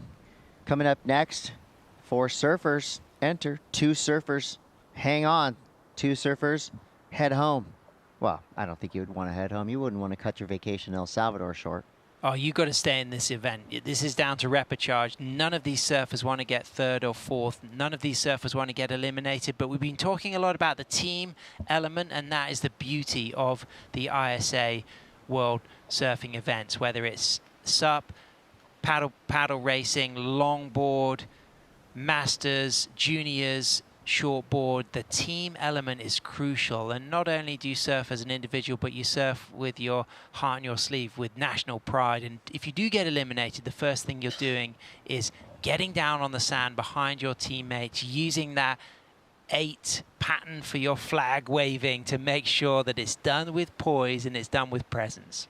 And that is the one thing. Usually when you lose in a surf contest, you're somewhere very cool.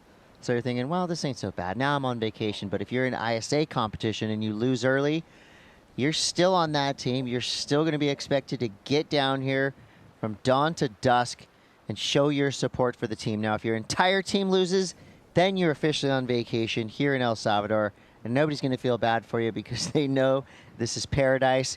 But until every team member is either all the way through to the finals or out, you know, part of your job, earning your spot on that team, is to support, and that's one of my favorite elements of ISA competition. I mean, you go to any World Surfing Games and you'll be going, wow, look at who's on the beach right now waving the flag for Team Brazil. It's Gabriel Medina, it's Felipe Toledo. Exactly. You know, it's just really awesome to see the superstars of our sport, you know, when they compete here at the ISA competitions, you know, they really fulfill their teamwork makes the dream work kind of ethos. Yep. And it's a really fun thing to see. Absolutely. And, you know, looking at Leonie Avid from Germany, she moved to Australia age 18 and then moved out to Costa Rica, where she's based in Jaco Beach, but still representing her native country of Germany, riding a 5.8 JT surfboards. Justin Turns is the mastermind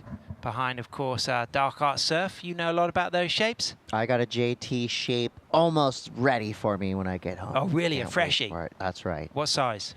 This one's going to be a 5.6. I believe it has epoxy and PU. Nice. I mean, sandwich. It's the future. I'm excited to ride it. Little pupusa sandwich There combination. you go, a carbon pupusa, if you will. Well, Leonie up and riding right now. Needs a significant score of 3.14. Well, she's done some good work out the back. Really like her style. Yeah, I'm a sucker for it when I see a surfer with their arms out like that, but with their hands kind of open to the wave. Kind of a classic, traditional look. This is a bowly one as well. A lot of scoring potential. Here we go. What she got for us on the inside. One more snap right there. Nice. Her job's not done yet. This one's forming up yet again through this inside section. Here's where things get radical. Wow. And she got out just in time, but solid work out the back, connected all the way through the inside, did a couple nice little snaps. I think it's going to be a good score. Yeah, Chris, I agree. I think that she needs a 3.14. I think she's going to get that. It's going to put pressure on Gil, Argentinian, and it's going to put more pressure on Gavidia, El Salvadorian. Not much time left, but certainly enough for Leonie to paddle out and maybe get in position for another set. Yeah, that's going to be right on the edge. You know, 6 minutes, 27 seconds to go. Here it'll be about 2, maybe 3 minutes max to get all the way back out to the takeoff zone. But sometimes we've seen it halfway out. You know, if nobody's riding the wave that comes through and you see a nice little bowly section, turn and burn, see what happens. Yep, and we're still 2 hours off high tide. High tide local time 5:32, local time right now 3:12. So that's going to be a really big tide. We had a full moon a few days ago, and we're really having big tides yesterday and over the next couple of days. Sam, if we don't cross that point soon, we're going to be stranded over here. Our hotel's on the other side of the rocks. Here we go. This is Eva Gaviria on her backhand, representing El Salvador. Remember, she had that high-speed wave earlier on for a 4-6. Looks like she's got some intent to back it up now. Yeah, this like is these little nice. turns that she does, just kind of whips it up into the section right there. And she's going for the gusto on the inside. Just comes unstuck right before that closeout section. But the judges love when you surf fast, and Eva's showing them that for sure. And here we go, your current leader, Patricia Rossi. It's just on another level right now. Big swooping carves. She's got an inside section to work with. Perfection right there. Chris. That was the exact turn in the exact spot that she needed to go to. Patricia Rossi, she's fired up, and I can hear the beach going wild right now as well.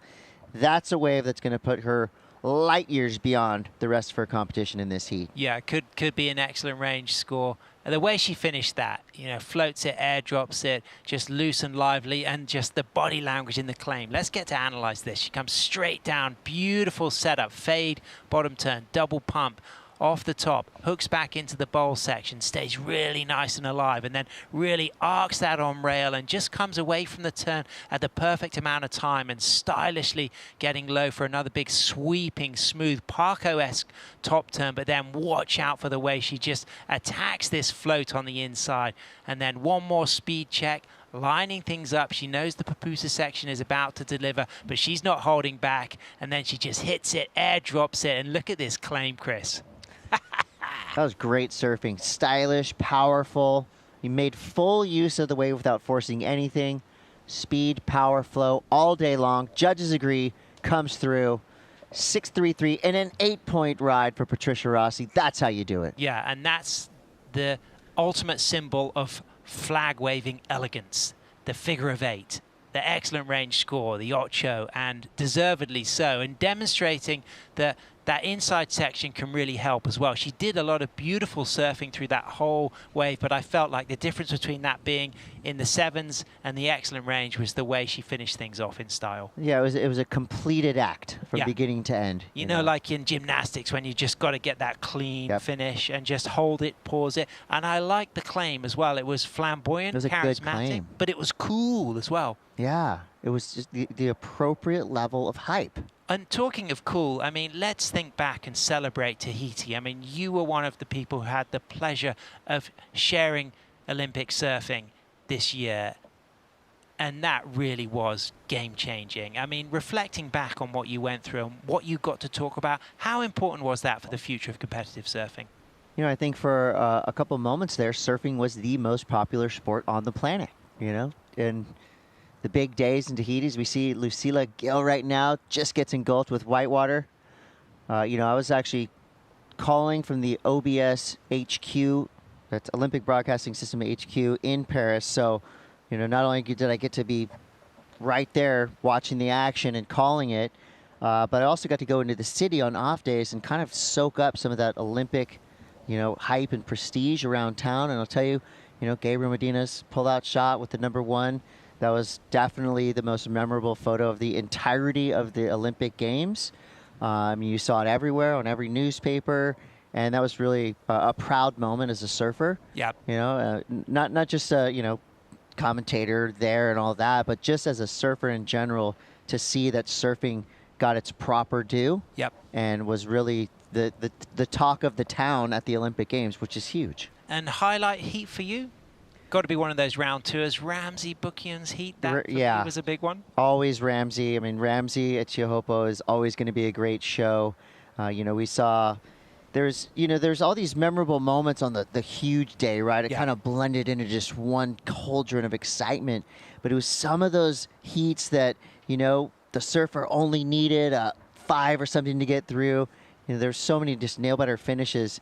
Love to see, you know, Siki Yang from Team China. Yeah, that was one of those. Yeah, that was one of those names where you're going, all right, well, you've proven that you can, you know, qualify. You've proven that you're here, and I don't think you're scared. And she proved everybody right. Absolutely. She was charging. And demonstrates not only the value of the ISA training camp that she attended, but also investment from governments to support national surfing. And the Chinese have done that, and she is the fruition of that, and she took it on. Well, and it's cool because, you know, there is a El Salvador connection to the Olympics, of course, this was one of the gauntlets that you had to get through. And, you know, Xixi Yang and a lot of surfers that, you know, aren't on that CT stage, so they don't have that household name. Well, if you know anything about ISA competition, some of the names that have come through here in El Salvador at World Surfing Games, Al Cleland Jr., for example, you know, he became a global superstar after his gold medal finish right here in El Salvador. That skyrocketed him all the way on his golden path to the Olympics. And absolutely, Chris. And the cool thing is not only for the youth talent having to recognize that El Salvador is a crunch place to have big performances, but now opening the opportunity for masters surfers. And we've just seen a great heat go down with Patricia Rossi on fire. Yeah, that was solid. And you love that finish from Eva Gaviria, coming through with a 4.60 and a 4.43, enough to keep her in contention. Wow. And Patricia Rossi, great show there. An 8-point ride, full speed, pedal to the metal surfing for the Tahitian. Unfortunately, we lose Leonie Awad from Germany and Lucila Gill, but we'll see more of them in Masters competition in the not-so-distant future. Well, we're going to take a quick break, but we will be back. A couple heats left on the day. Waves are still firing. Let's bring in True and Paul on the call for the rest of the afternoon. We'll be right back.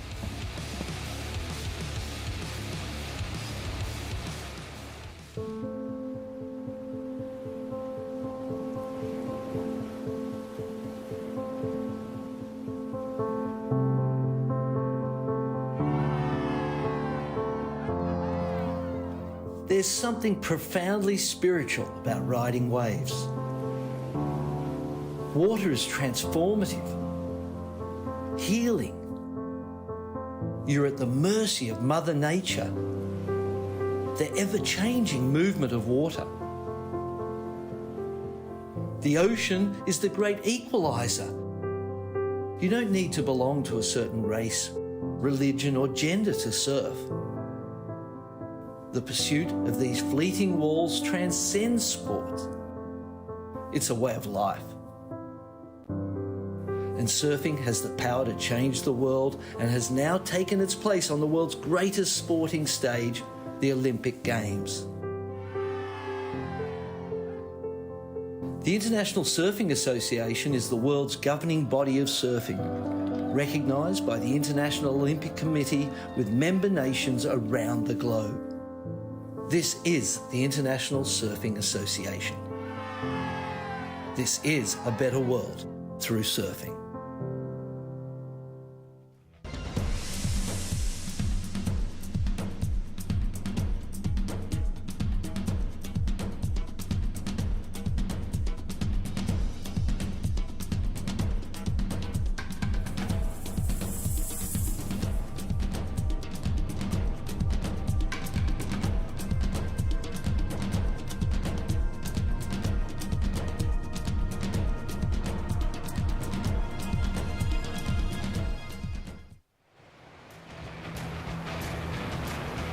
And once again, a very good afternoon from Surf City, El Salvador.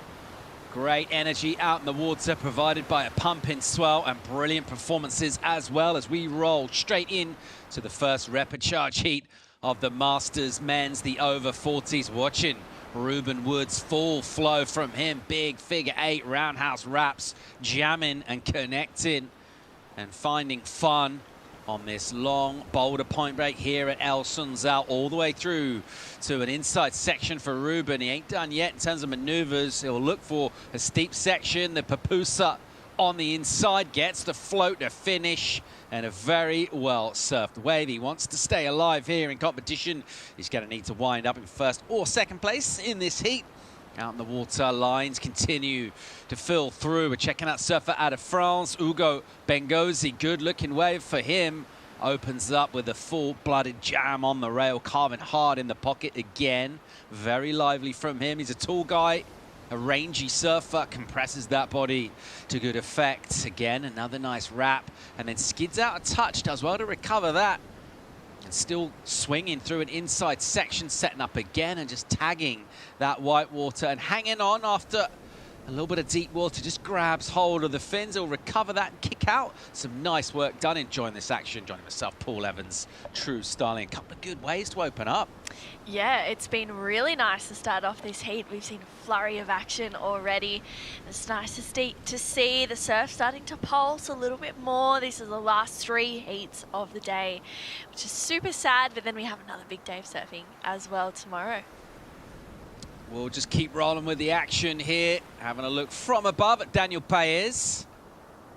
Surfer out of Switzerland, looking for an entry into that wave. This is Francisco Alvarez, the surfer in red. This is a replay from him. Yeah, really nice opening turn to start this wave off. Gets another backside snap. We saw him really lively in his heat this morning, and he's looking really good. Has spent the rest of the day just preparing for this repechage heat this afternoon. I'm wondering what board he's riding. It looks really fun. And then this is Ruben Woods from New Zealand. The Kiwi, nice opening turn to start this wave off. Drives hard through a second one. He's really patient as he gets that rebound. Beautiful line, holding it really well. This wave starts to fatten out, but he reads a wall really pretty much perfectly, to be honest, as he takes this one back to the power source again, waiting for it to wall up. Does a nice carve in front of Francisco from Chile. And Ruben looking to take this one through to the inside. We saw him just negotiating this section through here, and it gets a little bit wobbly, it gets a little bit weird, so you need to have your wits about you as you go through, and the Kiwi just goes up and over to get a completion for his first ride in this heat.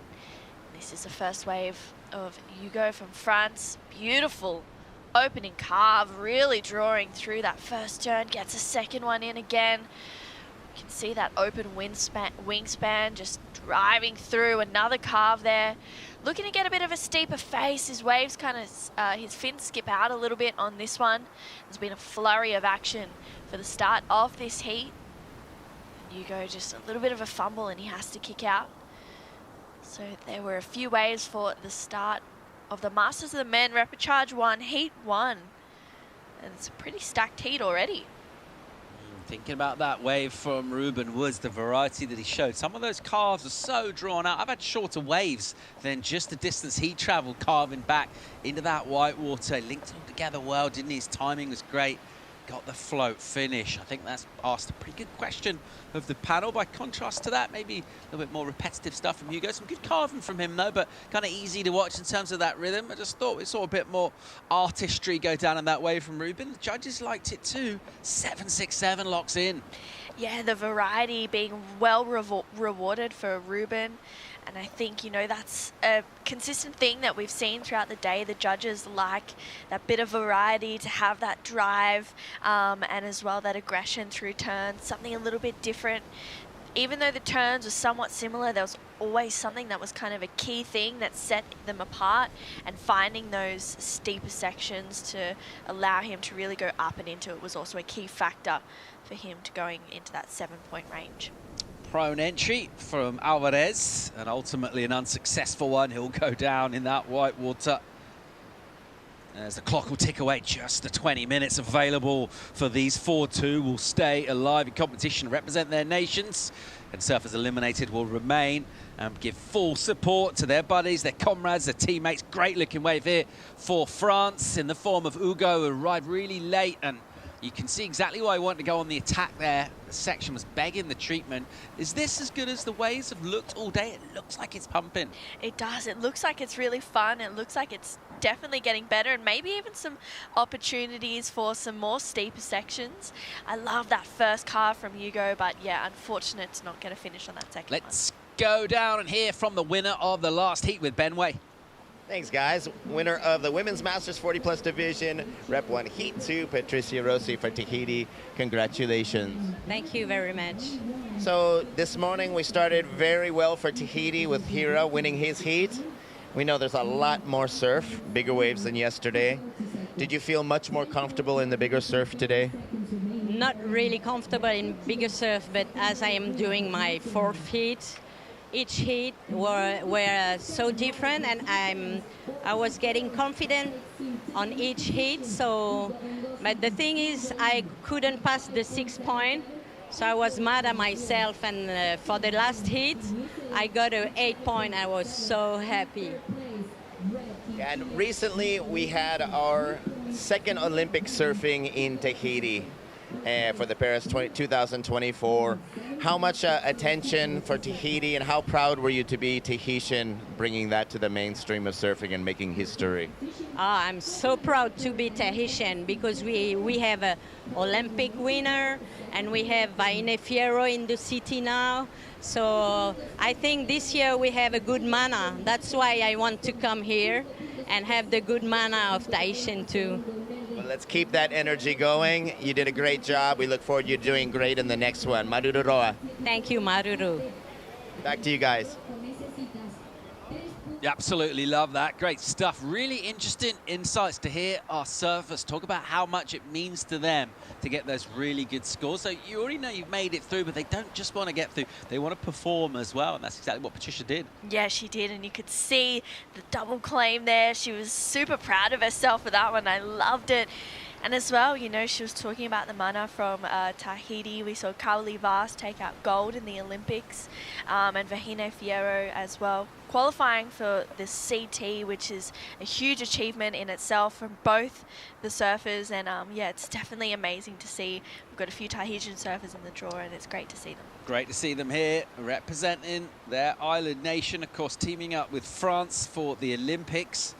As all Tahitians are French passport holders, but right here in the ISA World Masters, they're representing Tahiti and they're representing it really well. Some great performances going down. No real surprise there, actually. We know all about the quality and the talent from that region, the waves as well. Right now, so from France, Ugo Bengozi's leading this one. And he's made a little mistake on that last by going down, but you know what? He did good work previous to that. His wave, his first wave that he rode all the way through to the inside, gave him a reasonable number as well. It's Ruben Woods that we're really paying attention to, though, with that high score, the 7.67. And he's just there, kind of coiled and poised, isn't he? He's got a huge number in. He doesn't have a second wave yet. As soon as he stands up, really, and it needs a 2.5 to go back to first. He's in a good spot here. Yeah, he's in a great spot. That 7.67 is a huge leap up. He's just, yeah, like you said, he's looking really coiled. He's looking polished out there today. The conditions all day have been clean. It's been fun. It's been firing.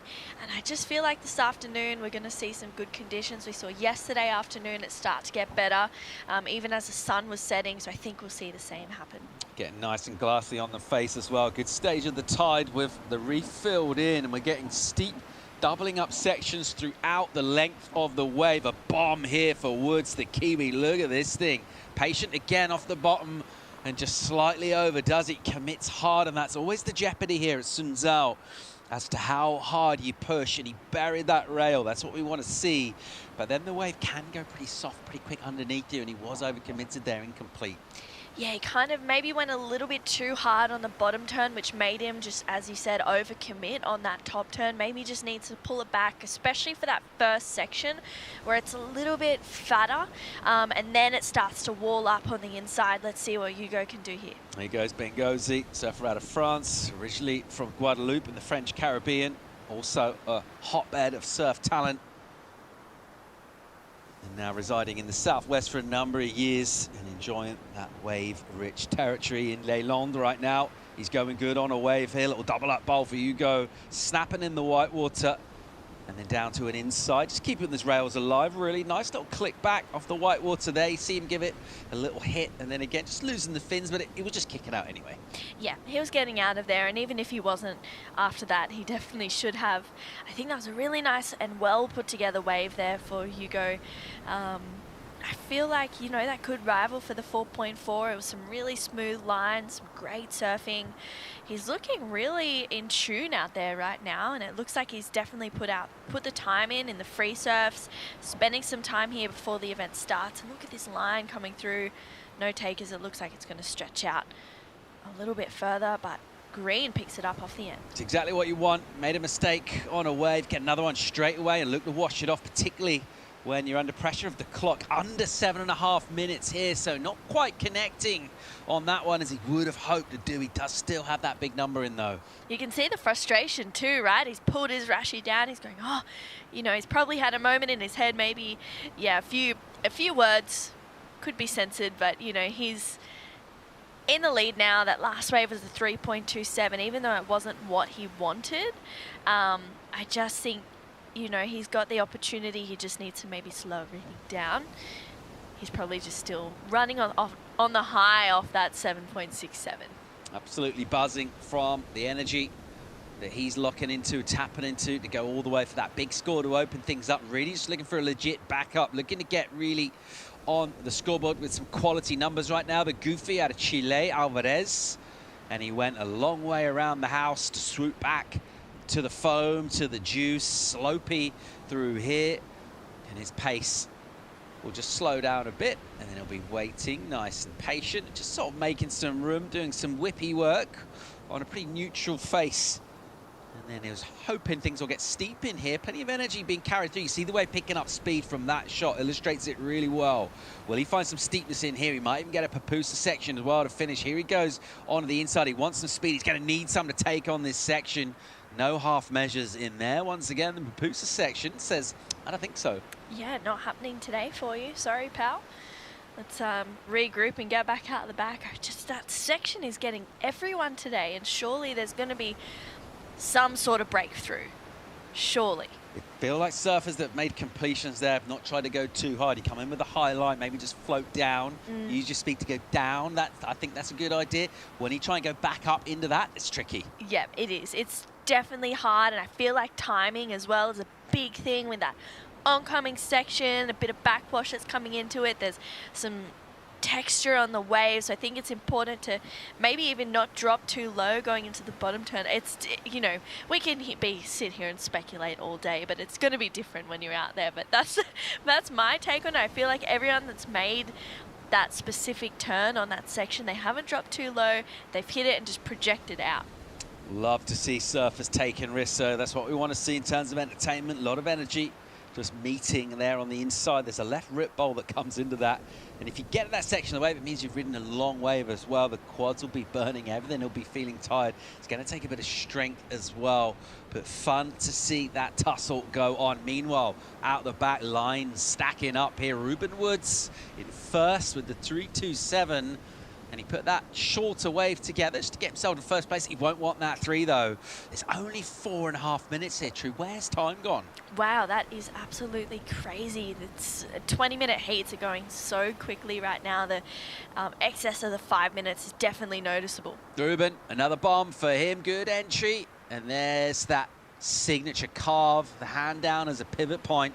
He'll drive around it, and he'll whip and tighten up the arc. So, again, just smooth as you like, stands on the tail a bit, doesn't want to get out in front, little 2-stage, and then back into the whitewater. Steep section here, he goes past Daniel Paez of Switzerland, and some bumps on the face, and he'll do pretty well just to kind of clean these up here, keeping that energy a little bit repetitive in terms of the maneuvers that he's done on this. That'll affect his score because he's been carving pretty nice and going back to the pocket, but we've seen it several times. He'll want something different. Once he got in here, there's that turn on the inside. Very nicely done, and he loves it. He really liked it. Wow, that was solid surfing. He gets the claim for the Kiwi team from New Zealand. I liked that wave. It was really smooth surfing throughout the whole one for Ruben, and that's what he was wanting.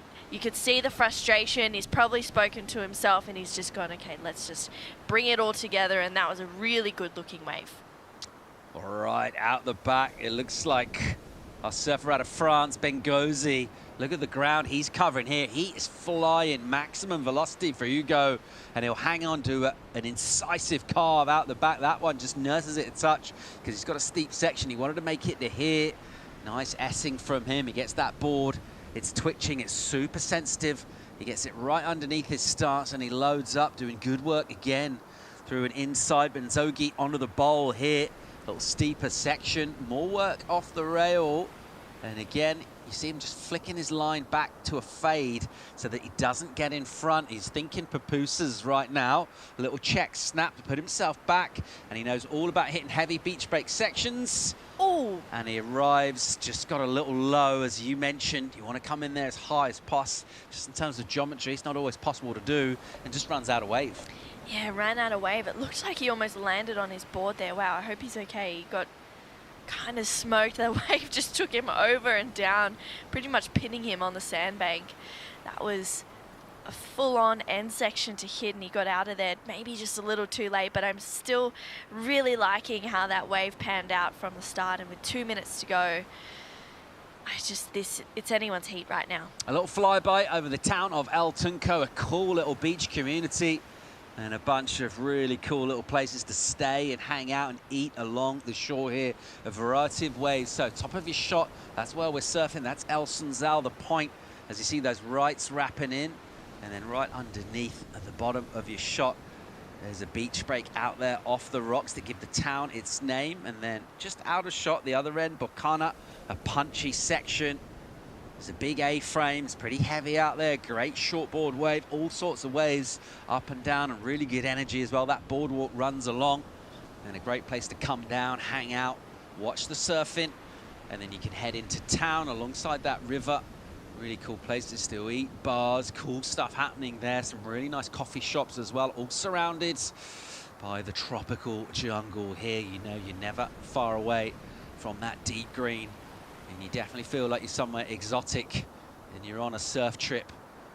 And on a surf trip at the moment, and on a really good one, is Ruben Woods from New Zealand. Great numbers in 6.83, and a lot of that, I think, is from the successful assault on the Papusa section on the inside. He loved that completion and getting rewarded, and suddenly just 35 to go. Yeah, I can't believe it. 30 seconds and this heat has flown by. Ruben's really taken a stronghold on it, especially with that last wave. He had some really solid surfing, some smooth lines.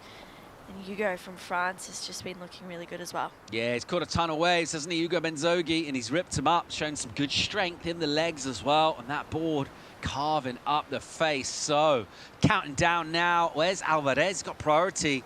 Will he find himself a wave? I'm not sure he will. We're going to be out of time here. There's Alvarez. You can see the frustration from him, and gives himself a little clap. He'll be disappointed he didn't find another wave out there. He wasn't miles back, but never really dialing into it. Daniel Paez just struggled really for positioning out there. We saw him a little bit out of sorts in terms of when the waves came through and not getting involved. And surfers eliminated at this stage will now go full support crew. And they'll be waving the flag, cheering on their teammates, just offering advice where they can as well. That squad energy is important. They're going all the way for success here at the ISA World Masters. That's the Hawaiian flag. And of course, the Kiwi flag right now. That'll be flying with a bit of pride, because their guy, Ruben Woods, has ripped it up here. His last wave, all the way for a strong finish on the inside, and a good total 14.5 for the Kiwi Ruben Woods. He'll advance alongside Hugo Bengozi. We're all wrapped up with our first repechage heat for the men's master. A couple more heats yet to go to round out a really fun day of competition here in Surf City, El Salvador. More live action from this beautiful location when we come back from break.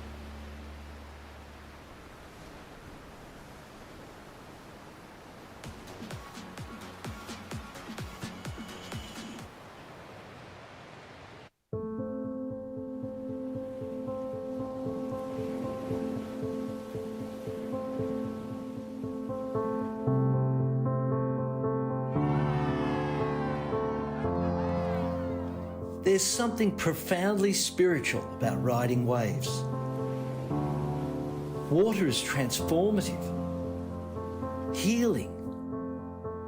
You're at the mercy of Mother Nature, the ever-changing movement of water. The ocean is the great equalizer. You don't need to belong to a certain race, religion, or gender to surf. The pursuit of these fleeting walls transcends sport.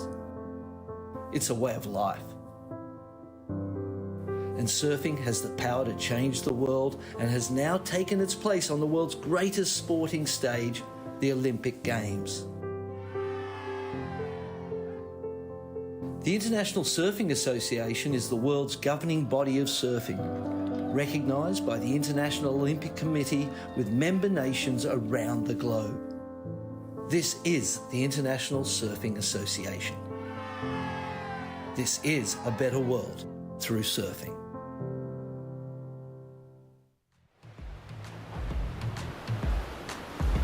And this is Surf City, El Salvador, and you can see exactly why this place gets its name and a solid reputation for pumping waves, ultra consistent, and a great platform for surfers to showcase what they can do out in the water, try and impress the panel, try and stay alive in competition. Having a look at the second heat of the repechage round for the Masters men. Jose Lopez of Puerto Rico, John Hanna, Panama, Richard Dodd from England, Jason Shibata from Hawaii, Paul Evans alongside True Starling.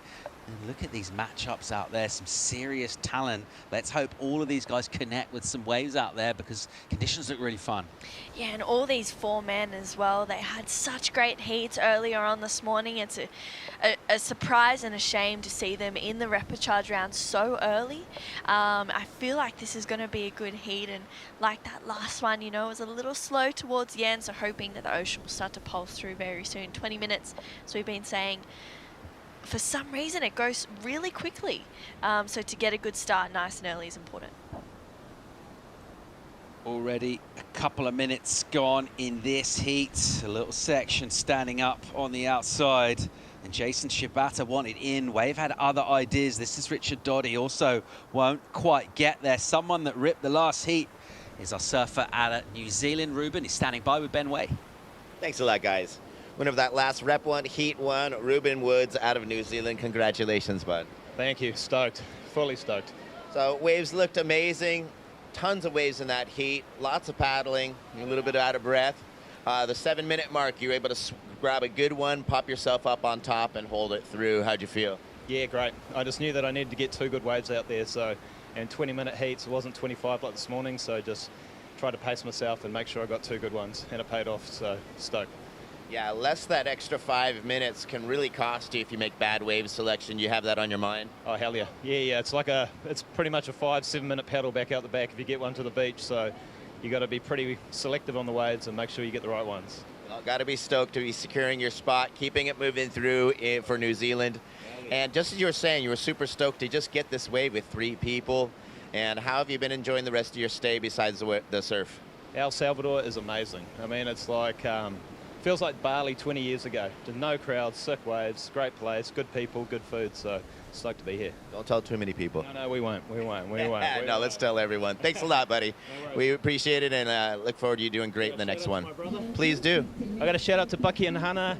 My brother just had a baby, Cora. Congratulations. Kia ora, whānau. Love you guys. See you soon. Thanks, Uncle Ruben. No worries, mate. Thank you. All right, back to the booth, guys. Yeah, I love that. Great stuff from Ruben Woods there. He is stoked. And congrats to his new family member. Uncle Ruben. Yeah, another surfer maybe as well. Entering the team, possibly. Yeah, no doubt about it. There's no choice. No choice in that matter. 5 minutes gone in this. We've got perfect scores of zeros throughout, so no waves ridden. Everyone having to be a little patient here. It doesn't matter what went down in the prior heat. It's all about the waves that come through in your 20-minute time allocation. Trying to steal away, maybe get a touch wide there. Lopez, the Puerto Rican, is just trying to sneak off a little bit and say, maybe a little wide swinger down here. Let's see what I can find.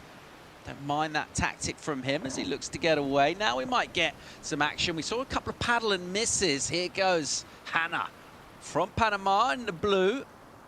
Cruising. And he'll just ease this thing back. Now a steep section, needs to make the most of it.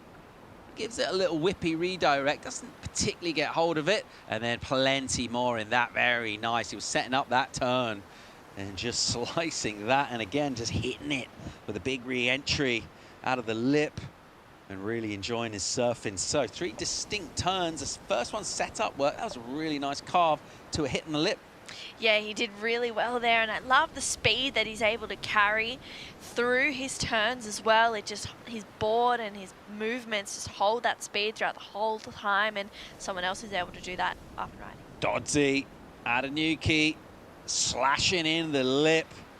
Look at him, just laying it on rail, digging in hard and fast. Nice aggression from him.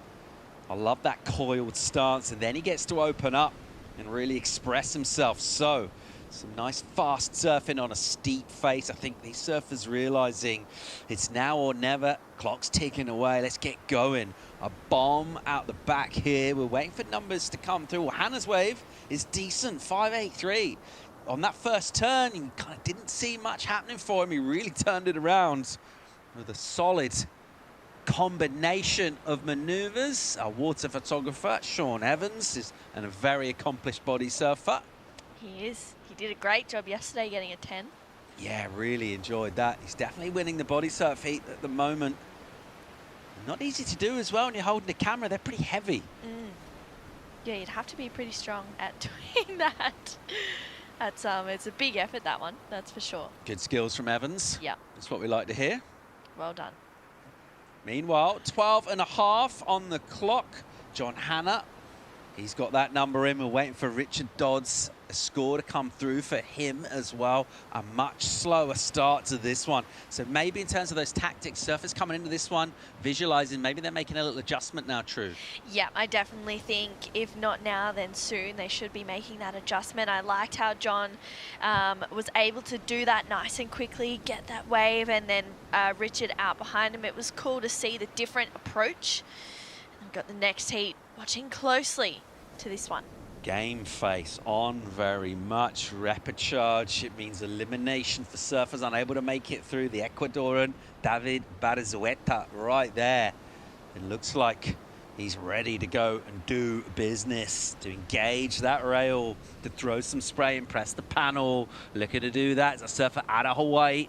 Of course, defending team champs here at the ISA World Masters. She bats, redirects, and then a good power snap to slide from him. Off the bottom hard again, using those shoulders for the whip. And then the speed opens up his arc, just extends and lets the turn breathe. So after waiting a while, that's going to feel good to get that way for Jason.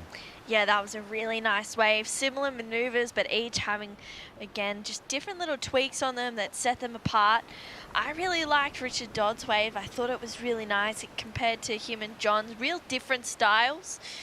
John maybe a little bit more upright, a little bit more of a, smoother kind of easygoing approach. But let's have a look at this last wave from Jason Shibata from Hawaii. Really nice opening turn. He doesn't drop too low. I love how he stays in that middle third of the wave of that carve and goes straight up into another one, snapping it there, throwing heaps of spray. He's a really back-footed surfer. You can see using all of his strength and power as he drives through these carves, negotiating a little bump there, and he readjusts when he needs to, getting the rebound. So really nice way for Jason to start off his campaign in this heat. And yeah, we're halfway down. There's 10 minutes to go in this heat already. Jose having a paddle. Yeah, picking it up here. Lopez, Puerto Rico, good looking wave for him. Extends that bottom turn, goes way out onto the face, and then carves it right back down. Similar kind of turn from him, gets a bit more of a chunk of the white water as he rebounds down, and then still snapping and staying alive. Just adjusts his line right there to get this bowly section. They're similar kind of carves from him. It's got good speed and flow. Didn't see a ton of variety thus far, but he'll get an inside here. This could set up really nicely for him. This inside runner looks like it'll cooperate here for Jose, and he'll go with a ton of speed to an inside section. And I think probably a pretty good move not to try and get up there into the lip. That's always going to be tough to do. Yeah, especially on that inside connection. It's a hard one, but really smart surfing there, and he'll make his way back out the back. I think he got a fair bit of damage done at the start, and you can see the Canadian team saying hi to the drone there. You can see all the teams, a whole bunch of flags. There's Team Panama for John as well. There's a whole lot going on down on the beach. Under the 9-minute mark to go here. John Hanna just with the one wave locked in. Also Richard Dodd in second. Jason Shibata's number comes in, a 4.87 for him. So a kind of descending scale by sort of similar difference between those numbers from John's wave, which got the best return and reward from our judging panel, down to Jason. Now we'll get a number in for Jose Lopez, which will set us up with sort of half a situation, really, because everyone will have had one wave. It's very even in terms of the opportunities people are getting, but we've not had that many sets relatively so far in this one. So it's all about maximising those opportunities, you feel, True? Yeah, definitely. Finding the good ones that are coming through and making sure that you really capitalise on that and getting some good combinations in. As we saw today, sometimes it's not always about riding the wave to the beach. Sometimes it can just be about getting some really good connections and making the most of the most critical sections out there. So I feel like, especially this afternoon when it's a little bit slower, that really comes into play. Less than a point of spread between all four surfers for their opening rise. Lopez comes in as a 5.07. So as we update that situation, Lopez in third, Shibata in fourth, but really with just one wave ridden. And as we mentioned, less than a point between them. This all very much in play. You feel like in the remaining 7 minutes or so, it's about who's going to find the quality wave that stays steep. If you get slopey one, you do cutbacks, maybe 4s, 5s. You go into the lip with the steeper wave, then the scale becomes available to you. Yeah, well, even thinking back to John's first wave, the 5.83, you can remember that he did a couple of carves, but also found some really good solid connections in that. And then comparing that to Jason's 4.87, the difference there, even though it's less than a point, is maybe John got some more critical connections on some pretty vertical sections there. So I just feel like he was able to find that, whereas Jason's was probably a little bit more carvy, really solid carves nonetheless, but not getting that vert surfing that he was looking for. Penultimate heat of the day, dreamy looking scenes as we admire the sky and pastel colors from the sunset to the west. That's the right of your shot. Absolutely beautiful to see the sun come up all the way over to the left as we look out at the ocean here in the mornings, and then just move through the sky throughout the day here, just illuminating this beautiful part of the world. It just looks absolutely gorgeous from any angle. You see that green of the land with that blue ocean, the black sand and the rocks as well.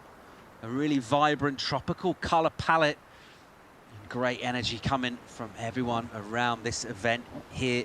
Really well supported, full voice from the teams. Right now though, I'm feeling a bit of tension creeping up. Yeah, I think so too. Everyone's in a really close position. The only person that has a second wave is at a 3.83 from Johns, and I just feel like when it's out of your hands what the ocean is going to do, that's when the nerves start to really kick in and you really have to just rely on yourself and your own ability. Richard Dodd's in a really good position right now with first priority. John's in a great position with the lead and second priority, so it really just applies pressure onto both Jason and Jose, and this last 5 minutes of the heat is going to go really quickly. Yeah, at the moment, everyone just having to be patient and rely on some of that mental resilience as well. There's certain things you can practice for, obviously, like you can do with your surfing and your board, and you can dial all that in.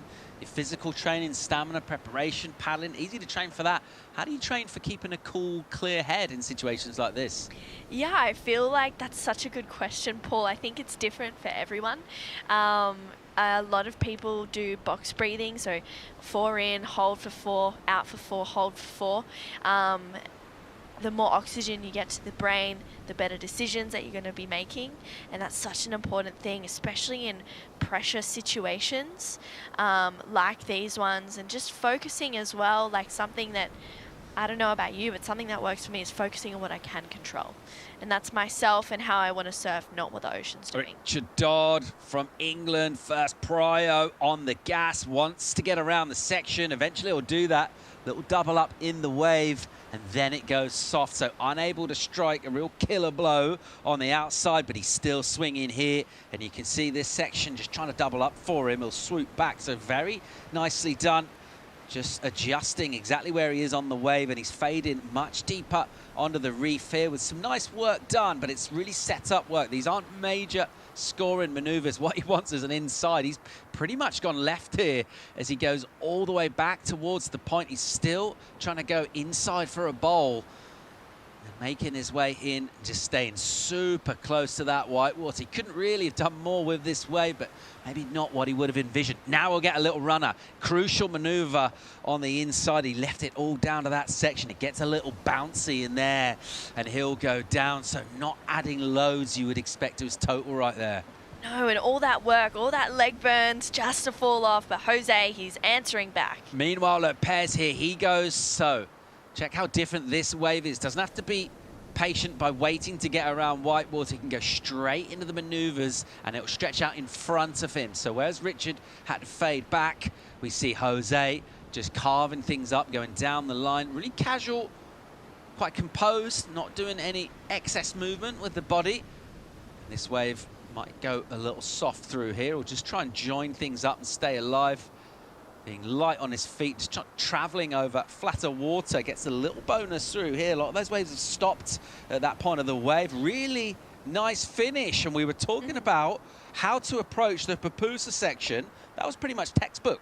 Yeah, he did it so well. He didn't drop too far to the bottom, projected out, and he liked it. He did a claim. He's going, I've got the score. He didn't need much, a 3.97. That's the score every day in the of the week, in my opinion. You can see here, this is Punta Roca. Absolutely. Beautiful view. Yeah, look at this stuff. And every little kink in the coast here, you just see lines of white water bending in. It's the sort of thing you kind of dream about, a coast you don't know too much about. And every little kink, you just see wrapping lines and all sorts of promise of surfing opportunities here. This is, of course, Surf City, El Salvador. And here's another look at a Puerto Rican Lopez. Yeah, lines it up. As he mentioned, he's got a real casual style. He's just driving through, but once he gets to the moments where he needs to really wind up, he does. And he's patient for this section, and this is where he lines up for it really nicely, throws spray out the back, and he does well to make his way to the inside and get that completion. I think he'll be well rewarded for this one. And yeah, textbook surfing through this inside connection, negotiating the wobble really well. You can see that it's consistent throughout the whole day, and that's where he starts to really wind up. He passes fellow competitor Richard Dodd and gets a completion, and you can see him like it as well. I mean, he had no right really to get over that section. He did so well to stay light on his feet. We've seen a lot of people just basically sink right there. He stayed super light and got it done and got a strong finish. Dodsey did not want to see that as he was trying to make that long paddle back, and really the opposite from what his wave did. Nevertheless, his numbers in for Richard 343. That puts him in third, and he'll need to get another wave to stay alive here. Meanwhile, John Hanna drops into a bomb. Look at him. He's been so patient. This is why. Look at this energy. This wave really nice and steep. Gets a little slide off that white water. Sort of understated ripping here from John Hanna. He's so cash. He comes into his turns. He doesn't sort of telegraph what he's going to do with his body. And then he'll just tweak out that board and make it look spicy and exciting. And he'll just wrap this cleanly through to an inside. So a real quality wave from him. He'll stay with it and just squeeze the juice. Every last bit of opportunity, he'll surf all the way through to the inside. The horn goes. He gets close to Papusa section on the inside. He might fancy this, loading up with some speed here. And he'll go up for a big float, and he'll land a little straight leg. Probably good that he got out of there. There's not much water right there. A very well surfed wave for Panama. Yeah, he surfed that wave perfectly all the way through to the end. Unfortunately, he didn't get a finish, but the damage was done out the back. I think he gets a 4.37. I think he does, a 4.67. He goes to the lead. So John representing Panama to the best of his ability and coming out on top. Yeah, looking very composed and polished in a tight and tough heat as well, and making excellent choices with the waves that he rode, finding good opportunities in the lineup, which was a little bit starved of opportunity. Great news for Panama and Puerto Rico as they'll advance. We'll lose Richard Dodd and Jason Shibata from the men's masters. Last heat of the day coming up. Join us for it right after the break.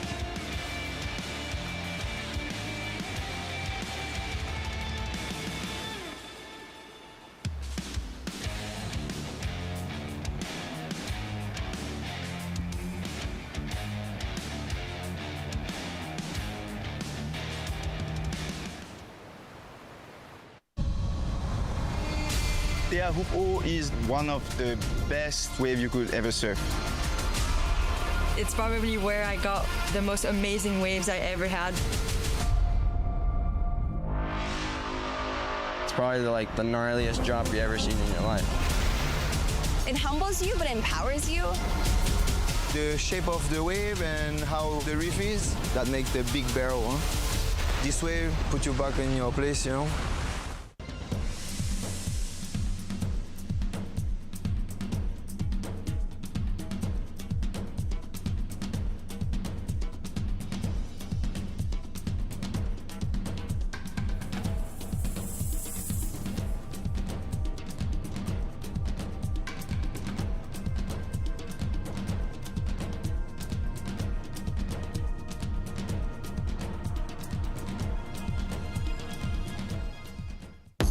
Ready, set, let's go. We're working so hard, and then I'm ready. I really want to qualify for Paris. Everybody is hungry to compete in the Olympics. There's nothing you can do to make me ever give up. We really believe we can do it. I've been feeling a lot of pressure the last week. Anything's possible if you have the hard work and talent to do it. I've never been an Olympian, but once I reach it, I know that it's because I put everything into it.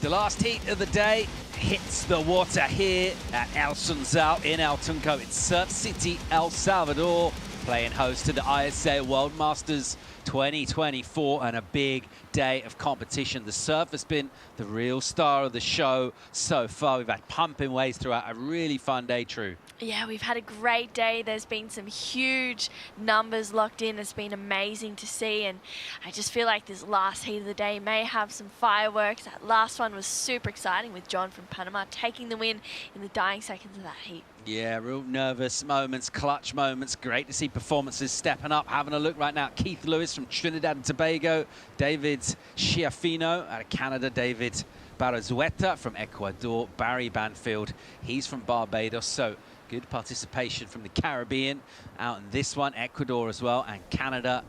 And I really feel like Canada's one of those stories that's just been gathering momentum at all levels of the sport in recent years. Let's see how Schiaffino can go towards keeping that proud maple leaf flag flying in this event.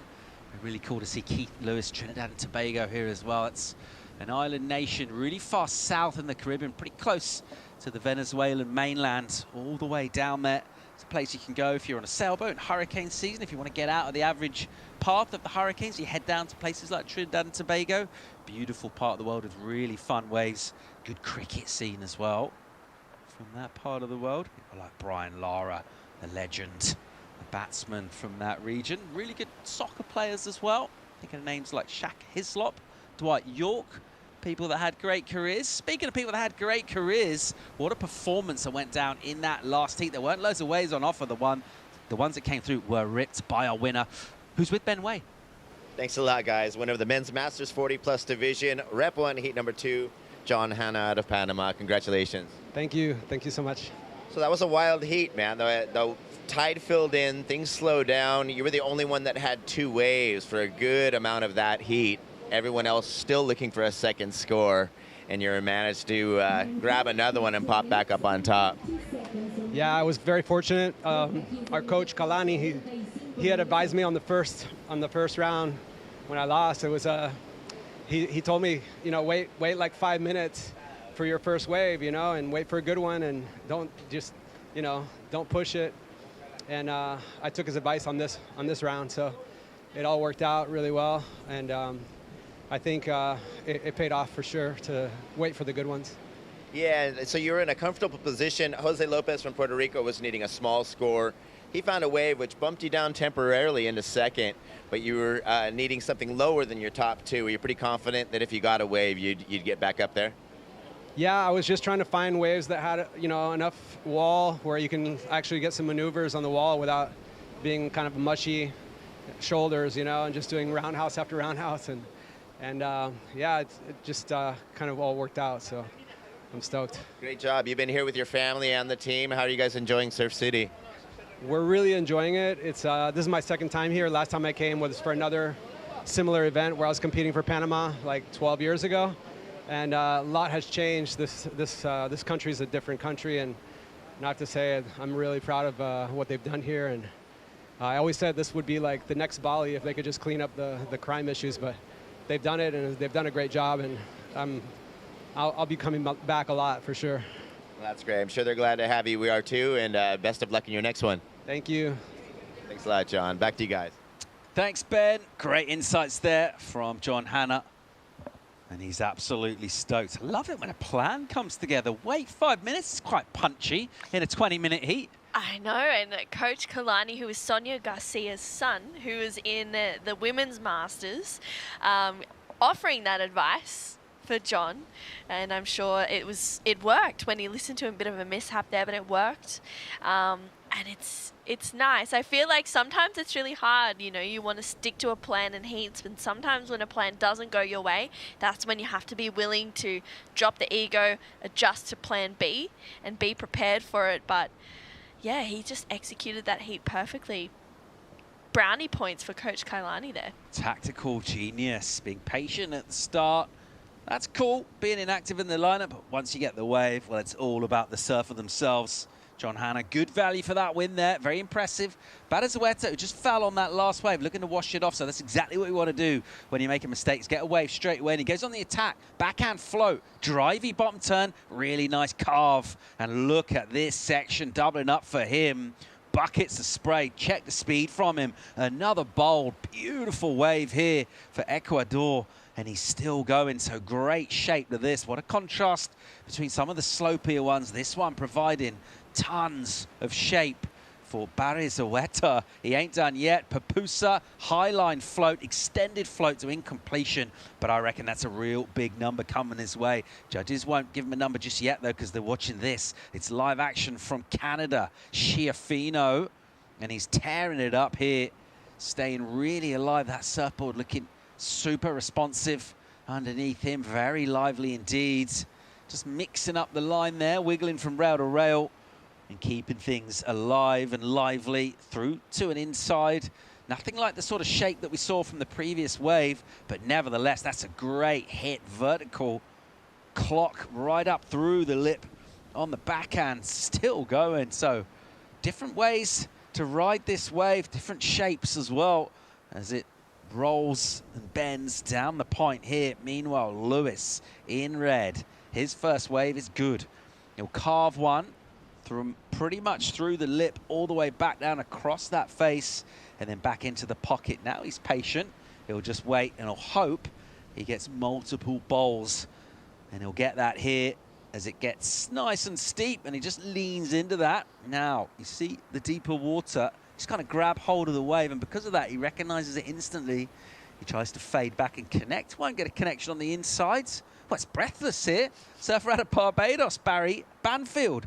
Absolutely tearing in. Great opening carve. Look at this section. Wow. And he gives it the absolute treatment. So just locking in, and no half turns from him.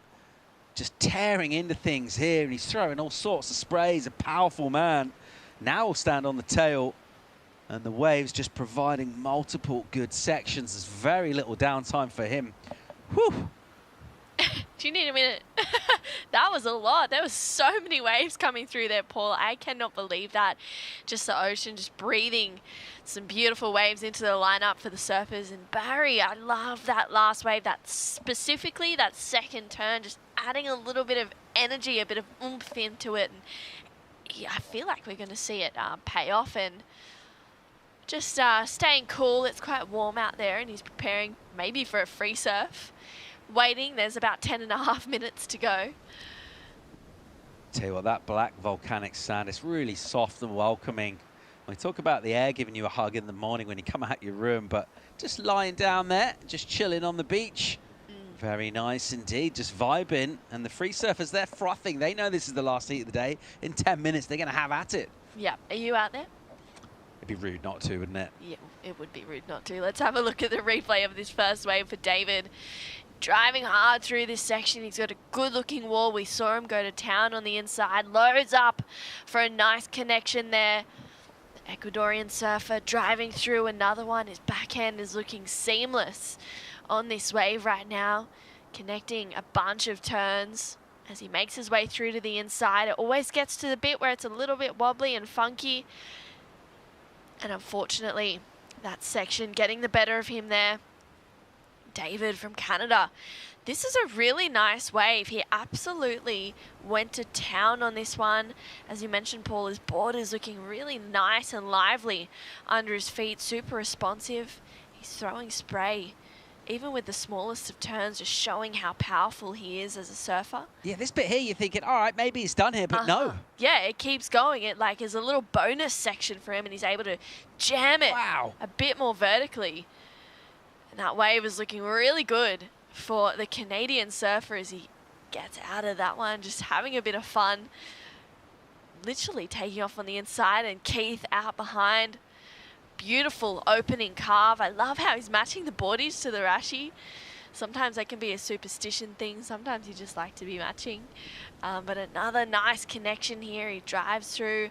We saw him, I think it was getting another carve there. And this wave, unfortunately, just fading out a little bit. So he has to try and go through. But that wave just, not offering a whole lot. But this is the one that I really like from Barry. Beautiful opening carve to start. This is the turn here. Bang! Huge connection. That's a solid, most solid turn we've seen this afternoon, in my opinion. I mean, I really liked it. Driving through another carve. You can see he's hoping and waiting for another solid connection or a steep section to come through for him, but the wave has a few little wobbles and bumps in it, so he kicks out. But he's rewarded with a 6-point ride. Barry Barnfield gets a really good number in. Quality, powerful carve and assertive on the face. You see surfers maybe go out and then kind of push hard when they're already heading back, but he actually leaned into that, fully committed before he actually arrived up there in that top part of the pocket. Very impressive. It looked really cool. There was tons of spray as well. It looked amazing. 7.5 minutes on the clock. We've got a wave in for all of our surfers, which gives us, similar to that last heat at a similar stage, actually, sort of half a situation. And it is Banfield, the Bayesian, with the best of it so far. That 6-point ride, as you quite rightly identified, I think that second turn, maybe about 5 points coming on that one. It looked amazing. Let's see where Schiaffino can go with priority now, who will be pretty tired. He did about 12, 13 turns on that last wave. He went all the way to the inside. Now he's paddled all the way back. With this tide, it's not as far out as it is obviously on the low, but it's still a really long paddle. So let's see how he goes about using that priority. I don't think he'll be too patient. Meanwhile, from 4th prio, sometimes that's a blessing for surfers like Banfield. Straight into it again. I love his aggression, explosivity. Good section here, and he hits it again. So, wow, we're seeing yet more heavy-duty ripping from our surfer from Barbados. And what a point of difference. Rather than seeing surfers out on the face surfing lateral, he's attacking the lip. Yeah, he was able to also find one of those inside ones that was maybe breaking a little bit deeper that held up. And I really liked this wave. Nice first turn. It's his second turn that just made me think, wow, he's really gone to town on it. Just hitting it beautifully and driving through a hard carve. For Barry, I liked that wave. I liked that he was sitting underneath everyone and trying to pick up that.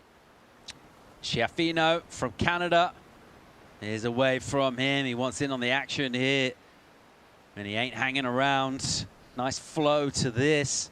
But you see the contrast immediately with Banfield. Never really had to head back the wrong way. It was always motoring down the line by contrast. Schiaffino is just trying to wait for the wave to catch up. He's surfing his way back towards the pocket, rather than chasing down a section with speed down the line. He'll paddle back out. He'll probably get a priority advantage over Banfield if they stay as they are at the moment, but scores advantage, you definitely feel that that'll be with Barbados. Yes, absolutely. That was a really strong wave.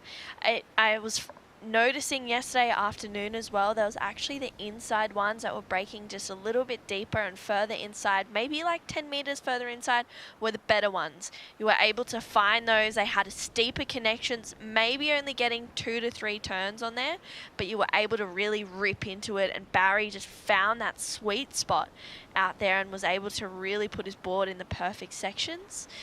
But with 4.5 minutes just over to go, my only thing is I feel like for David and Keith and even the rest of these surfers they're about to make their way out, the next wave they get could be their last opportunity. I know, it could be their only moment for them to get their second score. You never know what's going to happen, but this last score for Barry locked in. I was getting sad there for a minute, the way you were saying that, but now I've cheered up. Great number in for Barry Banfield, 717 for him. And I think very well rewarded for very, very good surfing. A great total for him now, 13.17. It's about the chase and pack, really, at the moment.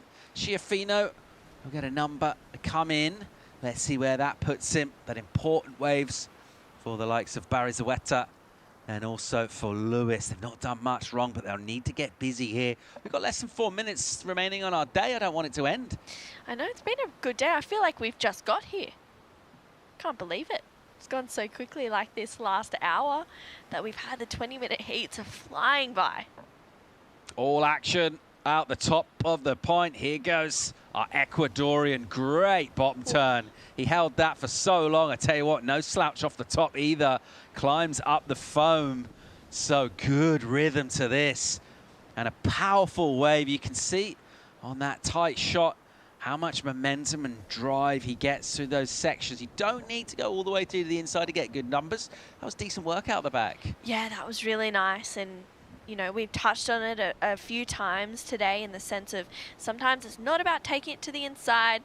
It's about getting some good connections out the back. And that's what David did. And with 3 minutes to go, he's going to add to his scoreline. You can see, I think that's Heather Clark and Tash there, and maybe Rochelle. I can't quite see too far from Brisa Froth. Look at that. The baying They're hounds getting just ready. to go. They're saying, you know, here's the time. Can we paddle out yet?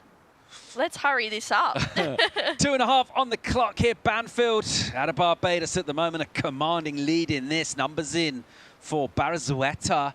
It's decent. Gets them up to second. So an important wave. You mentioned how crucial their next entry could be, and making the most of a good section out the back. His wave didn't go all the way down the reef. He didn't need to. And crucially getting himself into second place. So if we stay as we are with no more waves ridden, it'll be Barbados and Ecuador who'll be happy. However, there's a couple of minutes. We've got Keith Lewis, our surfer out of Trinidad and Tobago. He's got first priority. His number now is a 6-4. He's going to need to go big. He's got an opportunity here. He's deep. He's committed. He's late. And he does well for a tricky technical takeoff. Check the speed from him. Here he goes. Mid-face and a decent line through here. He'll carve one. He's a little upright, so he couldn't completely commit to that. And the wave will go soft here. Not exactly what he wanted to see. Let's see if he'll get a connection. He'll fade this one back. He'll need a strong finish. This will probably be his last wave, certainly from the peak, because there's under 90 to go. He's still going here. Still looking for numbers. 6-4 is that requirement at the moment. Onto the inside right now. Still a little bit deep and a little bit fat on the face. Now it gets steep, and he'll just wrap one and open up that body, and then a finish through the inside. Doesn't quite go up into the lip, but he's given a bit of exuberance, and I love that energy. Yeah, just celebrating his performance here this afternoon for the rapid charge round. There's under 1 minute to go, so I'd say he's going to wrap it up and come in. That he won't be able to get another ride unless he picks up a little inside one. Looks like there's a swell line coming through right now, though. 40 seconds on the clock. Beautiful, dramatic skies on a late afternoon, and a bomb for Canada. Schiaffino driving, checks his bottom turn, and just brings it back down because he had to be patient. Then he'll just S and keep that board alive and lively. He's chasing a number. It's 5-5, the requirement at the moment. Doing some nice roundhouse work, nice and nimble, light on his feet. Clicks off the whitewater, then goes for a carving turn out on the face. Still alive here, a little wobble through the wave. Sometimes, though, that backwash can make it get steep real quick. Let's see if it does. He's kind of cruising through this section, but he ain't done yet. We're going to hear the horn, and he's still surfing and still scoring points all the way through to an inside section. A little crack from him, and a little float as well comes out in front of the whitewater. He needed a wave. He got one. Did we see a 5.5 there, True? I don't know. It's real touch and go. You got to compare it to the 6 and to the 5.23. There's a lot on the line right now. It's an important score. Free surfers head now on the horn. Look at that. Absolutely desperate to get out there. That's because it's pumping. It's been a really, really fun day of competition right through to that very last heat, right through to the last exchange. It's with our judges at the moment. They're going to assign numbers right here and try and figure this one out. What a cool heat to watch go down, and the repechage round with high stakes, with surfers being eliminated. And one thing you can't say is that anybody didn't give that their absolute all. It was very hotly contested. Looking forward to seeing highlights from a massive day at competition. We'll bring you those shortly and look back what's been another epic one here at Surf City, El Salvador.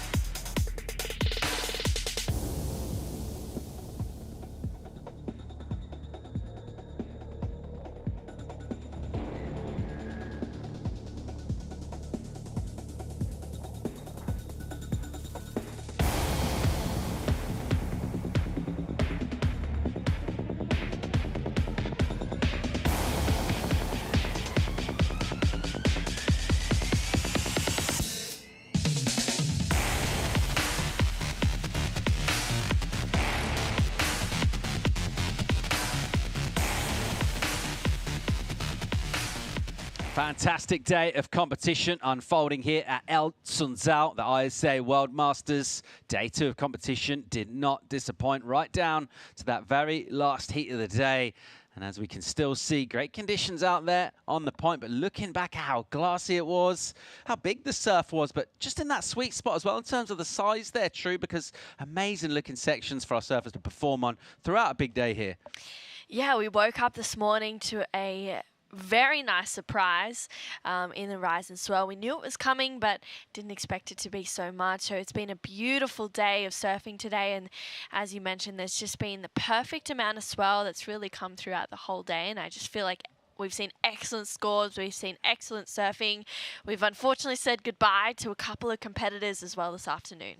And some of our competitors, they've surfed this wave before. We hear them saying that some of them have surfed other events here, but some, this is new to them as well. And I think we're seeing in terms of the performances, the scores as well, that familiarity's coming in. Day 2 of competition, everyone's getting a better read of the wave. And obviously when the surf picks up as well, performances are unbelievable today. Yeah, it was an amazing day of surfing. I feel like people were able to get more on rail, drive a little bit harder. We were able to see some more excellent surfing.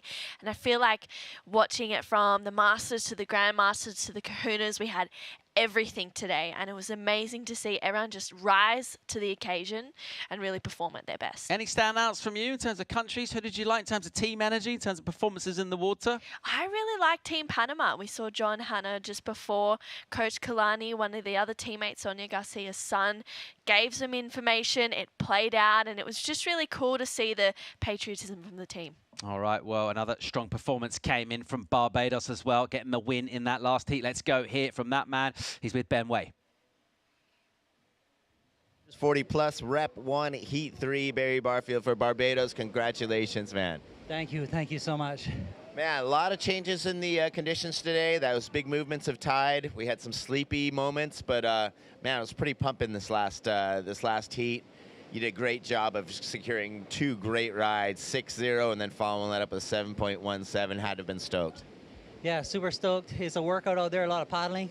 But firstly, I'd just like to give all the glory to God. He's my number one. I want to shout out my wife, Christy, Ava, and Don at home. Love you guys, miss you guys. And thanks. Man, it's been a long day of sitting watching perfect waves. How hungry were you to get out there? Yeah, I couldn't wait. I was itching, dude.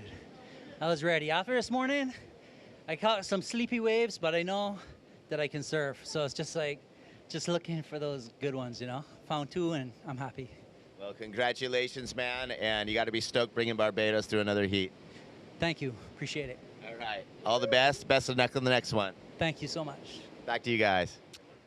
Thank you, Ben. What a performance there from Banfield. Just cooked up all day, ready to go. And he came out and absolutely tore into it. A brilliant performance from him. So, an exciting day. But, hey, we've got plenty more to come here. We're thinking about going all the way towards gold medals and world titles. But a lot of surfing to come before we do that. Yeah, we have a fair bit of surfing tomorrow. A full day of action. And then hopefully we'll get into the finals and have finals day. It's going to be exciting. I feel like tomorrow, again, we're just going to see the level rise a little bit more, and it's exciting to see. The last few heats of the day have been jam-packed. I feel like we've kind of not really been able to have a breath. There's been so many waves that have been coming through, so it's been exciting to watch. It's been really fun calling it with you, True. Let's come back tomorrow, 7:15, call for a potential 7:30 start. Great news from our forecast as well. Guess what? It's going to be pumping in Surf City. We'll see you tomorrow. You.